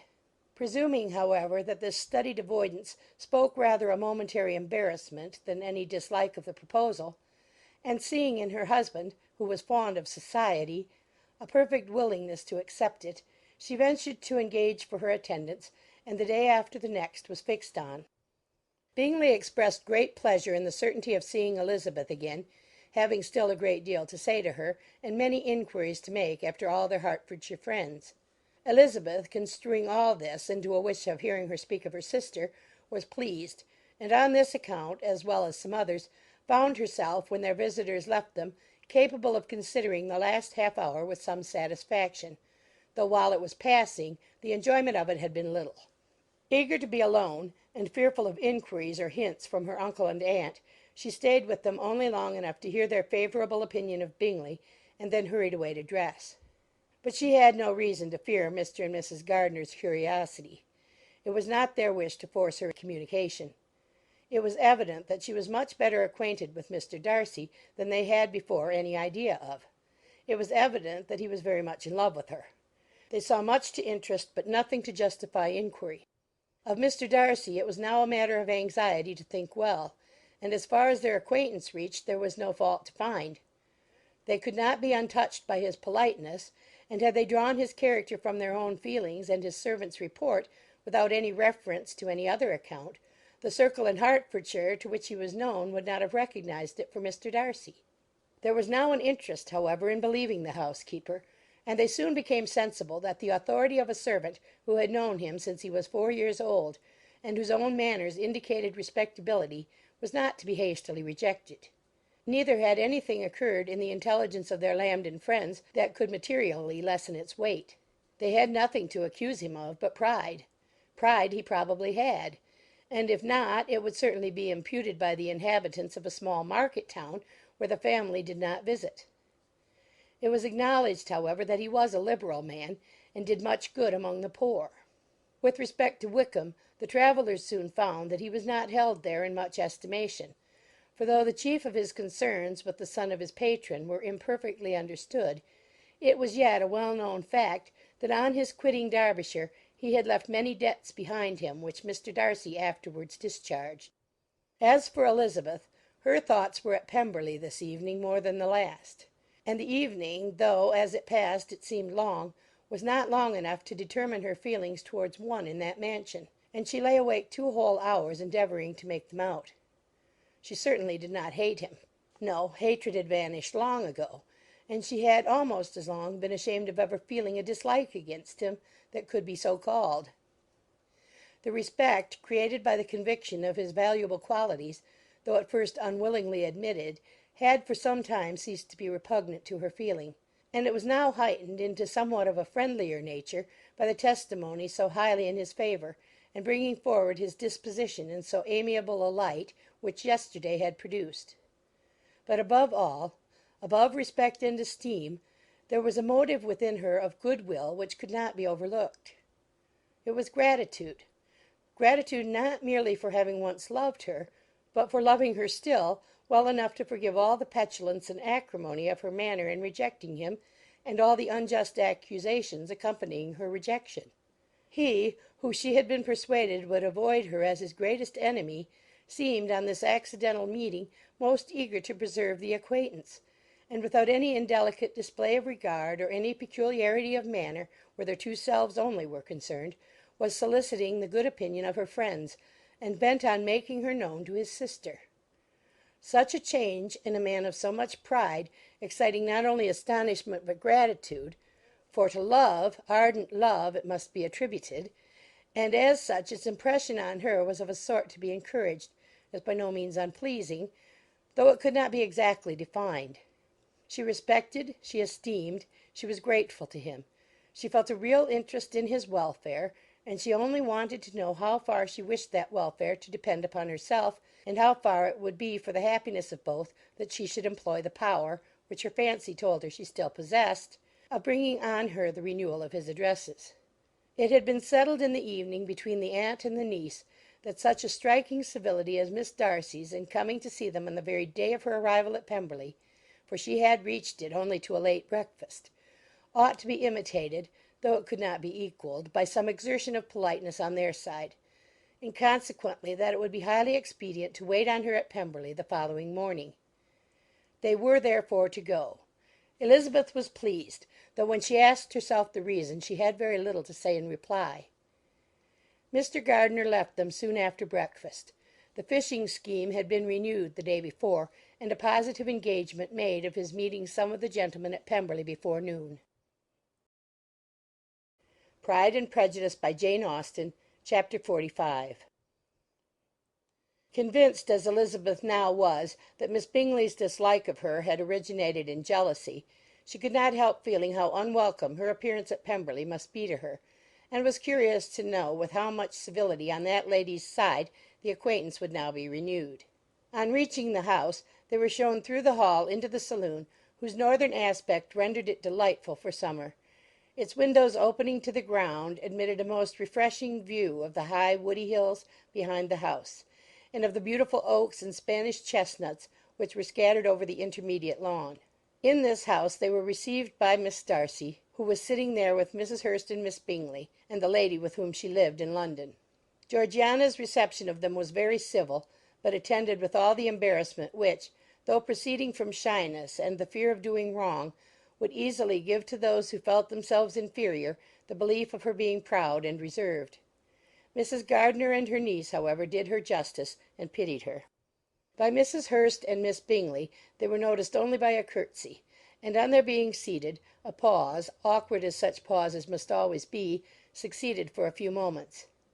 It was first broken by Mrs. Annesley, a genteel, agreeable-looking woman, whose endeavour to introduce some kind of discourse proved her to be more truly well-bred than either of the others, and between her and Mrs. Gardiner, with occasional help from Elizabeth, the conversation was carried on. Miss Darcy looked as if she wished for courage enough to join in it, and sometimes did venture a short sentence when there was least danger of its being heard.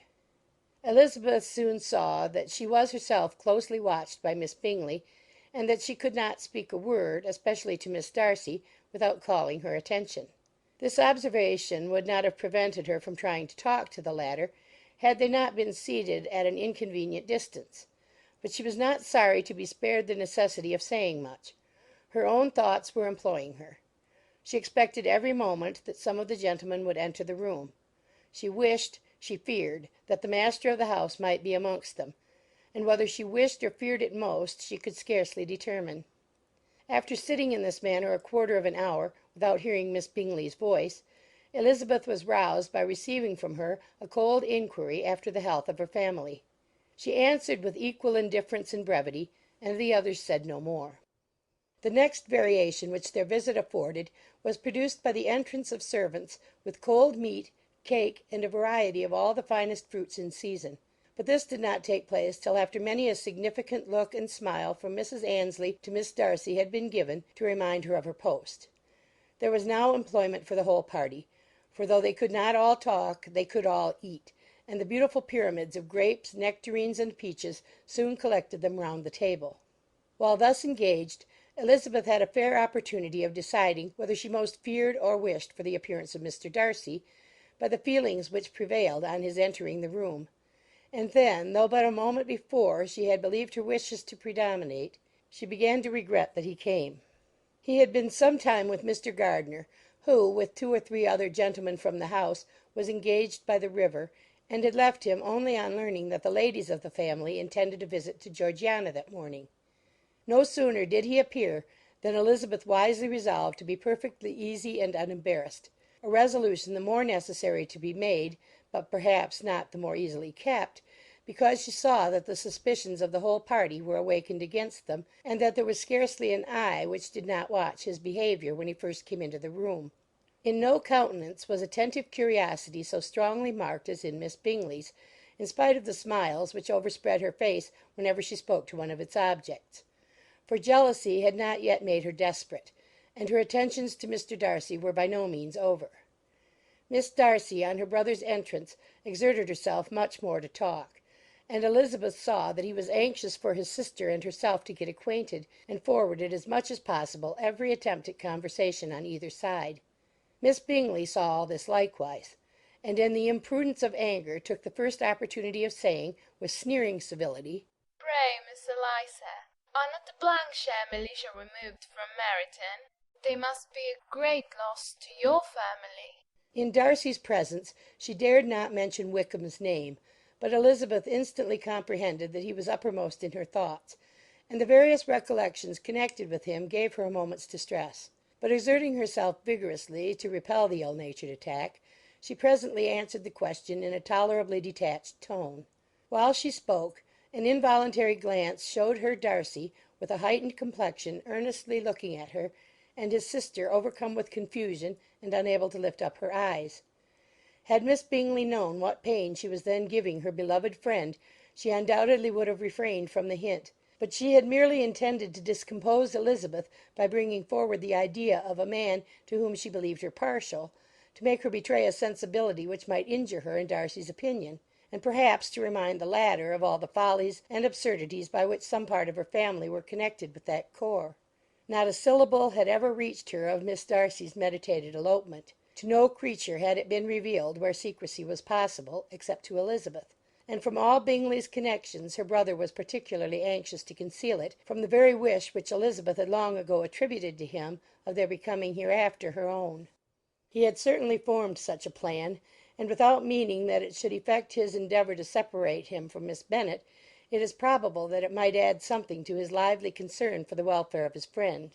Elizabeth's collected behaviour, however, soon quieted his emotion, and as Miss Bingley, vexed and disappointed, dared not approach nearer to Wickham, Georgiana also recovered in time, though not enough to be able to speak any more.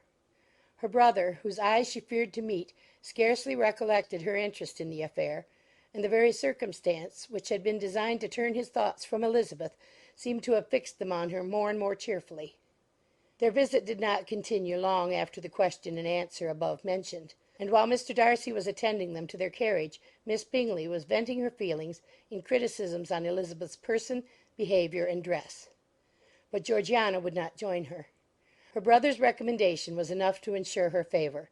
His judgment could not err, and he had spoken in such terms of Elizabeth as to leave Georgiana without the power of finding her otherwise than lovely and amiable. When Darcy returned to the saloon, Miss Bingley could not help repeating to him some part of what she had been saying to his sister. "How very ill Miss Eliza Bennet looks this morning, Mr. Darcy!" she cried. "I never in my life saw anyone so much altered as she is since the winter. She is grown so brown and coarse. Louisa and I were agreeing that we should not have known her again." However little Mr. Darcy might have liked such an address, he contented himself with coolly replying that he perceived no other alteration than her being rather tanned, no miraculous consequence of travelling in the summer. "For my own part," she rejoined, "I must confess that I never could see any beauty in her. Her face is too thin, her complexion has no brilliancy, and her features are not at all handsome. Her nose wants character. There is nothing marked in its lines. Her teeth are tolerable, but not out of the common way. And as for her eyes, which have sometimes been called so fine, I could never see anything extraordinary in them. They have a sharp, shrewish look, which I do not like at all, and in her air altogether there is a self-sufficiency without fashion, which is intolerable." Persuaded as Miss Bingley was that Darcy admired Elizabeth, this was not the best method of recommending herself, but angry people are not always wise, and in seeing him at last look somewhat nettled, she had all the success she expected. He was resolutely silent, however, and from a determination of making him speak, she continued, "I remember, when we first knew her in Hertfordshire, how amazed we all were to find that she was a reputed beauty. And I particularly recollect your saying one night, after they had been dining at Netherfield, 'She a beauty! I should as soon call her mother a wit.' But afterwards she seemed to improve on you, and I believe you thought her rather pretty at one time." Yes, replied Darcy, who could contain himself no longer. but that was only when I first saw her, for it is many months since I have considered her as one of the handsomest women of my acquaintance. He then went away, and Miss Bingley was left to all the satisfaction of having forced him to say what gave no one any pain but herself. Mrs. Gardiner and Elizabeth talked of all that had occurred during their visit as they returned, except what had particularly interested them both. The look and behaviour of everybody they had seen were discussed, except of the person who had mostly engaged their attention. They talked of his sister, his friends, his house, his fruit, of everything but himself. Yet Elizabeth was longing to know what Mrs. Gardiner thought of him, and Mrs. Gardiner would have been highly gratified by her niece's beginning the subject. Pride and Prejudice by Jane Austen, Chapter 46. Elizabeth had been a good deal disappointed in not finding a letter from Jane on their first arrival at Lambton, and this disappointment had been renewed on each of the mornings that had now been spent there. But on the third her repining was over, and her sister justified by the receipt of 2 letters from her at once, on one of which was marked that it had been missent elsewhere. Elizabeth was not surprised at it, as Jane had written the direction remarkably ill. They had just been preparing to walk as the letters came in, and her uncle and aunt, leaving her to enjoy them in quiet, set off by themselves. The one Miss sent must first be attended to. It had been written 5 days ago. The beginning contained an account of all their little parties and engagements, with such news as the country afforded. But the latter half, which was dated a day later, and written in evident agitation, gave more important intelligence. It was to this effect. Since writing the above, dearest Lizzie, something has occurred of a most unexpected and serious nature, but I am afraid of alarming you. Be assured that we are all well. What I have to say relates to poor Lydia. An express came at 12 last night, just as we were all gone to bed, from Colonel Forster, to inform us that she was gone off to Scotland with one of his officers, to own the truth, with Wickham. Imagine our surprise. To Kitty, however, it does not seem so wholly unexpected. I am very, very sorry. So imprudent a match on both sides. But I am willing to hope the best, and that his character has been misunderstood. Thoughtless and indiscreet, I can easily believe him. But this step, and let us rejoice over it, marks nothing bad at heart. His choice is disinterested at least, for he must know my father can give her nothing. Our poor mother is sadly grieved. My father bears it better. How thankful am I that we never let them know what has been said against him. We must forget it ourselves. They were off Saturday night about 12, as is conjectured, but were not missed till yesterday morning at 8. The express was sent off directly. My dear Lizzie, they must have passed within 10 miles of us. Colonel Forster gives us reason to expect him here soon. Lydia left a few lines for his wife, informing her of their intention. I must conclude, for I cannot be long from my poor mother. I am afraid you will not be able to make it out, but I hardly know what I have written. Without allowing herself time for consideration, and scarcely knowing what she felt, Elizabeth, on finishing this letter, instantly seized the other, and opening it with the utmost impatience, read as follows. It had been written a day later than the conclusion of the first. By this time, my dearest sister, you have received my hurried letter. I wish this may be more intelligible, but though not confined for time, my head is so bewildered that I cannot answer for being coherent. Dearest Lizzie, I hardly know what I would write, but I have bad news for you, and it cannot be delayed.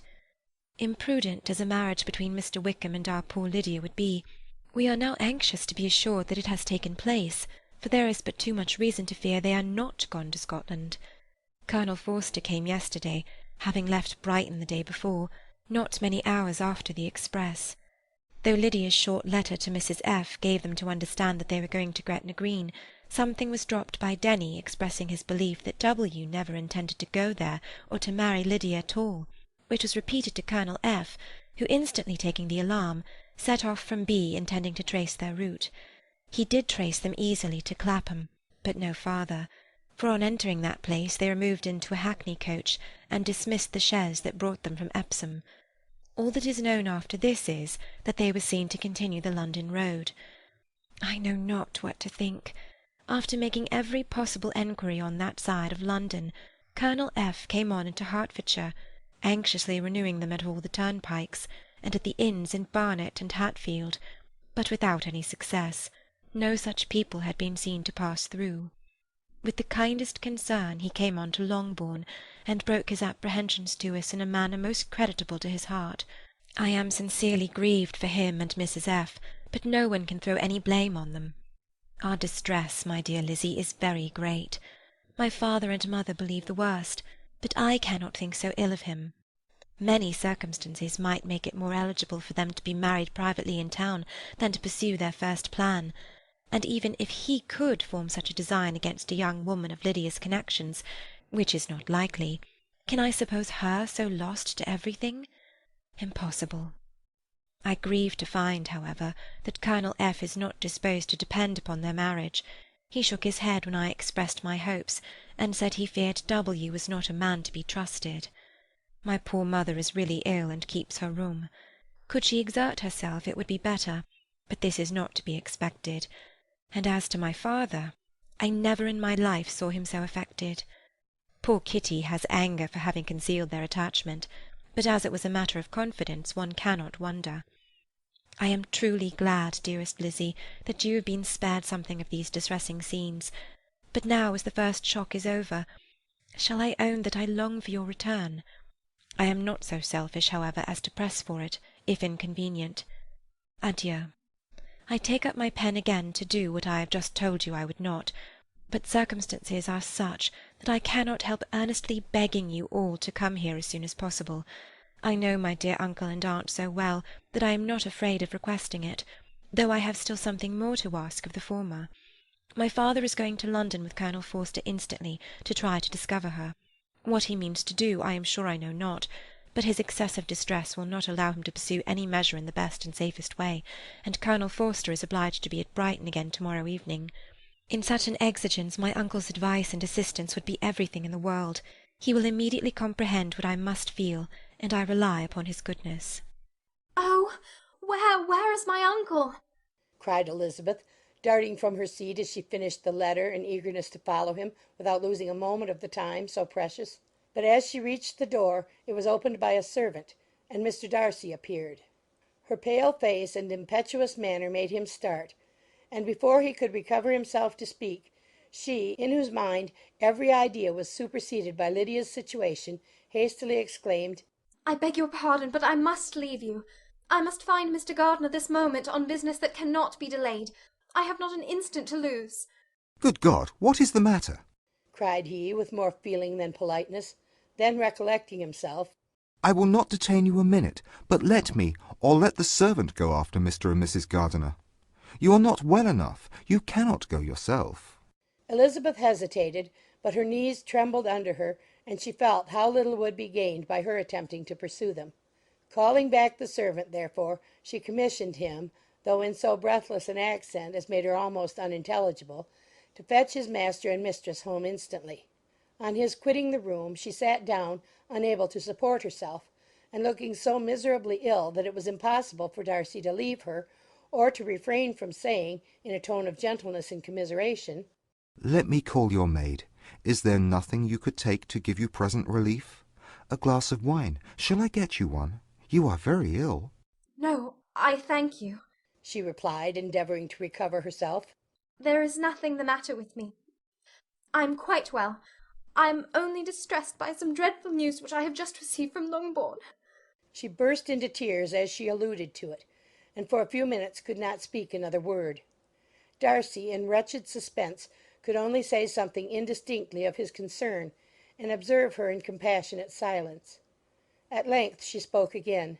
"I have just had a letter from Jane with such dreadful news. It cannot be concealed from anyone.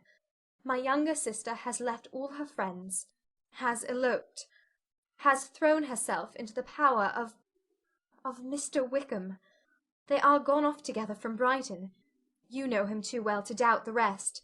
She has no money, no connections, nothing that can tempt him to. She is lost for ever." Darcy was fixed in astonishment. "When I consider," she added, in a yet more agitated voice, "that I might have prevented it, I who knew what he was. Had I but explained some part of it, only some part of what I learnt to my own family. Had his character been known, this could not have happened. But it is all too late now." I am grieved indeed, cried Darcy. Grieved, shocked. But is it certain? Absolutely certain? "Oh, yes.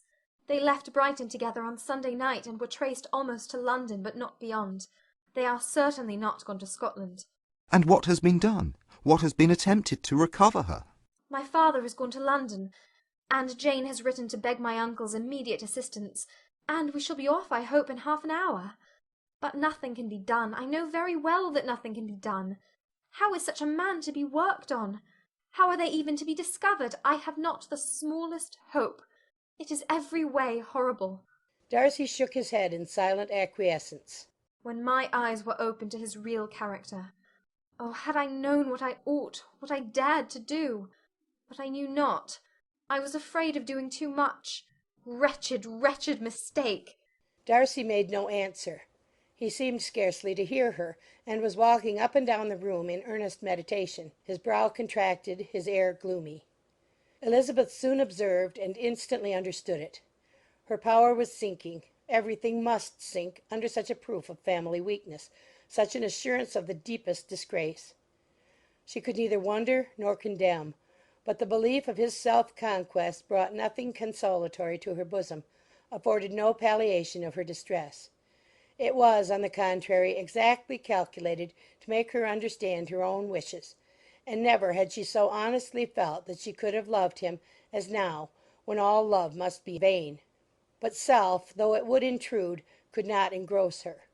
Lydia, the humiliation, the misery she was bringing on them all, soon swallowed up every private care, and covering her face with her handkerchief, Elizabeth was soon lost to everything else, and after a pause of several minutes was only recalled to a sense of her situation by the voice of her companion, who, in a manner which, though it spoke compassion, spoke likewise restraint, said, "I'm afraid you have been long desiring my absence, nor have I anything to plead in excuse of my stay, but real, though unavailing concern. Would to heaven that anything could be either said or done on my part that might offer consolation to such distress. But I will not torment you with vain wishes, which may seem purposely to ask for your thanks. This unfortunate affair will, I fear, prevent my sister's having the pleasure of seeing you at Pemberley to-day." Oh, yes. Be so kind as to apologize for us to Miss Darcy. Say that urgent business calls us home immediately. Conceal the unhappy truth as long as it is possible. I know it cannot be long. He readily assured her of his secrecy, again expressed his sorrow for her distress, wished it a happier conclusion than there was at present reason to hope, and leaving his compliments for her relations, with only one serious parting look, went away. As he quitted the room, Elizabeth felt how improbable it was that they should ever see each other again on such terms of cordiality as had marked their several meetings in Derbyshire. And as she threw a retrospective glance over the whole of their acquaintance, so full of contradictions and varieties, sighed at the perverseness of those feelings which would now have promoted its continuance, and would formerly have rejoiced in its termination. If gratitude and esteem are good foundations of affection, Elizabeth's change of sentiment will be neither improbable nor faulty. But if otherwise, if regard, springing from such sources, is unreasonable or unnatural, in comparison of what is so often described as arising on a first interview with its object, and even before 2 words have been exchanged, nothing can be said in her defence, except that she had given somewhat of a trial to the latter method in her partiality for Wickham, and that its ill success might, perhaps, authorize her to seek the other less interesting mode of attachment. Be that as it may, she saw him go with regret, and in this early example of what Lydia's infamy must produce, found additional anguish as she reflected on that wretched business. Never since reading Jane's second letter had she entertained a hope of Wickham's meaning to marry her. No one but Jane, she thought, could flatter herself with such an expectation. Surprise was the least of her feelings on this development. While the contents of the first letter remained in her mind, she was all surprise, all astonishment that Wickham should marry a girl whom it was impossible he could marry for money, and how Lydia could ever have attached him had appeared incomprehensible. But now it was all too natural. For such an attachment as this she might have sufficient charms, and though she did not suppose Lydia to be deliberately engaging in an elopement without the intention of marriage, she had no difficulty in believing that neither her virtue nor her understanding would preserve her from falling an easy prey. She had never perceived, while the regiment was in Hertfordshire, that Lydia had any partiality for him, but she was convinced that Lydia wanted only encouragement to attach herself to anybody. Sometimes one officer, sometimes another had been her favourite, as their attentions raised them in her opinion. Her affections had continually been fluctuating, but never without an object. The mischief of neglect and mistaken indulgence towards such a girl, oh, how acutely did she now feel it! She was wild to be at home, to hear, to see, to be upon the spot, to share with Jane in the cares that must now fall wholly upon her in a family so deranged, a father absent, a mother incapable of exertion and requiring constant attendance, and though almost persuaded that nothing could be done for Lydia, her uncle's interference seemed of the utmost importance, and till he entered the room her impatience was severe.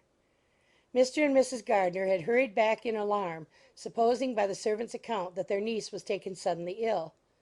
But satisfying them instantly on that head, she eagerly communicated the cause of their summons, reading the 2 letters aloud, and dwelling on the postscript of the last with trembling energy. Though Lydia had never been a favourite with them, Mr. and Mrs. Gardiner could not but be deeply afflicted. Not Lydia only, but all were concerned in it, and after the first exclamations of surprise and horror, Mr. Gardiner promised every assistance in his power. Elizabeth, though expecting no less, thanked him with tears of gratitude, and all three being actuated by one spirit, everything relating to their journey was speedily settled. They were to be off as soon as possible. But what is to be done about Pemberley? Cried Mrs. Gardiner. John told us Mr. Darcy was here when you sent for us. Was it so? Yes, and I told him we should not be able to keep our engagement. That is all settled. What is all settled? Repeated the other, as she ran into her room to prepare. And they are upon such terms as for her to disclose the real truth? Oh, that I knew how it was! But wishes were vain, or at least could only serve to amuse her in the hurry and confusion of the following hour. Had Elizabeth been at leisure to be idle, she would have remained certain that all employment was impossible to one so wretched as herself. But she had her share of business as well as her aunt, and amongst the rest there were notes to be written to all their friends at Lambton, with false excuses for their sudden departure. An hour, however, saw the whole completed, and Mr. Gardiner, meanwhile having settled his account at the inn, nothing remained to be done but to go. And Elizabeth, after all the misery of the morning, found herself in a shorter space of time than she could have supposed, seated in the carriage and on the road to Longbourn. Pride and Prejudice by Jane Austen, Chapter 47. I have been thinking it over again, Elizabeth, said her uncle as they drove from the town. And really, upon serious consideration, I am much more inclined than I was to judge as your elder sister does on the matter. It appears to me so very unlikely that any young man should form such a design against a girl who was by no means unprotected or friendless, and who was actually staying in his colonel's family, that I am strongly inclined to hope the best. Could he expect that her friends would not step forward? Could he expect to be noticed again by the regiment after such an affront to Colonel Forster? His temptation is not adequate to the risk. Do you really think so? Cried Elizabeth, brightening up for a moment. Upon my word, said Mrs. Gardiner, I begin to be of your uncle's opinion. It is really too great a violation of decency, honour, and interest for him to be guilty of. I cannot think so very ill of Wickham. Can you yourself, Lizzie, so wholly give him up as to believe him capable of it? Not, perhaps, of neglecting his own interest, but of every other neglect I can believe him capable, if indeed it should be so. But I dare not hope it. Why should they not go on to Scotland if that had been the case? In the first place, replied Mr. Gardiner, there is no absolute proof that they are not gone to Scotland. Oh, but their removing from the chaise into a hackney coach is such a presumption. And besides, no traces of them were to be found on the Bonnet Road. Well then, supposing them to be in London, they may be there, though for the purpose of concealment, for no more exceptional purpose. It is not likely that money should be very abundant on either side, and it might strike them that they could be more economically, though less expeditiously, married in London than in Scotland. But why all this secrecy? Why any fear of detection? Why must their marriage be private? Oh, no, no, this is not likely. His most particular friend, you see by Jane's account, was persuaded of his never intending to marry her. Wickham will never marry a woman without some money. He cannot afford it. And what claims has Lydia? What attraction has she beyond youth, health, and good humour that could make him, for her sake, forego every chance of benefiting himself by marrying well? As to what restraint the apprehensions of disgrace in the corps might throw on a dishonourable elopement with her, I am not able to judge, for I know nothing of the effects that such a step might produce. But as to your other objection, I am afraid it will hardly hold good. Lydia has no brothers to step forward, and he might imagine, from my father's behaviour, from his indolence and the little attention he has ever seemed to give to what was going forward in his family, that he would do as little and think as little about it as any father could do in such a matter. But can you think that Lydia is so lost to everything but love of him as to consent to live with him on any terms other than marriage?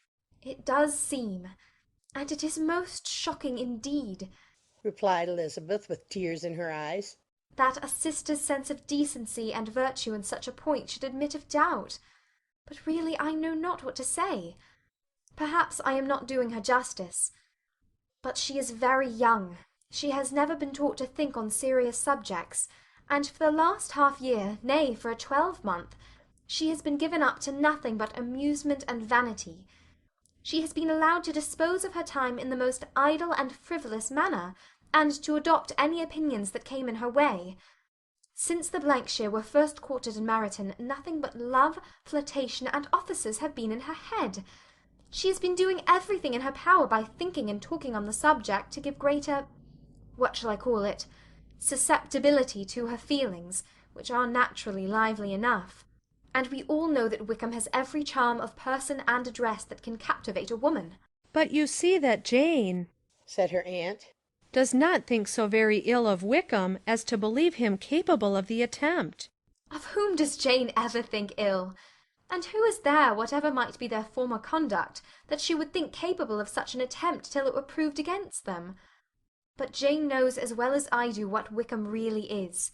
We both know that he has been profligate in every sense of the word, that he has neither integrity nor honour, that he is as false and deceitful as he is insinuating. And do you really know all this? cried Mrs. Gardiner, whose curiosity as to the mode of her intelligence was all alive. I do indeed, replied Elizabeth, colouring. I told you the other day of his infamous behaviour to Mr. Darcy, and you yourself, when last at Longbourn, heard in what manner he spoke of the man who had behaved with such forbearance and liberality towards him. And there are other circumstances which I am not at liberty, which it is not worth while to relate, but his lies about the whole Pemberley family are endless. From what he said of Miss Darcy, I was thoroughly prepared to see a proud, reserved, disagreeable girl. Yet he knew to the contrary himself. He must know that she was as amiable and unpretending as we have found her.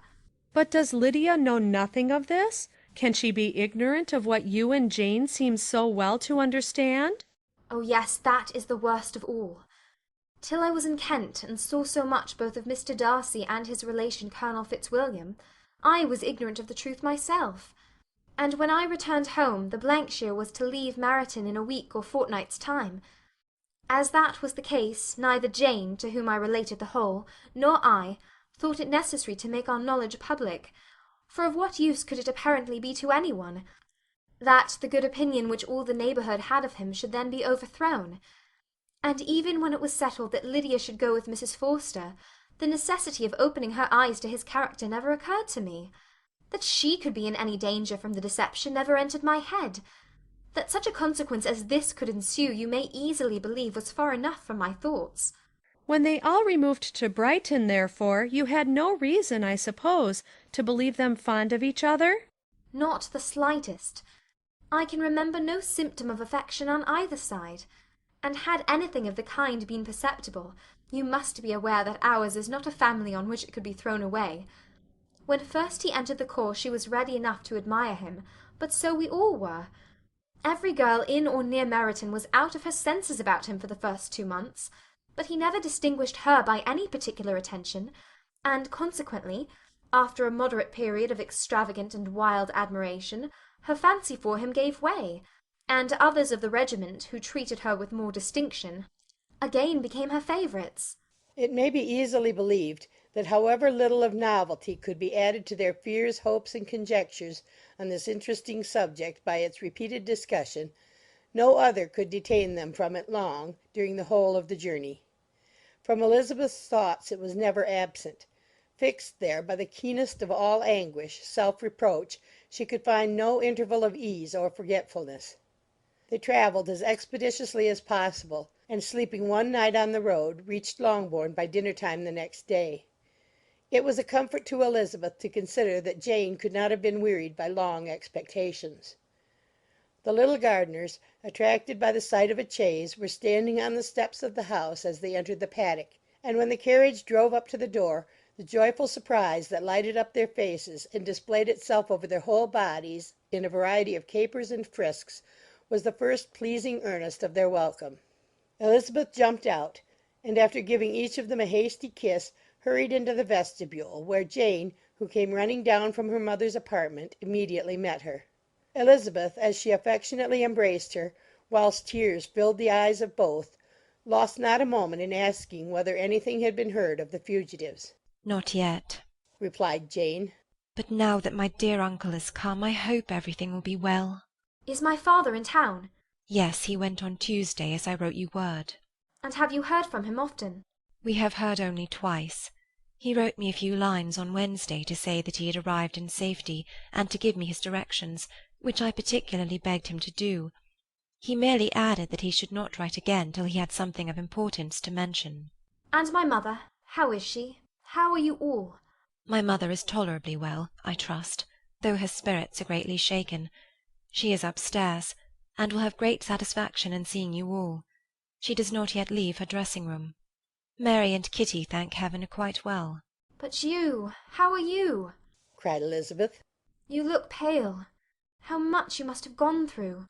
Her sister, however, assured her of her being perfectly well, and their conversation, which had been passing while Mr. and Mrs. Gardiner were engaged with their children, was now put an end to by the approach of the whole party. Jane ran to her uncle and aunt, and welcomed and thanked them both with alternate smiles and tears. When they were all in the drawing-room, the questions which Elizabeth had already asked were of course repeated by the others, and they soon found that Jane had no intelligence to give. The sanguine hope of good, however, which the benevolence of her heart suggested had not yet deserted her. She still expected that it would all end well, and that every morning would bring some letter, either from Lydia or her father, to explain their proceedings and perhaps announce their marriage. Mrs. Bennet, to whose apartment they all repaired, after a few minutes' conversation together, received them exactly as might be expected, with tears and lamentations of regret, invectives against the villainous conduct of Wickham, and complaints of her own sufferings and ill-usage, blaming everybody but the person to whose ill-judging indulgence the errors of her daughter must principally be owing.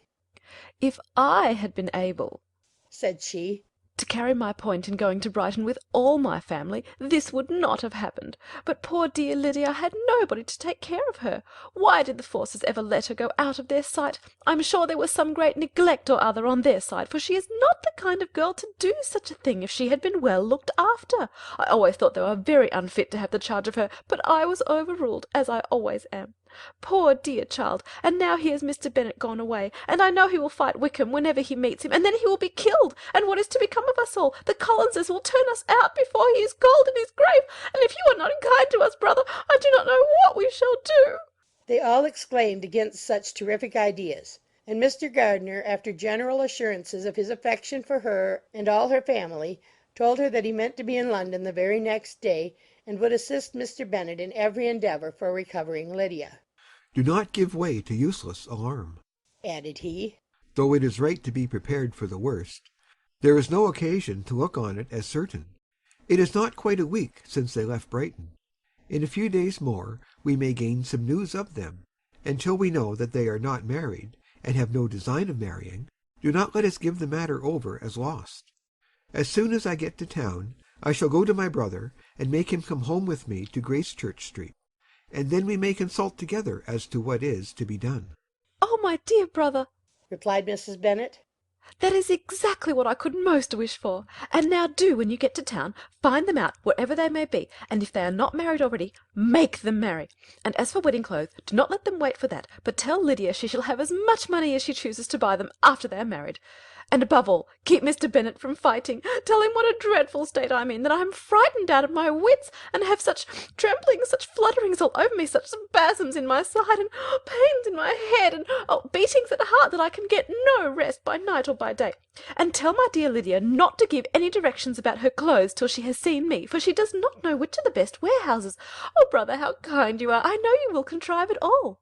But Mr. Gardiner, though he assured her again of his earnest endeavours in the cause, could not avoid recommending moderation to her, as well in her hopes as her fear; and after talking with her in this manner till dinner was on the table, they all left her to vent all her feelings on the housekeeper, who attended in the absence of her daughters. Though her brother and sister were persuaded that there was no real occasion for such a seclusion from the family, they did not attempt to oppose it, for they knew that she had not prudence enough to hold her tongue before the servants while they waited at table, and judged it better that one only of the household, and the one whom they could most trust, should comprehend all her fears and solicitude on the subject. In the dining-room they were soon joined by Mary and Kitty, who had been too busily engaged in their separate apartments to make their appearance before. One came from her books, and the other from her toilette. The faces of both, however, were tolerably calm, and no change was visible in either, except that the loss of her favourite sister, or the anger which she had herself incurred in this business, had given more of fretfulness than usual to the accents of Kitty. As for Mary, she was mistress enough of herself to whisper to Elizabeth, with a countenance of grave reflection, soon after they were seated at table, "This is a most unfortunate affair, and will probably be much talked of. But we must stem the tide of malice, and pour into the wounded bosoms of each other the balm of sisterly consolation." Then, perceiving in Elizabeth no inclination of replying, she added, "Unhappy as the event must be for Lydia, we may draw from it this useful lesson, that loss of virtue in a female is irretrievable, that one false step involves her in endless ruin, that her reputation is no less brittle than it is beautiful, and that she cannot be too much guarded in her behaviour towards the undeserving of the other sex." Elizabeth lifted up her eyes in amazement, but was too much oppressed to make any reply. Mary, however, continued to console herself with such kind of moral extractions from the evil before them. In the afternoon the two elder Miss Bennets were able to be for half an hour by themselves, and Elizabeth instantly availed herself of the opportunity of making any inquiries which Jane was equally eager to satisfy. After joining in general lamentations over the dreadful sequel of this event, which Elizabeth considered as all but certain, and Miss Bennet could not assert to be wholly impossible, the former continued the subject by saying, "But tell me all and everything about it which I have not already heard. Give me further particulars. What did Colonel Forster say? Had they no apprehension of anything before the elopement took place? They must have seen them together for ever." Colonel Forster did own that he had often suspected some partiality, especially on Lydia's side, but nothing to give him any alarm. I am so grieved for him. His behaviour was attentive and kind to the utmost. He was coming to us in order to assure us of his concern, before he had any idea of their not being gone to Scotland. When that apprehension first got abroad, it hastened his journey. And was Denny convinced that Wickham would not marry? Did he know of their intending to go off? Had Colonel Forster seen Denny himself? Yes, but when questioned by him, Denny denied knowing anything of their plans, and would not give his real opinion about it. He did not repeat his persuasion of their not marrying, and from that, I am inclined to hope, he might have been misunderstood before. And till Colonel Forster came himself, not one of you entertained a doubt, I suppose, of their being really married? How was it possible that such an idea should enter our brains? I felt a little uneasy, a little fearful of my sister's happiness with him in marriage, because I knew that his conduct had not always been quite right. My father and mother knew nothing of that. They only felt how imprudent a match it must be. Kitty then owned, with a very natural triumph on knowing more than the rest of us, that in Lydia's last letter she had prepared her for such a step. She had known, it seems, of their being in love with each other many weeks. But not before they went to Brighton? No, I believe not. And did Colonel Forster appear to think well of Wickham himself? Does he know his real character? I must confess that he did not speak so well of Wickham as he formerly did. He believed him to be imprudent and extravagant, and since this sad affair has taken place, it is said that he left Meryton greatly in debt, but I hope this may be false. Oh, Jane, had we been less secret, had we told what we knew of him, this could not have happened. Perhaps it would have been better, replied her sister. But to expose the former faults of any person without knowing what their present feelings were seemed unjustifiable. We acted with the best intentions. Could Colonel Forster repeat the particulars of Lydia's note to his wife? He brought it with him for us to see. Jane then took it from her pocket-book and gave it to Elizabeth. These were the contents. My dear Harriet, you will laugh when you know where I am gone, and I cannot help laughing myself at your surprise tomorrow morning, as soon as I am missed. I am going to Gretna Green, and if you cannot guess with who, I shall think you a simpleton, for there is but one man in the world I love, and he is an angel. I shall never be happy without him, so think it no harm to be off.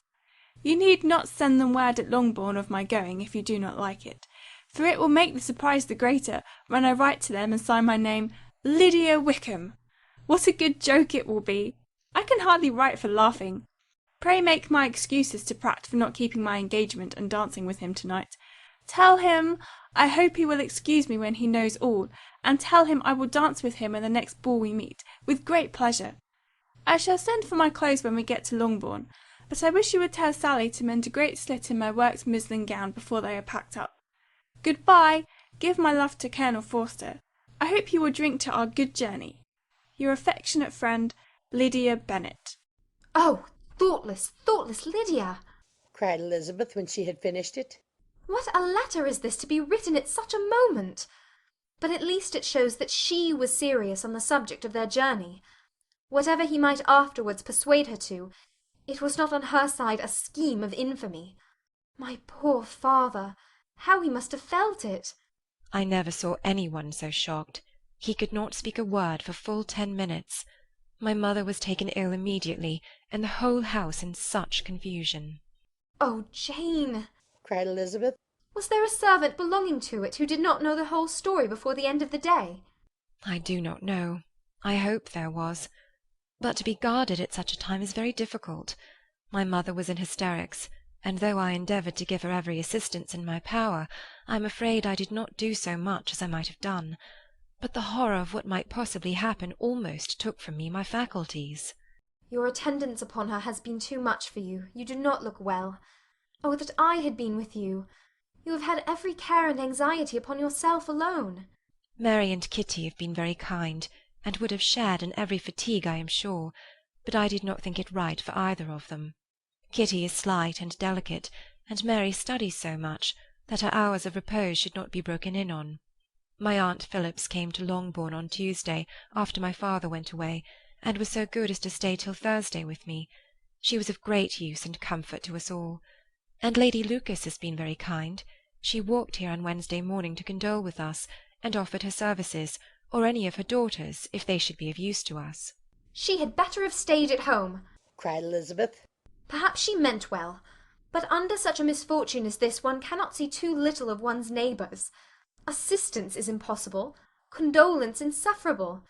Let them triumph over us at a distance and be satisfied. She then proceeded to inquire into the measures which her father had intended to pursue while in town for the recovery of his daughter. He meant, I believe, replied Jane, to go to Epsom, the place where they last changed horses, see the postilions, and try if anything could be made out from them. His principal object must be to discover the number of the hackney coach which took them from Clapham. It had come with a fare from London, and as he thought that the circumstance of a gentleman and ladies removing from one carriage into another might be remarked, he meant to make inquiries at Clapham. If he could anyhow discover at what house the coachman had before set down his fare, he determined to make inquiries there, and hoped it might not be impossible to find out the stand and number of the coach. I do not know of any other designs that he had formed, but he was in such a hurry to be gone, and his spirits so greatly discomposed, that I had difficulty in finding out even so much as this. Pride and Prejudice by Jane Austen, Chapter 48. The whole party were in hopes of a letter from Mr. Bennet the next morning, but the post came in without bringing a single line from him. His family knew him to be, on all common occasions, a most negligent and dilatory correspondent, but at such a time they had hoped for exertion. They were forced to conclude that he had no pleasing intelligence to send, but even of that they would have been glad to be certain. Mr. Gardiner had waited only for the letters before he set off. When he was gone, they were certain at least of receiving constant information of what was going on, and their uncle promised, at parting, to prevail on Mr. Bennet to return to Longbourn as soon as he could, to the great consolation of his sister, who considered it as the only security for her husband's not being killed in a duel. Mrs. Gardiner and the children were to remain in Hertfordshire a few days longer, as the former thought her presence might be serviceable to her nieces. She shared in their attendance on Mrs. Bennet, and was a great comfort to them in their hours of freedom. Their other aunt also visited them frequently, and always, as she said, with the design of cheering and heartening them up, though, as she never came without reporting some fresh instance of Wickham's extravagance or irregularity, she seldom went away without leaving them more dispirited than she found them. All Meryton seemed striving to blacken the man who but 3 months before had been almost an angel of light. He was declared to be in debt to every tradesman in the place, and his intrigues, all honoured with the title of seduction, had been extended into every tradesman's family. Everybody declared that he was the wickedest young man in the world, and everybody began to find out that they had always distrusted the appearance of his goodness. Elizabeth, though she did not credit above half of what was said, believed enough to make her former assurance of her sister's ruin more certain; and even Jane, who believed still less of it, became almost hopeless, more especially as the time was now come when, if they had gone to Scotland, which she had never before entirely despaired of, they must in all probability have gained some news of them. Mr. Gardiner left Longbourn on Sunday. On Tuesday his wife received a letter from him. It told them that on his arrival he had immediately found out his brother, and persuaded him to come to Gracechurch Street; that Mr. Bennet had been to Epsom and Clapham before his arrival, but without gaining any satisfactory information; and that he was now determined to inquire at all the principal hotels in town, as Mr. Bennet thought it possible they might have gone to one of them on their first coming to London, before they procured lodgings. Mr. Gardiner himself did not expect any success from this measure, but as his brother was eager in it, he meant to assist him in pursuing it. He added that Mr. Bennet seemed wholly disinclined at present to leave London, and promised to write again very soon. There was also a postscript to this effect: I have written to Colonel Forster to desire him to find out, if possible, from some of the young man's intimates in the regiment, whether Wickham has any relations or connections who would be likely to know in what part of town he has now concealed himself. If there were any one that one could apply to with a probability of gaining such a clue as that, it might be of essential consequence. At present we have nothing to guide us. Colonel Forster will, I dare say, do everything in his power to satisfy us on this head; but, on second thoughts, perhaps Lizzie could tell us what relations he has now living, better than any other person. Elizabeth was at no loss to understand from whence this deference to her authority proceeded, but it was not in her power to give any information of so satisfactory a nature as the compliment deserved. She had never heard of his having had any relations except a father and mother, both of whom had been dead many years. It was possible, however, that some of his companions in the shire might be able to give more information; and though she was not very sanguine in expecting it, the application was a something to look forward to. Every day at Longbourn was now a day of anxiety, but the most anxious part of each was when the post was expected. The arrival of letters was the grand object of every morning's impatience. Through letters, whatever of good or bad was to be told would be communicated, and every succeeding day was expected to bring some news of importance. But before they heard again from Mr. Gardiner, a letter arrived for their father from a different quarter, from Mr. Collins, which, as Jane had received directions to open all that came for him in his absence, she accordingly read; and Elizabeth, who knew what curiosities his letters always were, looked over her and read it likewise. It was as follows: My dear Sir, I feel myself called upon, by our relationship, and my situation in life, to condole with you on the grievous affliction you are now suffering under, of which we were yesterday informed by a letter from Hertfordshire.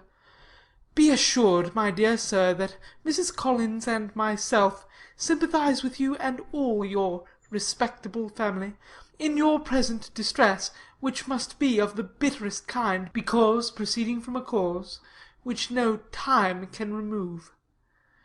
No arguments shall be wanting on my part that can alleviate so severe a misfortune, or that may comfort you under a circumstance that must be of all others the most afflicting to a parent's mind.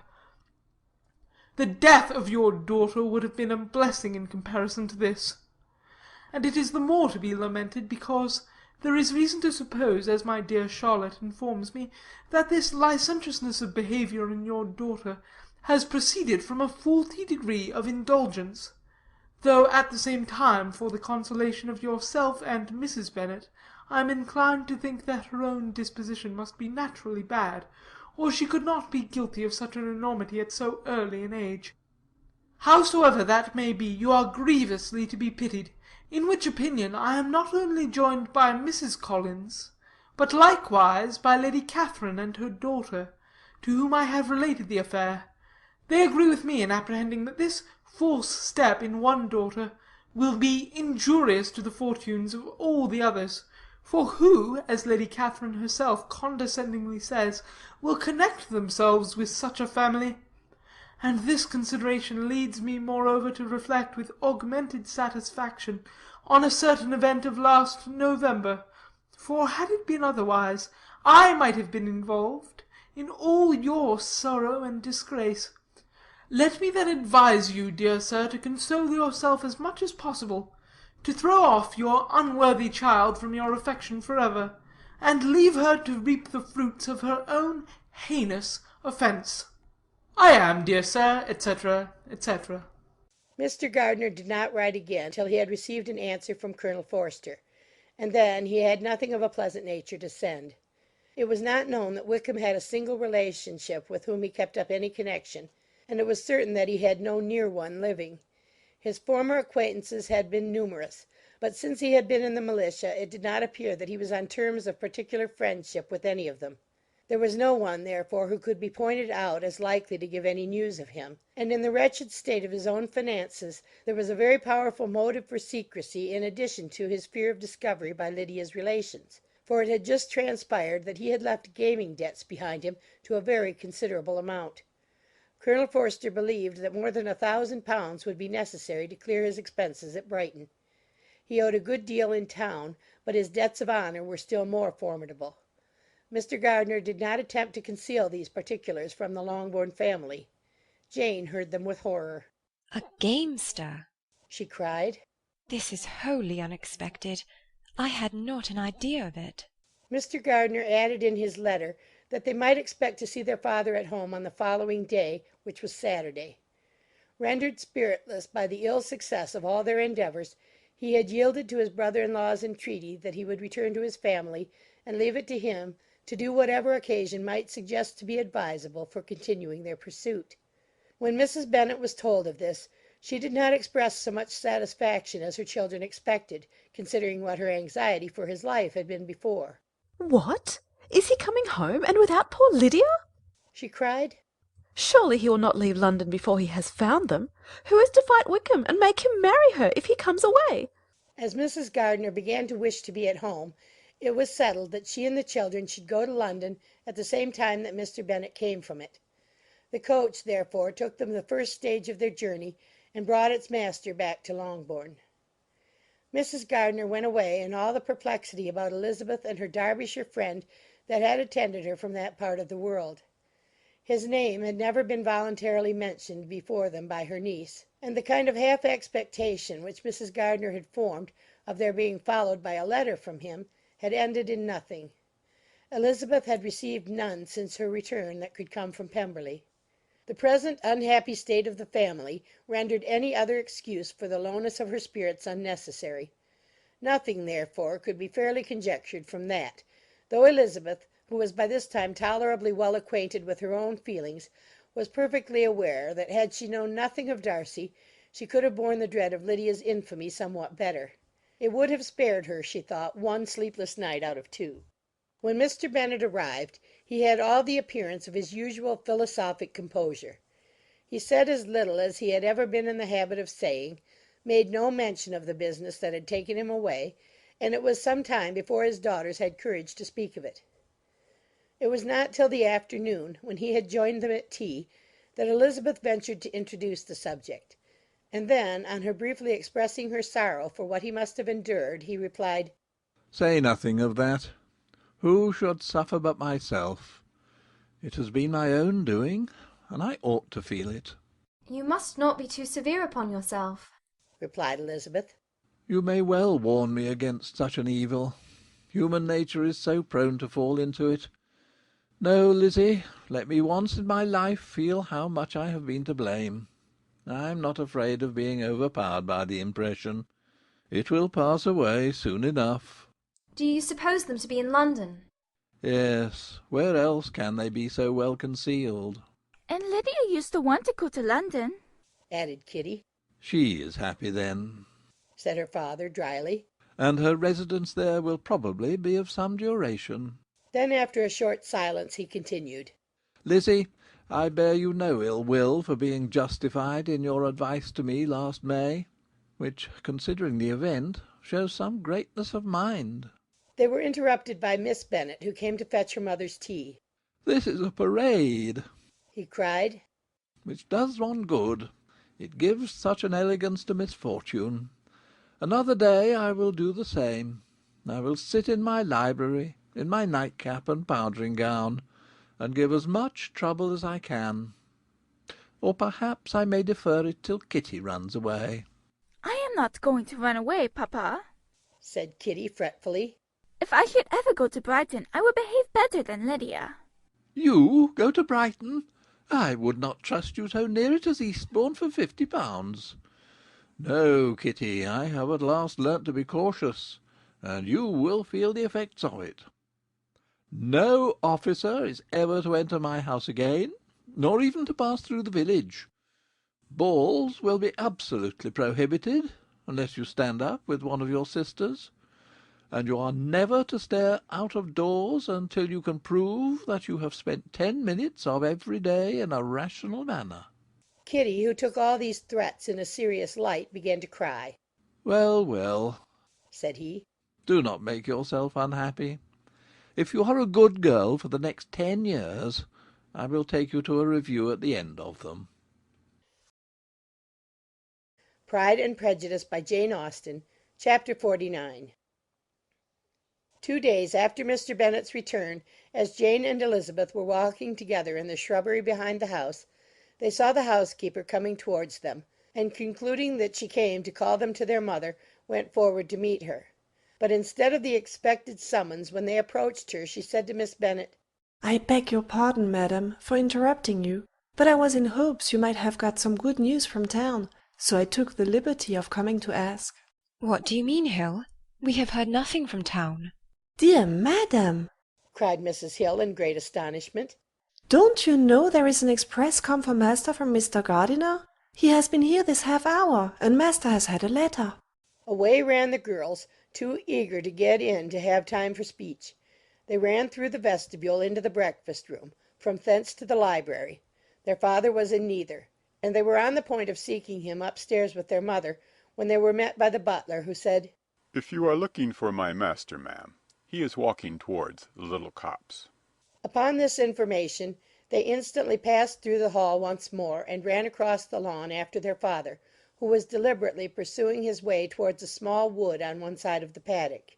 Jane, who was not so light nor so much in the habit of running as Elizabeth, soon lagged behind, while her sister, panting for breath, came up with him, and eagerly cried out, "Oh, papa, what news?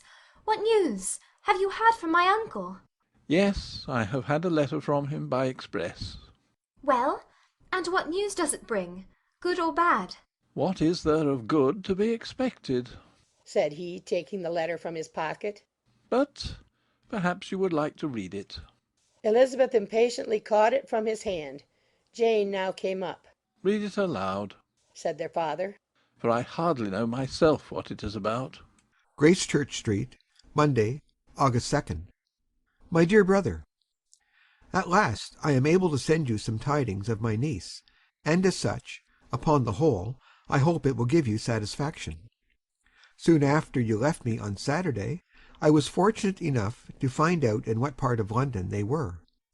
The particulars I reserve till we meet. It is enough to know they are discovered. I have seen them both. Then it is as I always hoped, cried Jane. They are married. Elizabeth read on. I have seen them both. They are not married, nor can I find there was any intention of being so. But if you are willing to perform the engagements which I have ventured to make on your side, I hope it will not be long before they are.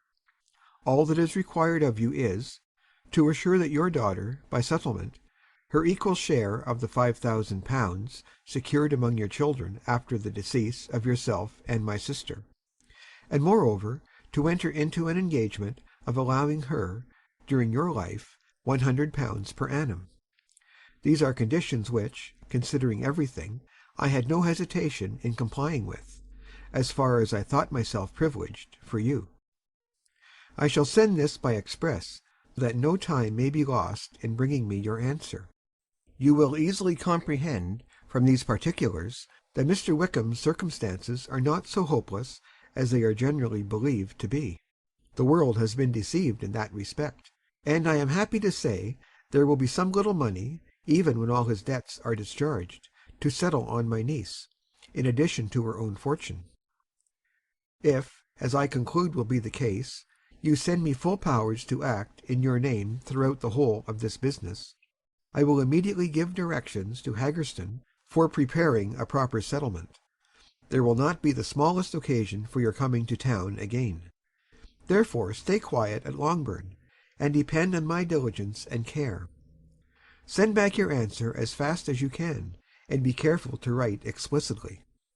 We have judged it best that my niece should be married from this house, of which I hope you will approve. She comes to us to-day. I shall write again as soon as anything more is determined on. Yours, etc., Edward Gardner. Is it possible?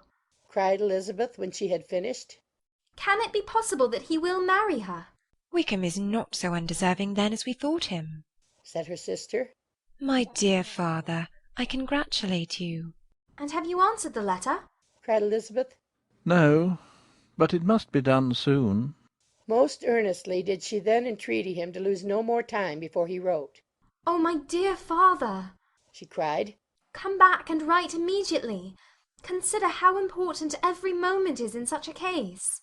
Let me write for you, said Jane, if you dislike the trouble yourself. I dislike it very much, he replied, but it must be done. And so saying, he turned back with them and walked towards the house. And may I ask, said Elizabeth, but the terms, I suppose, must be complied with. Complied with? I am only ashamed of his asking so little. And they must marry. Yet he is such a man. Yes, they must marry. There is nothing else to be done.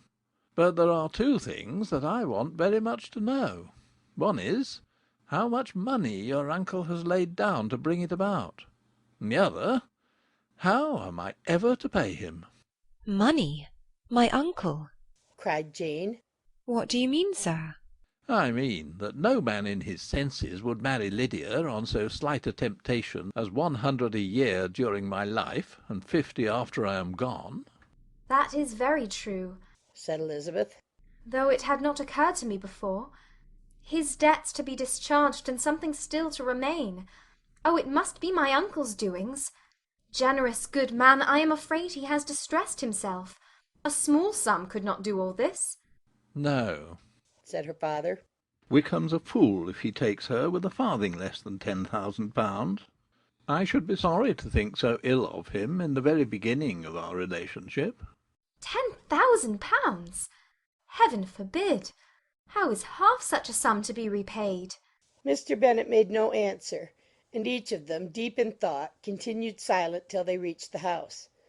Their father then went on to the library to write, and the girls walked into the breakfast-room. And they are really to be married? cried Elizabeth, as soon as they were by themselves. How strange this is! And for this we are to be thankful. That they should marry, small as is their chance of happiness, and wretched as is his character, we are forced to rejoice. Oh, Lydia! I comfort myself with thinking, replied Jane, that he certainly would not marry Lydia if he had not a real regard for her. Though our kind uncle has done something towards clearing him, I cannot believe that £10,000 or anything like it has been advanced. He has children of his own, and may have more. How could he spare half £10,000? If he were ever able to learn what Wickham's debts have been, said Elizabeth, and how much is settled on his side on our sister, we shall exactly know what Mr. Gardiner has done for them, because Wickham has not sixpence of his own. The kindness of my uncle and aunt can never be requited. Their taking her home, and affording her their personal protection and countenance, is such a sacrifice to her advantage as years of gratitude cannot enough acknowledge. By this time she is actually with them. If such goodness does not make her miserable now, she will never deserve to be happy. What a meeting for her when she first sees my aunt!" We must endeavour to forget all that is past on either side, said Jane. I hope and trust they will yet be happy. His consenting to marry her is a proof, I will believe, that he has come to a right way of thinking. Their mutual affection will steady them, and I flatter myself they will settle so quietly, and live in so rational a manner, as may in time make their past imprudence forgotten. "Their conduct has been such," replied Elizabeth, "as neither you nor I nor anybody can ever forget. It is useless to talk of it." It now occurred to the girls that their mother was in all likelihood perfectly ignorant of what had happened. They went to the library, therefore, and asked their father whether he would not wish them to make it known to her. He was writing, and without raising his head, coolly replied, "Just as you please. "May we take my uncle's letter to read to her?" Take whatever you like and get away." Elizabeth took the letter from his writing table, and they went upstairs together. Mary and Kitty were both with Mrs. Bennet. One communication would therefore do for all. After a slight preparation for good news, the letter was read aloud. Mrs. Bennet could hardly contain herself. As soon as Jane had read Mr. Gardiner's hope of Lydia's being soon married, her joy burst forth, and every following sentence added to its exuberance. She was now in an irritation as violent from delight as she had ever been fidgety from alarm and vexation. To know that her daughter would be married was enough. She was disturbed by no fear for her felicity, nor humbled by any remembrance of her misconduct. "My dear, dear Lydia!" she cried. "This is delightful indeed. She will be married. I shall see her again. She'll be married at 16. My good, kind brother, I knew how it would be. I knew he would manage everything. Oh, how I long to see her! And to see dear Wickham too. But the clothes, the wedding clothes. I will write to my sister Gardiner about them directly. Lizzie, my dear, run down to your father and ask him how much he will give her. Stay, I will go myself. Ring the bell, Kitty, for Hill. I will put on my things in a moment. My dear, dear Lydia, how merry we shall be together when we meet." Her eldest daughter endeavoured to give some relief to the violence of these transports by leading her thoughts to the obligations which Mr. Gardiner's behaviour laid them all under. "For we must attribute this happy conclusion," she added, "in a great measure to his kindness. We are persuaded that he has pledged himself to assist Mr. Wickham with money." "Well," cried her mother, "it is all very right. Who should do it but her own uncle? If he had not had a family of his own, I and my children must have had all his money, you know, and this is the first time we have ever had anything from him except a few presents. Well, I am so happy! In a short time I shall have a daughter married, Mrs. Wickham. How well it sounds! And she was only 16 last June. My dear Jane, I am in such a flutter that I am sure I can't write, so I will dictate and you will write for me. We will settle with your father about the money afterwards, but the things should be ordered immediately." She was then proceeding to all the particulars of calico, muslin, and cambric, and would shortly have dictated some very plentiful orders, had not Jane, though with some difficulty, persuaded her to wait till her father was at leisure to be consulted. One day's delay, she observed, would be of small importance, and her mother was too happy to be quite so obstinate as usual. Other schemes, too, came into her head.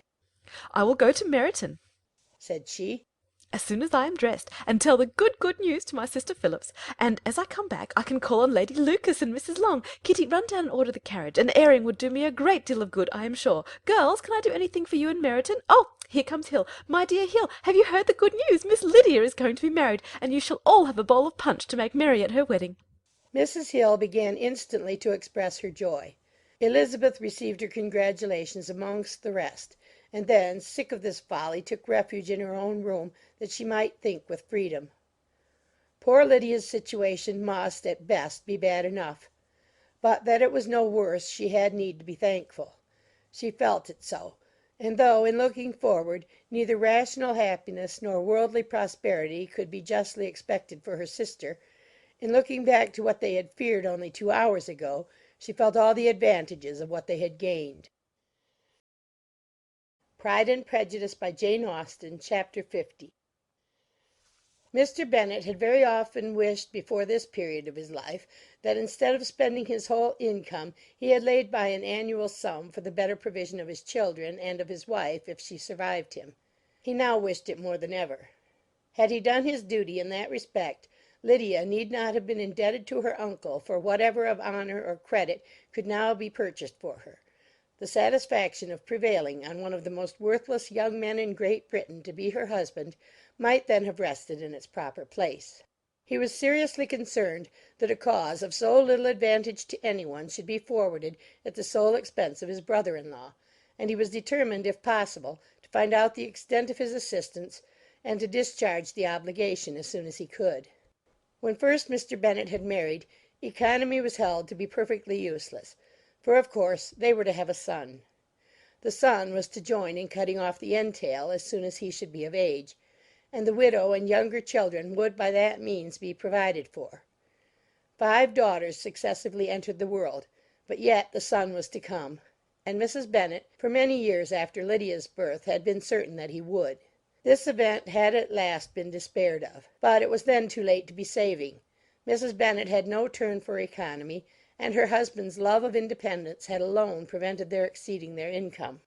£5,000 was settled by marriage articles on Mrs. Bennet and the children, but in what proportions it should be divided amongst the latter depended on the will of the parents. This was one point, with regard to Lydia at least, which was now to be settled, and Mr. Bennet could have no hesitation in acceding to the proposal before him. In terms of grateful acknowledgment for the kindness of his brother, though expressed most concisely, he then delivered on paper his perfect approbation of all that was done, and his willingness to fulfil the engagements that had been made for him. He had never before supposed that, could Wickham be prevailed on to marry his daughter, it would be done with so little inconvenience to himself as by the present arrangement. He would scarcely be £10 a year the loser by the hundred that was to be paid them; for what with her board and pocket allowance, and the continual presents in money which passed to her through her mother's hands, Lydia's expenses had been very little within that sum. That it would be done with such trifling exertion on his side, too, was another very welcome surprise, for his wish at present was to have as little trouble in the business as possible. When the first transports of rage which had produced his activity in seeking her were over, he naturally returned to all his former indolence. His letter was soon dispatched, for, though dilatory in undertaking business, he was quick in its execution. He begged to know further particulars of what he was indebted to his brother, but was too angry with Lydia to send any message to her. The good news spread quickly through the house, and with proportionate speed through the neighbourhood. It was borne in the latter with decent philosophy.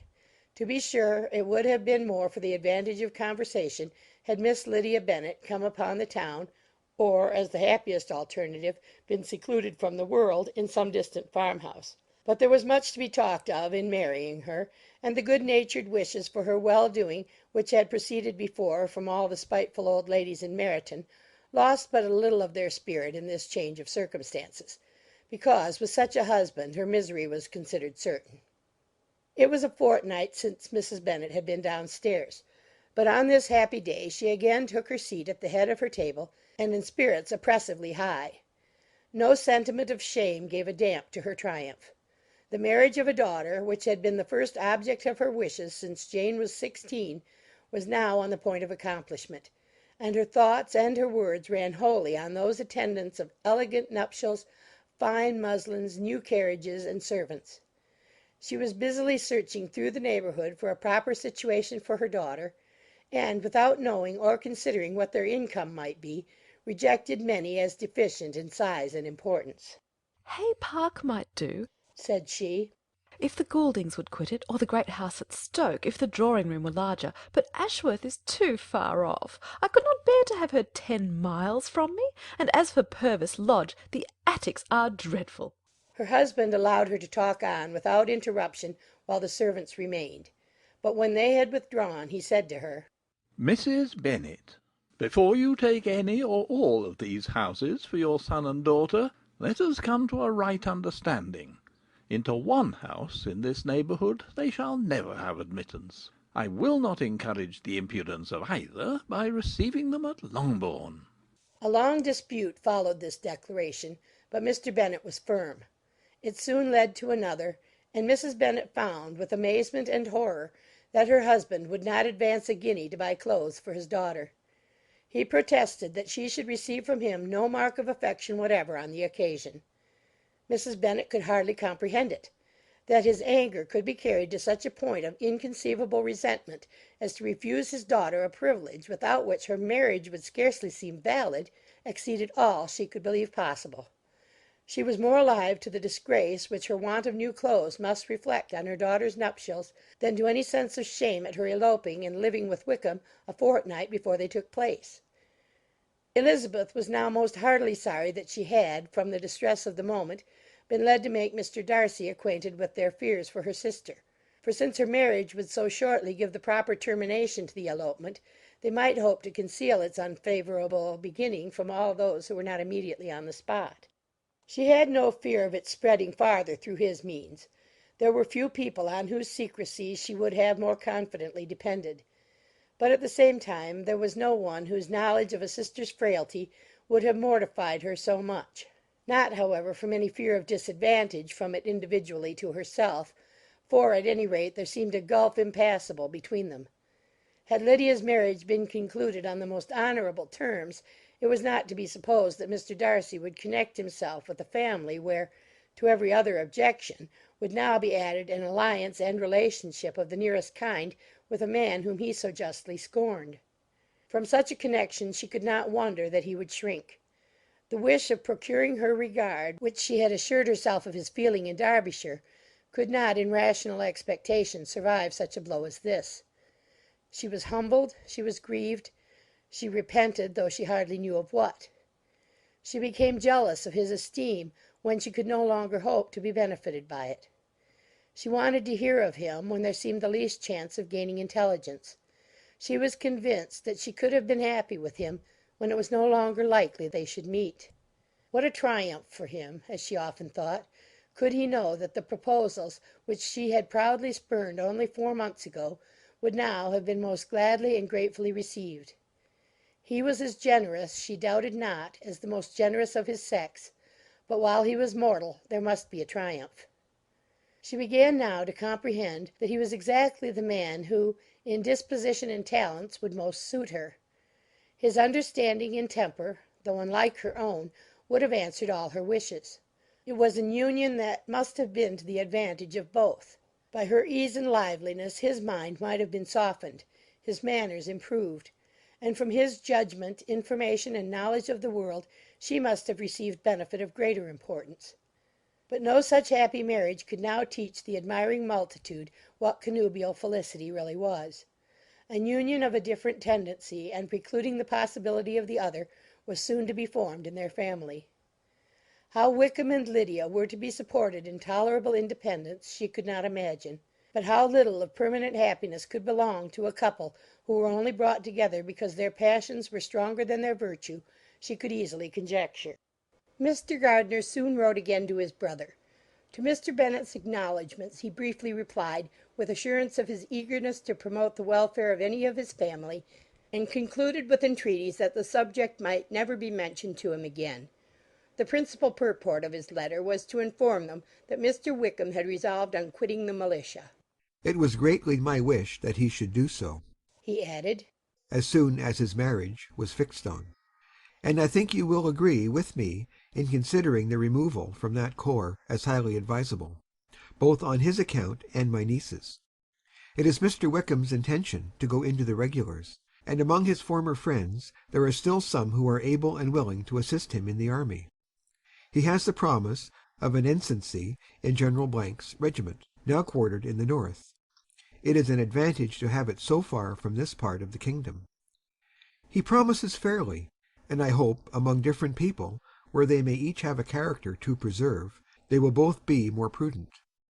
I have written to Colonel Forster to inform him of our present arrangements, and to request that he will satisfy the various creditors of Mr. Wickham in and near Brighton, with assurances of speedy payment, for which I have pledged myself.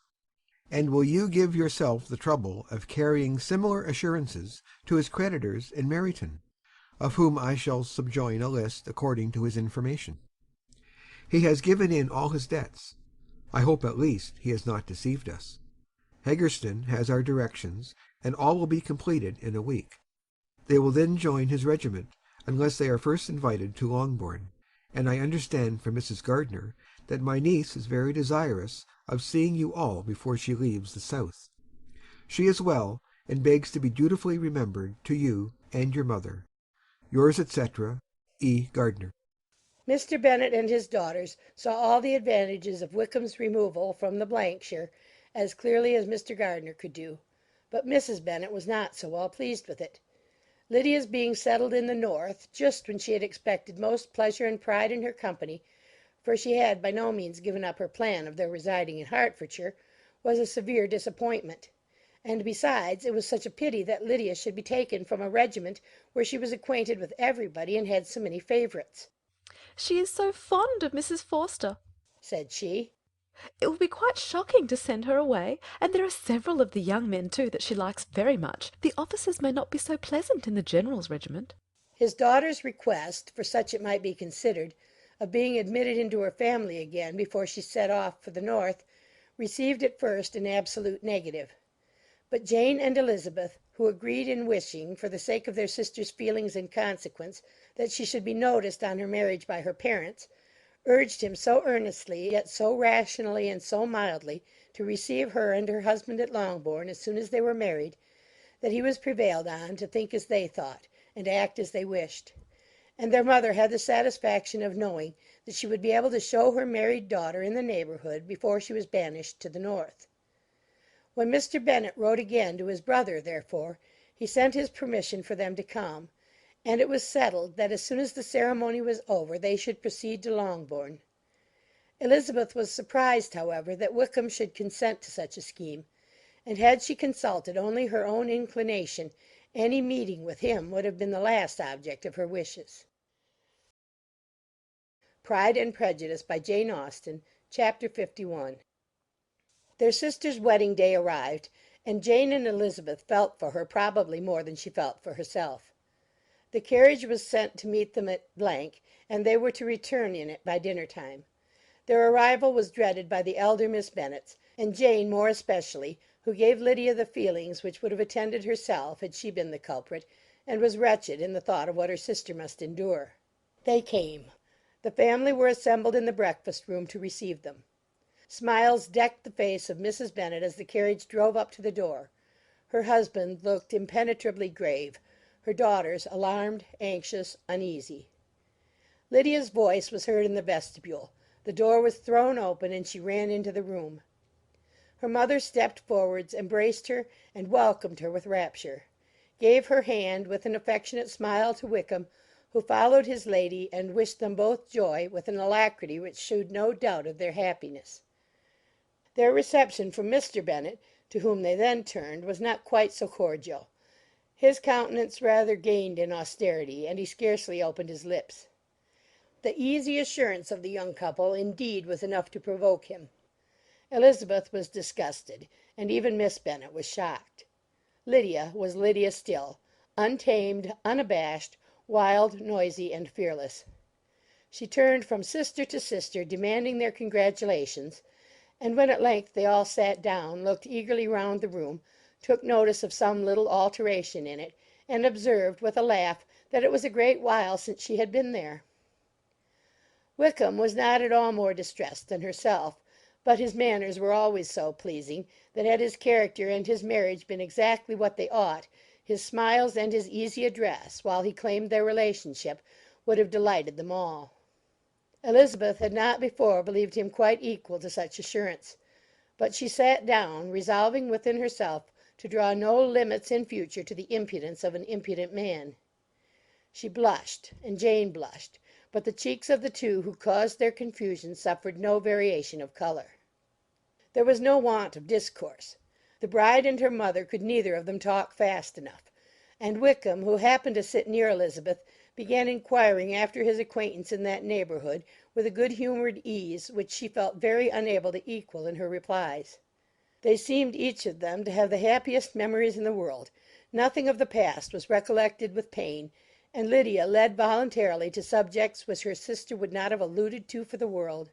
"Only think of it being 3 months," she cried, "since I went away. It seems but a fortnight, I declare, and yet there have been things enough happened in the time. Good gracious! When I went away, I am sure I had no more idea of being married till I came back again, though I thought it would be very good fun if I was." Her father lifted up his eyes. Jane was distressed. Elizabeth looked expressively at Lydia, but she, who never heard nor saw anything of which she chose to be insensible, gaily continued. "Oh, mamma, do the people hereabouts know I am married to-day? I was afraid they might not, and we overtook William Golding in his curricle, so I was determined he should know it, and so I let down the side glass next to him, and took off my glove, and let my hand just rest upon the window frame, so that he might see the ring, and then I bowed and smiled like anything." Elizabeth could bear it no longer. She got up and ran out of the room, and returned no more till she heard them passing through the hall to the dining parlour. She then joined them soon enough to see Lydia, with anxious parade, walk up to her mother's right hand, and hear her say to her eldest sister, "Ah, Jane, I take your place now, and you must go lower, because I am a married woman." It was not to be supposed that time would give Lydia that embarrassment from which she had been so wholly free at first. Her ease and good spirits increased. She longed to see Mrs. Phillips, the Lucases, and all their other neighbours, and to hear herself called Mrs. Wickham by each of them. And in the meantime she went after dinner to show her ring and boast of being married to Mrs. Hill and the 2 housemaids.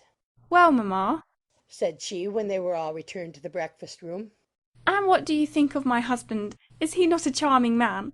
I am sure my sisters must all envy me. I only hope they may have half my good luck. They must all go to Brighton. That is the place to get husbands. What a pity it is, mamma, we did not all go." Very true, and if I had my will we should. But, my dear Lydia, I don't at all like your going such a way off. Must it be so? "Oh, Lord, yes. There is nothing in that. I shall like it of all things. You and papa, and my sisters, must come down and see us. We shall be at Newcastle all the winter, and I dare say there will be some balls, and I will take care to get good partners for all of them." I should like it beyond anything, said her mother. "And then, when you go away, you may leave 1 or 2 of my sisters behind you, and I dare say I shall get husbands for them before the winter is over." "I thank you for my share of the favour," said Elizabeth, "but I do not particularly like your way of getting husbands." Their visitors were not to remain above 10 days with them. Mr. Wickham had received his commission before he left London, and he was to join his regiment at the end of a fortnight. No one but Mrs. Bennet regretted that their stay would be so short, and she made the most of the time by visiting about with her daughter, and having very frequent parties at home. These parties were acceptable to all. To avoid a family circle was even more desirable to such as did think than such as did not. Wickham's affection for Lydia was just what Elizabeth had expected to find it, not equal to Lydia's for him. She had scarcely needed her present observation to be satisfied, from the reason of things, that their elopement had been brought on by the strength of her love rather than by his, and she would have wondered why, without violently caring for her, he chose to elope with her at all, had she not felt certain that his flight was rendered necessary by distress of circumstances. And if that were the case, he was not the young man to resist an opportunity of having a companion. Lydia was exceedingly fond of him. He was her dear Wickham on every occasion. No one was to be put in competition with him. He did everything best in the world, and she was sure he would kill more birds on the 1st of September than anybody else in the country. One morning, soon after their arrival, as she was sitting with her 2 elder sisters, she said to Elizabeth, "Lizzie, I never gave you an account of my wedding, I believe. You were not by when I told mamma and the others about it. Are you not curious to hear how it was managed?" "No, really," replied Elizabeth. "I think there cannot be too little said on the subject." "La, you are so strange. But I must tell you how it went off. We were married, you know, at St. Clement's, because Wickham's lodgings were in that parish, and it was settled that we should all be there by 11 o'clock. My uncle and aunt and I were to go together, and the others were to meet us at the church. Well, Monday morning came, and I was in such a fuss. I was so afraid, you know, that something would happen to put it off, and then I should have gone quite distracted. And there was my aunt, all the time I was dressing, preaching and talking away just as if she was reading a sermon. However, I did not hear above 1 word in 10, for I was thinking, you may suppose, of my dear Wickham. I longed to know whether he would be married in his blue coat. Well, and so we breakfasted at 10 as usual. I thought it would never be over, for by the by, you are to understand, that my uncle and aunt were horrid unpleasant all the time I was with them. If you'll believe me, I did not once put my foot out of doors, though I was there a fortnight. Not one party or scheme or anything. To be sure, London was rather thin, but, however, the little theatre was open. Well, and so, just as the carriage came to the door, my uncle was called away upon business to that horrid man, Mr. Stone. And then, you know, once they get together there is no end of it. Well, I was so frightened I did not know what to do, for my uncle was to give me away, and if we were beyond the hour we could not be married all day. But luckily he came back again in 10 minutes' time, and then we all set out. However, I recollected afterwards that if he had been prevented going, the wedding need not be put off, for Mr. Darcy might have done as well. Mr. Darcy? repeated Elizabeth in utter amazement. Oh, yes, he was to come there with Wickham, you know. But gracious me, I quite forgot. I ought not to have said a word about it. I promised them so faithfully. What will Wickham say? It was to be such a secret. If it was to be secret, said Jane, say not another word on the subject. You may depend upon my seeking no further. Oh, certainly, said Elizabeth, though burning with curiosity. We will ask you no questions. Thank you, said Lydia. For if you did, I should certainly tell you all, and then Wickham would be angry. On such encouragement to ask, Elizabeth was forced to put it out of her power by running away. But to live in ignorance on such a point was impossible, or at least it was impossible not to try for information. Mr. Darcy had been at her sister's wedding. It was exactly a scene, and exactly among people where he had apparently least to do and least temptation to go. Conjectures as to the meaning of it, rapid and wild, hurried into her brain, but she was satisfied with none. Those that best pleased her, as placing his conduct in the noblest light, seemed most improbable. She could not bear such suspense, and hastily seizing a sheet of paper, wrote a short letter to her aunt to request an explanation of what Lydia had dropped, if it were compatible with the secrecy which had been intended. You may readily comprehend, she added, what my curiosity must be to know how a person unconnected with any of us, and, comparatively speaking, a stranger to our family, should have been amongst you at such a time. Pray write instantly and let me understand it, unless it is, for very cogent reasons, to remain in the secrecy which Lydia seems to think necessary, and then I must endeavour to be satisfied with ignorance. Not that I shall, though, she added to herself as she finished the letter. And, my dear aunt, if you do not tell me in an honourable manner, I shall certainly be reduced to tricks and stratagems to find it out. Jane's delicate sense of honour would not allow her to speak to Elizabeth privately of what Lydia had let fall. Elizabeth was glad of it. Till it appeared whether her inquiries would receive any satisfaction, she had rather be without a confidant. Pride and Prejudice by Jane Austen, Chapter 52. Elizabeth had the satisfaction of receiving an answer to her letter as soon as she possibly could. She was no sooner in possession of it than, hurrying into the little copse where she was least likely to be interrupted, she sat down on one of the benches and prepared to be happy, for the length of the letter convinced her that it did not contain a denial. Gracechurch Street, September 6. My dear niece, I have just received your letter, and shall devote this whole morning to answering it, as I foresee that a little writing will not comprise what I have to tell you. I must confess myself surprised by your application. I did not expect it from you. Don't think me angry, however, for I only mean to let you know that I had not imagined such inquiries to be necessary on your side. If you do not choose to understand me, forgive my impertinence. Your uncle is as much surprised as I am, and nothing but the belief of your being a party concerned would have allowed him to act as he has done. But if you are really innocent and ignorant, I must be more explicit. On the very day of my coming home from Longbourn, your uncle had a most unexpected visitor. Mr. Darcy called, and was shut up with him several hours. It was all over before I arrived, so my curiosity was not so dreadfully racked as yours seems to have been. He came to tell Mr. Gardiner that he had found out where your sister and Mr. Wickham were, and that he had seen and talked with them both, Wickham repeatedly, Lydia once. From what I can collect, he left Derbyshire only one day after ourselves, and came to town with the resolution of hunting for them. The motive professed was his conviction of its being owing to himself that Wickham's worthlessness had not been so well known as to make it impossible for any young woman of character to love or confide in him. He generously imputed the whole to his mistaken pride, and confessed that he had before thought it beneath him to lay his private actions open to the world. His character was to speak for itself. He called it, therefore, his duty to step forward and endeavour to remedy an evil which had been brought on by himself.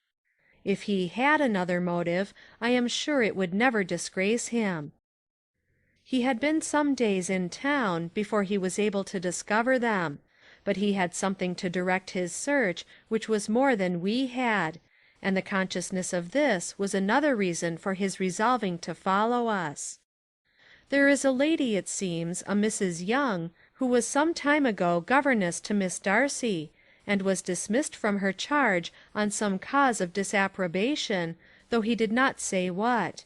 She then took a large house in Edward Street, and has since maintained herself by letting lodgings. This Mrs. Young was, he knew, intimately acquainted with Wickham, and he went to her for intelligence of him as soon as he got to town. But it was 2 or 3 days before he could get from her what he wanted. She would not betray her trust, I suppose, without bribery and corruption, for she really did know where her friend was to be found. Wickham, indeed, had gone to her on their first arrival in London, and had she been able to receive them into her house, they would have taken up their abode with her. At length, however, our kind friend procured the wished-for direction. They were in Street.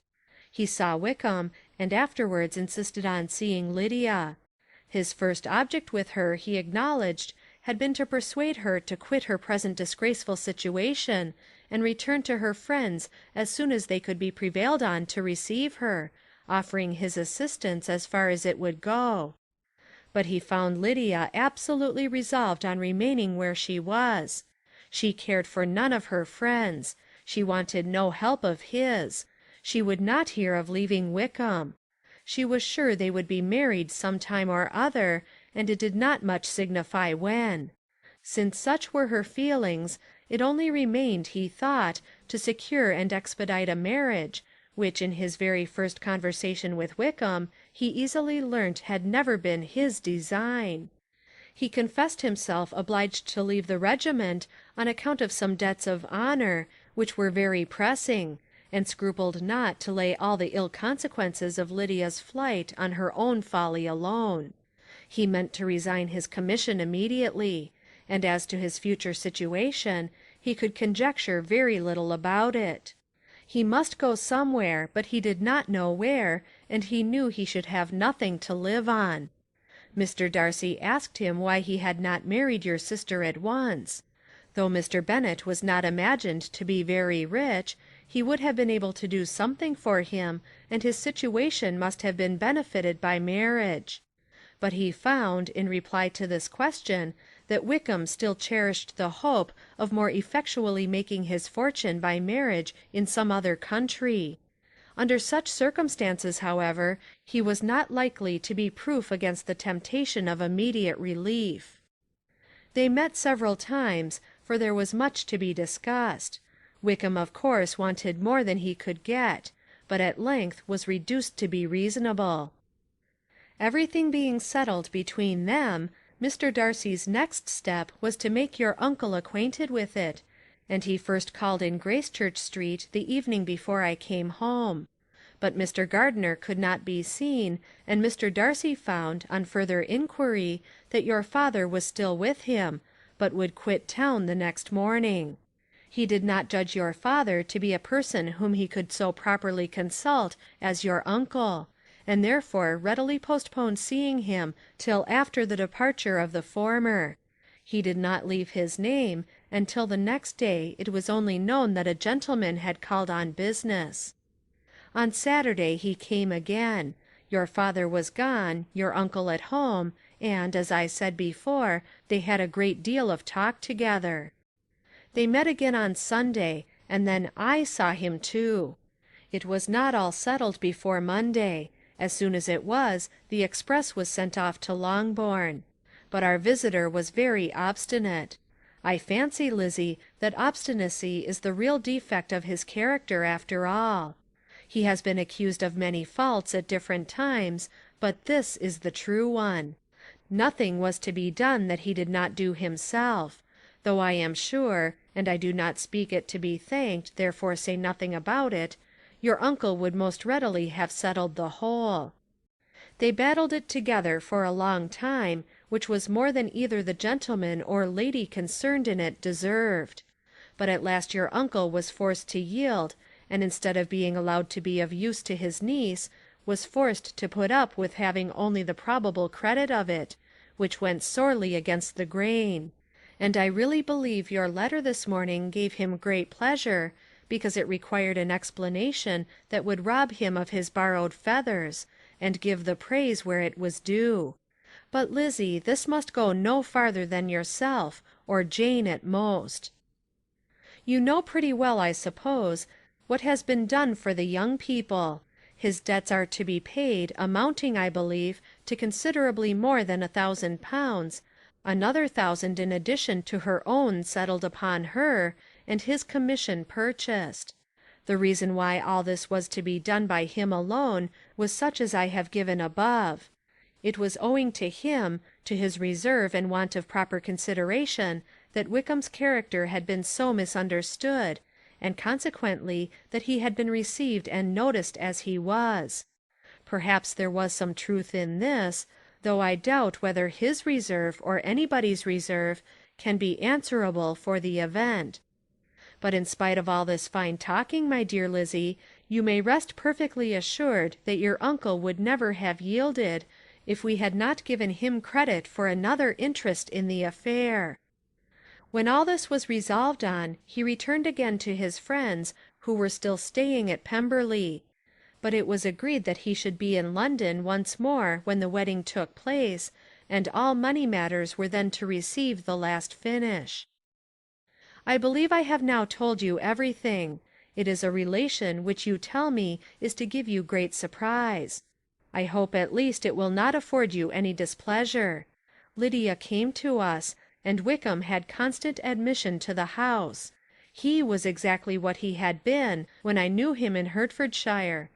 But I would not tell you how little I was satisfied with her behaviour while she stayed with us, if I had not perceived, by Jane's letter last Wednesday, that her conduct on coming home was exactly of a piece with it, and therefore what I now tell you can give you no fresh pain. I talked to her repeatedly in the most serious manner, representing to her all the wickedness of what she had done, and all the unhappiness she had brought on her family. If she heard me, it was by good luck, for I am sure she did not listen. I was sometimes quite provoked, but then I recollected my dear Elizabeth and Jane, and for their sakes had patience with her. Mr. Darcy was punctual in his return, and as Lydia informed you, attended the wedding. He dined with us the next day, and was to leave town again on Wednesday or Thursday.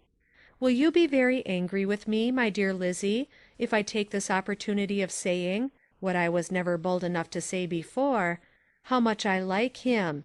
His behaviour to us has, in every respect, been as pleasing as when we were in Derbyshire. His understanding and opinions all please me. He wants nothing but a little more liveliness, and that, if he marry prudently, his wife may teach him.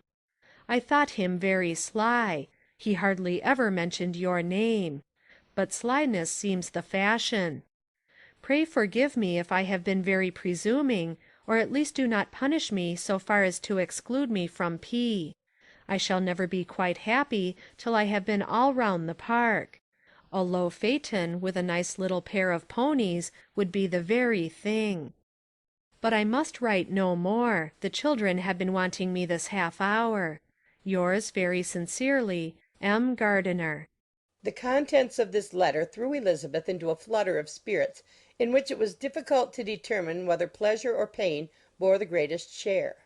The vague and unsettled suspicions which uncertainty had produced of what Mr. Darcy might have been doing to forward her sister's match, which she had feared to encourage as an exertion of goodness too great to be probable, and at the same time dreaded to be just from the pain of obligation, were proved beyond their greatest extent to be true. He had followed them purposely to town. He had taken on himself all the trouble and mortification attendant on such a research, in which supplication had been necessary to a woman whom he must abominate and despise, and where he was reduced to meet, frequently meet, reason with, persuade, and finally bribe, the man whom he always most wished to avoid, and whose very name it was punishment to him to pronounce. He had done all this for a girl whom he could neither regard nor esteem.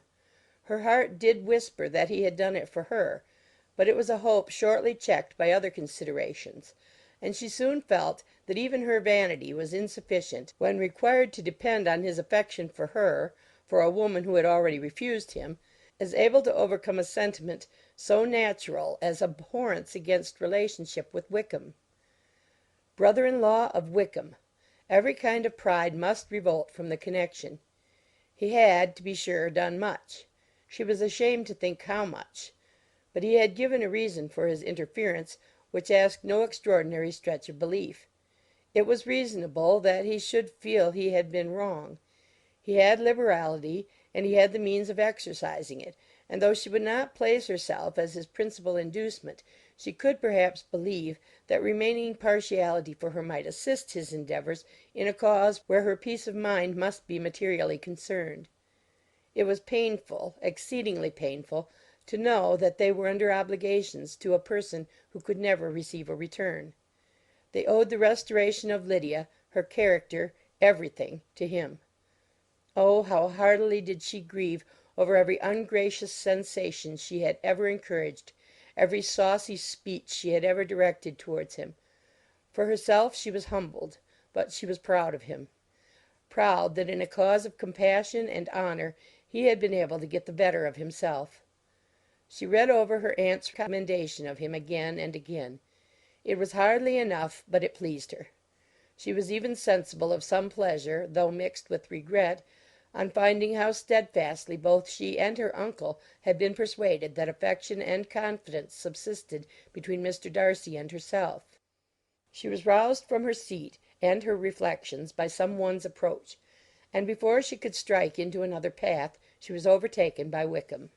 "I am afraid I interrupt your solitary ramble, my dear sister," said he as he joined her. You certainly do, she replied with a smile. but it does not follow that the interruption must be unwelcome. "I should be sorry indeed if it were. We were always good friends, and now we are better." True. Are the others coming out? "I do not know. Mrs. Bennet and Lydia are going in the carriage to Meryton. And so, my dear sister, I find from our uncle and aunt that you have actually seen Pemberley." She replied in the affirmative. "I almost envy you the pleasure, and yet I believe it would be too much for me, or else I could take it in my way to Newcastle. And you saw the old housekeeper, I suppose? Poor Reynolds, she was always very fond of me. But of course she did not mention my name to you." Yes, she did. "And what did she say?" That you were gone into the army, and she was afraid had not turned out well. At such a distance as that, you know, things are strangely misrepresented. "Certainly," he replied, biting his lips.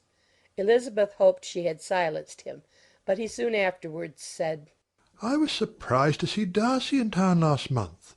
We passed each other several times. I wonder what he can be doing there." Perhaps preparing for his marriage with Mr. Berg, said Elizabeth. It must be something particular to take him there at this time of year. "Undoubtedly. Did you see him while you were at Lambton? I thought I understood from the gardeners that you had." Yes, he introduced us to his sister. "And do you like her?" Very much. "I have heard, indeed, that she is uncommonly improved within this year or two. When I last saw her, she was not very promising. I am very glad you liked her. I hope she will turn out well." I dare say she will. She has got over the most trying age. Did you go by the village of Kympton? I do not recollect that we did. I mention it because it is the living which I ought to have had. A most delightful place. Excellent parsonage house. It would have suited me in every respect. How should you have liked making sermons? Exceedingly well. I should have considered it as part of my duty, and the exertion would soon have been nothing. One ought not to repine, but to be sure it would have been such a thing for me. The quiet, the retirement of such a life would have answered all my ideas of happiness. But it was not to be. Did you ever hear Darcy mention the circumstance when you were in Kent? I have heard from authority, which I thought as good, that it was left you conditionally only, and at the will of the present patron. You have. Yes, there was something in that. I told you so from the first, you may remember. I did hear, too, that there was a time when sermon-making was not so palatable to you as it seems to be at present, that you actually declared your resolution of never taking orders, and that the business had been compromised accordingly. You did, and was not wholly without foundation. You may remember what I told you on that point, when first we talked of it. They were now almost at the door of the house, for she had walked fast to get rid of him, and unwilling, for her sister's sake, to provoke him, she only said in reply, with a good-humoured smile, "Come, Mr. Wickham, we are brother and sister, you know. Do not let us quarrel about the past. In future, I hope we shall be always of one mind." She held out her hand. He kissed it with affectionate gallantry, though he hardly knew how to look, and they entered the house. Pride and Prejudice by Jane Austen, Chapter 53. Mr. Wickham was so perfectly satisfied with this conversation that he never again distressed himself or provoked his dear sister Elizabeth by introducing the subject of it, and she was pleased to find that she had said enough to keep him quiet. The day of his and Lydia's departure soon came, and Mrs. Bennet was forced to submit to a separation, which, as her husband by no means entered into her scheme of their all going to Newcastle, was likely to continue at least a twelvemonth. "Oh, my dear Lydia!" she cried. "When shall we meet again?" "Oh, Lord, I don't know. Not these 2 or 3 years, perhaps." "Write to me very often, my dear." "As often as I can. But you know Mary's women never have much time for writing. My sisters may write to me. They will have nothing else to do." Mr. Wickham's adieus were much more affectionate than his wife's. He smiled, looked handsome, and said many pretty things.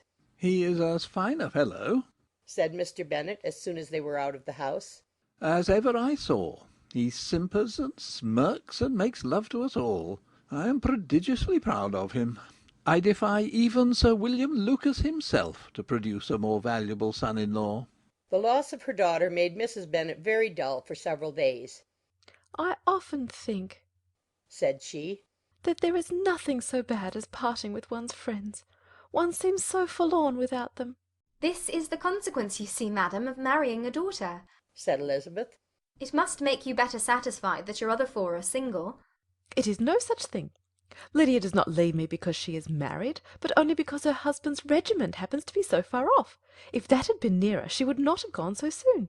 But the spiritless condition which this event threw her into was shortly relieved, and her mind opened again to the agitation of hope, by an article of news which then began to be in circulation. The housekeeper at Netherfield had received orders to prepare for the arrival of her master, who was coming down in a day or two to shoot there for several weeks. Mrs. Bennet was quite in the fidgets. She looked at Jane and smiled and shook her head by turns. "Well, well, and so Mr. Bingley is coming down, sister?" For Mrs. Phillips first brought her the news. "Well, so much the better. Not that I care about it, though. He is nothing to us, you know, and I am sure I never want to see him again. But, however, he is very welcome to come to Netherfield if he likes it, and who knows what may happen. But that is nothing to us. You know, sister, we agreed long ago never to mention a word about it. And so, is it quite certain he's coming?" "You may depend on it," replied the other, "for Mrs. Nichols was in Meryton last night. I saw her passing by, and went out myself on purpose to know the truth of it, and she told me that it was certain true. He comes down on Thursday at the latest, very likely on Wednesday. She was going to the butcher's, she told me, on purpose to order in some meat on Wednesday, and she has got 3 couple of ducks just fit to be killed." Miss Bennet had not been able to hear of his coming without changing colour. It was many months since she had mentioned his name to Elizabeth, but now, as soon as they were alone together, she said, "I saw you look at me to-day, Lizzie, when my aunt told us of the present report, and I know I appeared distressed. But don't imagine it was from any silly cause. I was only confused for the moment, because I felt that I should be looked at. I do assure you that the news does not affect me either with pleasure or pain. I am glad of one thing, that he comes alone, because we shall see the less of him. Not that I am afraid of myself, but I dread other people's remarks." Elizabeth did not know what to make of it. Had she not seen him in Derbyshire, she might have supposed him capable of coming there with no other view than what was acknowledged. But she still thought him partial to Jane, and she wavered as to the greater probability of his coming there with his friend's permission, or being bold enough to come without it. Yet it is hard, she sometimes thought, that this poor man cannot come to a house which he has legally hired without raising all this speculation. I will leave him to himself. In spite of what her sister declared and really believed to be her feelings in the expectation of his arrival, Elizabeth could easily perceive that her spirits were affected by it. They were more disturbed, more unequal than she had often seen them. The subject which had been so warmly canvassed between their parents about a twelvemonth ago was now brought forward again. "As soon as ever Mr. Bingley comes, my dear," said Mrs. Bennet. "You will wait on him, of course." No, no. You forced me into visiting him last year, and promised if I went to see him he should marry one of my daughters. But it ended in nothing, and I will not be sent on a fool's errand again." His wife represented to him how absolutely necessary such an attention would be from all the neighbouring gentlemen on his returning to Netherfield. "'Tis an etiquette I despise," said he. "If he wants our society, let him seek it. He knows where we live. I will not spend my hours in running after my neighbours every time they go away and come back again." "Well, all I know is that it will be abominably rude if you do not wait on him. But, however, that shan't prevent my asking him to dine here, I am determined. We must have Mrs. Long and the Gouldings soon. That will make 13 with ourselves, so there will be just room at table for him." Consoled by this resolution, she was the better able to bear her husband's incivility, though it was very mortifying to know that her neighbours might all see Mr. Bingley in consequence of it before they did. As the day of his arrival drew near, "I begin to be sorry that he comes at all," said Jane to her sister. "It would be nothing. I could see him with perfect indifference, but I can hardly bear to hear it thus perpetually talked of. My mother means well, but she does not know. No one can know how much I suffer from what she says. Happy shall I be when his stay at Netherfield is over." I wish I could say anything to comfort you, replied Elizabeth. but it is wholly out of my power. You must feel it, and the usual satisfaction of preaching patience to a sufferer is denied me, because you have always so much. Mr. Bingley arrived. Mrs. Bennet, through the assistance of servants, contrived to have the earliest tidings of it, that the period of anxiety and fretfulness on her side might be as long as it could. She counted the days that must intervene before their invitation could be sent, hopeless of seeing him before. But on the third morning after his arrival in Hertfordshire she saw him, from her dressing-room window, enter the paddock and ride towards the house. Her daughters were eagerly called to partake of her joy. Jane resolutely kept her place at the table, but Elizabeth, to satisfy her mother, went to the window.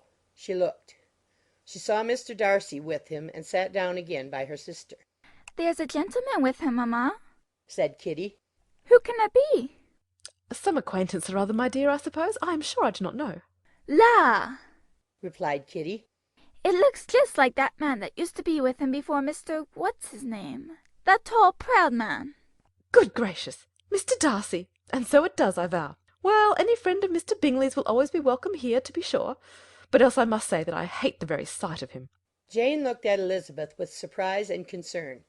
She knew but little of their meeting in Derbyshire, and therefore felt for the awkwardness which must attend her sister in seeing him almost for the first time after receiving his explanatory letter. Both sisters were uncomfortable enough. Each felt for the other, and of course for themselves. And their mother talked on, of her dislike of Mr. Darcy, and her resolution to be civil to him only as Mr. Bingley's friend, without being heard by either of them. But Elizabeth had sources of uneasiness which could not be suspected by Jane, to whom she had never yet had the courage to show Mrs. Gardiner's letter, or to relate her own change of sentiment towards him. To Jane he could be only a man whose proposals she had refused, and whose merit she had undervalued. But to her own more extensive information he was the person to whom the whole family were indebted for the first of benefits, and whom she regarded herself with an interest, if not quite so tender, at least as reasonable and just as what Jane felt for Bingley. Her astonishment at his coming to Netherfield, to Longbourn, and voluntarily seeking her again, was almost equal to what she had known on first witnessing his altered behaviour in Derbyshire. The colour which had been driven from her face returned for half a minute with an additional glow, and a smile of delight added lustre to her eyes, as she thought for that space of time that his affection and wishes must still be unshaken. But she would not be secure. "Let me first see how he behaves," said she. "It will then be early enough for expectation." She sat intently at work, striving to be composed, and without daring to lift up her eyes, till anxious curiosity carried them to the face of her sister as the servant was approaching the door. Jane looked a little paler than usual, but more sedate than Elizabeth had expected.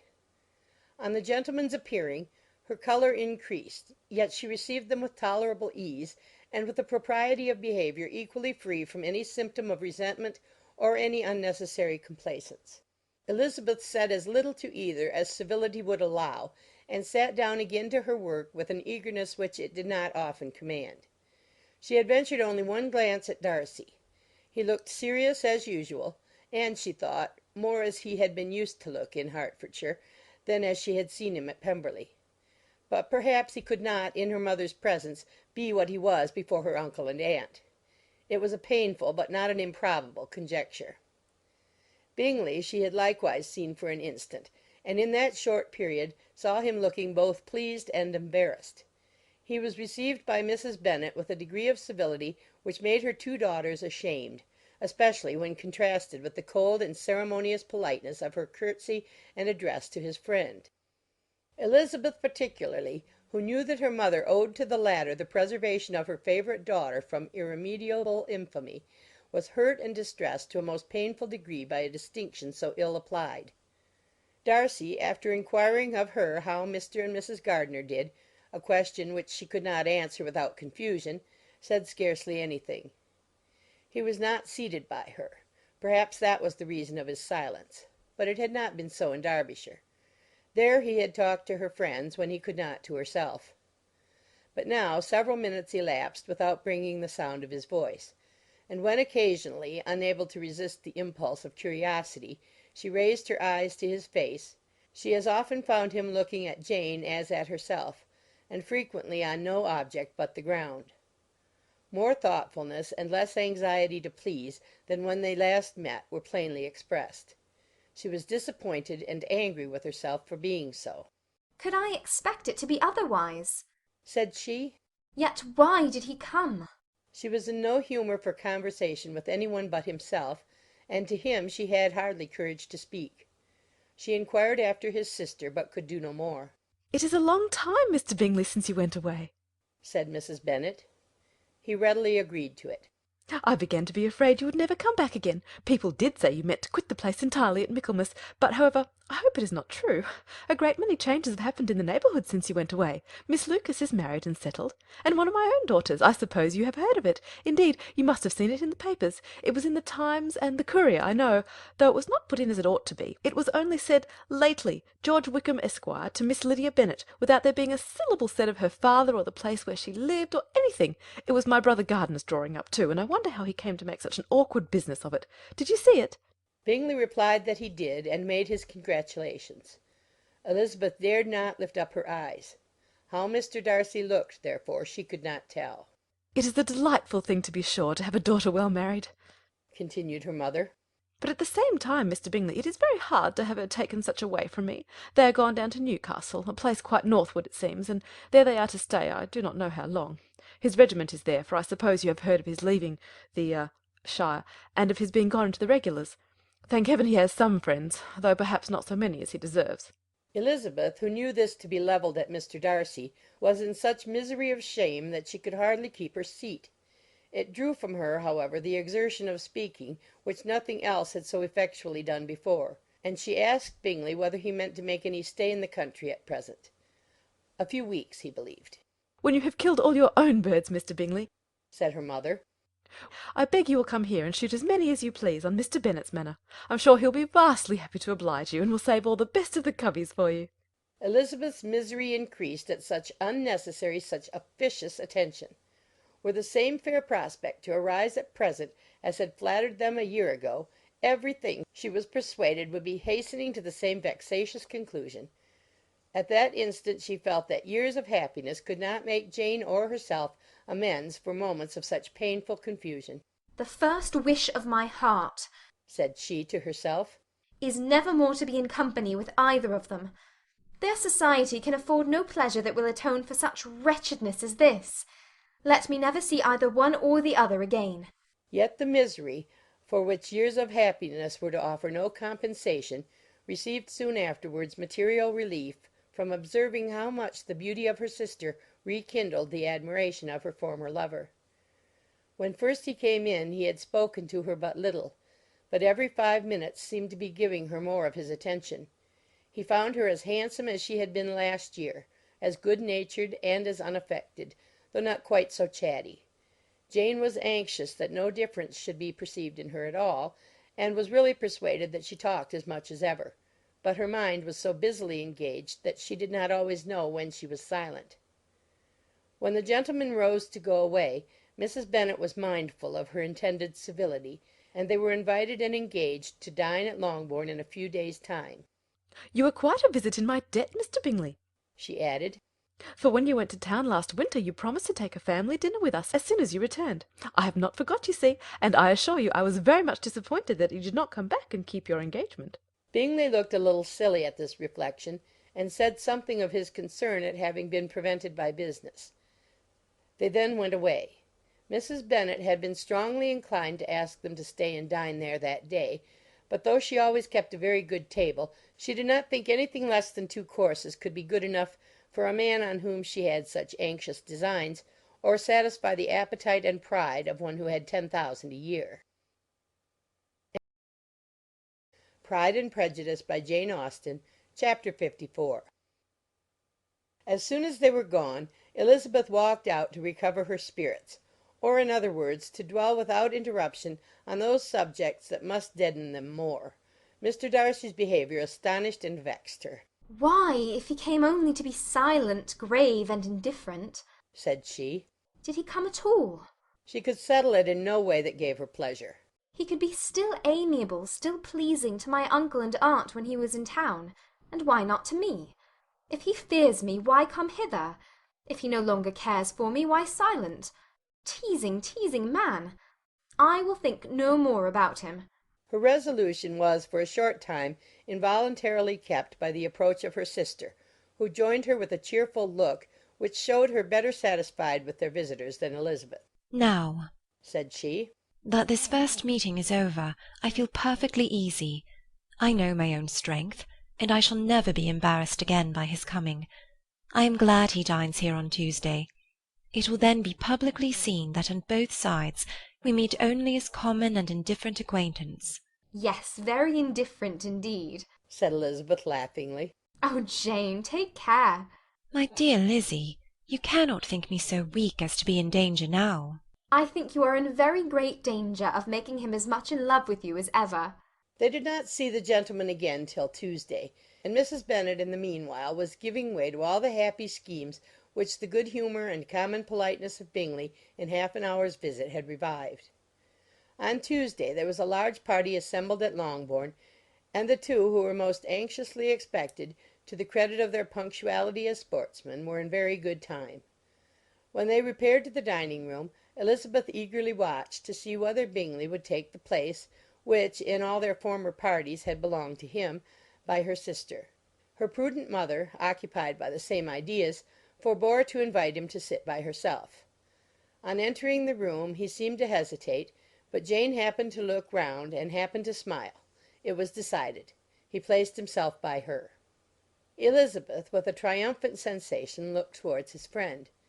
He bore it with noble indifference, and she would have imagined that Bingley had received his sanction to be happy, had she not seen his eyes likewise turned towards Mr. Darcy with an expression of half-laughing alarm. His behaviour to her sister was such, during dinner-time, as showed an admiration of her, which, though more guarded than formerly, persuaded Elizabeth that if left wholly to himself, Jane's happiness and his own would be speedily secured. Though she dared not depend upon the consequence, she yet received pleasure from observing his behaviour. It gave her all the animation that her spirits could boast, for she was in no cheerful humour. Mr. Darcy was almost as far from her as the table could divide them. He was on one side of her mother. She knew how little such a situation would give pleasure to either, or make either appear to advantage. She was not near enough to hear any of their discourse, but she could see how seldom they spoke to each other, and how formal and cold was their manner whenever they did.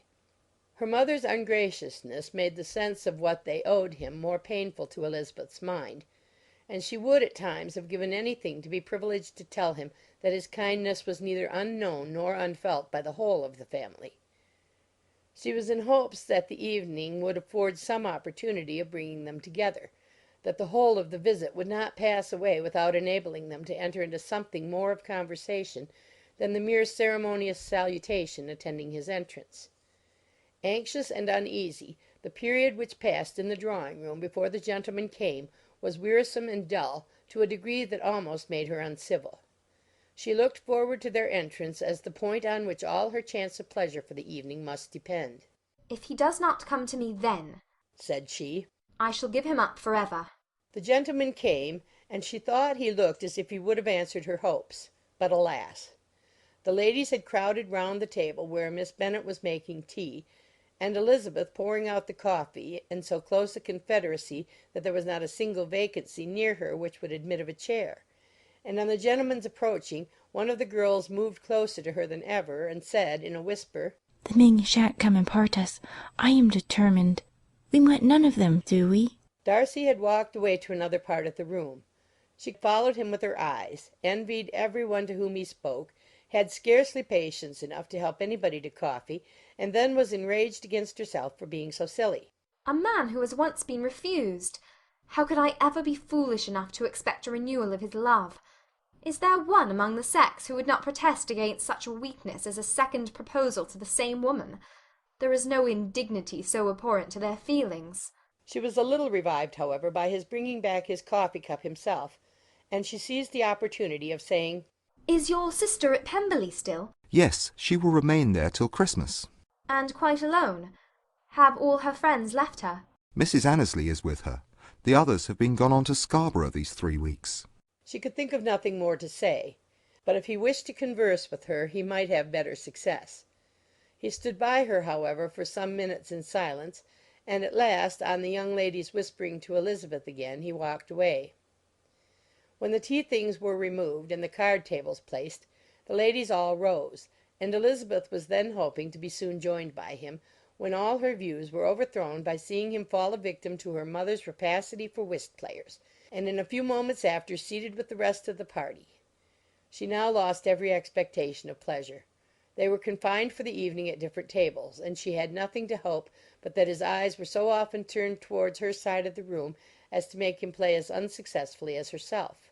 Mrs. Bennet had designed to keep the 2 Netherfield gentlemen to supper, but their carriage was unluckily ordered before any of the others, and she had no opportunity of detaining them. "Well, girls," said she, as soon as they were left to themselves, "what say you to the day? I think everything has passed off uncommonly well, I assure you. The dinner was as well dressed as any I ever saw. The venison was roasted to a turn, and everybody said they never saw so fat a haunch. The soup was 50 times better than what we had at the Lucases last week, and even Mr. Darcy acknowledged that the partridges were remarkably well done, and I suppose he has 2 or 3 French cooks at least. And, my dear Jane, I never saw you look in greater beauty. Mrs. Long said so too, for I asked her whether you did not. And what do you think she said besides? Ah, Mrs. Bennet, we shall have her at Netherfield at last. She did indeed. I do think Mrs. Long's as good a creature as ever lived, and her nieces are very pretty behaved girls, and not at all handsome. I like them prodigiously." Mrs. Bennet, in short, was in very great spirits.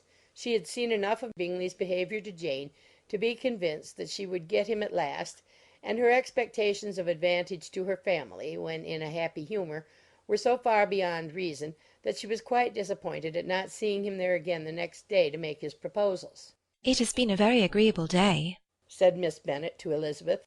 "the party seemed so well selected, so suitable one with the other. I hope we may often meet again." Elizabeth smiled. "Lizzie, you must not do so. You must not suspect me.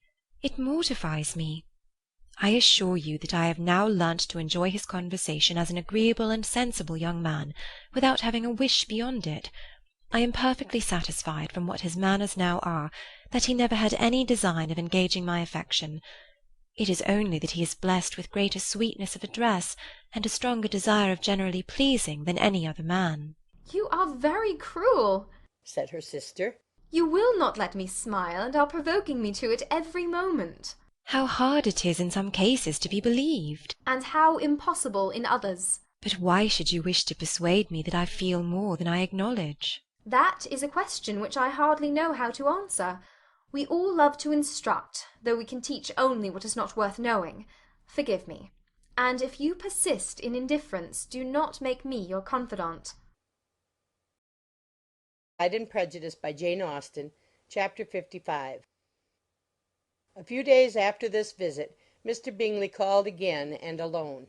His friend had left him that morning for London, but was to return home in 10 days' time. He sat with them above an hour, and was in remarkably good spirits. Mrs. Bennet invited him to dine with them, but with many expressions of concern he confessed himself engaged elsewhere. "Next time you call," said she, "I hope we shall be more lucky." he should be particularly happy at any time, etc., etc., and if she would give him leave, would take an early opportunity of waiting on them. "Can you come tomorrow?" Yes, he had no engagement at all for tomorrow, and her invitation was accepted with alacrity. He came, and in such very good time that the ladies were none of them dressed. In ran Mrs. Bennet to her daughter's room, in her dressing gown and with her hair half finished, crying out, "My dear Jane, make haste and hurry down. He is come. Mr. Bingley is come. He is indeed. Make haste, make haste. Here, Sarah, come to Miss Bennet this moment and help her on with her gown. Never mind Miss Lizzie's hair." "We will be down as soon as we can," said Jane. "But I dare say Kitty is forwarder than either of us, for she went upstairs half an hour ago." "Oh, hang Kitty! What has she to do with it? Come, be quick, be quick! Where is your sash, my dear?" But when her mother was gone, Jane would not be prevailed on to go down without one of her sisters. The same anxiety to get them by themselves was visible again in the evening. After tea Mr. Bennet retired to the library, as was his custom, and Mary went upstairs to her instrument. 2 obstacles of the 5 being thus removed, Mrs. Bennet sat looking and winking at Elizabeth and Catherine for a considerable time without making any impression on them. Elizabeth would not observe her, and when at last Kitty did, she very innocently said, "What is the matter, mamma? What do you keep winking at me for? What's am I to do?" "Nothing, child, nothing. I did not wink at you." She then sat still 5 minutes longer, but unable to waste such a precious occasion, she suddenly got up, and saying to Kitty, "Come here, my love, I want to speak to you," took her out of the room. Jane instantly gave a look at Elizabeth which spoke her distress at such premeditation, and her entreaty that she would not give in to it. In a few minutes Mrs. Bennet half opened the door and called out, "Lizzie, my dear, I want to speak with you." Elizabeth was forced to go. "We may as well leave them by themselves, you know," said her mother as soon as she was in the hall. "Kitty and I are going upstairs to sit in my dressing-room." Elizabeth made no attempt to reason with her mother, but remained quietly in the hall till she and Kitty were out of sight, then returned into the drawing-room. Mrs. Bennet's schemes for this day were ineffectual. Bingley was everything that was charming, except the professed lover of her daughter.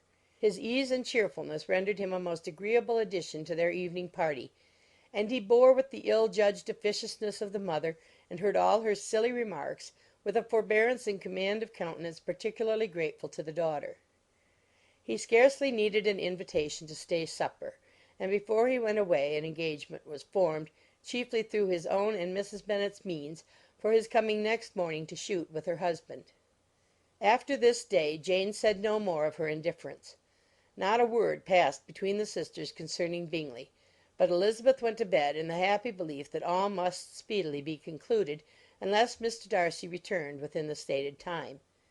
Seriously, however, she felt tolerably persuaded that all this must have taken place with that gentleman's concurrence. Bingley was punctual to his appointment, and he and Mr. Bennet spent the morning together, as had been agreed on. The latter was much more agreeable than his companion expected. There was nothing of presumption or folly in Bingley that could provoke his ridicule or disgust him into silence, and he was more communicative and less eccentric than the other had ever seen him. Bingley, of course, returned with him to dinner, and in the evening Mrs. Bennet's invention was again at work to get everybody away from him and her daughter. Elizabeth, who had a letter to write, went into the breakfast room for that purpose soon after tea, for as the others were all going to sit down to cards, she could not be wanted to counteract her mother's schemes. But on returning to the drawing-room, when her letter was finished, she saw, to her infinite surprise, that there was reason to fear that her mother had been too ingenious for her. On opening the door, she perceived her sister and Bingley standing together over the hearth, as if engaged in earnest conversation, and had this led to no suspicion, the faces of both, as they hastily turned round and moved away from each other, would have told it all. Their situation was awkward enough, but hers, she thought, was still worse. Not a syllable was uttered by either, and Elizabeth was on the point of going away again, when Bingley, who, as well as the other, had sat down, suddenly rose, and whispering a few words to her sister, ran out of the room. Jane could have no reserves from Elizabeth, where confidence would give pleasure, and instantly embracing her, acknowledged with the liveliest emotion that she was the happiest creature in the world. "'Tis too much," she added. "by far too much. I do not deserve it. Oh, why is not everybody as happy?" Elizabeth's congratulations were given with a sincerity, a warmth, a delight which words could but poorly express. Every sentence of kindness was a fresh source of happiness to Jane, but she would not allow herself to stay with her sister, or say half that remained to be said for the present. "I must go instantly to my mother," she cried. "I would not on any account trifle with her affectionate solicitude, or allow her to hear it from any one but myself. He has gone to my father already.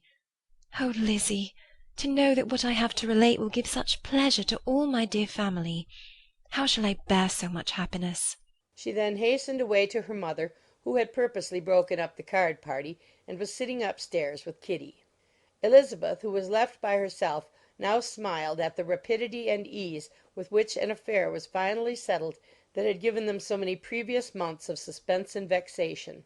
"And this," said she, "is the end of all his friends' anxious circumspection, of all his sister's falsehood and contrivance, the happiest, wisest, most reasonable end." In a few minutes she was joined by Bingley, whose conference with her father had been short and to the purpose. "Where is your sister?" said he, hastily, as he opened the door. "With my mother upstairs. She will be down in a moment, I dare say." He then shut the door, and coming up to her, claimed the good wishes and affection of a sister. Elizabeth honestly and heartily expressed her delight in the prospect of their relationship. They shook hands with great cordiality, and then, till her sister came down, she had to listen to all he had to say of his own happiness, and of Jane's perfections, and in spite of his being a lover, Elizabeth really believed all his expectations of felicity to be rationally founded, because they had for basis the excellent understanding and super-excellent disposition of Jane, and a general similarity of feeling and taste between her and himself. It was an evening of no common delight to them all. The satisfaction of Miss Bennet's mind gave a glow of such sweet animation to her face as made her look handsomer than ever. Kitty simpered and smiled, and hoped her turn was coming soon. Mrs. Bennet could not give her consent or speak her approbation in terms warm enough to satisfy her feelings, though she talked to Bingley of nothing else for half an hour; and when Mr. Bennet joined them at supper, his voice and manner plainly showed how really happy he was. Not a word, however, passed his lips in allusion to it, till their visitor took his leave for the night; but as soon as he was gone, he turned to his daughter and said, "Jane, I congratulate you. You will be a very happy woman." Jane went to him instantly, kissed him, and thanked him for his goodness. "You're a good girl," he replied. "And I have great pleasure in thinking you will be so happily settled. I have not a doubt of your doing very well together. Your tempers are by no means unlike. You are each of you so complying that nothing will ever be resolved on, so easy that every servant will cheat you, and so generous that you will always exceed your income." I hope not so. Imprudence or thoughtlessness in money matters would be unpardonable in me. Exceed their income, my dear Mr. Bennet! cried his wife. What are you talking of? Why, he has 4,000 or 5,000 a year, and very likely more. Then, addressing her daughter, Oh, my dear, dear Jane, I am so happy. I'm sure I shan't get a wink of sleep all night. I knew how it would be. I always said it must be so at last. I was sure you could not be so beautiful for nothing. I remember as soon as I ever saw him, when he first came into Hertfordshire last year, I thought how likely it was that you should come together. Oh, he is the handsomest young man that ever was seen. Wickham, Lydia were all forgotten. Jane was beyond competition her favourite child. At that moment she cared for no other. Her younger sisters soon began to make interest with her for objects of happiness which she might in future be able to dispense. Mary petitioned for the use of the library at Netherfield, and Kitty begged very hard for a few balls there every winter. Bingley from this time was of course a daily visitor at Longbourn, coming frequently before breakfast and always remaining till after supper, unless when some barbarous neighbour, who could not be enough detested, had given him an invitation to dinner which he thought himself obliged to accept. Elizabeth had now but little time for conversation with her sister, for while he was present Jane had no attention to bestow on any one else; but she found herself considerably useful to both of them in those hours of separation that must sometimes occur. In the absence of Jane he always attached himself to Elizabeth for the pleasure of talking of her, and when Bingley was gone, Jane constantly sought the same means of relief. He has made me so happy, said she one evening, by telling me that he was totally ignorant of my being in town last spring. I had not believed it possible. I suspected as much, replied Elizabeth. But how did he account for it? It must have been his sister's doing. There were certainly no friends to his acquaintance with me, which I cannot wonder at, since he might have chosen so much more advantageously in many respects.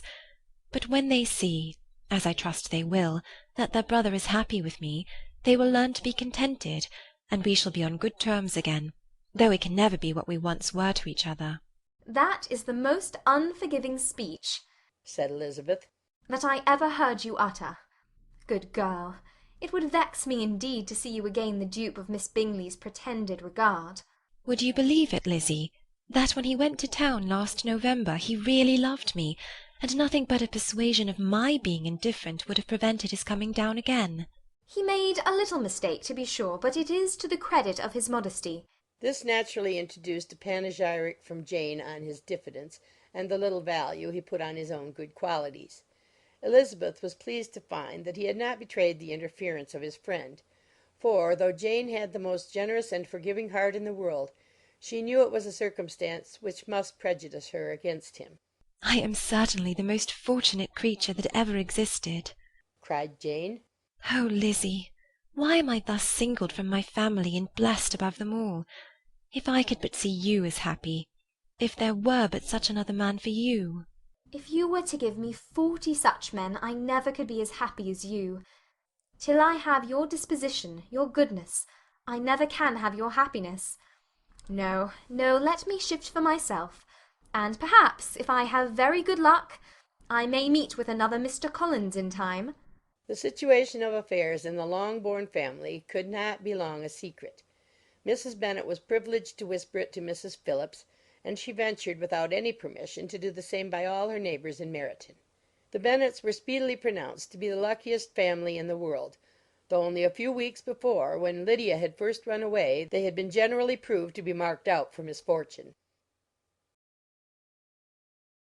Pride and Prejudice by Jane Austen, Chapter 56. One morning, about a week after Bingley's engagement with Jane had been formed, as he and the females of the family were sitting together in the dining-room, their attention was suddenly drawn to the window by the sound of a carriage, and they perceived a chaise and four driving up the lawn. It was too early in the morning for visitors, and besides, the equipage did not answer to that of any of their neighbours. The horses were post, and neither the carriage nor the livery of the servant who preceded it were familiar to them. As it was certain, however, that somebody was coming, Bingley instantly prevailed on Miss Bennet to avoid the confinement of such an intrusion, and walk away with him into the shrubbery. They both set off, and the conjectures of the remaining three continued, though with little satisfaction, till the door was thrown open and their visitor entered. It was Lady Catherine de Bourgh. They were, of course, all intending to be surprised, but their astonishment was beyond their expectation, and on the part of Mrs. Bennet and Kitty, though she was perfectly unknown to them, even inferior to what Elizabeth felt. She entered the room with an air more than usually ungracious, made no other reply to Elizabeth's salutation than a slight inclination of the head, and sat down without saying a word. Elizabeth had mentioned her name to her mother on her ladyship's entrance, though no request of introduction had been made. Mrs. Bennet, all amazement, though flattered by having a guest of such high importance, received her with the utmost politeness. After sitting for a moment in silence, she said very stiffly to Elizabeth, "I hope you are well, Miss Bennet. That lady, I suppose, is your mother?" Elizabeth replied very concisely that she was. "And that, I suppose, is one of your sisters?" "Yes, madam," said Mrs. Bennet, delighted to speak to Lady Catherine. "She is my youngest girl but one. My youngest of all is lately married, and my eldest is somewhere about the grounds walking with a young man who, I believe, will soon become a part of the family." "You have a very small park here," returned Lady Catherine, after a short silence. "It is nothing in comparison of Rosings, my lady, I dare say, but I assure you it is much larger than Sir William Lucas's." "This must be a most inconvenient sitting-room for the evening in summer. The windows are full west." Mrs. Bennet assured her that they never sat there after dinner, and then added, "May I take the liberty of asking your ladyship whether you left Mr. and Mrs. Collins well?" "Yes, very well. I saw them the night before last." Elizabeth now expected that she would produce a letter for her from Charlotte, as it seemed the only probable motive for her calling. But no letter appeared, and she was completely puzzled. Mrs. Bennet, with great civility, begged her ladyship to take some refreshment, but Lady Catherine, very resolutely, and not very politely, declined eating anything, and then, rising up, said to Elizabeth, "Miss Bennet, there seemed to be a prettyish kind of a little wilderness on one side of your lawn. I should be glad to take a turn in it, if you will favour me with your company." "Go, my dear," cried her mother, "and show her ladyship about the different walks. I think she'll be pleased with the hermitage." Elizabeth obeyed, and running into her own room for her parasol, attended her noble guests downstairs. As they passed through the hall, Lady Catherine opened the doors into the dining parlour and drawing room, and pronouncing them, after a short survey, to be decent-looking rooms, walked on. Her carriage remained at the door, and Elizabeth saw that her waiting-woman was in it. They proceeded in silence along the gravel walk that led to the copse. Elizabeth was determined to make no effort for conversation with a woman who was now more than usually insolent and disagreeable. "How could I ever think her like her nephew?" said she, as she looked in her face. As soon as they entered the copse, Lady Catherine began in the following manner. "You can be at no loss, Miss Bennet, to understand the reason of my journey hither. Your own heart, your own conscience, must tell you why I come." Elizabeth looked with unaffected astonishment. "Indeed, you are mistaken, madam. I have not been at all able to account for the honour of seeing you here." "Miss Bennet," replied her ladyship in an angry tone, "you ought to know that I am not to be trifled with. But however insincere you may choose to be, you shall not find me so. My character has ever been celebrated for its sincerity and frankness, and in a cause of such moment as this, I shall certainly not depart from it. A report of a most alarming nature reached me 2 days ago. I was told that not only your sister was on the point of being most advantageously married, but that you, that Miss Elizabeth Bennet, would in all likelihood be soon afterwards united to my nephew, my own nephew, Mr. Darcy. Though I know it must be a scandalous falsehood, though I would not injure him so much as to suppose the truth of it possible, I instantly resolved on setting off for this place, that I might make my sentiments known to you. If you believed it impossible to be true, said Elizabeth, colouring with astonishment and disdain, I wonder you took the trouble of coming so far. What could your ladyship propose by it? At once to insist upon having such a report universally contradicted. Your coming to Longbourn to see me and my family, said Elizabeth coolly, will rather be a confirmation of it, if indeed such a report is in existence. If? Do you then pretend to be ignorant of it? Has it not been industriously circulated by yourselves? Do you not know that such a report is spread abroad? I never heard that it was.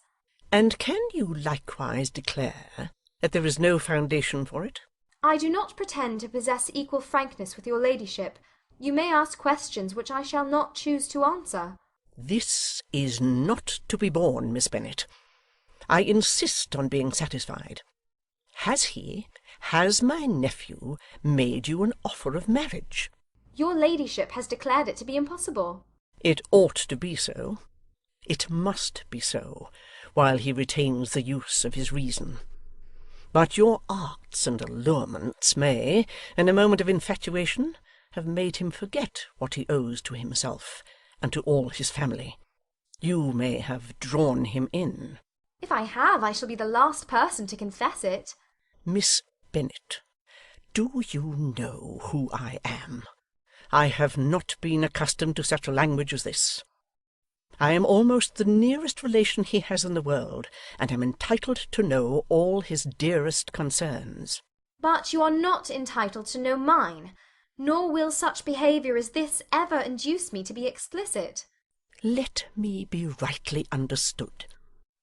This match, to which you have the presumption to aspire, can never take place. No, never. Mr. Darcy is engaged to my daughter. Now, what have you to say? Only this, that if he is so, you can have no reason to suppose he will make an offer to me. Lady Catherine hesitated for a moment, and then replied, The engagement between them is of a peculiar kind. From their infancy they have been intended for each other. It was the favourite wish of his mother, as well as of hers. While in their cradles we planned the union, and now, at the moment when the wishes of both sisters would be accomplished in their marriage, to be prevented by a young woman of inferior birth, of no importance in the world, and wholly unallied to the family. Do you pay no regard to the wishes of his friends, to his tacit engagement with Mr. Borg? Are you lost to every feeling of propriety and delicacy? Have you not heard me say that, from his earliest hours, he was destined for his cousin? Yes, and I had heard it before. But what is that to me? If there is no other objection to my marrying your nephew, I shall certainly not be kept from it by knowing that his mother and aunt wished him to marry Mr. Berg. You both did as much as you could in planning the marriage. Its completion depended on others. If Mr. Darcy is neither by honour nor inclination confined to his cousin, why is he not to make another choice? And if I am that choice, why may not I accept him? Because honour, decorum, prudence, nay, interest, forbid it. Yes, Miss Bennet, interest. For do not expect to be noticed by his family or friends if you wilfully act against the inclinations of all. You will be censured, slighted, and despised by everyone connected with him. Your alliance will be a disgrace. Your name will never even be mentioned by any of us. These are heavy misfortunes, replied Elizabeth. But the wife of Mr. Darcy must have such extraordinary sources of happiness necessarily attached to her situation, that she could, upon the whole, have no cause to repine. Obstinate, headstrong girl! I am ashamed of you. Is this your gratitude for my attentions to you last spring? Is nothing due to me on that score? Let us sit down. You are to understand, Miss Bennet, that I came here with a determined resolution of carrying my purpose, nor will I be dissuaded from it. I have not been used to submit to any person's whims. I have not been in the habit of brooking disappointment. That will make your ladyship's situation at present more pitiable, but it will have no effect on me. I will not be interrupted. Hear me in silence. My daughter and my nephew are formed for each other. They are descended on the maternal side from the same noble line, and on the father's from respectable, honourable, and ancient, though untitled, families. Their fortune on both sides is splendid. They are destined for each other by the voice of every member of their respective houses, and what is to divide them? The upstart pretensions of a young woman without family, connections, or fortune. Is this to be endured? But it must not, shall not be. If you are sensible of your own good, you would not wish to quit the sphere in which you have been brought up. In marrying your nephew, I should not consider myself as quitting that sphere. He is a gentleman. I am a gentleman's daughter. So far we are equal. True. You are a gentleman's daughter. But who was your mother? Who are your uncles and aunts? Do not imagine me ignorant of their condition. Whatever my connections may be, said Elizabeth, if your nephew does not object to them, they can be nothing to you. Tell me, once for all, are you engaged to him? Though Elizabeth would not, for the mere purpose of obliging Lady Catherine, have answered this question, she could not but say, after a moment's deliberation, I am not. Lady Catherine seemed pleased. And will you promise me never to enter into such an engagement? I will make no promise of the kind. Miss Bennet, I am shocked and astonished. I expected to find a more reasonable young woman. But do not deceive yourself into a belief that I will ever recede. I shall not go away till you have given me the assurance I require. And I certainly never shall give it. I am not to be intimidated into anything so wholly unreasonable. Your ladyship wants Mr. Darcy to marry your daughter, but would my giving you the wished-for promise make their marriage at all more probable? Supposing him to be attached to me, would my refusing to accept his hand make him wish to bestow it on his cousin? Allow me to say, Lady Catherine, that the arguments with which you have supported this extraordinary application have been as frivolous as the application was ill-judged.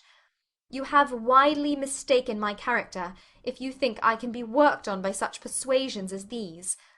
How far your nephew might approve of your interference in his affairs I cannot tell, but you have certainly no right to concern yourself in mine. I must beg, therefore, to be importuned no farther on the subject. Not so hasty, if you please. I have by no means done. To all the objections I have already urged, I have still another to add. I am no stranger to the particulars of your youngest sister's infamous elopement. I know it all, that the young man's marrying her was a patched-up business at the expense of your father and uncles. And is such a girl to be my nephew's sister? Is her husband, is the son of his late father's steward, to be his brother? Heaven and earth, of what are you thinking? Are the shades of Pemberley to be thus polluted? You can now have nothing further to say, she resentfully answered. You have insulted me in every possible method. I must beg to return to the house. And she rose as she spoke. Lady Catherine rose also, and they turned back. Her ladyship was highly incensed. You have no regard, then, for the honour and credit of my nephew. Unfeeling, selfish girl! Do you not consider that a connection with you must disgrace him in the eyes of everybody? Lady Catherine, I have nothing further to say. You know my sentiments. You are then resolved to have him? I have said no such thing. I am only resolved to act in that manner which will, in my own opinion, constitute my happiness, without reference to you, or to any person so wholly unconnected with me. It is well. You refuse, then, to oblige me. You refuse to obey the claims of duty, honour and gratitude. You are determined to ruin him in the opinion of all his friends, and make him the contempt of the world. Neither duty, nor honour, nor gratitude, replied Elizabeth, have any possible claim on me in the present instance. No principle of either would be violated by my marriage with Mr. Darcy. And with regard to the resentment of his family, or the indignation of the world, if the former were excited by his marrying me, it would not give me one moment's concern, and the world in general would have too much sense to join in the scorn. And this is your real opinion? This is your final resolve? Very well. I shall now know how to act. Do not imagine, Miss Bennet, that your ambition will ever be gratified. I came to try you. I hoped to find you reasonable. But, depend upon it, I will carry my point. In this manner Lady Catherine talked on till they were at the door of the carriage, when, turning hastily round, she added, I take no leave of you, Miss Bennet. I send no compliments to your mother. You deserve no such attention. I am most seriously displeased. Elizabeth made no answer, and without attempting to persuade her ladyship to return into the house, walked quietly into it herself. She heard the carriage drive away as she proceeded upstairs. Her mother impatiently met her at the door of the dressing-room to ask why Lady Catherine would not come in again and rest herself. She did not choose it, said her daughter. She would go. She is a very fine-looking woman, and her calling here was prodigiously civil, for she only came, I suppose, to tell us the Collinses were well. She's on her road somewhere, I dare say, and so, passing through Meryton, thought she might as well call on you. I suppose she had nothing particular to say to you, Lizzie? Elizabeth was forced to give in to a little falsehood here, for to acknowledge the substance of their conversation was impossible. Pride and Prejudice by Jane Austen, Chapter 57. The discomposure of spirits which this extraordinary visit threw Elizabeth into could not be easily overcome, nor could she for many hours learn to think of it less than incessantly. Lady Catherine, it appeared, had actually taken the trouble of this journey from Rosings for the sole purpose of breaking off her supposed engagement with Mr. Darcy. It was a rational scheme, to be sure, but from what the report of their engagement could originate, Elizabeth was at a loss to imagine, till she recollected that his being the intimate friend of Bingley, and her being the sister of Jane, was enough, at a time when the expectation of one wedding made everybody eager for another, to supply the idea. She had not herself forgotten to feel that the marriage of her sister must bring them more frequently together, and her neighbours at Lucas Lodge, therefore, for through their communication with the Collinses the report, she concluded, had reached Lady Catherine, had only set that down as almost certain and immediate which she had looked forward to as possible at some future time. In revolving Lady Catherine's expressions, however, she could not help feeling some uneasiness as to the possible consequence of her persisting in this interference. From what she had said of her resolution to prevent their marriage, it occurred to Elizabeth that she must meditate an application to her nephew, and how he might take a similar representation of the evils attached to a connection with her she dared not pronounce. She knew not the exact degree of his affection for his aunt, or his dependence on her judgment, but it was natural to suppose that he thought much higher of her ladyship than she could do, and it was certain that, in enumerating the miseries of a marriage with one whose immediate connections were so unequal to his own, his aunt would address him on his weakest side. With his notions of dignity, he would probably feel that the arguments, which to Elizabeth had appeared weak and ridiculous, contained much good sense and solid reasoning. If he had been wavering before as to what he should do, which had often seemed likely, the advice and entreaty of so near a relation might settle every doubt, and determine him at once to be as happy as dignity unblemished could make him. In that case he would return no more. Lady Catherine might see him in her way through town, and his engagement to Bingley of coming again to Netherfield must give way. If, therefore, an excuse for not keeping his promise should come to his friend within a few days, she added, I shall know how to understand it. I shall then give over every expectation, every wish of his constancy. If he is satisfied with only regretting me, when he might have obtained my affections in hand, I shall soon cease to regret him at all. The surprise of the rest of the family, on hearing who their visitor had been, was very great, but they obligingly satisfied it with the same kind of supposition which had appeased Mrs. Bennet's curiosity, and Elizabeth was spared from much teasing on the subject. The next morning, as she was going downstairs, she was met by her father, who came out of his library with a letter in his hand. "Lizzie," said he, "I was going to look for you. Come into my room." She followed him thither, and her curiosity to know what he had to tell her was heightened by the supposition of its being in some manner connected with the letter he held. It suddenly struck her that it might be from Lady Catherine, and she anticipated with dismay all the consequent explanations. She followed her father to the fireplace, and they both sat down. He then said, "I have received a letter this morning that astonished me exceedingly. As it principally concerns yourself, you ought to know its contents. I did not know before that I had 2 daughters on the brink of matrimony.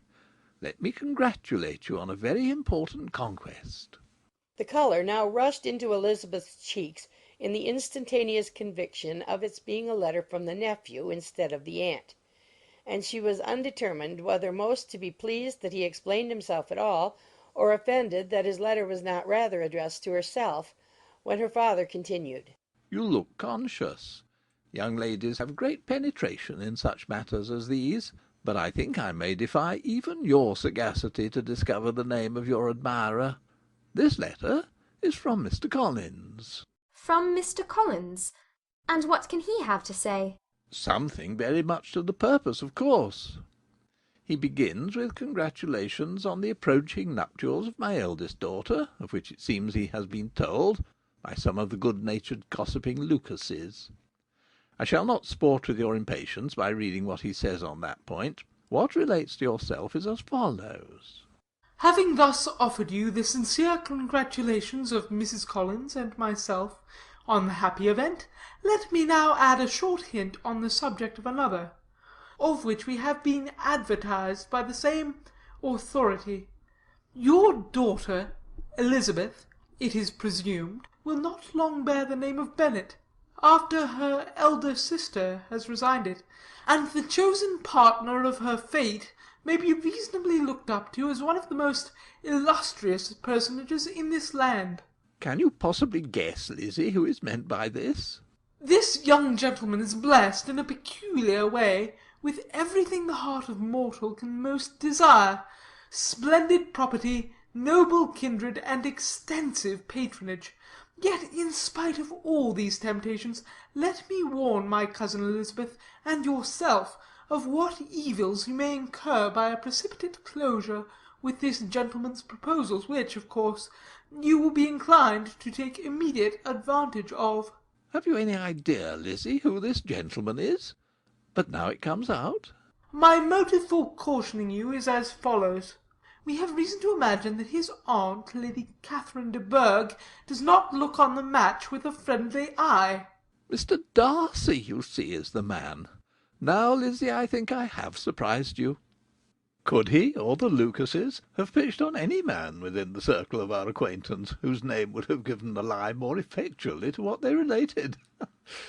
Mr. Darcy, who never looks at any woman but to see a blemish, and who probably never looked at you in his life. It is admirable." Elizabeth tried to join in her father's pleasantry, but could only force one most reluctant smile. Never had his wit been directed in a manner so little agreeable to her. "Are you not diverted?" Oh, yes. Pray, read on."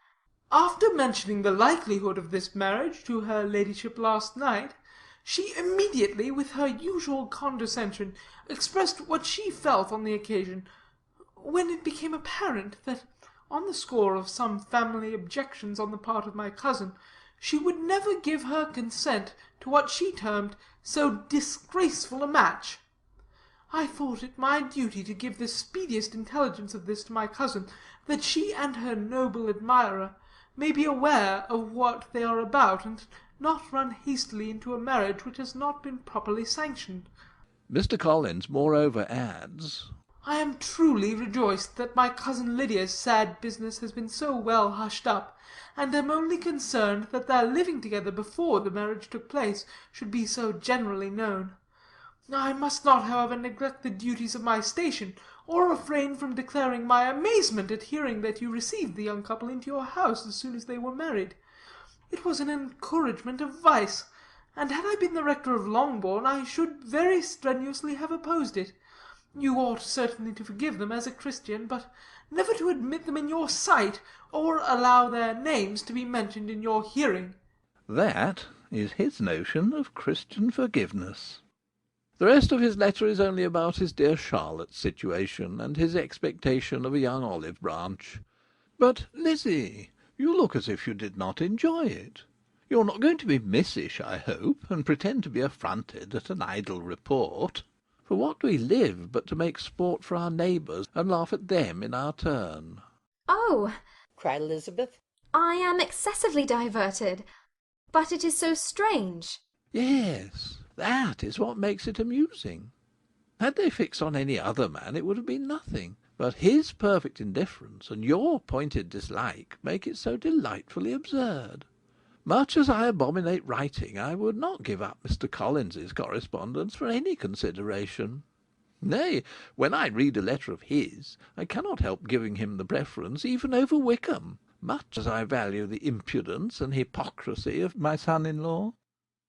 And pray, Lizzie, what said Lady Catherine about this report? Did she call to refuse her consent? To this question his daughter replied only with a laugh, and as it had been asked without the least suspicion, she was not distressed by his repeating it. Elizabeth had never been more at a loss to make her feelings appear what they were not. It was necessary to laugh when she would rather have cried. Her father had most cruelly mortified her by what he said of Mr. Darcy's indifference, and she could do nothing but wonder at such a want of penetration, or fear that perhaps instead of his seeing too little, she might have fancied too much. Pride and Prejudice by Jane Austen, Chapter 58. Instead of receiving any such letter of excuse from his friend as Elizabeth half expected Mr. Bingley to do, he was able to bring Darcy with him to Longbourn before many days had passed after Lady Catherine's visit. The gentlemen arrived early, and before Mrs. Bennet had time to tell him of their having seen his aunt, of which her daughter sat in momentary dread, Bingley, who wanted to be alone with Jane, proposed their all walking out. It was agreed to. Mrs. Bennet was not in the habit of walking. Mary could never spare time, but the remaining five set off together. Bingley and Jane, however, soon allowed the others to outstrip them. They lagged behind, while Elizabeth, Kitty, and Darcy were to entertain each other. Very little was said by either. Kitty was too much afraid of him to talk. Elizabeth was secretly forming a desperate resolution, and perhaps he might be doing the same. They walked towards the Lucases because Kitty wished to call upon Maria, and as Elizabeth saw no occasion for making it a general concern, when Kitty left them she went boldly on with him alone. Now was the moment for her resolution to be executed, and while her courage was high, she immediately said, "Mr. Darcy, I am a very selfish creature, and for the sake of giving relief to my own feelings, care not how much I may be wounding yours. I can no longer help thanking you for your unexampled kindness to my poor sister. Ever since I have known it, I have been most anxious to acknowledge to you how gratefully I feel it. Were it known to the rest of my family, I should not have merely my own gratitude to express." "I am sorry, exceedingly sorry," replied Darcy, in a tone of surprise and emotion, "that you have ever been informed of what may, in a mistaken light, have given you uneasiness. I did not think Mrs. Gardiner was so little to be trusted." "You must not blame my aunt. Lydia's thoughtlessness first betrayed to me that you had been concerned in the matter, and of course I could not rest till I knew the particulars. Let me thank you again and again, in the name of all my family, for that generous compassion which induced you to take so much trouble and bear so many mortifications for the sake of discovering them." "If you will thank me," he replied, "let it be for yourself alone. That the wish of giving happiness to you might add force to the other inducements which led me on, I shall not attempt to deny. But your family owe me nothing. Much as I respect them, I believe I thought only of you. Elizabeth was too much embarrassed to say a word. After a short pause, her companion added, You are too generous to trifle with me. If your feelings are still what they were last April, tell me so at once. My affections and wishes are unchanged, but one word from you will silence me on this subject for ever. Elizabeth, feeling all the more than common awkwardness and anxiety of his situation, now forced herself to speak, and immediately, though not very fluently, gave him to understand that her sentiments had undergone so material a change since the period to which he alluded, as to make her receive with gratitude and pleasure his present assurances. The happiness which this reply produced was such as he had probably never felt before, and he expressed himself on the occasion as sensibly and as warmly as a man violently in love can be supposed to do. Had Elizabeth been able to encounter his eye, she might have seen how well the expression of heartfelt delight diffused over his face became him. But though she could not look, she could listen, and he told her of feelings, which, in proving of what importance she was to him, made his affection every moment more valuable. They walked on, without knowing in what direction. There was too much to be thought, and felt, and said, for attention to any other object. She soon learnt that they were indebted for their present good understanding to the efforts of his aunt, who did call on him in her return through London, and there relate her journey to Longbourn, its motive, and the substance of her conversation with Elizabeth, dwelling emphatically on every expression of the latter which, in her ladyship's apprehension, peculiarly denoted her perverseness and assurance, in the belief that such a relation must assist her endeavours to obtain that promise from her nephew which she had refused to give. But unluckily for her ladyship, its effect had been exactly contrariwise. It taught me to hope, said he, as I had scarcely ever allowed myself to hope before. I knew enough of your disposition to be certain that, had you been absolutely irrevocably decided against me, you would have acknowledged it to Lady Catherine, frankly and openly. Elizabeth coloured and laughed as she replied, Yes, you know enough of my frankness to believe me capable of that.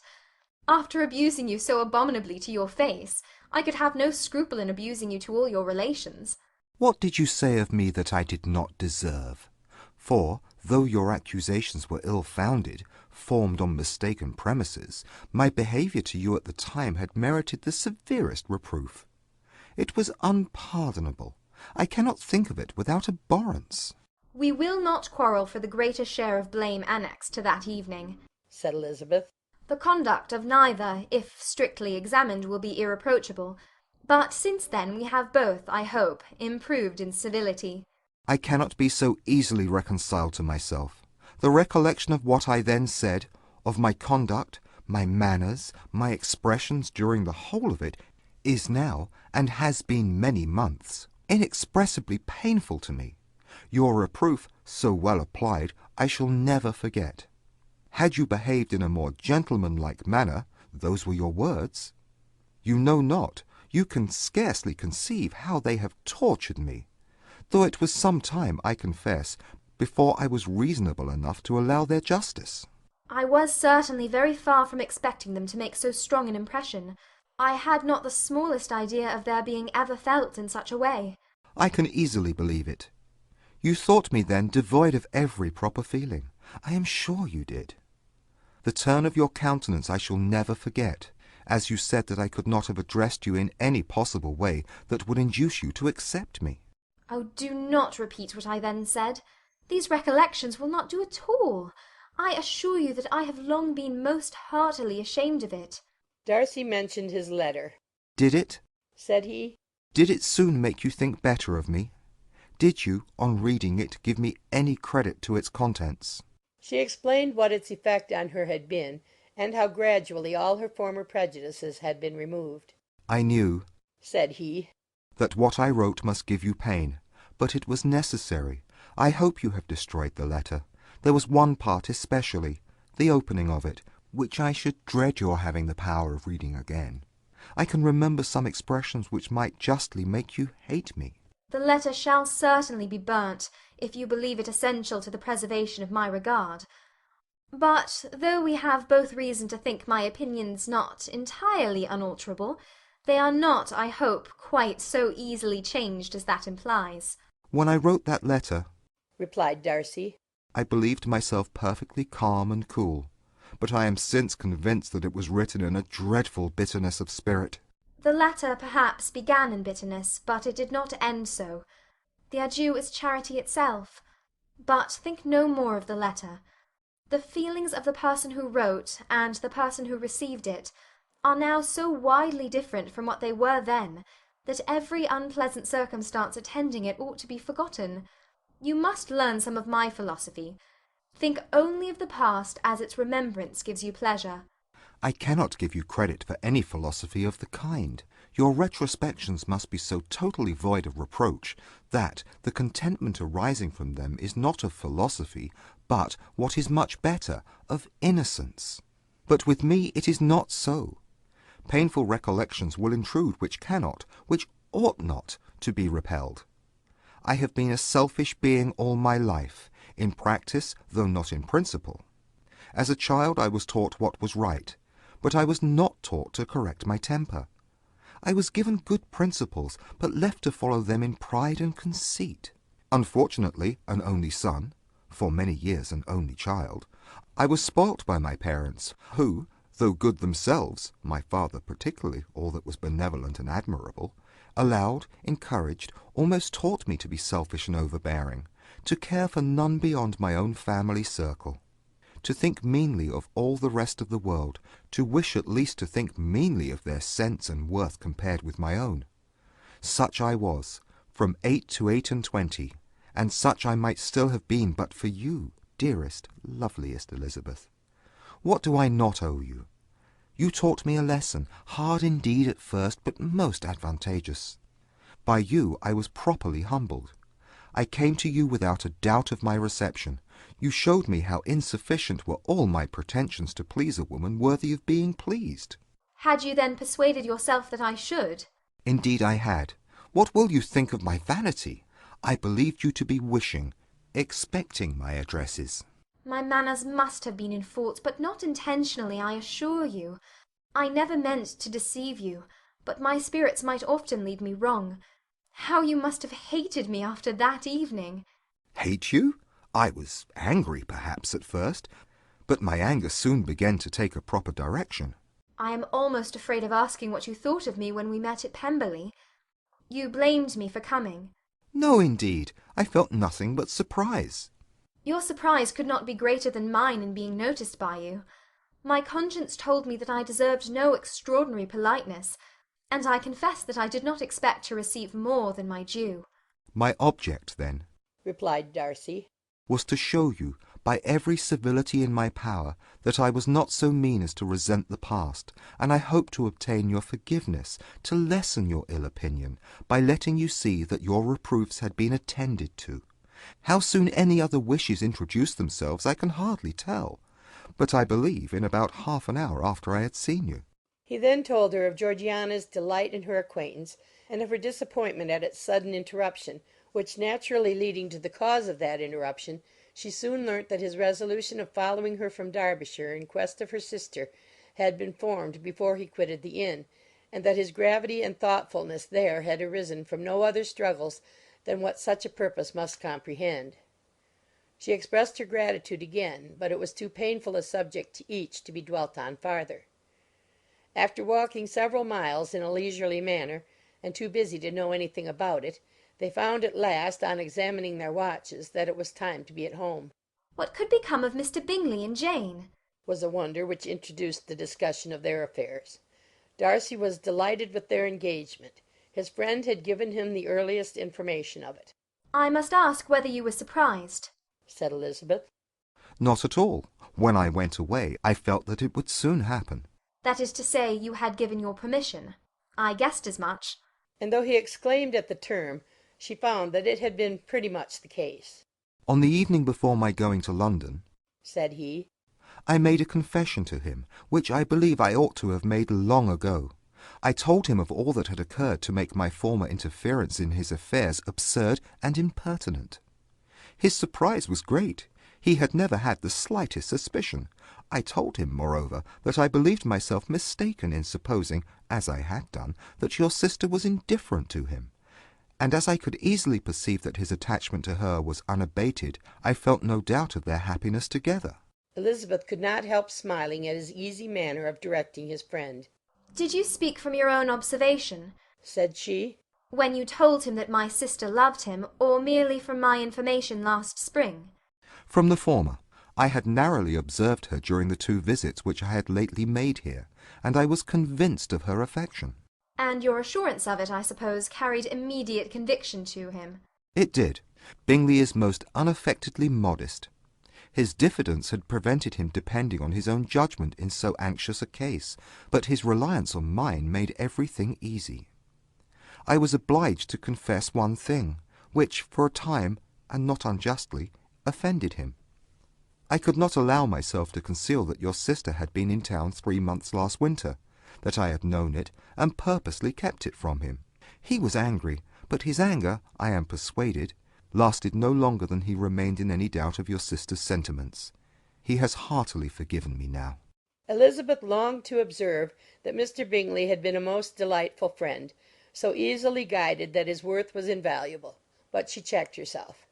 She remembered that he had yet to learn to be laughed at, and it was rather too early to begin. In anticipating the happiness of Bingley, which of course was to be inferior only to his own, he continued the conversation till they reached the house. In the hall they parted. Pride and Prejudice by Jane Austen, Chapter 59. My dear Lizzie, where can you have been walking to? Was a question which Elizabeth received from Jane as soon as she entered their room, and from all the others when they sat down to table. She had only to say in reply that they had wandered about till she was beyond her own knowledge. She coloured as she spoke, but neither that nor anything else awakened a suspicion of the truth. The evening passed quietly, unmarked by anything extraordinary. The acknowledged lovers talked and laughed, the unacknowledged were silent. Darcy was not of a disposition in which happiness overflows in mirth, and Elizabeth, agitated and confused, rather knew that she was happy than felt herself to be so, for, besides the immediate embarrassment, there were other evils before her. She anticipated what would be felt in the family when her situation became known. She was aware that no one liked him but Jane, and even feared that with the others it was a dislike which not all his fortune and consequence might do away. At night she opened her heart to Jane. Though suspicion was very far from Miss Bennet's general habits, she was absolutely incredulous here. You are joking, Lizzie. This cannot be. Engaged to Mr. Darcy? No, no, you shall not deceive me. I know it to be impossible. "This is a wretched beginning indeed. My sole dependence was on you, and I am sure nobody else will believe me if you do not. Yet, indeed, I am in earnest. I speak nothing but the truth. He still loves me, and we are engaged." Jane looked at her doubtingly. Oh, Lizzie, it cannot be. I know how much you dislike him. You know nothing of the matter. That is all to be forgot. Perhaps I did not always love him so well as I do now, but in such cases as these a good memory is unpardonable. This is the last time I shall ever remember it myself. Miss Bennet still looked all amazement. Elizabeth again, and more seriously, assured her of its truth. Good heaven! Can it really be so? Yet now I must believe you, cried Jane. My dear, dear Lizzie, I do congratulate you. But are you certain? Forgive the question. Are you quite certain that you can be happy with him? There can be no doubt of that. It is settled between us already that we are to be the happiest couple in the world. But are you pleased, Jane? Shall you like to have such a brother? Very, very much. Nothing could give either Bingley or myself more delight. But we considered it, we talked of it as impossible. And do you really love him quite well enough? Oh, Lizzie, do anything rather than marry without affection. Are you quite sure that you feel what you ought to do? Oh, yes. You will only think I feel more than I ought to do when I tell you all. What do you mean? Why, I must confess that I love him better than I do Bingley. I am afraid you will be angry. My dearest sister, now be serious. I want to talk very seriously. Let me know everything that I am to know without delay. Will you tell me how long you have loved him? It has been coming on so gradually that I hardly know when it began. But I believe I must date it from my first seeing his beautiful grounds at Pemberley. Another entreaty that she would be serious, however, produced the desired effect, and she soon satisfied Jane by her solemn assurances of attachment. When convinced on that article, Miss Bennet had nothing further to wish. Now I am quite happy, said she, for you will be as happy as myself. I always had a value for him. Were it for nothing but his love of you, I must always have esteemed him. But now, as Bingley's friend and your husband, there can be only Bingley and yourself more dear to me. But, Lizzie, you have been very sly, very reserved with me. How little did you tell me of what passed at Pemberley and Lambton! I owe all that I know of it to another, not to you. Elizabeth told her the motives of her secrecy. She had been unwilling to mention Bingley, and the unsettled state of her own feelings had made her equally avoid the name of his friend. But now she would no longer conceal from her his share in Lydia's marriage. All was acknowledged, and half the night spent in conversation. Good gracious! cried Mrs. Bennet, as she stood at a window the next morning. If that disagreeable Mr. Darcy is not coming here again with our dear Bingley! What can he mean by being so tiresome as to be always coming here? I had no notion but he would go a-shooting or something or other, and not disturb us with his company. What shall we do with him? Lizzie, you must walk out with him again, that he may not be in Bingley's way. Elizabeth could hardly help laughing at so convenient a proposal, yet was really vexed that her mother should be always giving him such an epithet.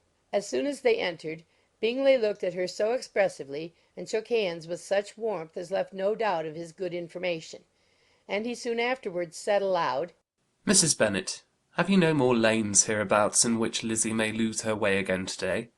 I advise Mr. Darcy and Lizzie and Kitty, said Mrs. Bennet, to walk to Oakham Mount this morning. It is a nice long walk, and Mr. Darcy has never seen the view.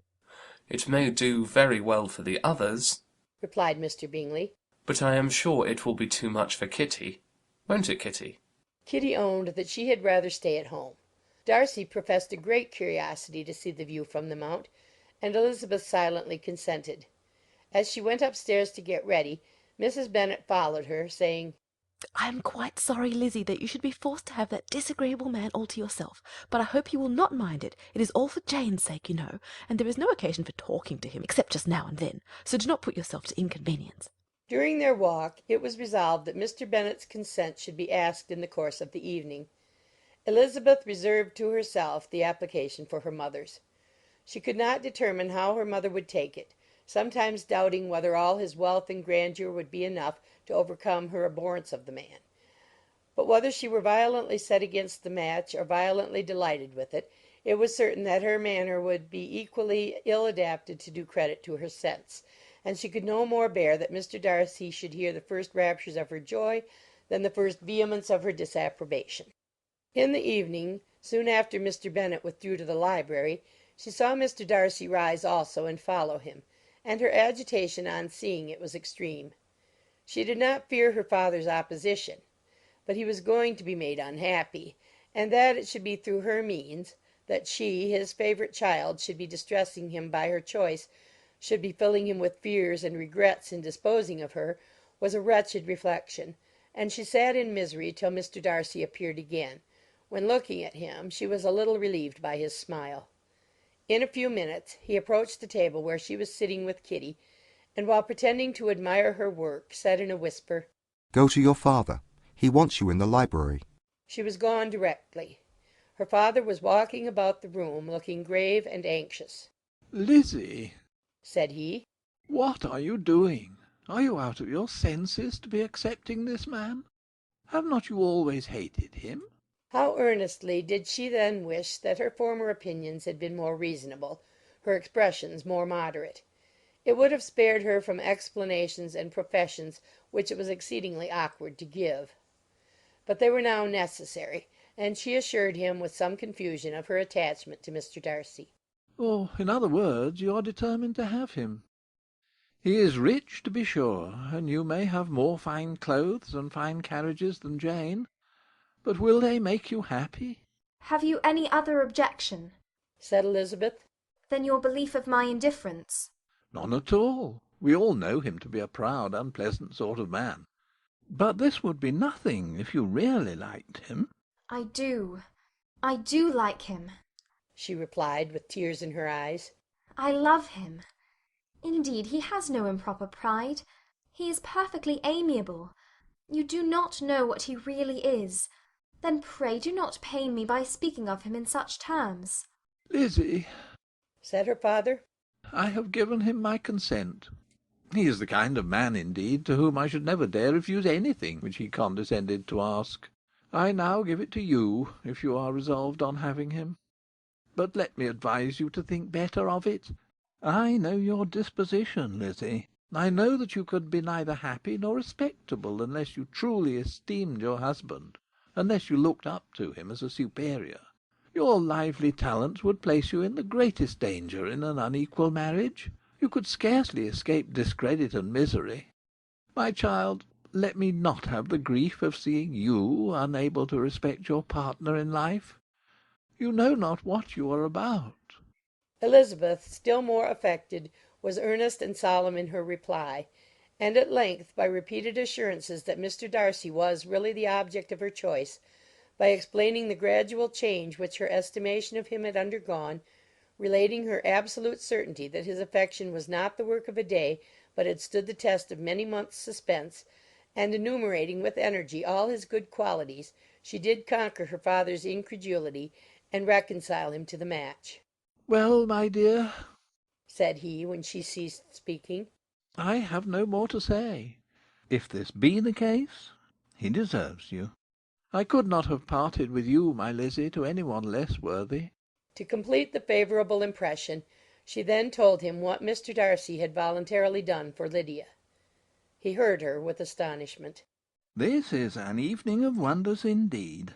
And so Darcy did everything.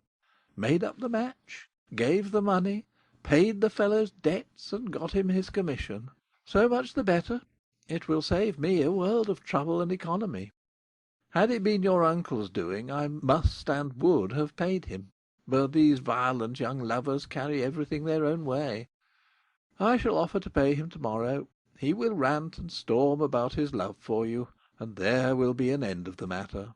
He then recollected her embarrassment a few days before on his reading Mr. Collins's letter, and after laughing at her some time, allowed her at last to go, saying, as she quitted the room, If any young men come for Mary or Kitty, send them in, for I am quite at leisure. Elizabeth's mind was now relieved from a very heavy weight, and after half an hour's quiet reflection in her own room, she was able to join the others with tolerable composure.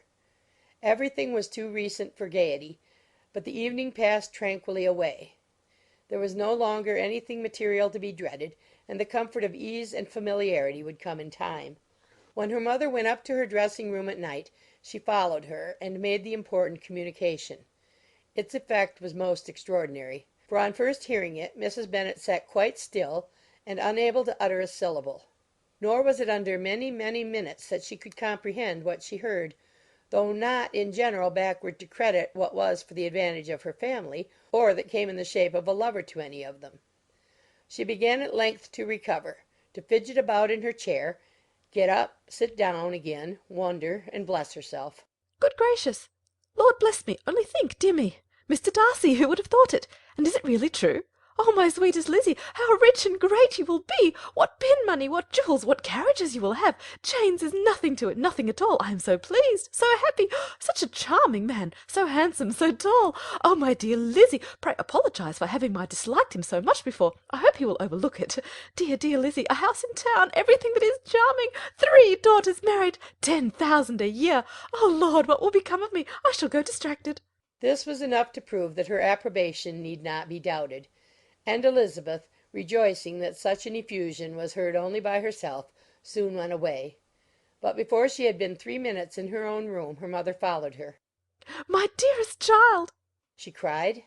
I can think of nothing else. 10,000 a year, and very likely more. 'Tis as good as a lord, and a special licence. You must and shall be married by a special licence. But, my dearest love, tell me what dish Mr. Darcy is particularly fond of, that I may have it to-morrow.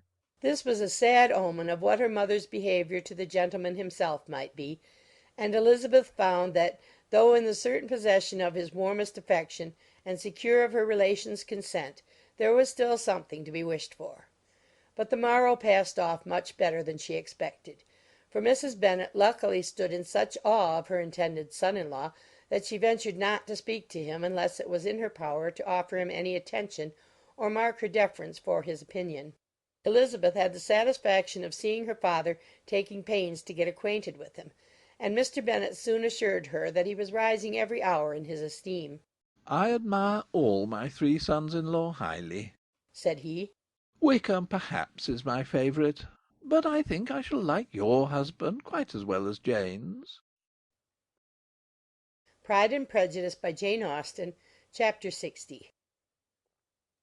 Elizabeth's spirits soon rising to playfulness again, she wanted Mr. Darcy to account for his having ever fallen in love with her.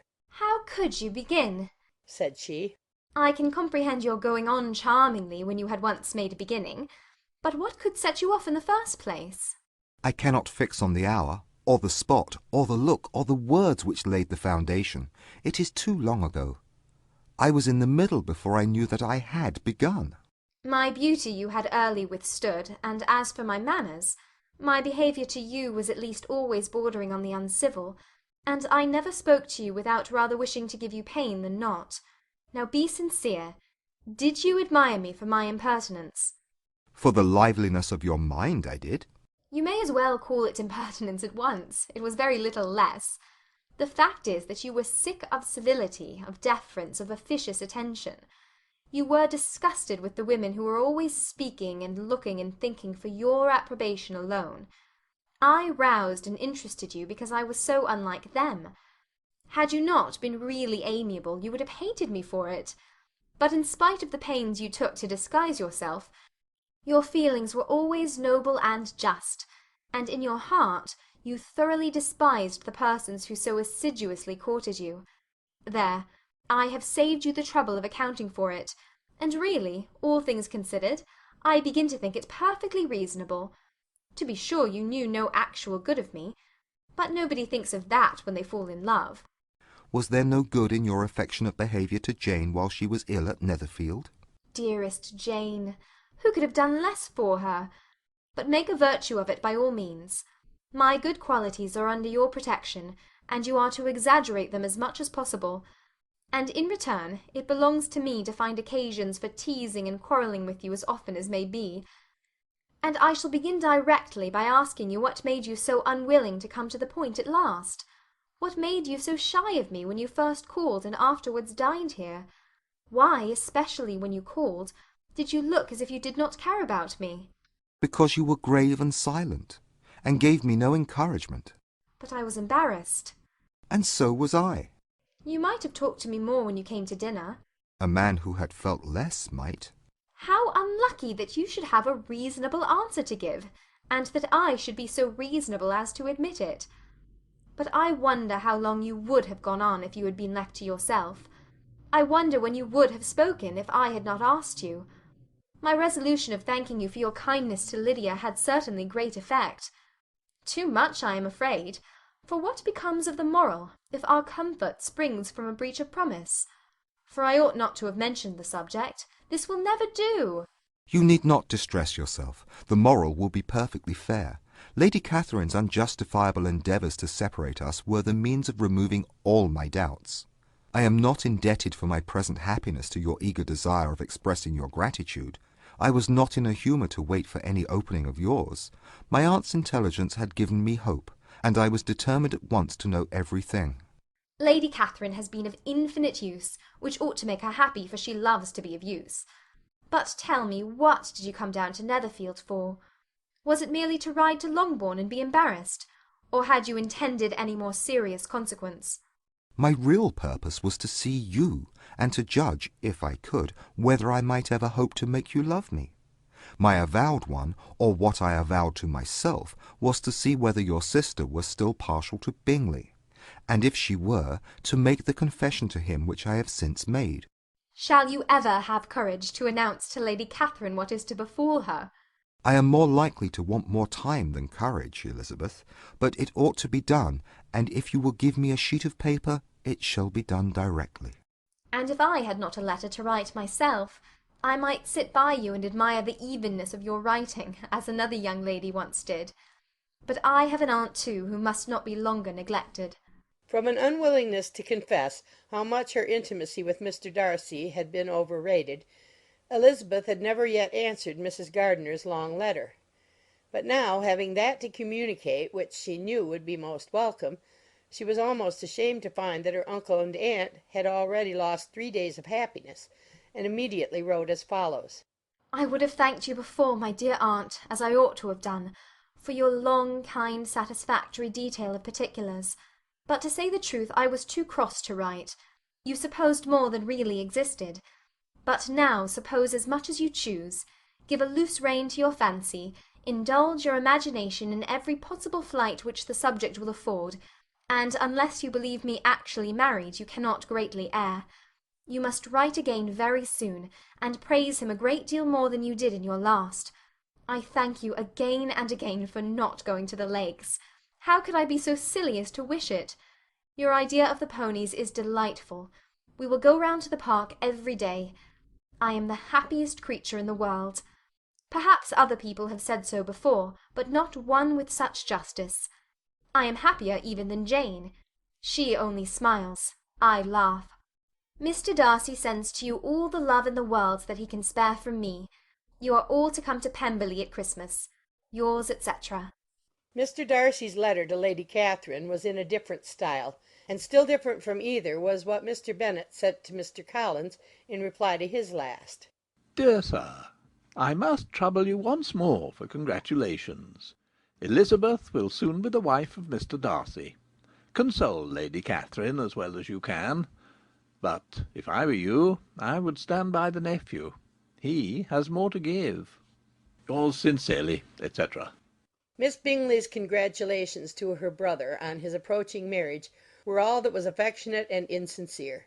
She wrote even to Jane on the occasion to express her delight and repeat all her former professions of regard. Jane was not deceived, but she was affected, and though feeling no reliance on her, could not help writing her a much kinder answer than she knew was deserved. The joy which Miss Darcy expressed on receiving similar information was as sincere as her brother's in sending it.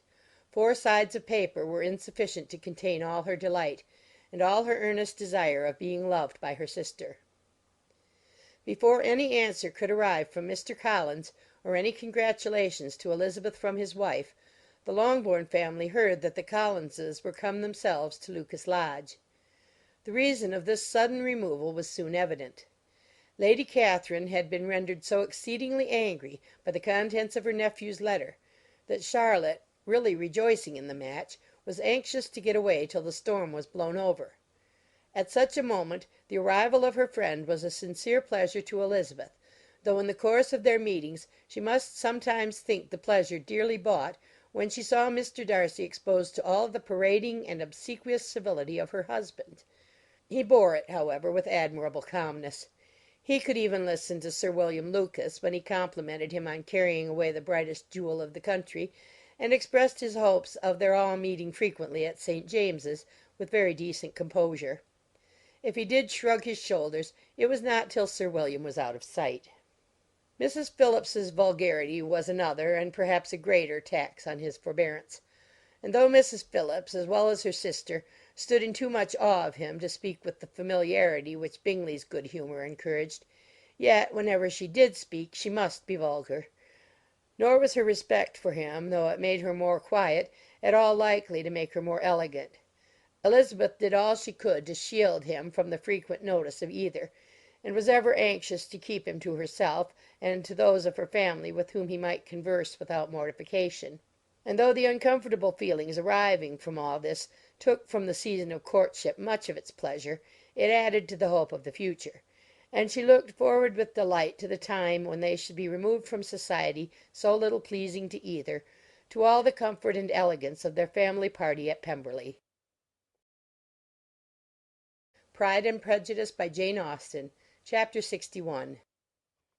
Happy for all her maternal feelings was the day on which Mrs. Bennet got rid of her two most deserving daughters. With what delighted pride she afterwards visited Mrs. Bingley and talked of Mrs. Darcy may be guessed. I wish I could say, for the sake of her family, that the accomplishment of her earnest desire and the establishment of so many of her children produced so happy an effect as to make her a sensible, amiable, well-informed woman for the rest of her life. Though perhaps it was lucky for her husband, who might not have relished domestic felicity in so unusual a form, that she still was occasionally nervous and invariably silly. Mr. Bennet missed his second daughter exceedingly. His affection for her drew him oftener from home than anything else could do. He delighted in going to Pemberley, especially when he was least expected. Mr. Bingley and Jane remained at Netherfield only a twelvemonth. So near a vicinity to her mother and Meryton relations was not desirable even to his easy temper or her affectionate heart. The darling wish of his sisters was then gratified. He bought an estate in a neighbouring county to Derbyshire, and Jane and Elizabeth, in addition to every other source of happiness, were within 30 miles of each other. Kitty, to her very material advantage, spent the chief of her time with her two elder sisters. In society so superior to what she had generally known, her improvement was great. She was not of so ungovernable a temper as Lydia, and removed from the influence of Lydia's example, she became, by proper attention and management, less irritable, less ignorant, and less insipid. From the further disadvantage of Lydia's society she was of course carefully kept, and though Mrs. Wickham frequently invited her to come and stay with her, with the promise of balls and young men, her father would never consent to her going. Mary was the only daughter who remained at home, and she was necessarily drawn from the pursuit of accomplishments by Mrs. Bennet's being quite unable to sit alone. Mary was obliged to mix more with the world, but she could still moralize over every morning visit, and as she was no longer mortified by comparisons between her sister's beauty and her own, it was suspected by her father that she submitted to the change without much reluctance. As for Wickham and Lydia, their characters suffered no revolution from the marriage of her sisters. He bore with philosophy the conviction that Elizabeth must now become acquainted with whatever of his ingratitude and falsehood had before been unknown to her, and in spite of everything, was not wholly without hope that Darcy might yet be prevailed on to make his fortune. The congratulatory letter which Elizabeth received from Lydia on her marriage explained to her that, by his wife at least, if not by himself, such a hope was cherished. The letter was to this effect: My dear Lizzie, I wish you joy. If you love Mr. Darcy half as well as you do my dear Wickham, you must be very happy. It is a great comfort to have you so rich, when you have nothing else to do. I hope you will think of us. I am sure Wickham would like a place at court very much, and I do not think we shall have quite enough money to live on without some help. Any place will do, of about 300 or 400 a year. But, however, do not speak to Mr. Darcy about it, if you had rather not. Yours, etc. As it happened that Elizabeth had much rather not, she endeavoured in her answer to put an end to every entreaty and expectation of the kind. Such relief, however, as it was in her power to afford, by the practice of what might be called economy in her own private expenses, she frequently sent them. It had always been evident to her that such an income as theirs, under the direction of two persons so extravagant in their wants and heedless of the future, must be very insufficient to their support, and whenever they changed their quarters, either Jane or herself were sure of being applied to for some little assistance towards discharging their bills. Their manner of living, even when the restoration of peace dismissed them to a home, was unsettled in the extreme. They were always moving from place to place in quest of a cheap situation, and always spending more than they ought. His affection for her soon sunk into indifference. Hers lasted a little longer, and in spite of her youth and her manners, she retained all the claims to reputation which her marriage had given her. Though Darcy could never receive him at Pemberley, yet for Elizabeth's sake he assisted him further in his profession. Lydia was occasionally a visitor there, when her husband was gone to enjoy himself in London or Bath, and with the Bingleys they both of them frequently stayed so long that even Mr. Bingley's good humour was overcome, and he proceeded so far as to talk of giving them a hint to be gone. Miss Bingley was very deeply mortified by Darcy's marriage, but as she thought it advisable to retain the right of visiting at Pemberley, she dropped all her resentment, was fonder than ever of Georgiana, almost as attentive to Darcy as heretofore, and paid off every arrear of civility to Elizabeth. Pemberley was now Georgiana's home, and the attachment of the sisters was exactly what Darcy had hoped to see. They were able to love each other even as well as they intended. Georgiana had the highest opinion in the world of Elizabeth, though at first she often listened with an astonishment bordering on alarm at her lively, sportive manner of talking to her brother. He, who had always inspired in herself a respect which almost overcame her affection, she now saw the object of open pleasantry. Her mind received knowledge which had never before fallen in her way. By Elizabeth's instructions she began to comprehend that a woman may take liberties with her husband which a brother will not always allow in a sister more than 10 years younger than himself. Lady Catherine was extremely indignant on the marriage of her nephew, and as she gave way to all the genuine frankness of her character in her reply to the letter which announced its arrangement, she sent him language so very abusive, especially of Elizabeth, that for some time all intercourse was at an end. But at length, by Elizabeth's persuasion, he was prevailed on to overlook the offence and seek a reconciliation; and after a little further resistance on the part of his aunt, her resentment gave way, either to her affection for him or her curiosity to see how his wife conducted herself, and she condescended to wait on them at Pemberley, in spite of that pollution which its woods had received, not merely from the presence of such a mistress, but the visits of her uncle and aunt from the city. With the Gardiners they were always on the most intimate terms.